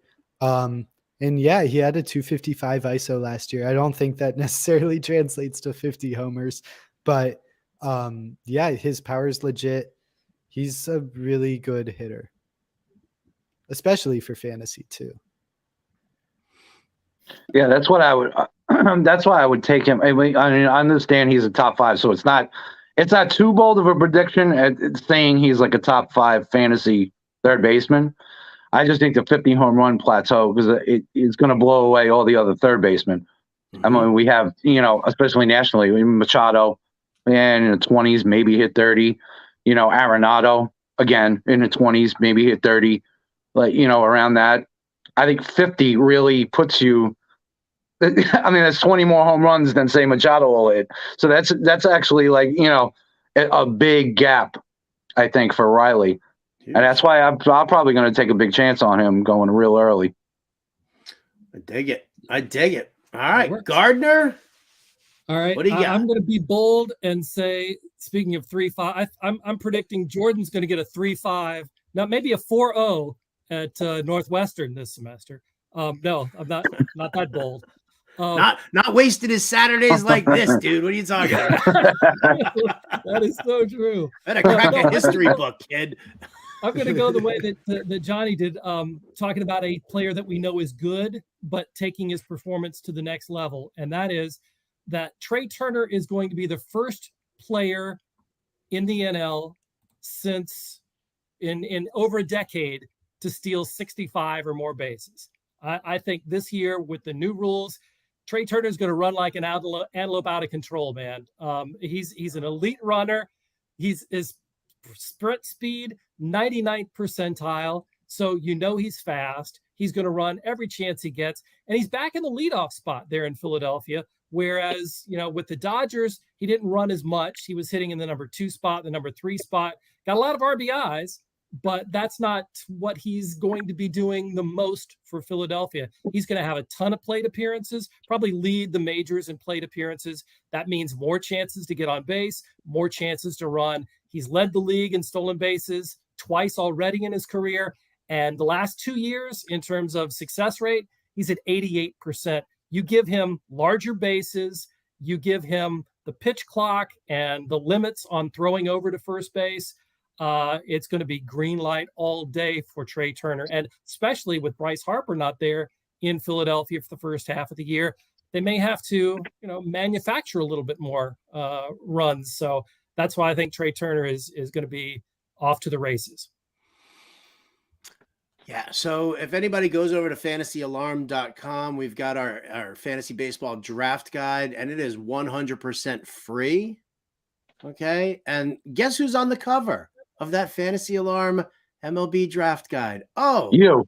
Trey, yeah, me. You couldn't fit me. The cover wasn't wide enough to fit me in there. I look like I ate Todd Zola. Come on.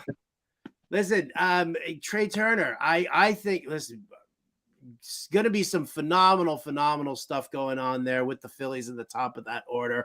I am very, very bullish on Trey Turner. So I actually probably like him more than Steve does. So I'll just turn it to Johnny then for his commentary.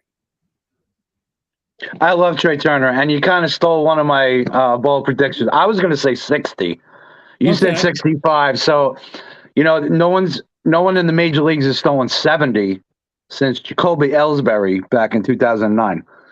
So it's been a while, but yeah, I love it. I was going to go with 60. So, yeah, leading off, and especially now you got, I think it's going to, on a side note, it's going to help whoever bats second, which I think will probably be Schwarber.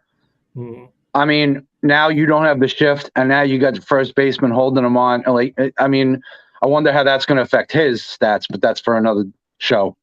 But yeah, I love Trey Turner. I mean, first pick overall in fantasy baseball, can't argue it. With the stats he gives you all 5 categories easily.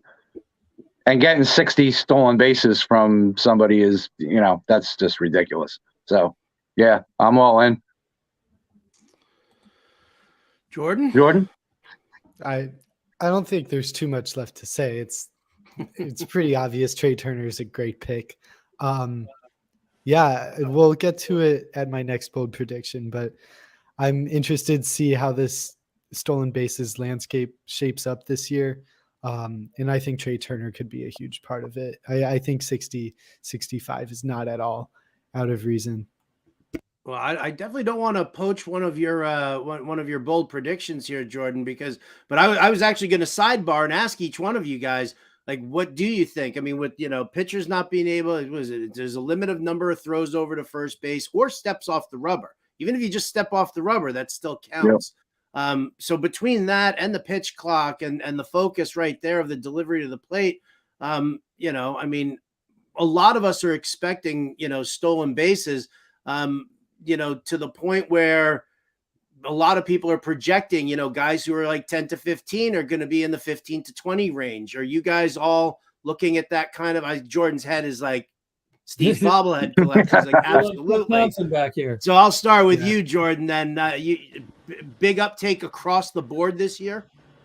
Yeah, I definitely think so. I think it's going to continue to be important to still look for steals, but I don't think there's as big of a need to like prioritize them above everything else. Like, obviously Trey Turner still is a great pick, but it's because he also provides in the other 4 categories tremendously. I wouldn't be apt, like, no one really comes to mind as being like an Alberto Mondesi from a couple of years ago, where you're just taking him because the steals. We thought he might be serviceable in the other few categories, but you're only taking him for the steals. I wouldn't do that until the later rounds this year. Maybe that's partially because of the players' landscape, but I think it's primarily because just you won't need a steal specialist like that. Most players that are young-ish and have some speed will probably amount to like 7-10 steals as opposed to the normal 2 or 3. Steve, same way? Yeah, I think so. I think it's going to be a situation where the game situation will dictate it. And the slow-footed guys aren't going to, if their average making, percentage rate is at 50 or 60%, I don't think it's going to help them, but it's going to lift a lot of those guys. The break-even point is what, like 75 or something like that from the metrics that we've heard before. So I think it's going to put more people above that 75% threshold and give them the ability to go if their team wants to. And I think managers, scouting managers this year might be well worth your time to figure out who likes to run and who maybe doesn't want to and wants to play for the big inning or the 3-run homer or something like that. Johnny looks like he's investing heavily in steals. I like steals. I always did. I mean, I'd love to see someone else steal 70, 65, whatever, It just seems like it's gone away. Now, granted, we all know about the metrics and what it tells us and everything like that. And, like Steve said, 75% is kind of that threshold. If you're below that, then you're hurting your team. But, yeah, I like this. I like the steals. I like to see more stuff going on, more movement, things like that. Just as a baseball fan growing up, late 70s, 80s, that's what I like.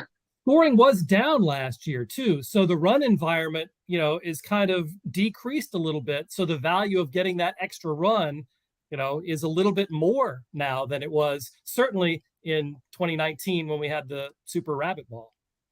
Well, yeah. And then the ball played a big part in that last year. Right. I mean, no one told Aaron Judge about it, but, aside from him and Schwarber, it kind of killed. It was almost another dead ball era so to speak, except they weren't running like they did in the dead ball era. Everyone was stealing 70 bases. So, we'll see what happens this year. It's a lot of moving parts this year. A lot of moving parts, the bigger bases. We'll see what they do with the ball. Pitchers pitchers have to hurry up now. Mm-hmm. So now they have 15 seconds. What is it? 15 seconds with no one on base and 20 seconds with someone on base. They can only throw over twice. There's a lot of moving parts going on here. So we're kind of going in, and I think that's going to dictate a lot of drafts. Not to get sidetracked here from the ball predictions, but I think it's going to dictate a lot of drafts, and you're going to go with guys who are consistent, who have been just consistently good the past couple of years, and stick with that instead of taking a chance early on a high ceiling guy that you think may hit, that you think may steal 40 bases because he stole 20 last year. Now you think he's going to run. I don't think it's going to be that much of a jump, and I think it's going to be a lot of getting used to, for the players, for the umpires, for everybody, fantasy guys like us, just sitting around talking about this stuff. But, I think you're going to see a lot of the guys who have been good, just solid the past 3 years, hold more value than high ceiling guys earlier in the drafts anyway. Listen, that definitely makes a ton of sense. It's going to, I think you're right. Adjustments is the key word here. It's for everybody. I even think the hitters are having a problem already with, they want to step out of the box. They can't step out of the box. Yep. There was a call today, I guess, bases loaded, bottom of the ninth. And you need to be 2 feet in the box and head facing the pitcher with 8 seconds left on the clock or something like that. And he wasn't, and he got the called third strike, and and that was it. So we're going to see adjustments all around. But I'm definitely also in the camp of, we are going to see a nice little uptick in stolen bases. I think we're still going to have to, when you focus on, on some speed in the early parts of your draft, obviously, that you're going to have to, chase a little speed in the next couple of rounds if you grab Aaron Judge early, but, grabbing guys like Turner and Acuna and Jose Ramirez, these guys who do steal a bunch of bags, I still am in favor of just getting that, having that anchor into your lineup as well. Just and then you pile in some guys who are going to take 10 to 15 here and there. So good. I guess we're all on the same page there. My first bold prediction, and I'm kind of taking a little bit of a cop out to it because it wasn't really my bold prediction originally, but it was something that I've easily been swayed to just by watching a lot of video and catching up with it here. And that is Jordan Walker. He's going to be your NL Rookie of the Year this year. He's going to surpass Corbin Carroll. He's probably going to be a better pick by the end of the year than Gunnar Henderson. The things that I've seen now from Jordan Walker, my co-host Jim Bowden, great eye, phenomenal baseball eye. This was a guy who was pounding the drum for Juan Soto while everybody else was looking at, all the other little high prospects, in that range. And Jim just said over and over again, it's just the way Juan Soto approaches the plate, what he does, what he brings to the table, loves the plate discipline. The on base work is always great. And, and he called Juan Soto that year. That actually, Steve will tell you that helped lock me in as winning labor that year because I put all my money, all my remaining fab on Juan Soto that he was being called up and got him and made that move. And it was, and that sealed the NL labor for me there. So I kind of had to piggyback. And when Jim starts, pounding the drum for a kid like Jordan Walker, and he starts telling me that he's vintage Dave Winfield right now. And he talks about the fact that, when was the last time you saw a guy who was 6'5", who stepped into the box, who had no holes in his swing, right? We saw behemoths like Aaron Judge and Troy Glaus and, these guys who are just these huge dudes. Even O'Neal Cruz right now, he's that size too. Holes in the swing there. Jordan Walker, I love this kid's plate discipline. I love his swing right now. Went from, low A to double A last year, didn't, skip a beat. It's going to be very interesting to see what happens with the Cardinals coming out of spring training, because they're very bullish on Jordan Walker. They're firm believers that, they love the fact that MLB has now said, if you have the Rookie of the Year, you get an extra first-round draft pick. So they're huge on that. And then you look at the rest of that outfield there for the St. Louis Cardinals. Tyler O'Neill is Tyler O'Neill. We know who he is. Big muscle-bound dude. He's going to hit a ton of home runs. Our illustrious host, Justin Mason, had a tweet, I don't know, maybe like 2 hours ago, saying that Dylan Carlson sucks and says that it's like an annual tweet, right? So, I'm not going to go against the guy who runs Podapallooza here. And then you got Lars Nootbaar. Lars Nootbaar, Lars Zagnut, whatever his name is there. Come on. There's nothing jumping off the page about that outfield right now. There it is right there on your screen, ladies and gentlemen. Dylan Carlson sucks. Justin Mason. That's hardcore analysis right there. Like, you can't beat that kind of analysis. If you tried to argue that fact against Justin Mason, he would destroy you just simply by saying he sucks. He sucks. He sucks. He sucks. He sucks. He sucks. So with all of that, I think opportunity is knocking at the door for Jordan Walker this year. And while everybody's fawning all over Henderson and Corbin Carroll, and this is from a guy who took in the Tout Wars draft and hold, took Gunnar Henderson a round earlier than he probably should have, just to kind of lock him down. Jordan Walker is guy, NL Rookie of the Year. You might want to little, for all you gamblers out there, cover your ears, Jordan. You're not old enough for this, but come on. Plus 900 for Rookie of the Year for Jordan Walker. Just sprinkle a little on that one there. That's my bold prediction here. Johnny, tear it apart. I like it. And first of all, DraftKings, Massachusetts, we're allowed to bet. It's coming up. Aside from DFS, so it's coming. DraftKings, of all things, DraftKings is based in Boston, and they finally made it legal. They're finally bringing it home. So, yes, Jordan Walker plus 900. I will have a little sprinkle on that. No doubt. No doubt in my mind. And the Cardinals know how to develop players. I'll have to disagree with Justin Mason a little bit. I give Dylan Carlson a little. I'm going to give him another year or so because I like the guy's tool. I like his tools, but I Lars Nootbaar. Every time I hear his name, I think of Jeremy Hazelbaker for some reason. I don't know. It's just a weird last name or something. I don't know what it is, but I don't know. Jordan Walker's got superstar written all over him, and I really wouldn't bet against him winning the NL Rookie of the Year. So I'll definitely have some plus 900. I like that. I want to see what DraftKings gives me on March 10th when it rolls. By the way, Hazelbaker and Bobby Snickers were two of the best double play combos you've ever seen. There you go.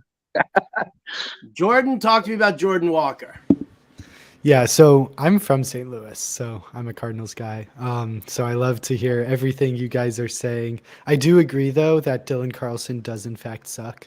He never does anything. He's such a 15 home run, 240 average, middling OBP type of guy. Like, he just doesn't really do too much. He's very replacement level. And that's been fine for the Cardinals these past couple years, but there's certainly an opening. And I think that as spring training goes along, if we see Jordan Walker on the Cardinals starting roster and it looks like he's going to get good playing time, it seems right up the Cardinals' alley to go for that draft pick compensation for Rookie of the Year. They always find these tricks to get a little extra. And I think that if we see him on the opening roster, they're going to be going for that compensation. He's going to get good playing time. And with that playing time, maybe it won't pan out, but maybe it will. And at his 233 ADP, it is so worth a shot. His minor league numbers are terrific. And as you said, just watching him, it's really just apparent that there's going to be something there. It's really just a matter of when, I think. Yeah, I'll say the Cardinals' devil magic is in full force here. I was actually going to say something about Jordan Walker, too, in that the parallels between him and Julio Rodriguez are pretty scary. I mean, elite prospects, both, Julio Rodriguez entering his age 21 season last year, Walker entering his age 21 season this year. They both will, if Jordan Walker makes the Cardinals out of spring training, skip AAA, go directly from AA. And I think one of the things too, you look at what he did last year at AA, 19 homers, 22 stolen bases. So you've got that broad range of skills. I think if he makes the Cardinals from opening day, he could hit 20 home runs with a Kit Kat or something. But he'll have a chance to make the team out of spring training too, because the Cardinals are going to have Newt Barr is going to be in the World Baseball Classic. Tommy Edman will be, Nolan Arenado, Paul Goldschmidt. They'll all be in the World Baseball Classic. They don't all play outfield, but their DH at bats available, and the Cardinals have to fill that. So he's going to get a pretty good look during spring training and have every opportunity to make that club once opening day rolls around. Do we all want to take a quick time out, grab a candy bar or something like that? I'm getting hungry. We keep mentioning it. There's the subtle messaging that just keeps. Yeah, what's good? I don't know. Justin, bring chocolate when you come back. Yeah, right. All right, Jordan, we're on bold prediction number 2. Here we go. What you got for us? Yeah, sure. So more Cardinals talk, actually. I think that Tommy Edman, as we talked about with the rule changes, I think he's going to go crazy this year, and I'm calling it 50+ steals. He hasn't really come close to that before, but his success rate, it's basically the same argument you made for Trey Turner. His success rate is terrific. He's on base all the time. He doesn't have the Trey Turner sprint speed, but he's 86th percentile. In 2022, he went 32-3 on the base paths. There's a lot to like there. He's going to get playing time unquestionably because that defense, and just he's a great presence in the lineup. I think he could do some really nice work for the Cardinals. Also, he's leading off with a good lineup behind him, and it can only improve with Walker, as we were just talking about. So I like Tommy Edman this year, and the big thing with him is he's going a whole lot later than Trey Turner is. So I'm excited about Tommy Edman and to see what he can do with these rule changes. Johnny. Yeah, I like Edman. I don't know about 50. That is pretty bold.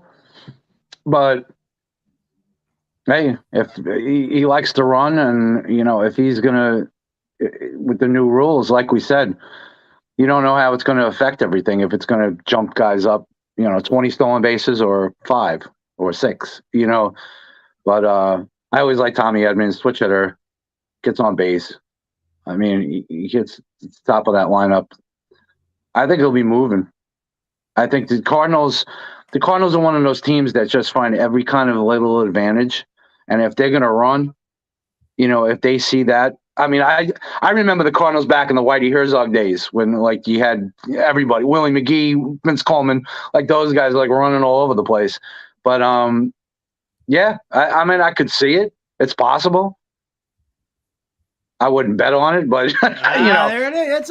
We're not all supposed to agree here. So, I mean, what do you have, 32 last year? I could see him 40. Pushing 45, 50 is a lot. But then again, I said Austin Riley, with the 50 home runs, he had 38 last year. So that's a jump too. So we'll see. These are bold predictions. So, I mean, we'll see. I'll throw a little cold water on it, and I'll tell you why. I think, number one, Tommy Edman, is he going to lead off all the time? It's possible. He could hit down lower in the lineup too. The thing is, though, if he's leading off, he's hitting in front of Goldschmidt and Arenado. How much do you need to run? How much do you need to take an extra base in that lineup when those guys are hitting behind you? So, it's all comes down to Ollie Marmol's philosophy and whether he wants to run more. I don't think the Cardinals necessarily need to scratch out runs and play small ball with those kinds of sluggers behind him. So I'll at least, to be different and not be unanimous, I'm gonna say maybe I'll object a little bit to going that high. Jordan, I think you put yourself on mute there. You should probably take it off if you want to tell Steve what kind of an idiot he is. You can feel free. Can you guys hear me? Yeah, now we got you. Okay, yeah. I was typing around a little bit. Yeah, I mean it's bold. I'll be honest. On my sheet, I have it written down as 45 steals. I bumped it up a little bit after that Trey Turner talk. Like it's bold. It definitely might not happen, but I can see it happening for sure. I do think that with that powerful lineup behind him, that might alter it a little bit. But I mean, he had 32 last year, and Goldschmidt was the MVP. So, you know, True. I just took Edmund in the draft champions, draft. So I think it's great. I think it's the best prediction you've made so far here, Jordan. I love it. Absolutely love it. But no, I mean, I probably, in a little bit of everybody's camp here. I could definitely be bullish on Tommy Edmond because of the new rules. I can also understand, if they don't want to get too overly aggressive early on in the season and let the big boppers do their thing. But, again, like you also said, Steve, they could, put him down at the, towards the bottom of that lineup or middle area of that lineup also. A lot of things that we still have to see. So, I'm not gonna crap on him like you guys did. Jordan, you come to Papa. Come. Oh, especially Steve. I didn't crap on the guy. I mean, sure, Johnny. Sure. Johnny, what's your big second bold prediction here? Come on, tell us now. My big prediction, my boy.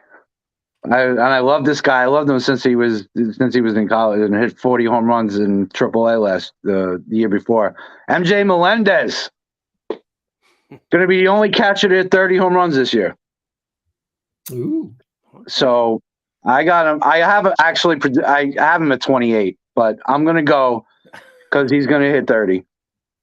He'll beat Cal Raleigh, who everyone's high on, who I'm not really that high on. He gives you some power, but I don't trust his plate discipline. But I like Melendez a lot. He's got outfield eligibility too.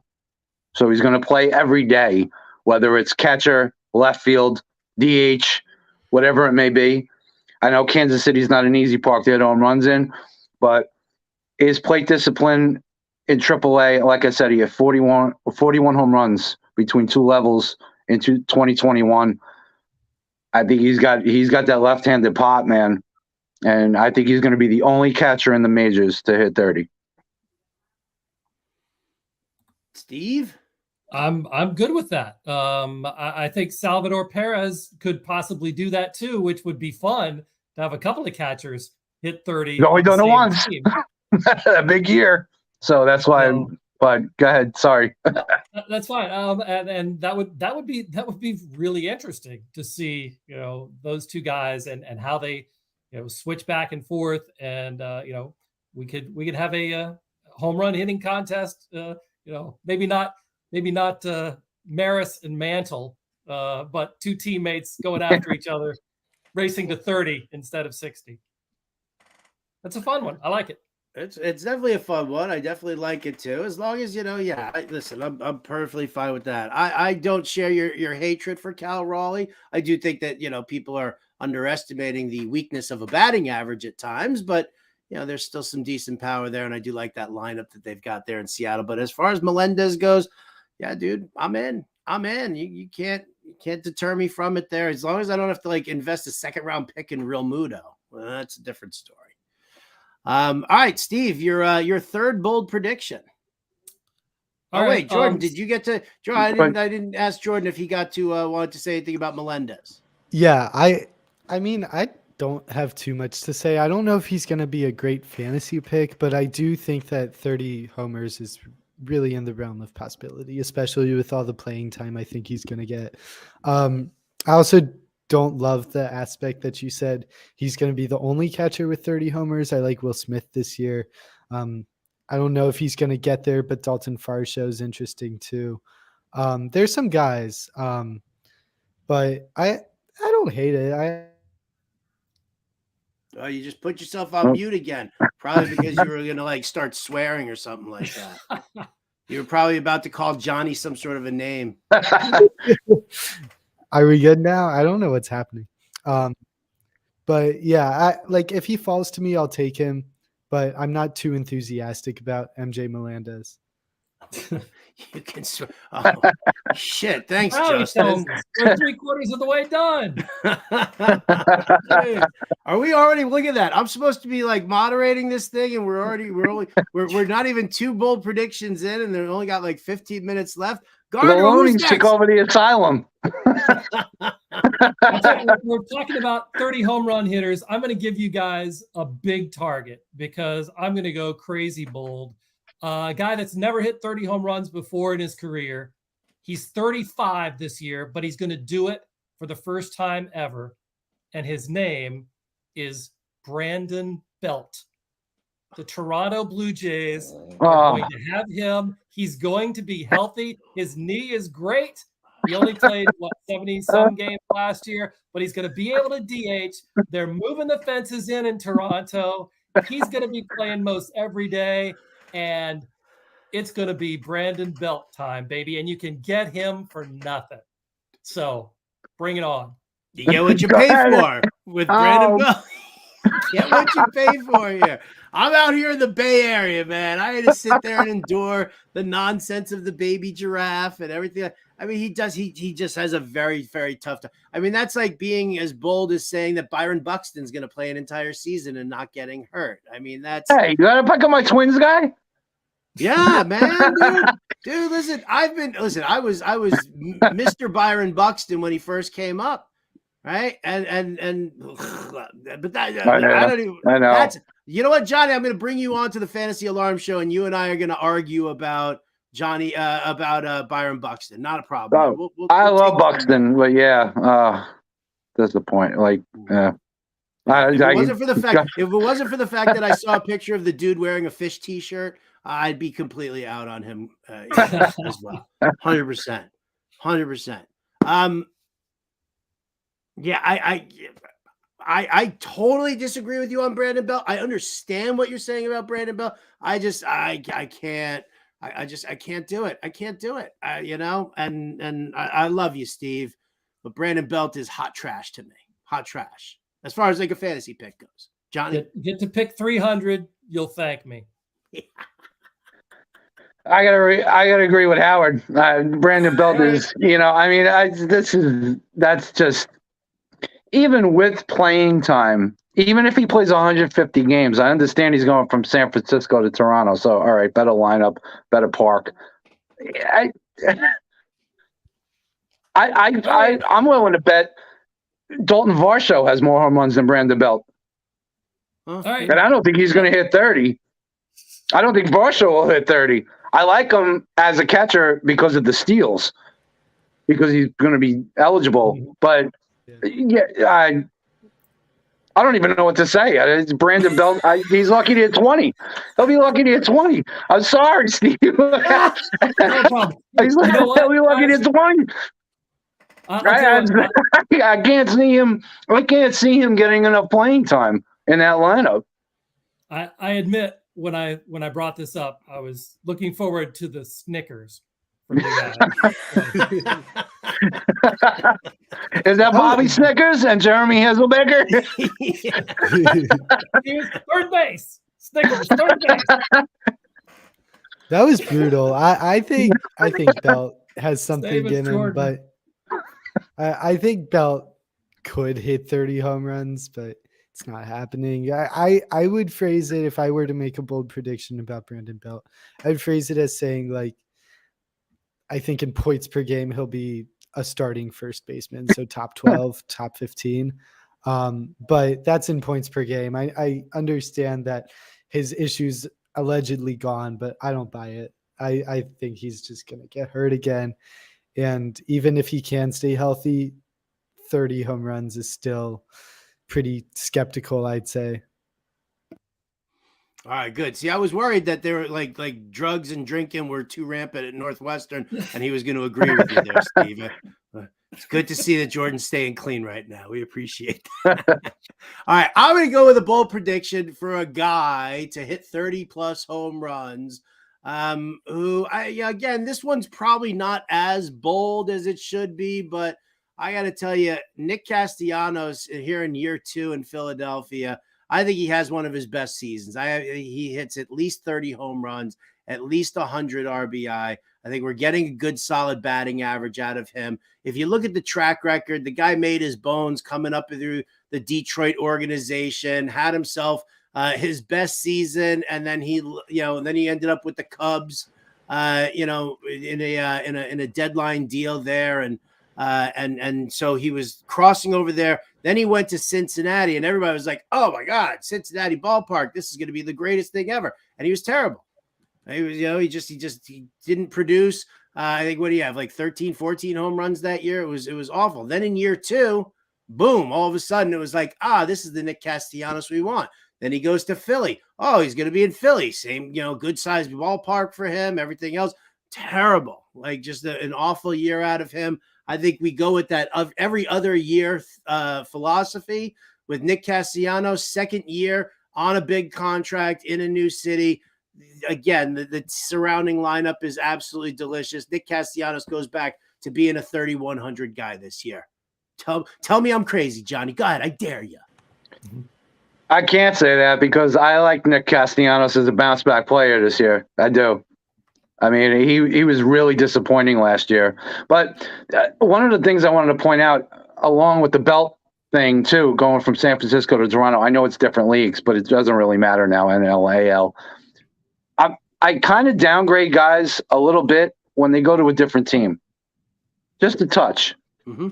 Depending on, it depends on ballpark, depends on lineup and stuff like that. But there's always a change of scenery. There's always a period of adjustment. So that first month or so always seems to hurt guys. Even you looked at Nolan Arenado. Yes, he went from Coors Field, but he's doing well now. He had a rough first year. Mm-hmm. Guys like, Carlos Santana went over to Philly. He was horrible. Then went back to Cleveland. Then he was great again. Guys like, I don't know. It just, and then that's what I'm just talking about with Brandon Belt. But even with, Trey Turner, like we were talking about, but he's shown that he can do it. I don't know. I'm rambling now. But anyway, I do believe in Nick Castellanos. I would agree with you. I think 30 home runs, 100 RBIs, and a 280, 290 batting average isn't out of the realm of possibility. Definitely. Jordan? Yeah, I like this call. This might be one of my favorite calls so far. I don't think he's going to be successful just because it's another year. Because objectively in his 2020 season in Cincy that we were all so excited for, but went really poorly, his StatCast numbers were still good. He was hitting the ball well. It was just a short season, and it didn't get to normalize. Then 2021, his StatCast numbers looked similar, but that time it did work out. Now in 2022, everything was terrible. He just was not a good hitter. So I am a little skeptical, but I do just think that it came out of nowhere. And I truly believe that Nick Castellanos is still a great pure hitter, and we'll see that this year.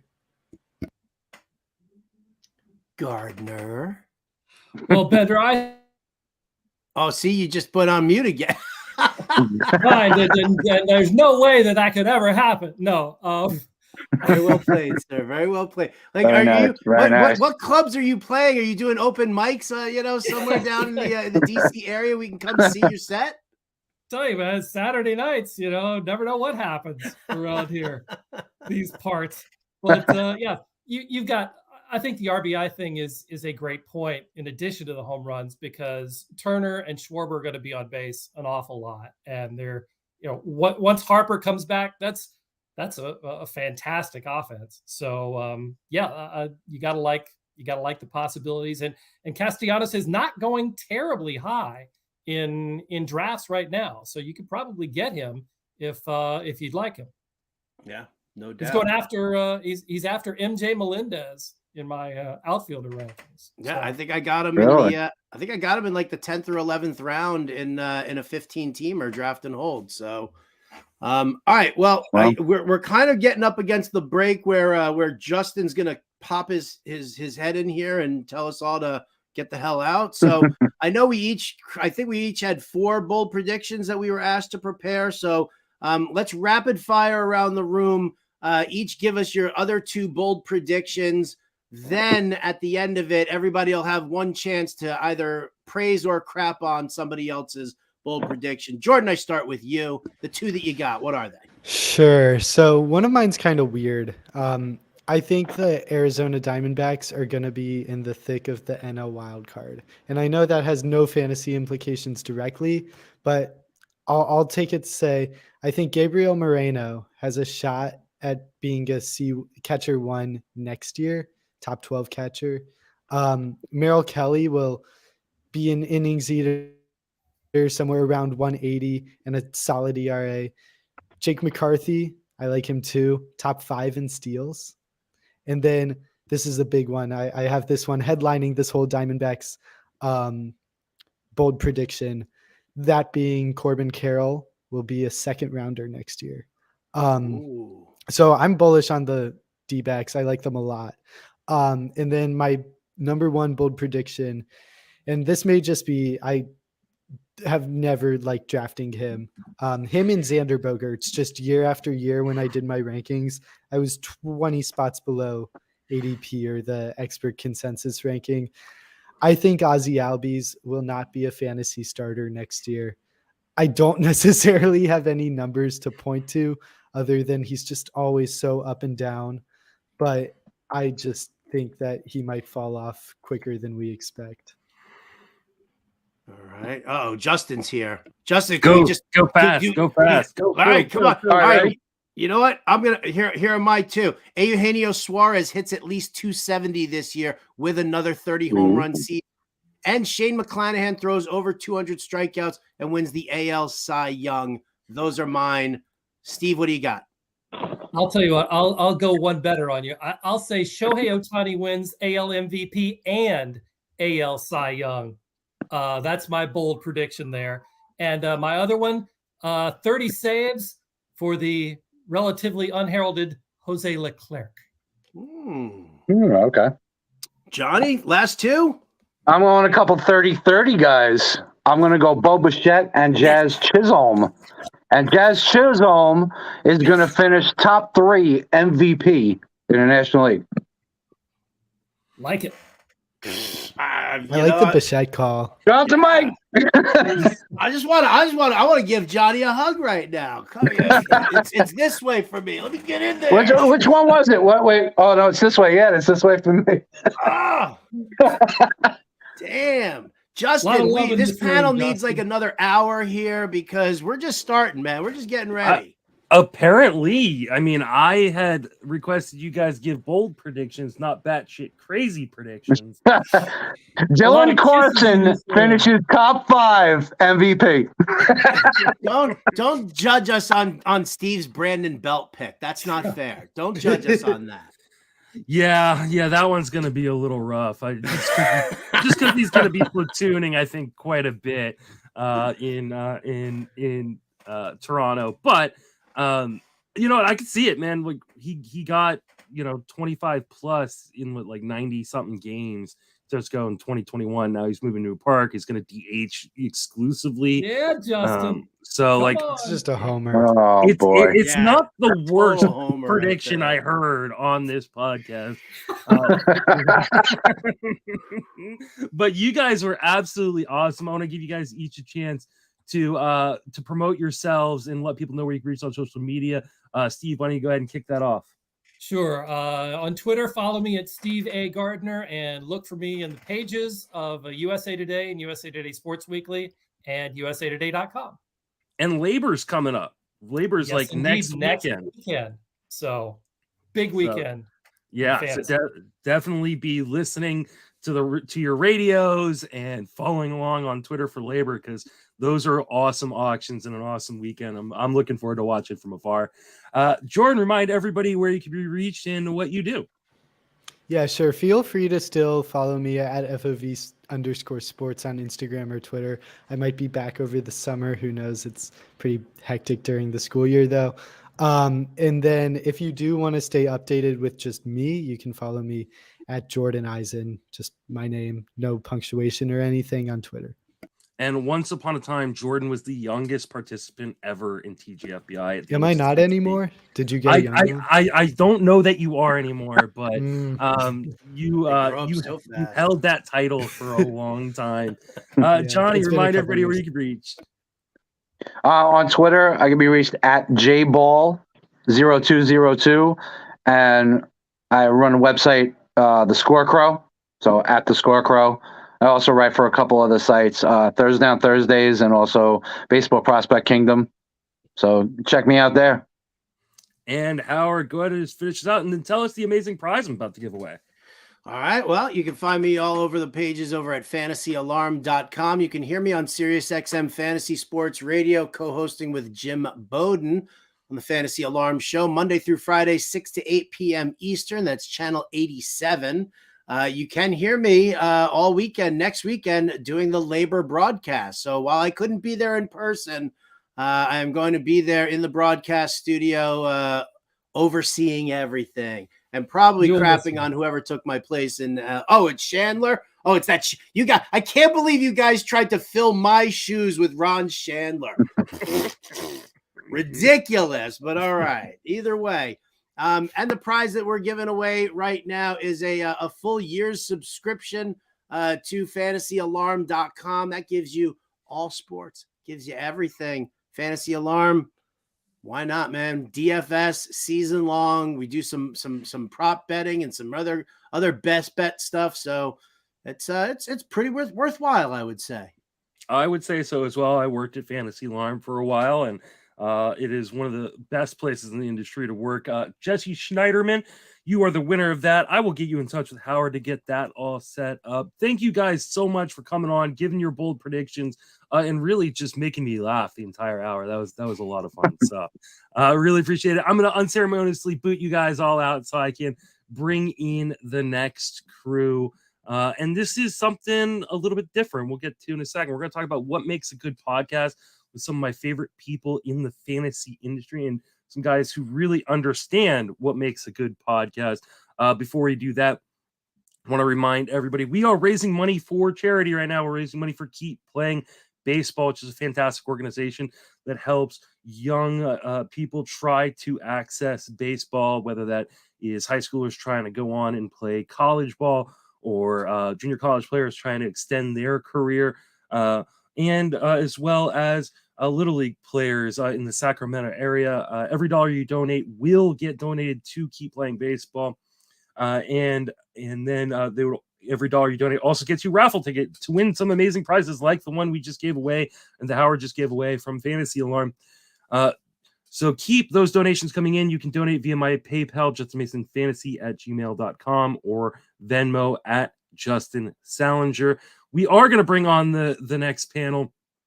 We have Kris from Baseball Pods, and we have Michael Govier of the Palazzo Podcast. How you guys doing? Hello. If it's a Saturday night, I'm spending with Govier. I'm all right. What's up, my man? Yeah, Kris, my man. Baseball Pods. It's good to see you, brother. How you doing? Good to see you. I feel like I like to see Govier. He's standing up. I feel like that's an advantage. I feel like, Justin, we should be getting up and moving around. You know what? I've been sitting in this chair for over 9 hours. I probably should have a standing desk at this point. So just because I'm not on every panel this year doesn't mean I'm not sitting here monitoring every panel. So though I feel like, to be quite honest, I've been a little bored. I kind of wish I'd been on like every panel this year. So not bored with the panels. The panels have been great, but I want to be a part of them all. You are one hell of a promoter, man. I mean, yeah, one hell of a promoter. Yeah. Thank you. You definitely belong on this panel, dude. You're made for it. Glad you're here. So we're going to be talking about what makes a good podcast. And at some point, we may get another panelist, but they are running a little bit late coming home from work. But you two guys know what it takes to make a good podcast and what you listen for in podcasts. Michael has probably the most energy and entertaining podcast in the podcast space. Kris has one of the coolest Twitter accounts that promotes baseball podcasts and runs a podcast bracket. So you guys are a wealth of information. Before we jump in, I'll give you guys a chance to promote yourselves. Kris, why don't you remind everybody where you reached and what you do in the industry? So you can find me at Baseball Pods on Twitter, and you can find my website, baseball-pods.com. Mostly what I do is just try to elevate the voices of people who are doing great work in the industry, really try to shine the light on new podcasts that are coming out all the time. We got, hopefully this week, it'll either be this week or next week, we'll have our 4th annual Podapallooza, or that's you this year, the Podapallooza. Our bracket. Yeah, come on, copyright, dude. Sorry. I knew it was like, it's a baseball podcast, not Podapallooza, it's a bracketology. So we'll have our little tournament online on Twitter, and we'll see if Elon Musk has done anything to improve his Twitter poll security or not.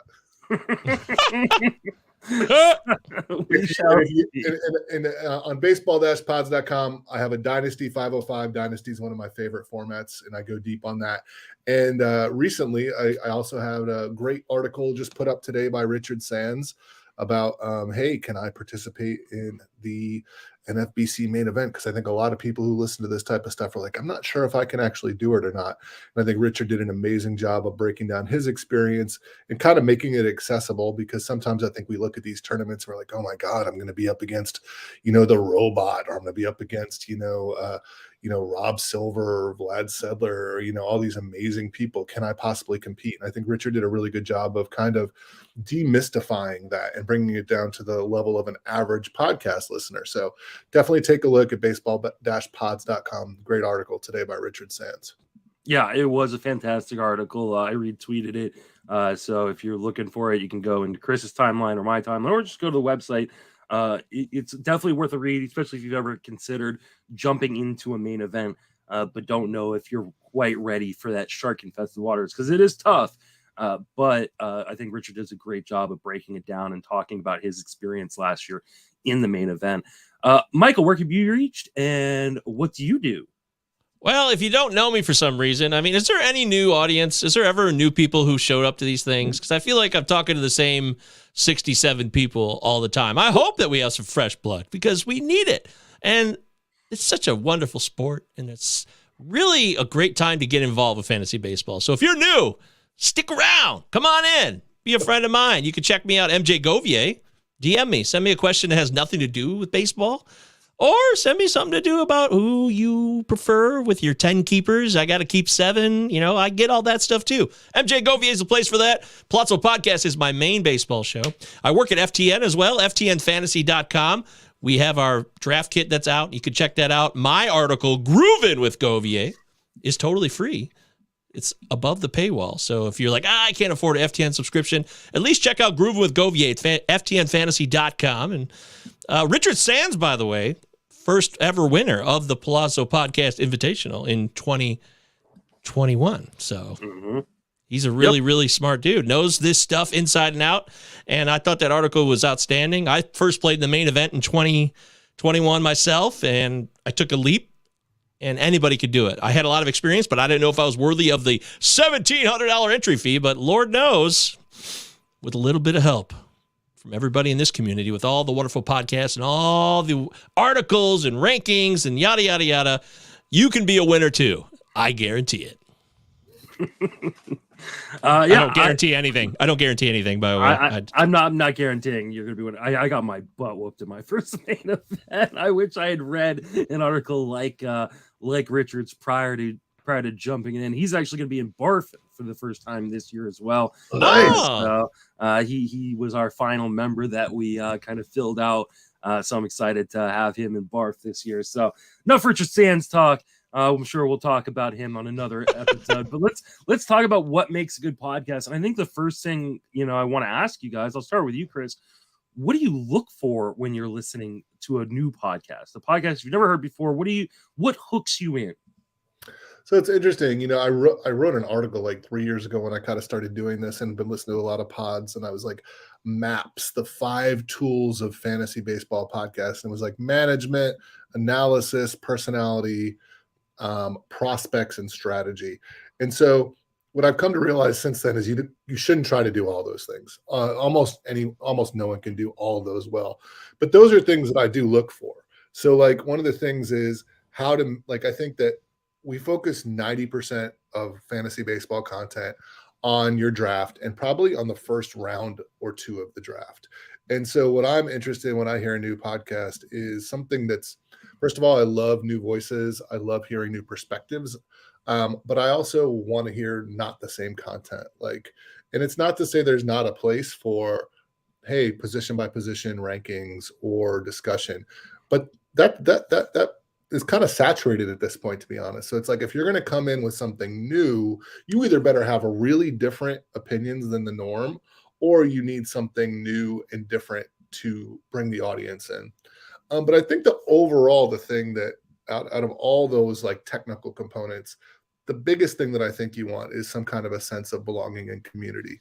When you look at what Govier does over at Palazzo, it's like you listen to his podcast, and if you're following along, you'll hear your name called in, right? If you look at like some of the great podcasts that are no longer, if you think about like where Kevin Goldstein and Jason Parks used to be, but they're in Fangraphs, it was like you felt like you got all the inside jokes. Like you knew Kevin wore a fedora, and you knew Jason drank Victoria beer, and it's like all that little inside stuff. And you think about over at The Athletic, where Nando DeFino and Ian Kahn and Derek Van Riper, when they did their Under the Radar podcast, which is no longer, it was a sense of community. It was like you were part of something. There were storylines, there were jokes, there were references that you got that brought you in and made you feel like you were part of something special. I think that is the magic. And the podcasts that really bring people in have that sense of community. What about you, Michael? What is the things that you look for when you're listening to a new podcast? I look for a very attractive face first. I don't care about podcast. I care more about the video angles. Now, look. Which is great timing because Dave's here with a split camera. Ooh, oh, look at that sexy mofo. Wow. Ooh, Dave, look at you. There you go. Talk to the hand, Michael. I used to think, did I ever guys tell you that I thought Dave was 24 years old when I first met him? Before I met him, I thought I was meeting a guy who was not as old as he was. It's a really silly thing about Dave that I had no idea. I had no idea that he was 6'6", and I thought he was like 25. I learned a lot about Dave that night when I picked him up from the airport in Arizona in 2021. So Govier's girlfriend has this to go on. Mike goes, I think he's like 24, and I don't know, he's like average height. So I don't know how she found a 6'5" guy in his late 30s walking around the airport, but that's the magic of Leanne. That happened. That's how we met in person. That's true. That's a true story. But as far as podcasting goes, look, shout out to Kris, though. I mean, Kris, he didn't have to, and he pumped up Palazzo. I mean, we came with a really weird name.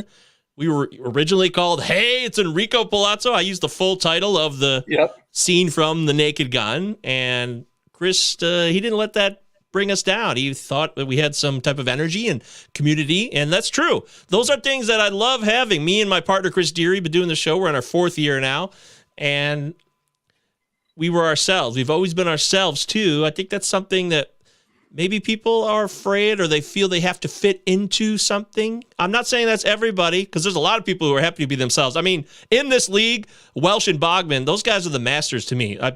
You look at our show, Palazzo, I really feel like we follow in the footsteps of them and the world they've created. They got their own ITL army, and everybody gets all their jokes and the connection and everything they built around it with the Discord and a Patreon and a world that exists outside of fantasy baseball itself is super cool.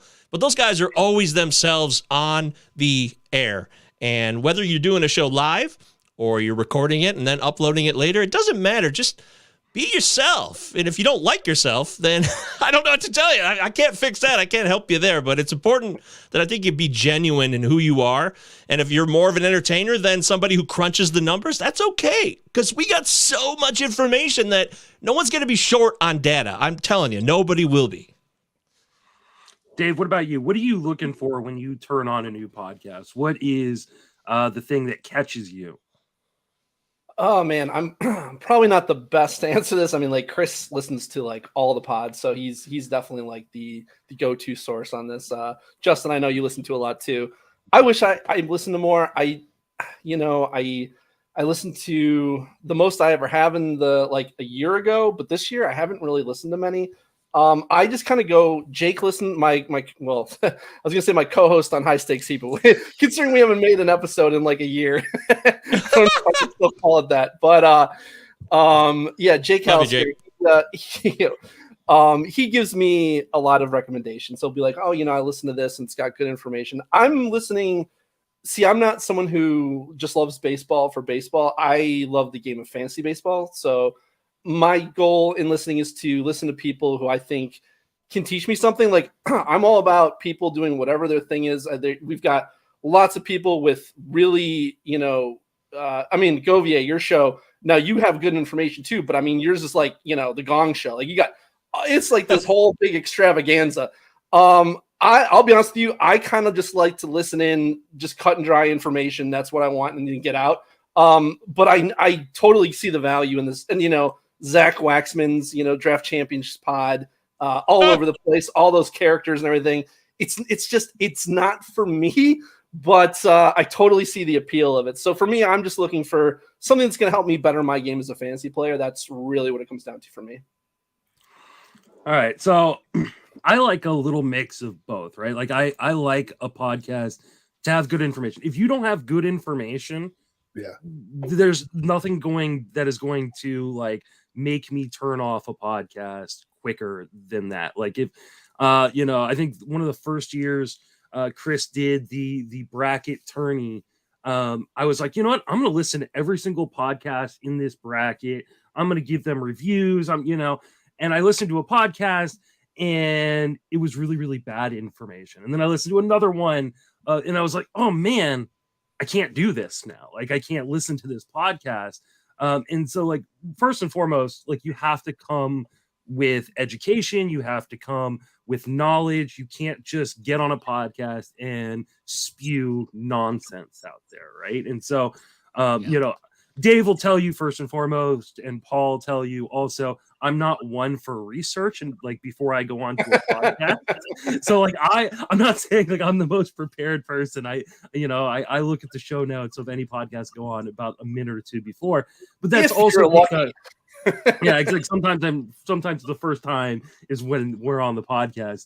But that's also because I put in a lot of work to do the research on every player and every topic long, prior to getting on. Yeah, so you don't have to get ready because you stay ready because you're always churning out information. So you have all that stuff ready to go. And I think part of your charm is that you answer on the off the cuff. Like I'm a preparer, and that's how Jake and I did things with High Stakes Heat. We would both put a lot of preparation in, but you are just, asking me something on the spot and you have the answer. Yeah, or I can really quickly type into Fangraphs the baseball. Or he's just really good at coming off the cuff with stuff that he invents in his head. Yeah, exactly. But I also think like for me as well, like you have to have some sort of entertainment value too, right? Like I don't want to sit there and just listen to someone rattle off stats. I think that while that can be entertaining in itself, I think the majority of people who listen to podcasts are listening to a podcast while they're doing something, while they're washing dishes, while they're on a walk, while they're driving, while they're working. And if you are just monotone and, and boring, then you're not going to catch the audience and hold the audience, right? And there are some amazing podcasts out there with great information, but their entertainment level is so low that there are times where like I have to like stop and rewind and go back and go, okay, what are you saying? Because I kind of zoned out. And so having the combination of both those things, I think is really, really important. I also think chemistry is really, really important in terms of. I was going to say that as well. Yeah. Chemistry is huge. I mean, Justin, part of what you're kind of getting into is like the stuff like about what's not good about podcasts. And we'll get there. Well, for me, like one of the things that I think that makes for a really amazing podcast is authentic and respectful debate. Yeah. Like I don't want to be on a podcast where everybody is just, oh yeah, great point. Oh yeah, great point. Oh, that's great. Fantastic. No, I learn nothing, right? Like zero. Like that helps me at zero. Like back when there actually was a Rotosaurus podcast, and Dave and the Mayonnaise Boy would argue, I mean, that was great because you'd be like, okay, these are two guys who I respect.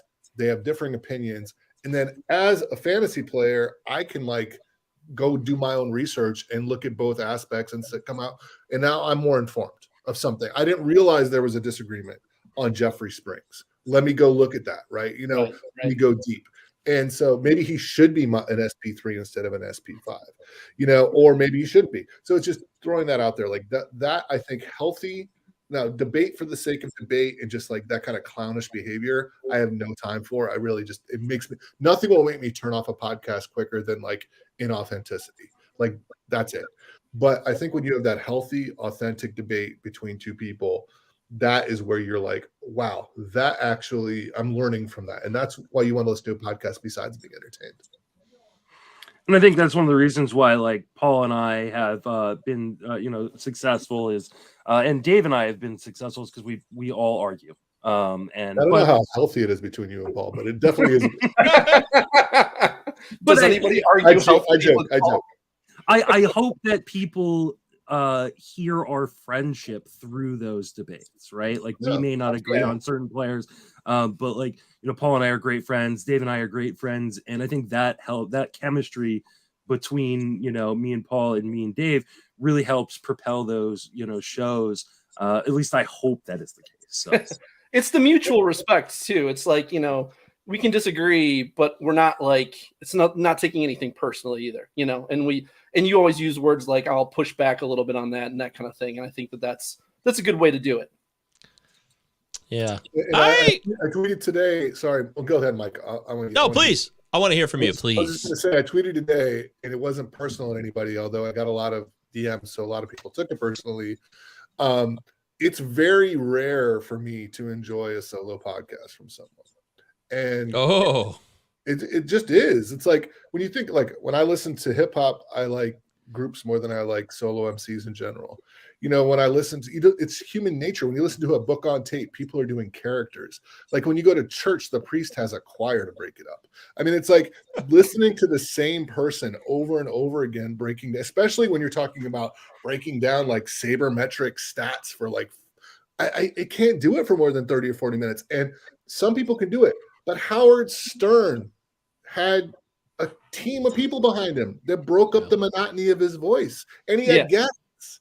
It's just like, if Howard Stern needs guests and like a peanut gallery, maybe you do too. I'm just saying, maybe you do too. When you're talking about like WAR and K-BB walk percentage and BABIP and exit velocity, maybe you need a little bit of a breaking it up. That's all. Yeah, that's fair. That's very fair. In fact, that's a great reference point, whether you love Howard Stern or not. It's undeniable how popular he became, but he's not alone at all. So I think about that aspect because sometimes I'm like, I'll do a show by myself. And I agree. It's not as fun because I don't just need the debate. We don't need to be arguing to argue. Everyone knows hot take culture is trash. And I'm never going to be the guy who watches Undisputed. That's just not me. And I think a lot of people agree with that. Some people like to watch the city burn, you know, right? There's a lot of people love to watch it all just go to hell on Twitter too. They're out there and that's your right. But beyond just the debate or the discussion, I'll learn something for myself too from somebody else, because through that discourse, whether it's a debate or just a dissection of, you know, tiers or any type of positional analysis you want to do, or roster construction, which, you know, Dave has always talked about, and I've followed suit, roster construction, roster strategy, and how the strategy and method of winning your leagues, and not just talking about player analysis all the time.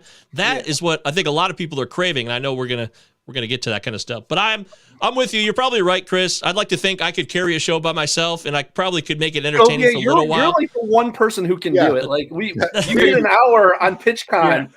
And everybody loves it. Like you're just you are the most entertaining person. There are definitely. I said very few. Yeah, there are exceptions. Can do it, but Govey's better with Deary. Yeah, for sure. There are That's my point. There are clear exceptions to that rule. Like there. I mean, Paul is great. In a solo atmosphere. I love Paul, but I like Paul better with you, Justin. Yeah, well, I like Paul better with me too, but I think that I'm better than Paul. As Paul I'd rather have Danielle solo. I mean, without you. Yeah, absolutely. I think most people would rather have Danielle solo. So, like, I think it's an amazing skill to be able to do a solo podcast. Totally. Like, I don't have that skill. There's no way I could do a solo podcast. Justin's nightmare. Yeah, it is absolutely my nightmare. I used to do a radio show years ago with the late great Laura Michaels on FNTSY when I don't know, I think they're called Sports Grid now. Yep. And Laura's power went out in the middle of the radio show. And Laura worked for a power company, so that's really and I had to do the radio show by myself, and I froze. I absolutely froze. And the producer had to come on and bail me out. It was like my worst fear just come to life. Well, you think about the best or what are perceived as the finest pods in fantasy baseball today. Now, some of it's unfair because I'm going to say this, they're propped up by giant corporations that give them a lot bigger reach. It doesn't mean they're the best. They can still be good. Like CBS is really good. CBS is CBS, and it's also a really well done pod because it has multiple people on it where they just, their chemistry is real good. But Frank came aboard. It used to be Azer back in the day, and nothing's changed. If anything, it's even better. I would say that. But I can't think of the best in the game today. The top 5, if you would. Top 5 fantasy baseball pods in the game of 2023. I'd be hard-pressed to find one that was a solo project. Yeah. Yeah. The people will vote in the coming weeks, and there will not be one that is a solo project. There you go. I mean, think about like, Eno and Derek on Rates and Barrels. You think about Justin and Paul, and they bring in Jason and others on S&B. You think about Alex and Nick Pollack is fantastic, and he also has a personality like you, Govier, to be able to carry a conversation. But he's 100 times better with Alex, right? Yeah. I mean, 100 times. Because it brings in different aspects of other people's personalities that sometimes it makes them uncomfortable even, but it's entertaining and interesting, right? You just never know what one person might bring out in another. Yeah. Yeah, it breaks it up. It's always good to have 2 viewpoints. This is really difficult to have just one person talking on their own and have that be enough. Yeah. John L. I love John L. You're the man, John. No disrespect to you. He can carry it, though. Yeah. Yes. He's one of those exceptions where he has the energy. I love John. If you give him like a millisecond, but if no one's talking for a millisecond, he will fill that silence and he will just keep going. You really have to get you gotta slide in there. Otherwise he'll just keep going and going. I love that guy. He was definitely, of all of our guests on High Stakes Heat, he was the most challenging to Wrangle. Yeah, to finagle where you get it in there, where you get your viewpoint in, because he'll just keep going if you don't say something right away. You've never had Gray Albright on a podcast before. And I probably never will. Gray's a great guest. I'm sure he is. He's so all over the place, though. It's hard for me to follow him. Doesn't he have a new show coming out? Spray Hitter? Isn't that coming out? Or was that Rudy? Oh, that was Rudy. That's right. Rudy's doing that. That was the opposite of Deadpool. All right. What are some of the mistakes that podcasts make? Dave, I'll start with you. I mean, I think, Justin, I think you're okay with your lack of preparation because you've done this for so long and because you do a lot. But I think a lot of people just try to wing it with some of the younger pods who are just starting up. And I think really practicing and having your notes prepared ahead of time instead of looking everything up while you're on air.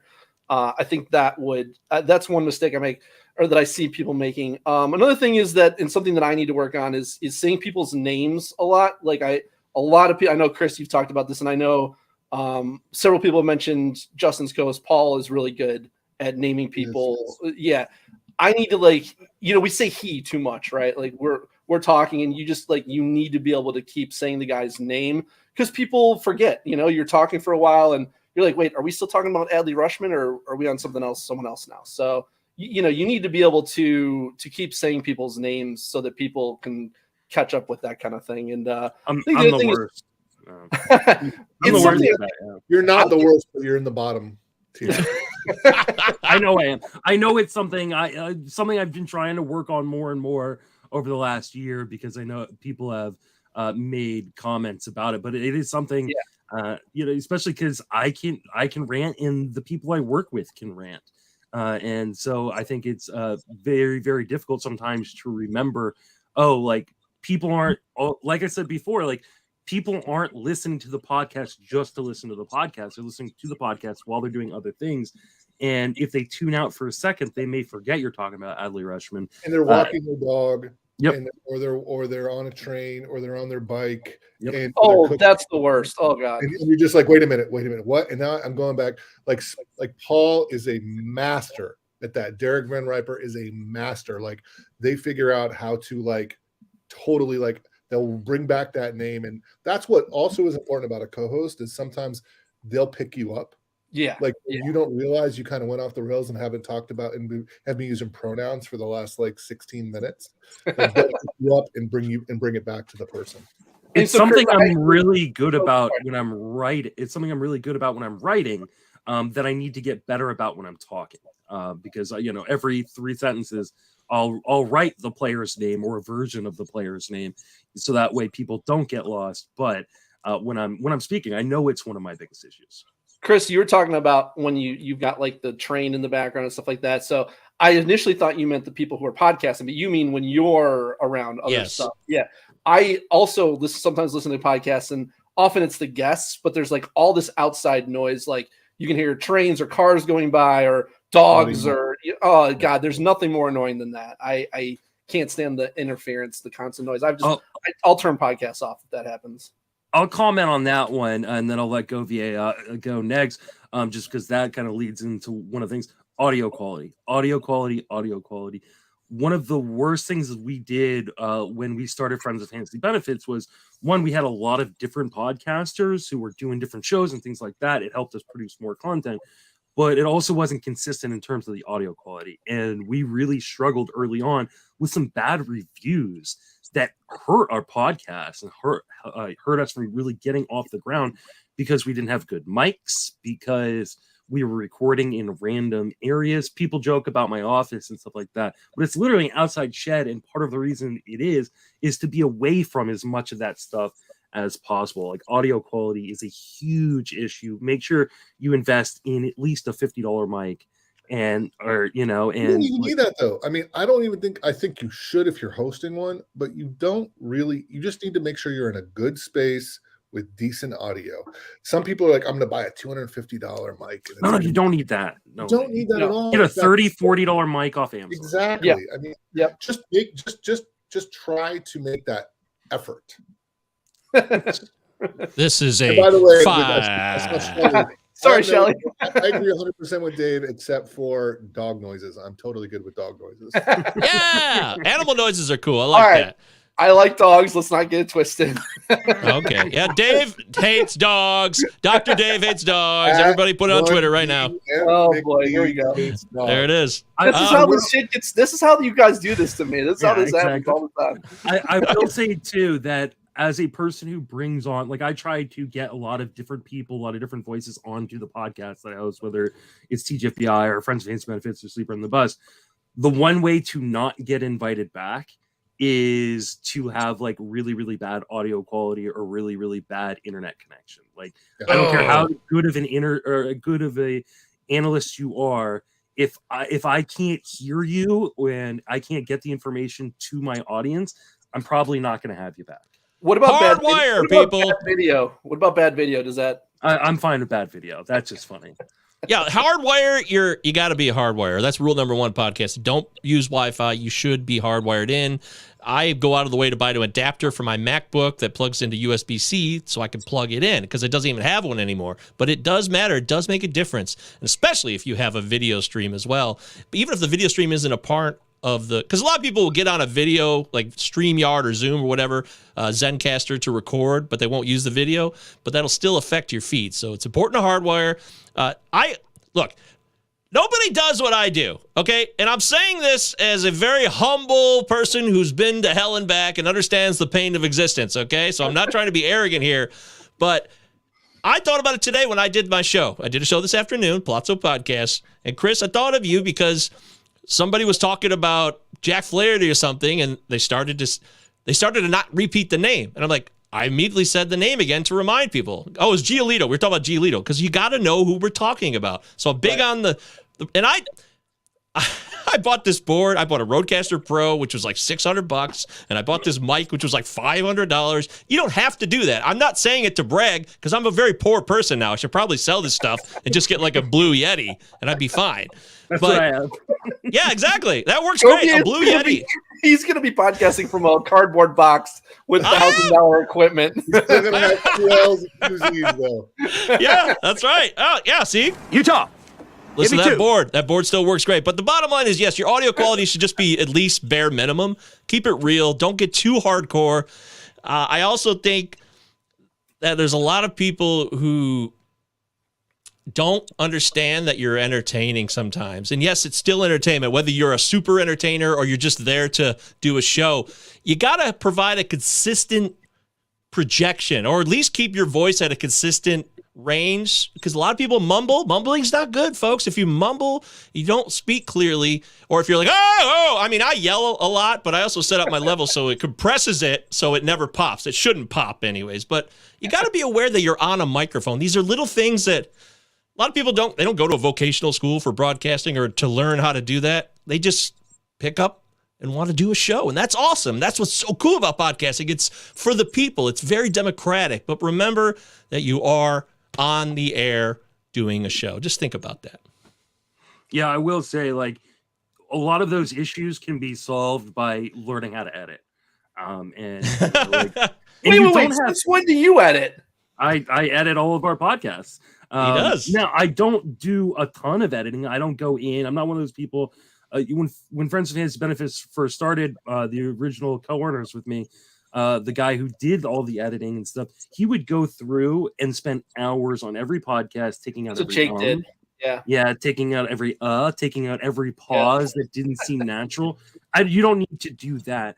But like a quick equalization of the volume, so that way one person isn't so much louder than another. You can take out background noise and things like that. That stuff goes a long way and doesn't take a lot of time. I can have a podcast edited in 15-20 minutes after just doing 2 hours. And do separate tracks. Because StreamYard offers it now in their basic package, where you can have separate audio tracks for each person in the show. And that way, if somebody's audio is quieter, but it's not terrible, but it's quieter, you could raise it up in whatever you use to edit. I use GarageBand because it came with my MacBook. But remember that too. That's just a little tip where if someone's audio is better or worse than others, you can balance it out by having separate audio tracks for each person who's recording. Yeah. I use Audacity. It's super that's simple. free. It's free, so it's not like you need like a ton of money for major editing software, but like editing your podcast and not just throwing them out there as recorded, I think is a good piece of advice that I didn't really get. I didn't get a lot of advice when I first started doing this. All right. What is missing in terms of content in the fantasy baseball industry? That's for Kris. I'm going to start with Kris on this one because I think he probably has the best ideas. I think way too often we are roto focused. We are probably redraft focused. We are probably too NFBC centric nowadays, which has been a real shift in the last few years, where a lot of people don't play roto. A lot of people don't play redraft, and a lot of people don't play NFBC. There's nothing wrong with those formats, but what more should we be doing, Kris? Well, as I see Dave's split screen thumb down, one other thing before we move off the topic of what not to do, I just want to add in there is stats are amazing. Like we're in a our industry is driven by stats and projections. If you just sit there and are reading their Fangraphs webpage to people, that doesn't help the people that understand those numbers. That doesn't help them, and the people that don't understand those numbers, it helps them even. So you're like, oh, his ex Wobekin was 356 compared to the league average of 3, or like this.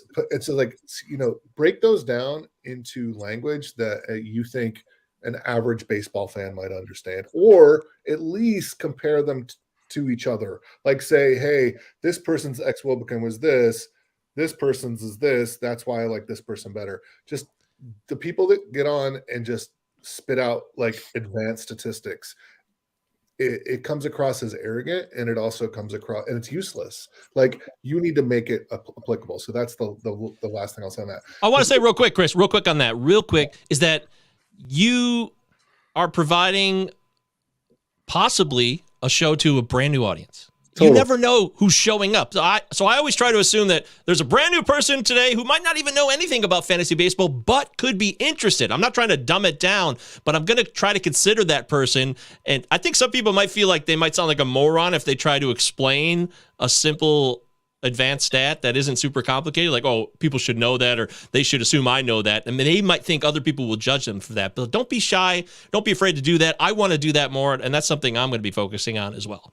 And someone that's really good at that and like is Toby, Bat Flip Crazy. So Toby uses more, like he will read more stats than I think just about anybody, but he will also stop to explain those stats. He's really improved on that. I don't think he did at first. I agree, Dave. I agree with really you 100%. Good at it now. Like I agree. Yeah. Yeah. Like 3 years ago, he would just go through the lines, and now he's like, and this is why this is important. And that helps me get better as a fantasy player, right? When I'm listening to somebody like that understands it. So in terms of like the space and what's missing, before you go on that, I just want to comment on what you said, because I think what you said is super, super important. I just want to echo it a little bit. I think that podcasters and writers, like, I don't think this is exclusive to podcasters. Totally. I think we sometimes accidentally gatekeep the new player, and you wonder why people don't jump over from football to baseball, and it's because it's confusing. Yeah. Right? It's because like there's an entry level knowledge. Yeah, there's an entry level knowledge that I don't think we give people in a way that we should. One of my favorite podcasts that I've ever done was a series I did with my wife, where me and a host like explain the basics of fantasy baseball, because I don't think that's available for a lot of people. And I really wish we were still doing it. Maybe we'll start it back up again. That was fun to do. I remember that.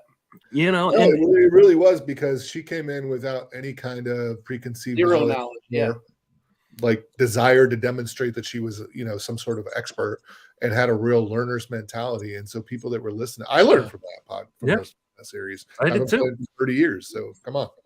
Yeah. I wrote a sweet song for it too. You did. You wrote a sweet song for everything, Gogi. I will say, Jake and I came into doing High Stakes Heat a couple years ago, when our whole goal was to do something that wasn't really out there. Like, we didn't want to do stats. Like, we knew that people knew how to look up their own stats and everything. And we were kind of more towards the high stakes market, but also stuff that would help the generic everyday player as well. We wanted to do more strategy stuff. We wanted to do a lot of stuff that had to do with the fantasy baseball game itself, rather than the statistical analysis part of it. So like, that was very much an intentional choice, that we wanted to talk mostly about that stuff. And I do think that it's good if you kind of have a different approach. I think that's what makes your pods stand out, is if you have an approach that's going to be different from what everybody else is doing. And not that everybody else is doing the same thing, but, like Kris was talking about, I think we do need more strategy talk, more talk on, because it shouldn't just be us, like there's other people doing it, because I think it's good to have different viewpoints, because there's other people who have different ways of doing things. And I think it's really good to hear from everybody on those kind of topics, because it's so much more than just the stats. Like, there's so many factors that go into being a good fantasy baseball player. And I think it's really cool to hear different sides of that from a lot of different people. And I also love like explaining things, because I myself get confused a lot with stuff. So I try to make it a point when someone brings up something, like if someone says expect X Wobicon, I never let that slide. I'm like, that's what this is, because I'm like, if I'm hearing that for the first time, there's no way I'm going to know what you're talking about. So I always try to make a point to explain those kind of things. All right, Kris, I'm going to let you answer the question I asked you like a few minutes ago that we then went on a different tangent for. So what's missing in the market? It's all good. I mean, so I think, first of all,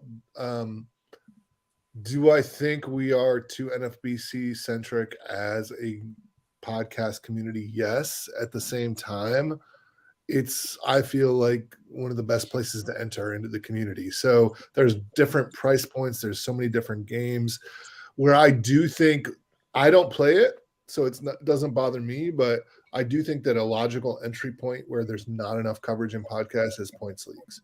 So like when I think CBS almost has like a monopoly on like points leagues 12 team, which is probably really smart on Scott and Chris's and Frank's part, because that's probably 90% of the new entries into our community. So it's like, I do think there's a need for that. I also think there's a need for in-season and fab. And I think so Vlad has a subscription at FTN that everybody freaking goes to because no one else does it that well. Now, on the wire, I think a Pitcher List, I think those guys, Adam and Kevin, do an amazing job. I think they're probably podcast like the gold standard for that. And I'm glad they're doing it. And by the way, I'll be on their pod in about an hour and a half. There should be like 5 of those. Like, I don't know what, like, there should be more fab pods on Sunday. And I secretly think the reason that there aren't more fab pods on Sunday is because everyone's doing fab. No, that's it. I did it on Sunday. I did a show on Sunday. People loved it. Yeah, I could never do that. I mean, the other part is it's hard to do. Like, because like, you know, most of us in this industry, with the exception of, you know, some very good and lucky and smart individuals, are doing this as a part-time gig or a hobby. We're not like getting paid. And so like to, you know, then tell, you know, your wife and your kids like, hey, I'm going to disappear for 2 hours on a Sunday and, you know, and talk about fab. And then I'm going to go do my own fab. It becomes difficult. Like Jason and I record most Sundays to try to do a fab episode. But it is difficult to do. I mean, I did a Sunday show a few times, Kris. And Mike did it for a while. That is an area of growth for podcasts. Like if you had a good fab podcast on Sunday, if you wanted to say, how do I break into fantasy baseball podcasting, do a fab podcast and make it, if it's decent, you will get listenership.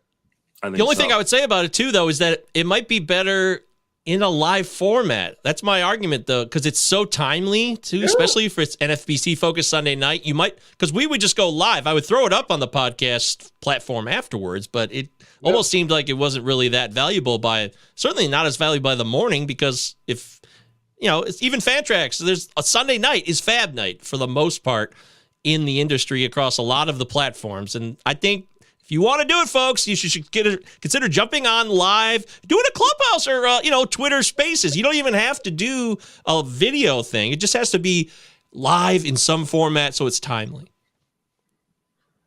I also think, sorry, just one more thing, Justin.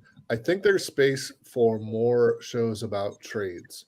I think NFBC, this goes back to the NFBC bias in the industry. NFBC has no trades, and I respect why it's there. But most of the people play in leagues where there's trades. And the thing that people, I think, dislike, and it's on art, is like, hey, here's my 17-team league and with 14 different categories, and I'm trading these 7 guys. So, that's hard to do. But if you could do a good show really dedicated to trades, I think that I would listen to it because I think I could glean value from like how people are looking at players. There's not like a trade evaluation show. People do it in like chats, I see, and in articles. But I think like there's no show out there about that, and I think that's because of the NFBC bias. It's also because there's so many different formats. It's so tough. Yeah, it's hard. I'm not saying it's easy, but I know. I get these DMs all the time from people, and like, me too. Hey, would you do this deal? And I'm like, I need, like, they don't give me any specifications on their format or anything, and I'm like, you got to tell me, like, is this roto? Is this points? Is it 5x5? And it's like, well, no, it's 8x9. And I'm like, okay, I need to know what all the categories are. I can't just say whether you should do this trade or not. I think it would be difficult to do that, but I agree that I think it could be done. I think it would take a lot of work but if you got the stuff in advance, Dave, to your point, you'd have to get the right stuff. But like you could go down and talk through it. And the truth of the matter is the fact that trading is such a big part of the fantasy baseball game that most people play, and there's literally not one show about it, is kind of odd, right? I mean, like we all, especially in the dynasty world or the keeper world, we trade all the time. It's like I just think I think there's a space for at least 1 or 2 shows about that. And as far as I'm concerned, there are 0 shows. Justin and I were kind of looking into getting into more this year with Friends with Fantasy Benefits on, like, we did a podcast a couple weeks ago for Yahoo Leagues. And so I play in Yahoo Leagues, like high stakes Yahoo Leagues. And there is trading in those. And I do trade a lot. So, or at least I try to. And you win a lot. Yeah. And you have to basically, you have to be okay with losing trades, but making your team better. That's like the key to any trading, is stop trying to win the trade and start thinking about trying to win the league, because you don't need to be getting the better side to still be bettering your team. And I do think that we could probably cover some of that with our pod, Justin. That'd probably be a good idea to talk more about. Oh yeah, no, I totally asked this question just to get more content ideas for Friends with Fantasy Benefits. That's the whole purpose of that conversation. Govier, do you have anything to add about like what's missing in the fantasy market? I think Kris is so spot on it. He really nailed most of it. I got to tell you too, and I'm not proud of this, but I feel bad because I'm listening to less shows because I don't want it to taint my own show. I'm not proud of this at all, but I admit it freely because last thing I want to do is kind of like take something from somebody, whether it was indirect or just kind of got in my subconscious. And that does bother me because before I got into the biz, I loved listening to so many different shows. And now I'm not listening to as much because it's also something I do a lot. And I'm afraid of that. I'm afraid of like repeating what someone else has done. You know, don't be afraid. Like I'm the exact opposite. Like I want to listen to as much and devour as much content as I can, and then I use my brain as a filter for what I believe. Now you should also give credit, right? Like if you if you hear something, one of the things I've been crediting a lot with Kevin Hastings in like the Colorado guys being able to be used for like all their home games and other away games in NFBC, right? Give credit where credit is due. Don't regurgitate something. But like, I think it's important to listen to other people's podcasts because, Eno is going to think about things differently than I am. Govier is going to think about things differently than I am. Vlad's going to think about things differently than I am. And it helps inform me and challenges what I believe. Otherwise, it just becomes an echo chamber for me, at least. That's fair. Yeah, you're probably right about that. I agree with that 100%, Justin. I also understand where Govier is coming from because if you listen to the echo chamber too much, it influences your own brain, right? But I love nothing more than when I'm listening to a podcast and they reference someone else that's not affiliated whatsoever, and they agree or agree or disagree and explain why. Because once again, that comes back to that healthy argument, that healthy debate, that healthy, respectful debate. That's where we learn. I've done that a lot of my show in the past. So yeah. I gotta do that. I gotta get back to it. I love hearing when people like reference something that I've said or something on another pod. It kind of inspires that back and forth. Like here's something that I've been thinking. If someone has a different opinion, I love to hear that.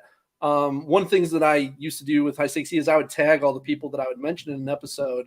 Because I think like, hey, you might want to listen to it and hear what people have to say about you. I would love to hear everything that someone says, and it helps you to hear other sides and helps you grow as a player, I think. I love what John Legeza does, where because he listens to other pods and he takes something and he goes, I agree with this or I disagree with this. I'm going the other way. I'm going to like, this is why I think they're wrong, or this is why I think they might be onto something. Like, I think that's really, really good content. As long as you're doing it respectfully, right? Right. Don't be the person that, and I've seen this before way too many times with newer writers or newer podcasters. Like, don't just rip someone to rip someone. Don't Yeah. because Go to, we're if you want to do that, go to community. fantasy football space. Because Yeah, we're not the exactly. space to do that. So John's actually in a DM chat with us right now, and he's just like commenting on this. He's like, "Man, rough listen for us solo podcasters." And then he hears us talking about him. He's like, "Love you too." So he's listening right now. We love John's- you too, buddy. John's the best. John, man. let's be clear. John is really not a solo podcaster. You hear about 6 different voices coming out of his head. we That's only fair. have, we only have a few minutes left. I got one last question. Govier, I think you are one of the more innovative people, so I'm going to start with you on this one. What's the next evolution of Fantasy Baseball podcast? Well, I really thought about this a lot. I saw it when we were going to do the show, and I tried to rack my brain. And one of the things I'm not very good at is predicting the future. I've never been, except when it comes to fantasy baseball. I know everything's going to happen. Every player, who's going up, who's going down. Trust me, the Palazzo podcast knows all. But I think, like what I'm doing here today, I actually changed this up last week. I got a standing desk, and I wanted to stand for my shows so I could be more engaging, and I think that video is a very important part of it. Not everybody's built for video, or they'd rather just talk through a mic. That's fine. But I really think if you're not doing a simulcast, I think you're missing out on other opportunities to connect with people, because not everybody loves to just listen. They like to see. And some people think, why would you just want to see a podcast? Well, a lot of people are into that. But more importantly, it's the live chat angle, interaction with your show. Forget if it's not even live or if it's not on video. Having real-time interaction in your show, that is a minimum, at least one thing I'm very confident should be a part of everybody's shows going forward, because more and more people, with the internet gets stronger and stronger, speeds go faster and faster. It's a lot easier, more than ever, than it ever was in the previous history of human beings, to connect in real time, to talk about stuff that people are interested in. And so I think that's one aspect I could think of, but I was struggling to come up with more ideas. I'm sure, Kris he's always ahead of everything. He knows best. Kris? I think that baseball gambling is going to be something that happens very much in real-time gambling, real-time gaming in the stadium type of stuff. That's the next level for me. You've seen how DFS was, so we went from Roto season long to DFS, and I think within game. So I imagine there are going to be podcasts I want to listen to once real-time gaming becomes a reality, that are in the game talking me through what's going to happen. And I might listen to that podcast instead of listening to the play-by-play announcer. I think that's what we'll see in the next 2 or 3 years. I think that's a really, really great idea. I might steal that one. We'll see. Dave, you got any thoughts on this? No, I think those two had great answers. I don't have any. I have no idea. Again, I'm not really the authority on podcasts, if we're being honest. Imagine listening to a Yankees game, a Yankees Guardians game, pardon me, in October, and John Legueza, you're tuning into him, figuring out whether you should whether the next pitch is going to be a fastball or a slider. And that would be exactly great. That would be great. Yeah, that's it. It's that real-time connection you can have, and gambling is the key aspect of that. Yeah. No, I think it's a great answer, Govier. I think you're dead on. Because in football, tons of people do these streams where they're not even at the game, but they're covering the game, but they're not showing you the game. They were very popular. Detroit Lions, they get like 1,700 viewers on a YouTube channel for a Lions game that they're not actually watching, but they're listening and watching the person cover it in real time. Yep. Well, we're getting a lot of love from the chat. Really appreciate it. Shelly V says someone who wants to get back in the podcast arena. This was a great panel. Thank you, guys. This was a fantastic panel. I really, really appreciate it. You guys, I'll give you a chance to remind everybody where you can reach on social media, and then plug all your work. Govia, go ahead and start since you're dancing. Hey, everybody. Well, thanks for coming here to the Palazzo kind of show. No, it's not a Palazzo show. It's me, and it's these guys. We're talking about the future, which isn't in good hands. We didn't even talk about that. I don't even know if this thing's in good hands, but I do know the Palazzo podcast is in good hands. Me and Christopher Deary pumping out more shows. It's preseason. It's spring training. We got a lot of stuff cooking. And, of course, FTNFantasy.com. Check out Groovy with Govier. Comes out every Wednesday morning. Every week now, starting in March, because we're gearing up for opening day. A lot of fun. Good times. Noodle Salad at MJ Govier on Twitter as well. Dave, where can you reach? What are you working on? Oh man, every show that Govier is on is a Palazzo podcast. It's all here. Yeah. I know, love you, buddy. You can reach me at RunDMcD, add that D on Twitter. That's I'm on Friends with Fantasy Benefits with Justin every Monday night, and we do stream live for, I think, pretty much moving forward here, Justin. We had a couple that we recorded for the team previews that weren't. Yeah, for the team live. previews, because I had to record some like 4 or 5 in a day just to get them Right. all done in January. I did one of those. Go Tigers. It was fantastic. Yeah, you did. So we do record live, and it's a good time where we interact with people as we go along. Justin will put up the, Nick Pollack will be trolling us or whatever, and he'll put it up on the screen, and it'll, it's a good time. So come hang out with us on Monday nights. And Kris, where can you be reached? What do you do? At Baseball Pods, go to baseball-pods.com for Dynasty coverage and other great articles periodically.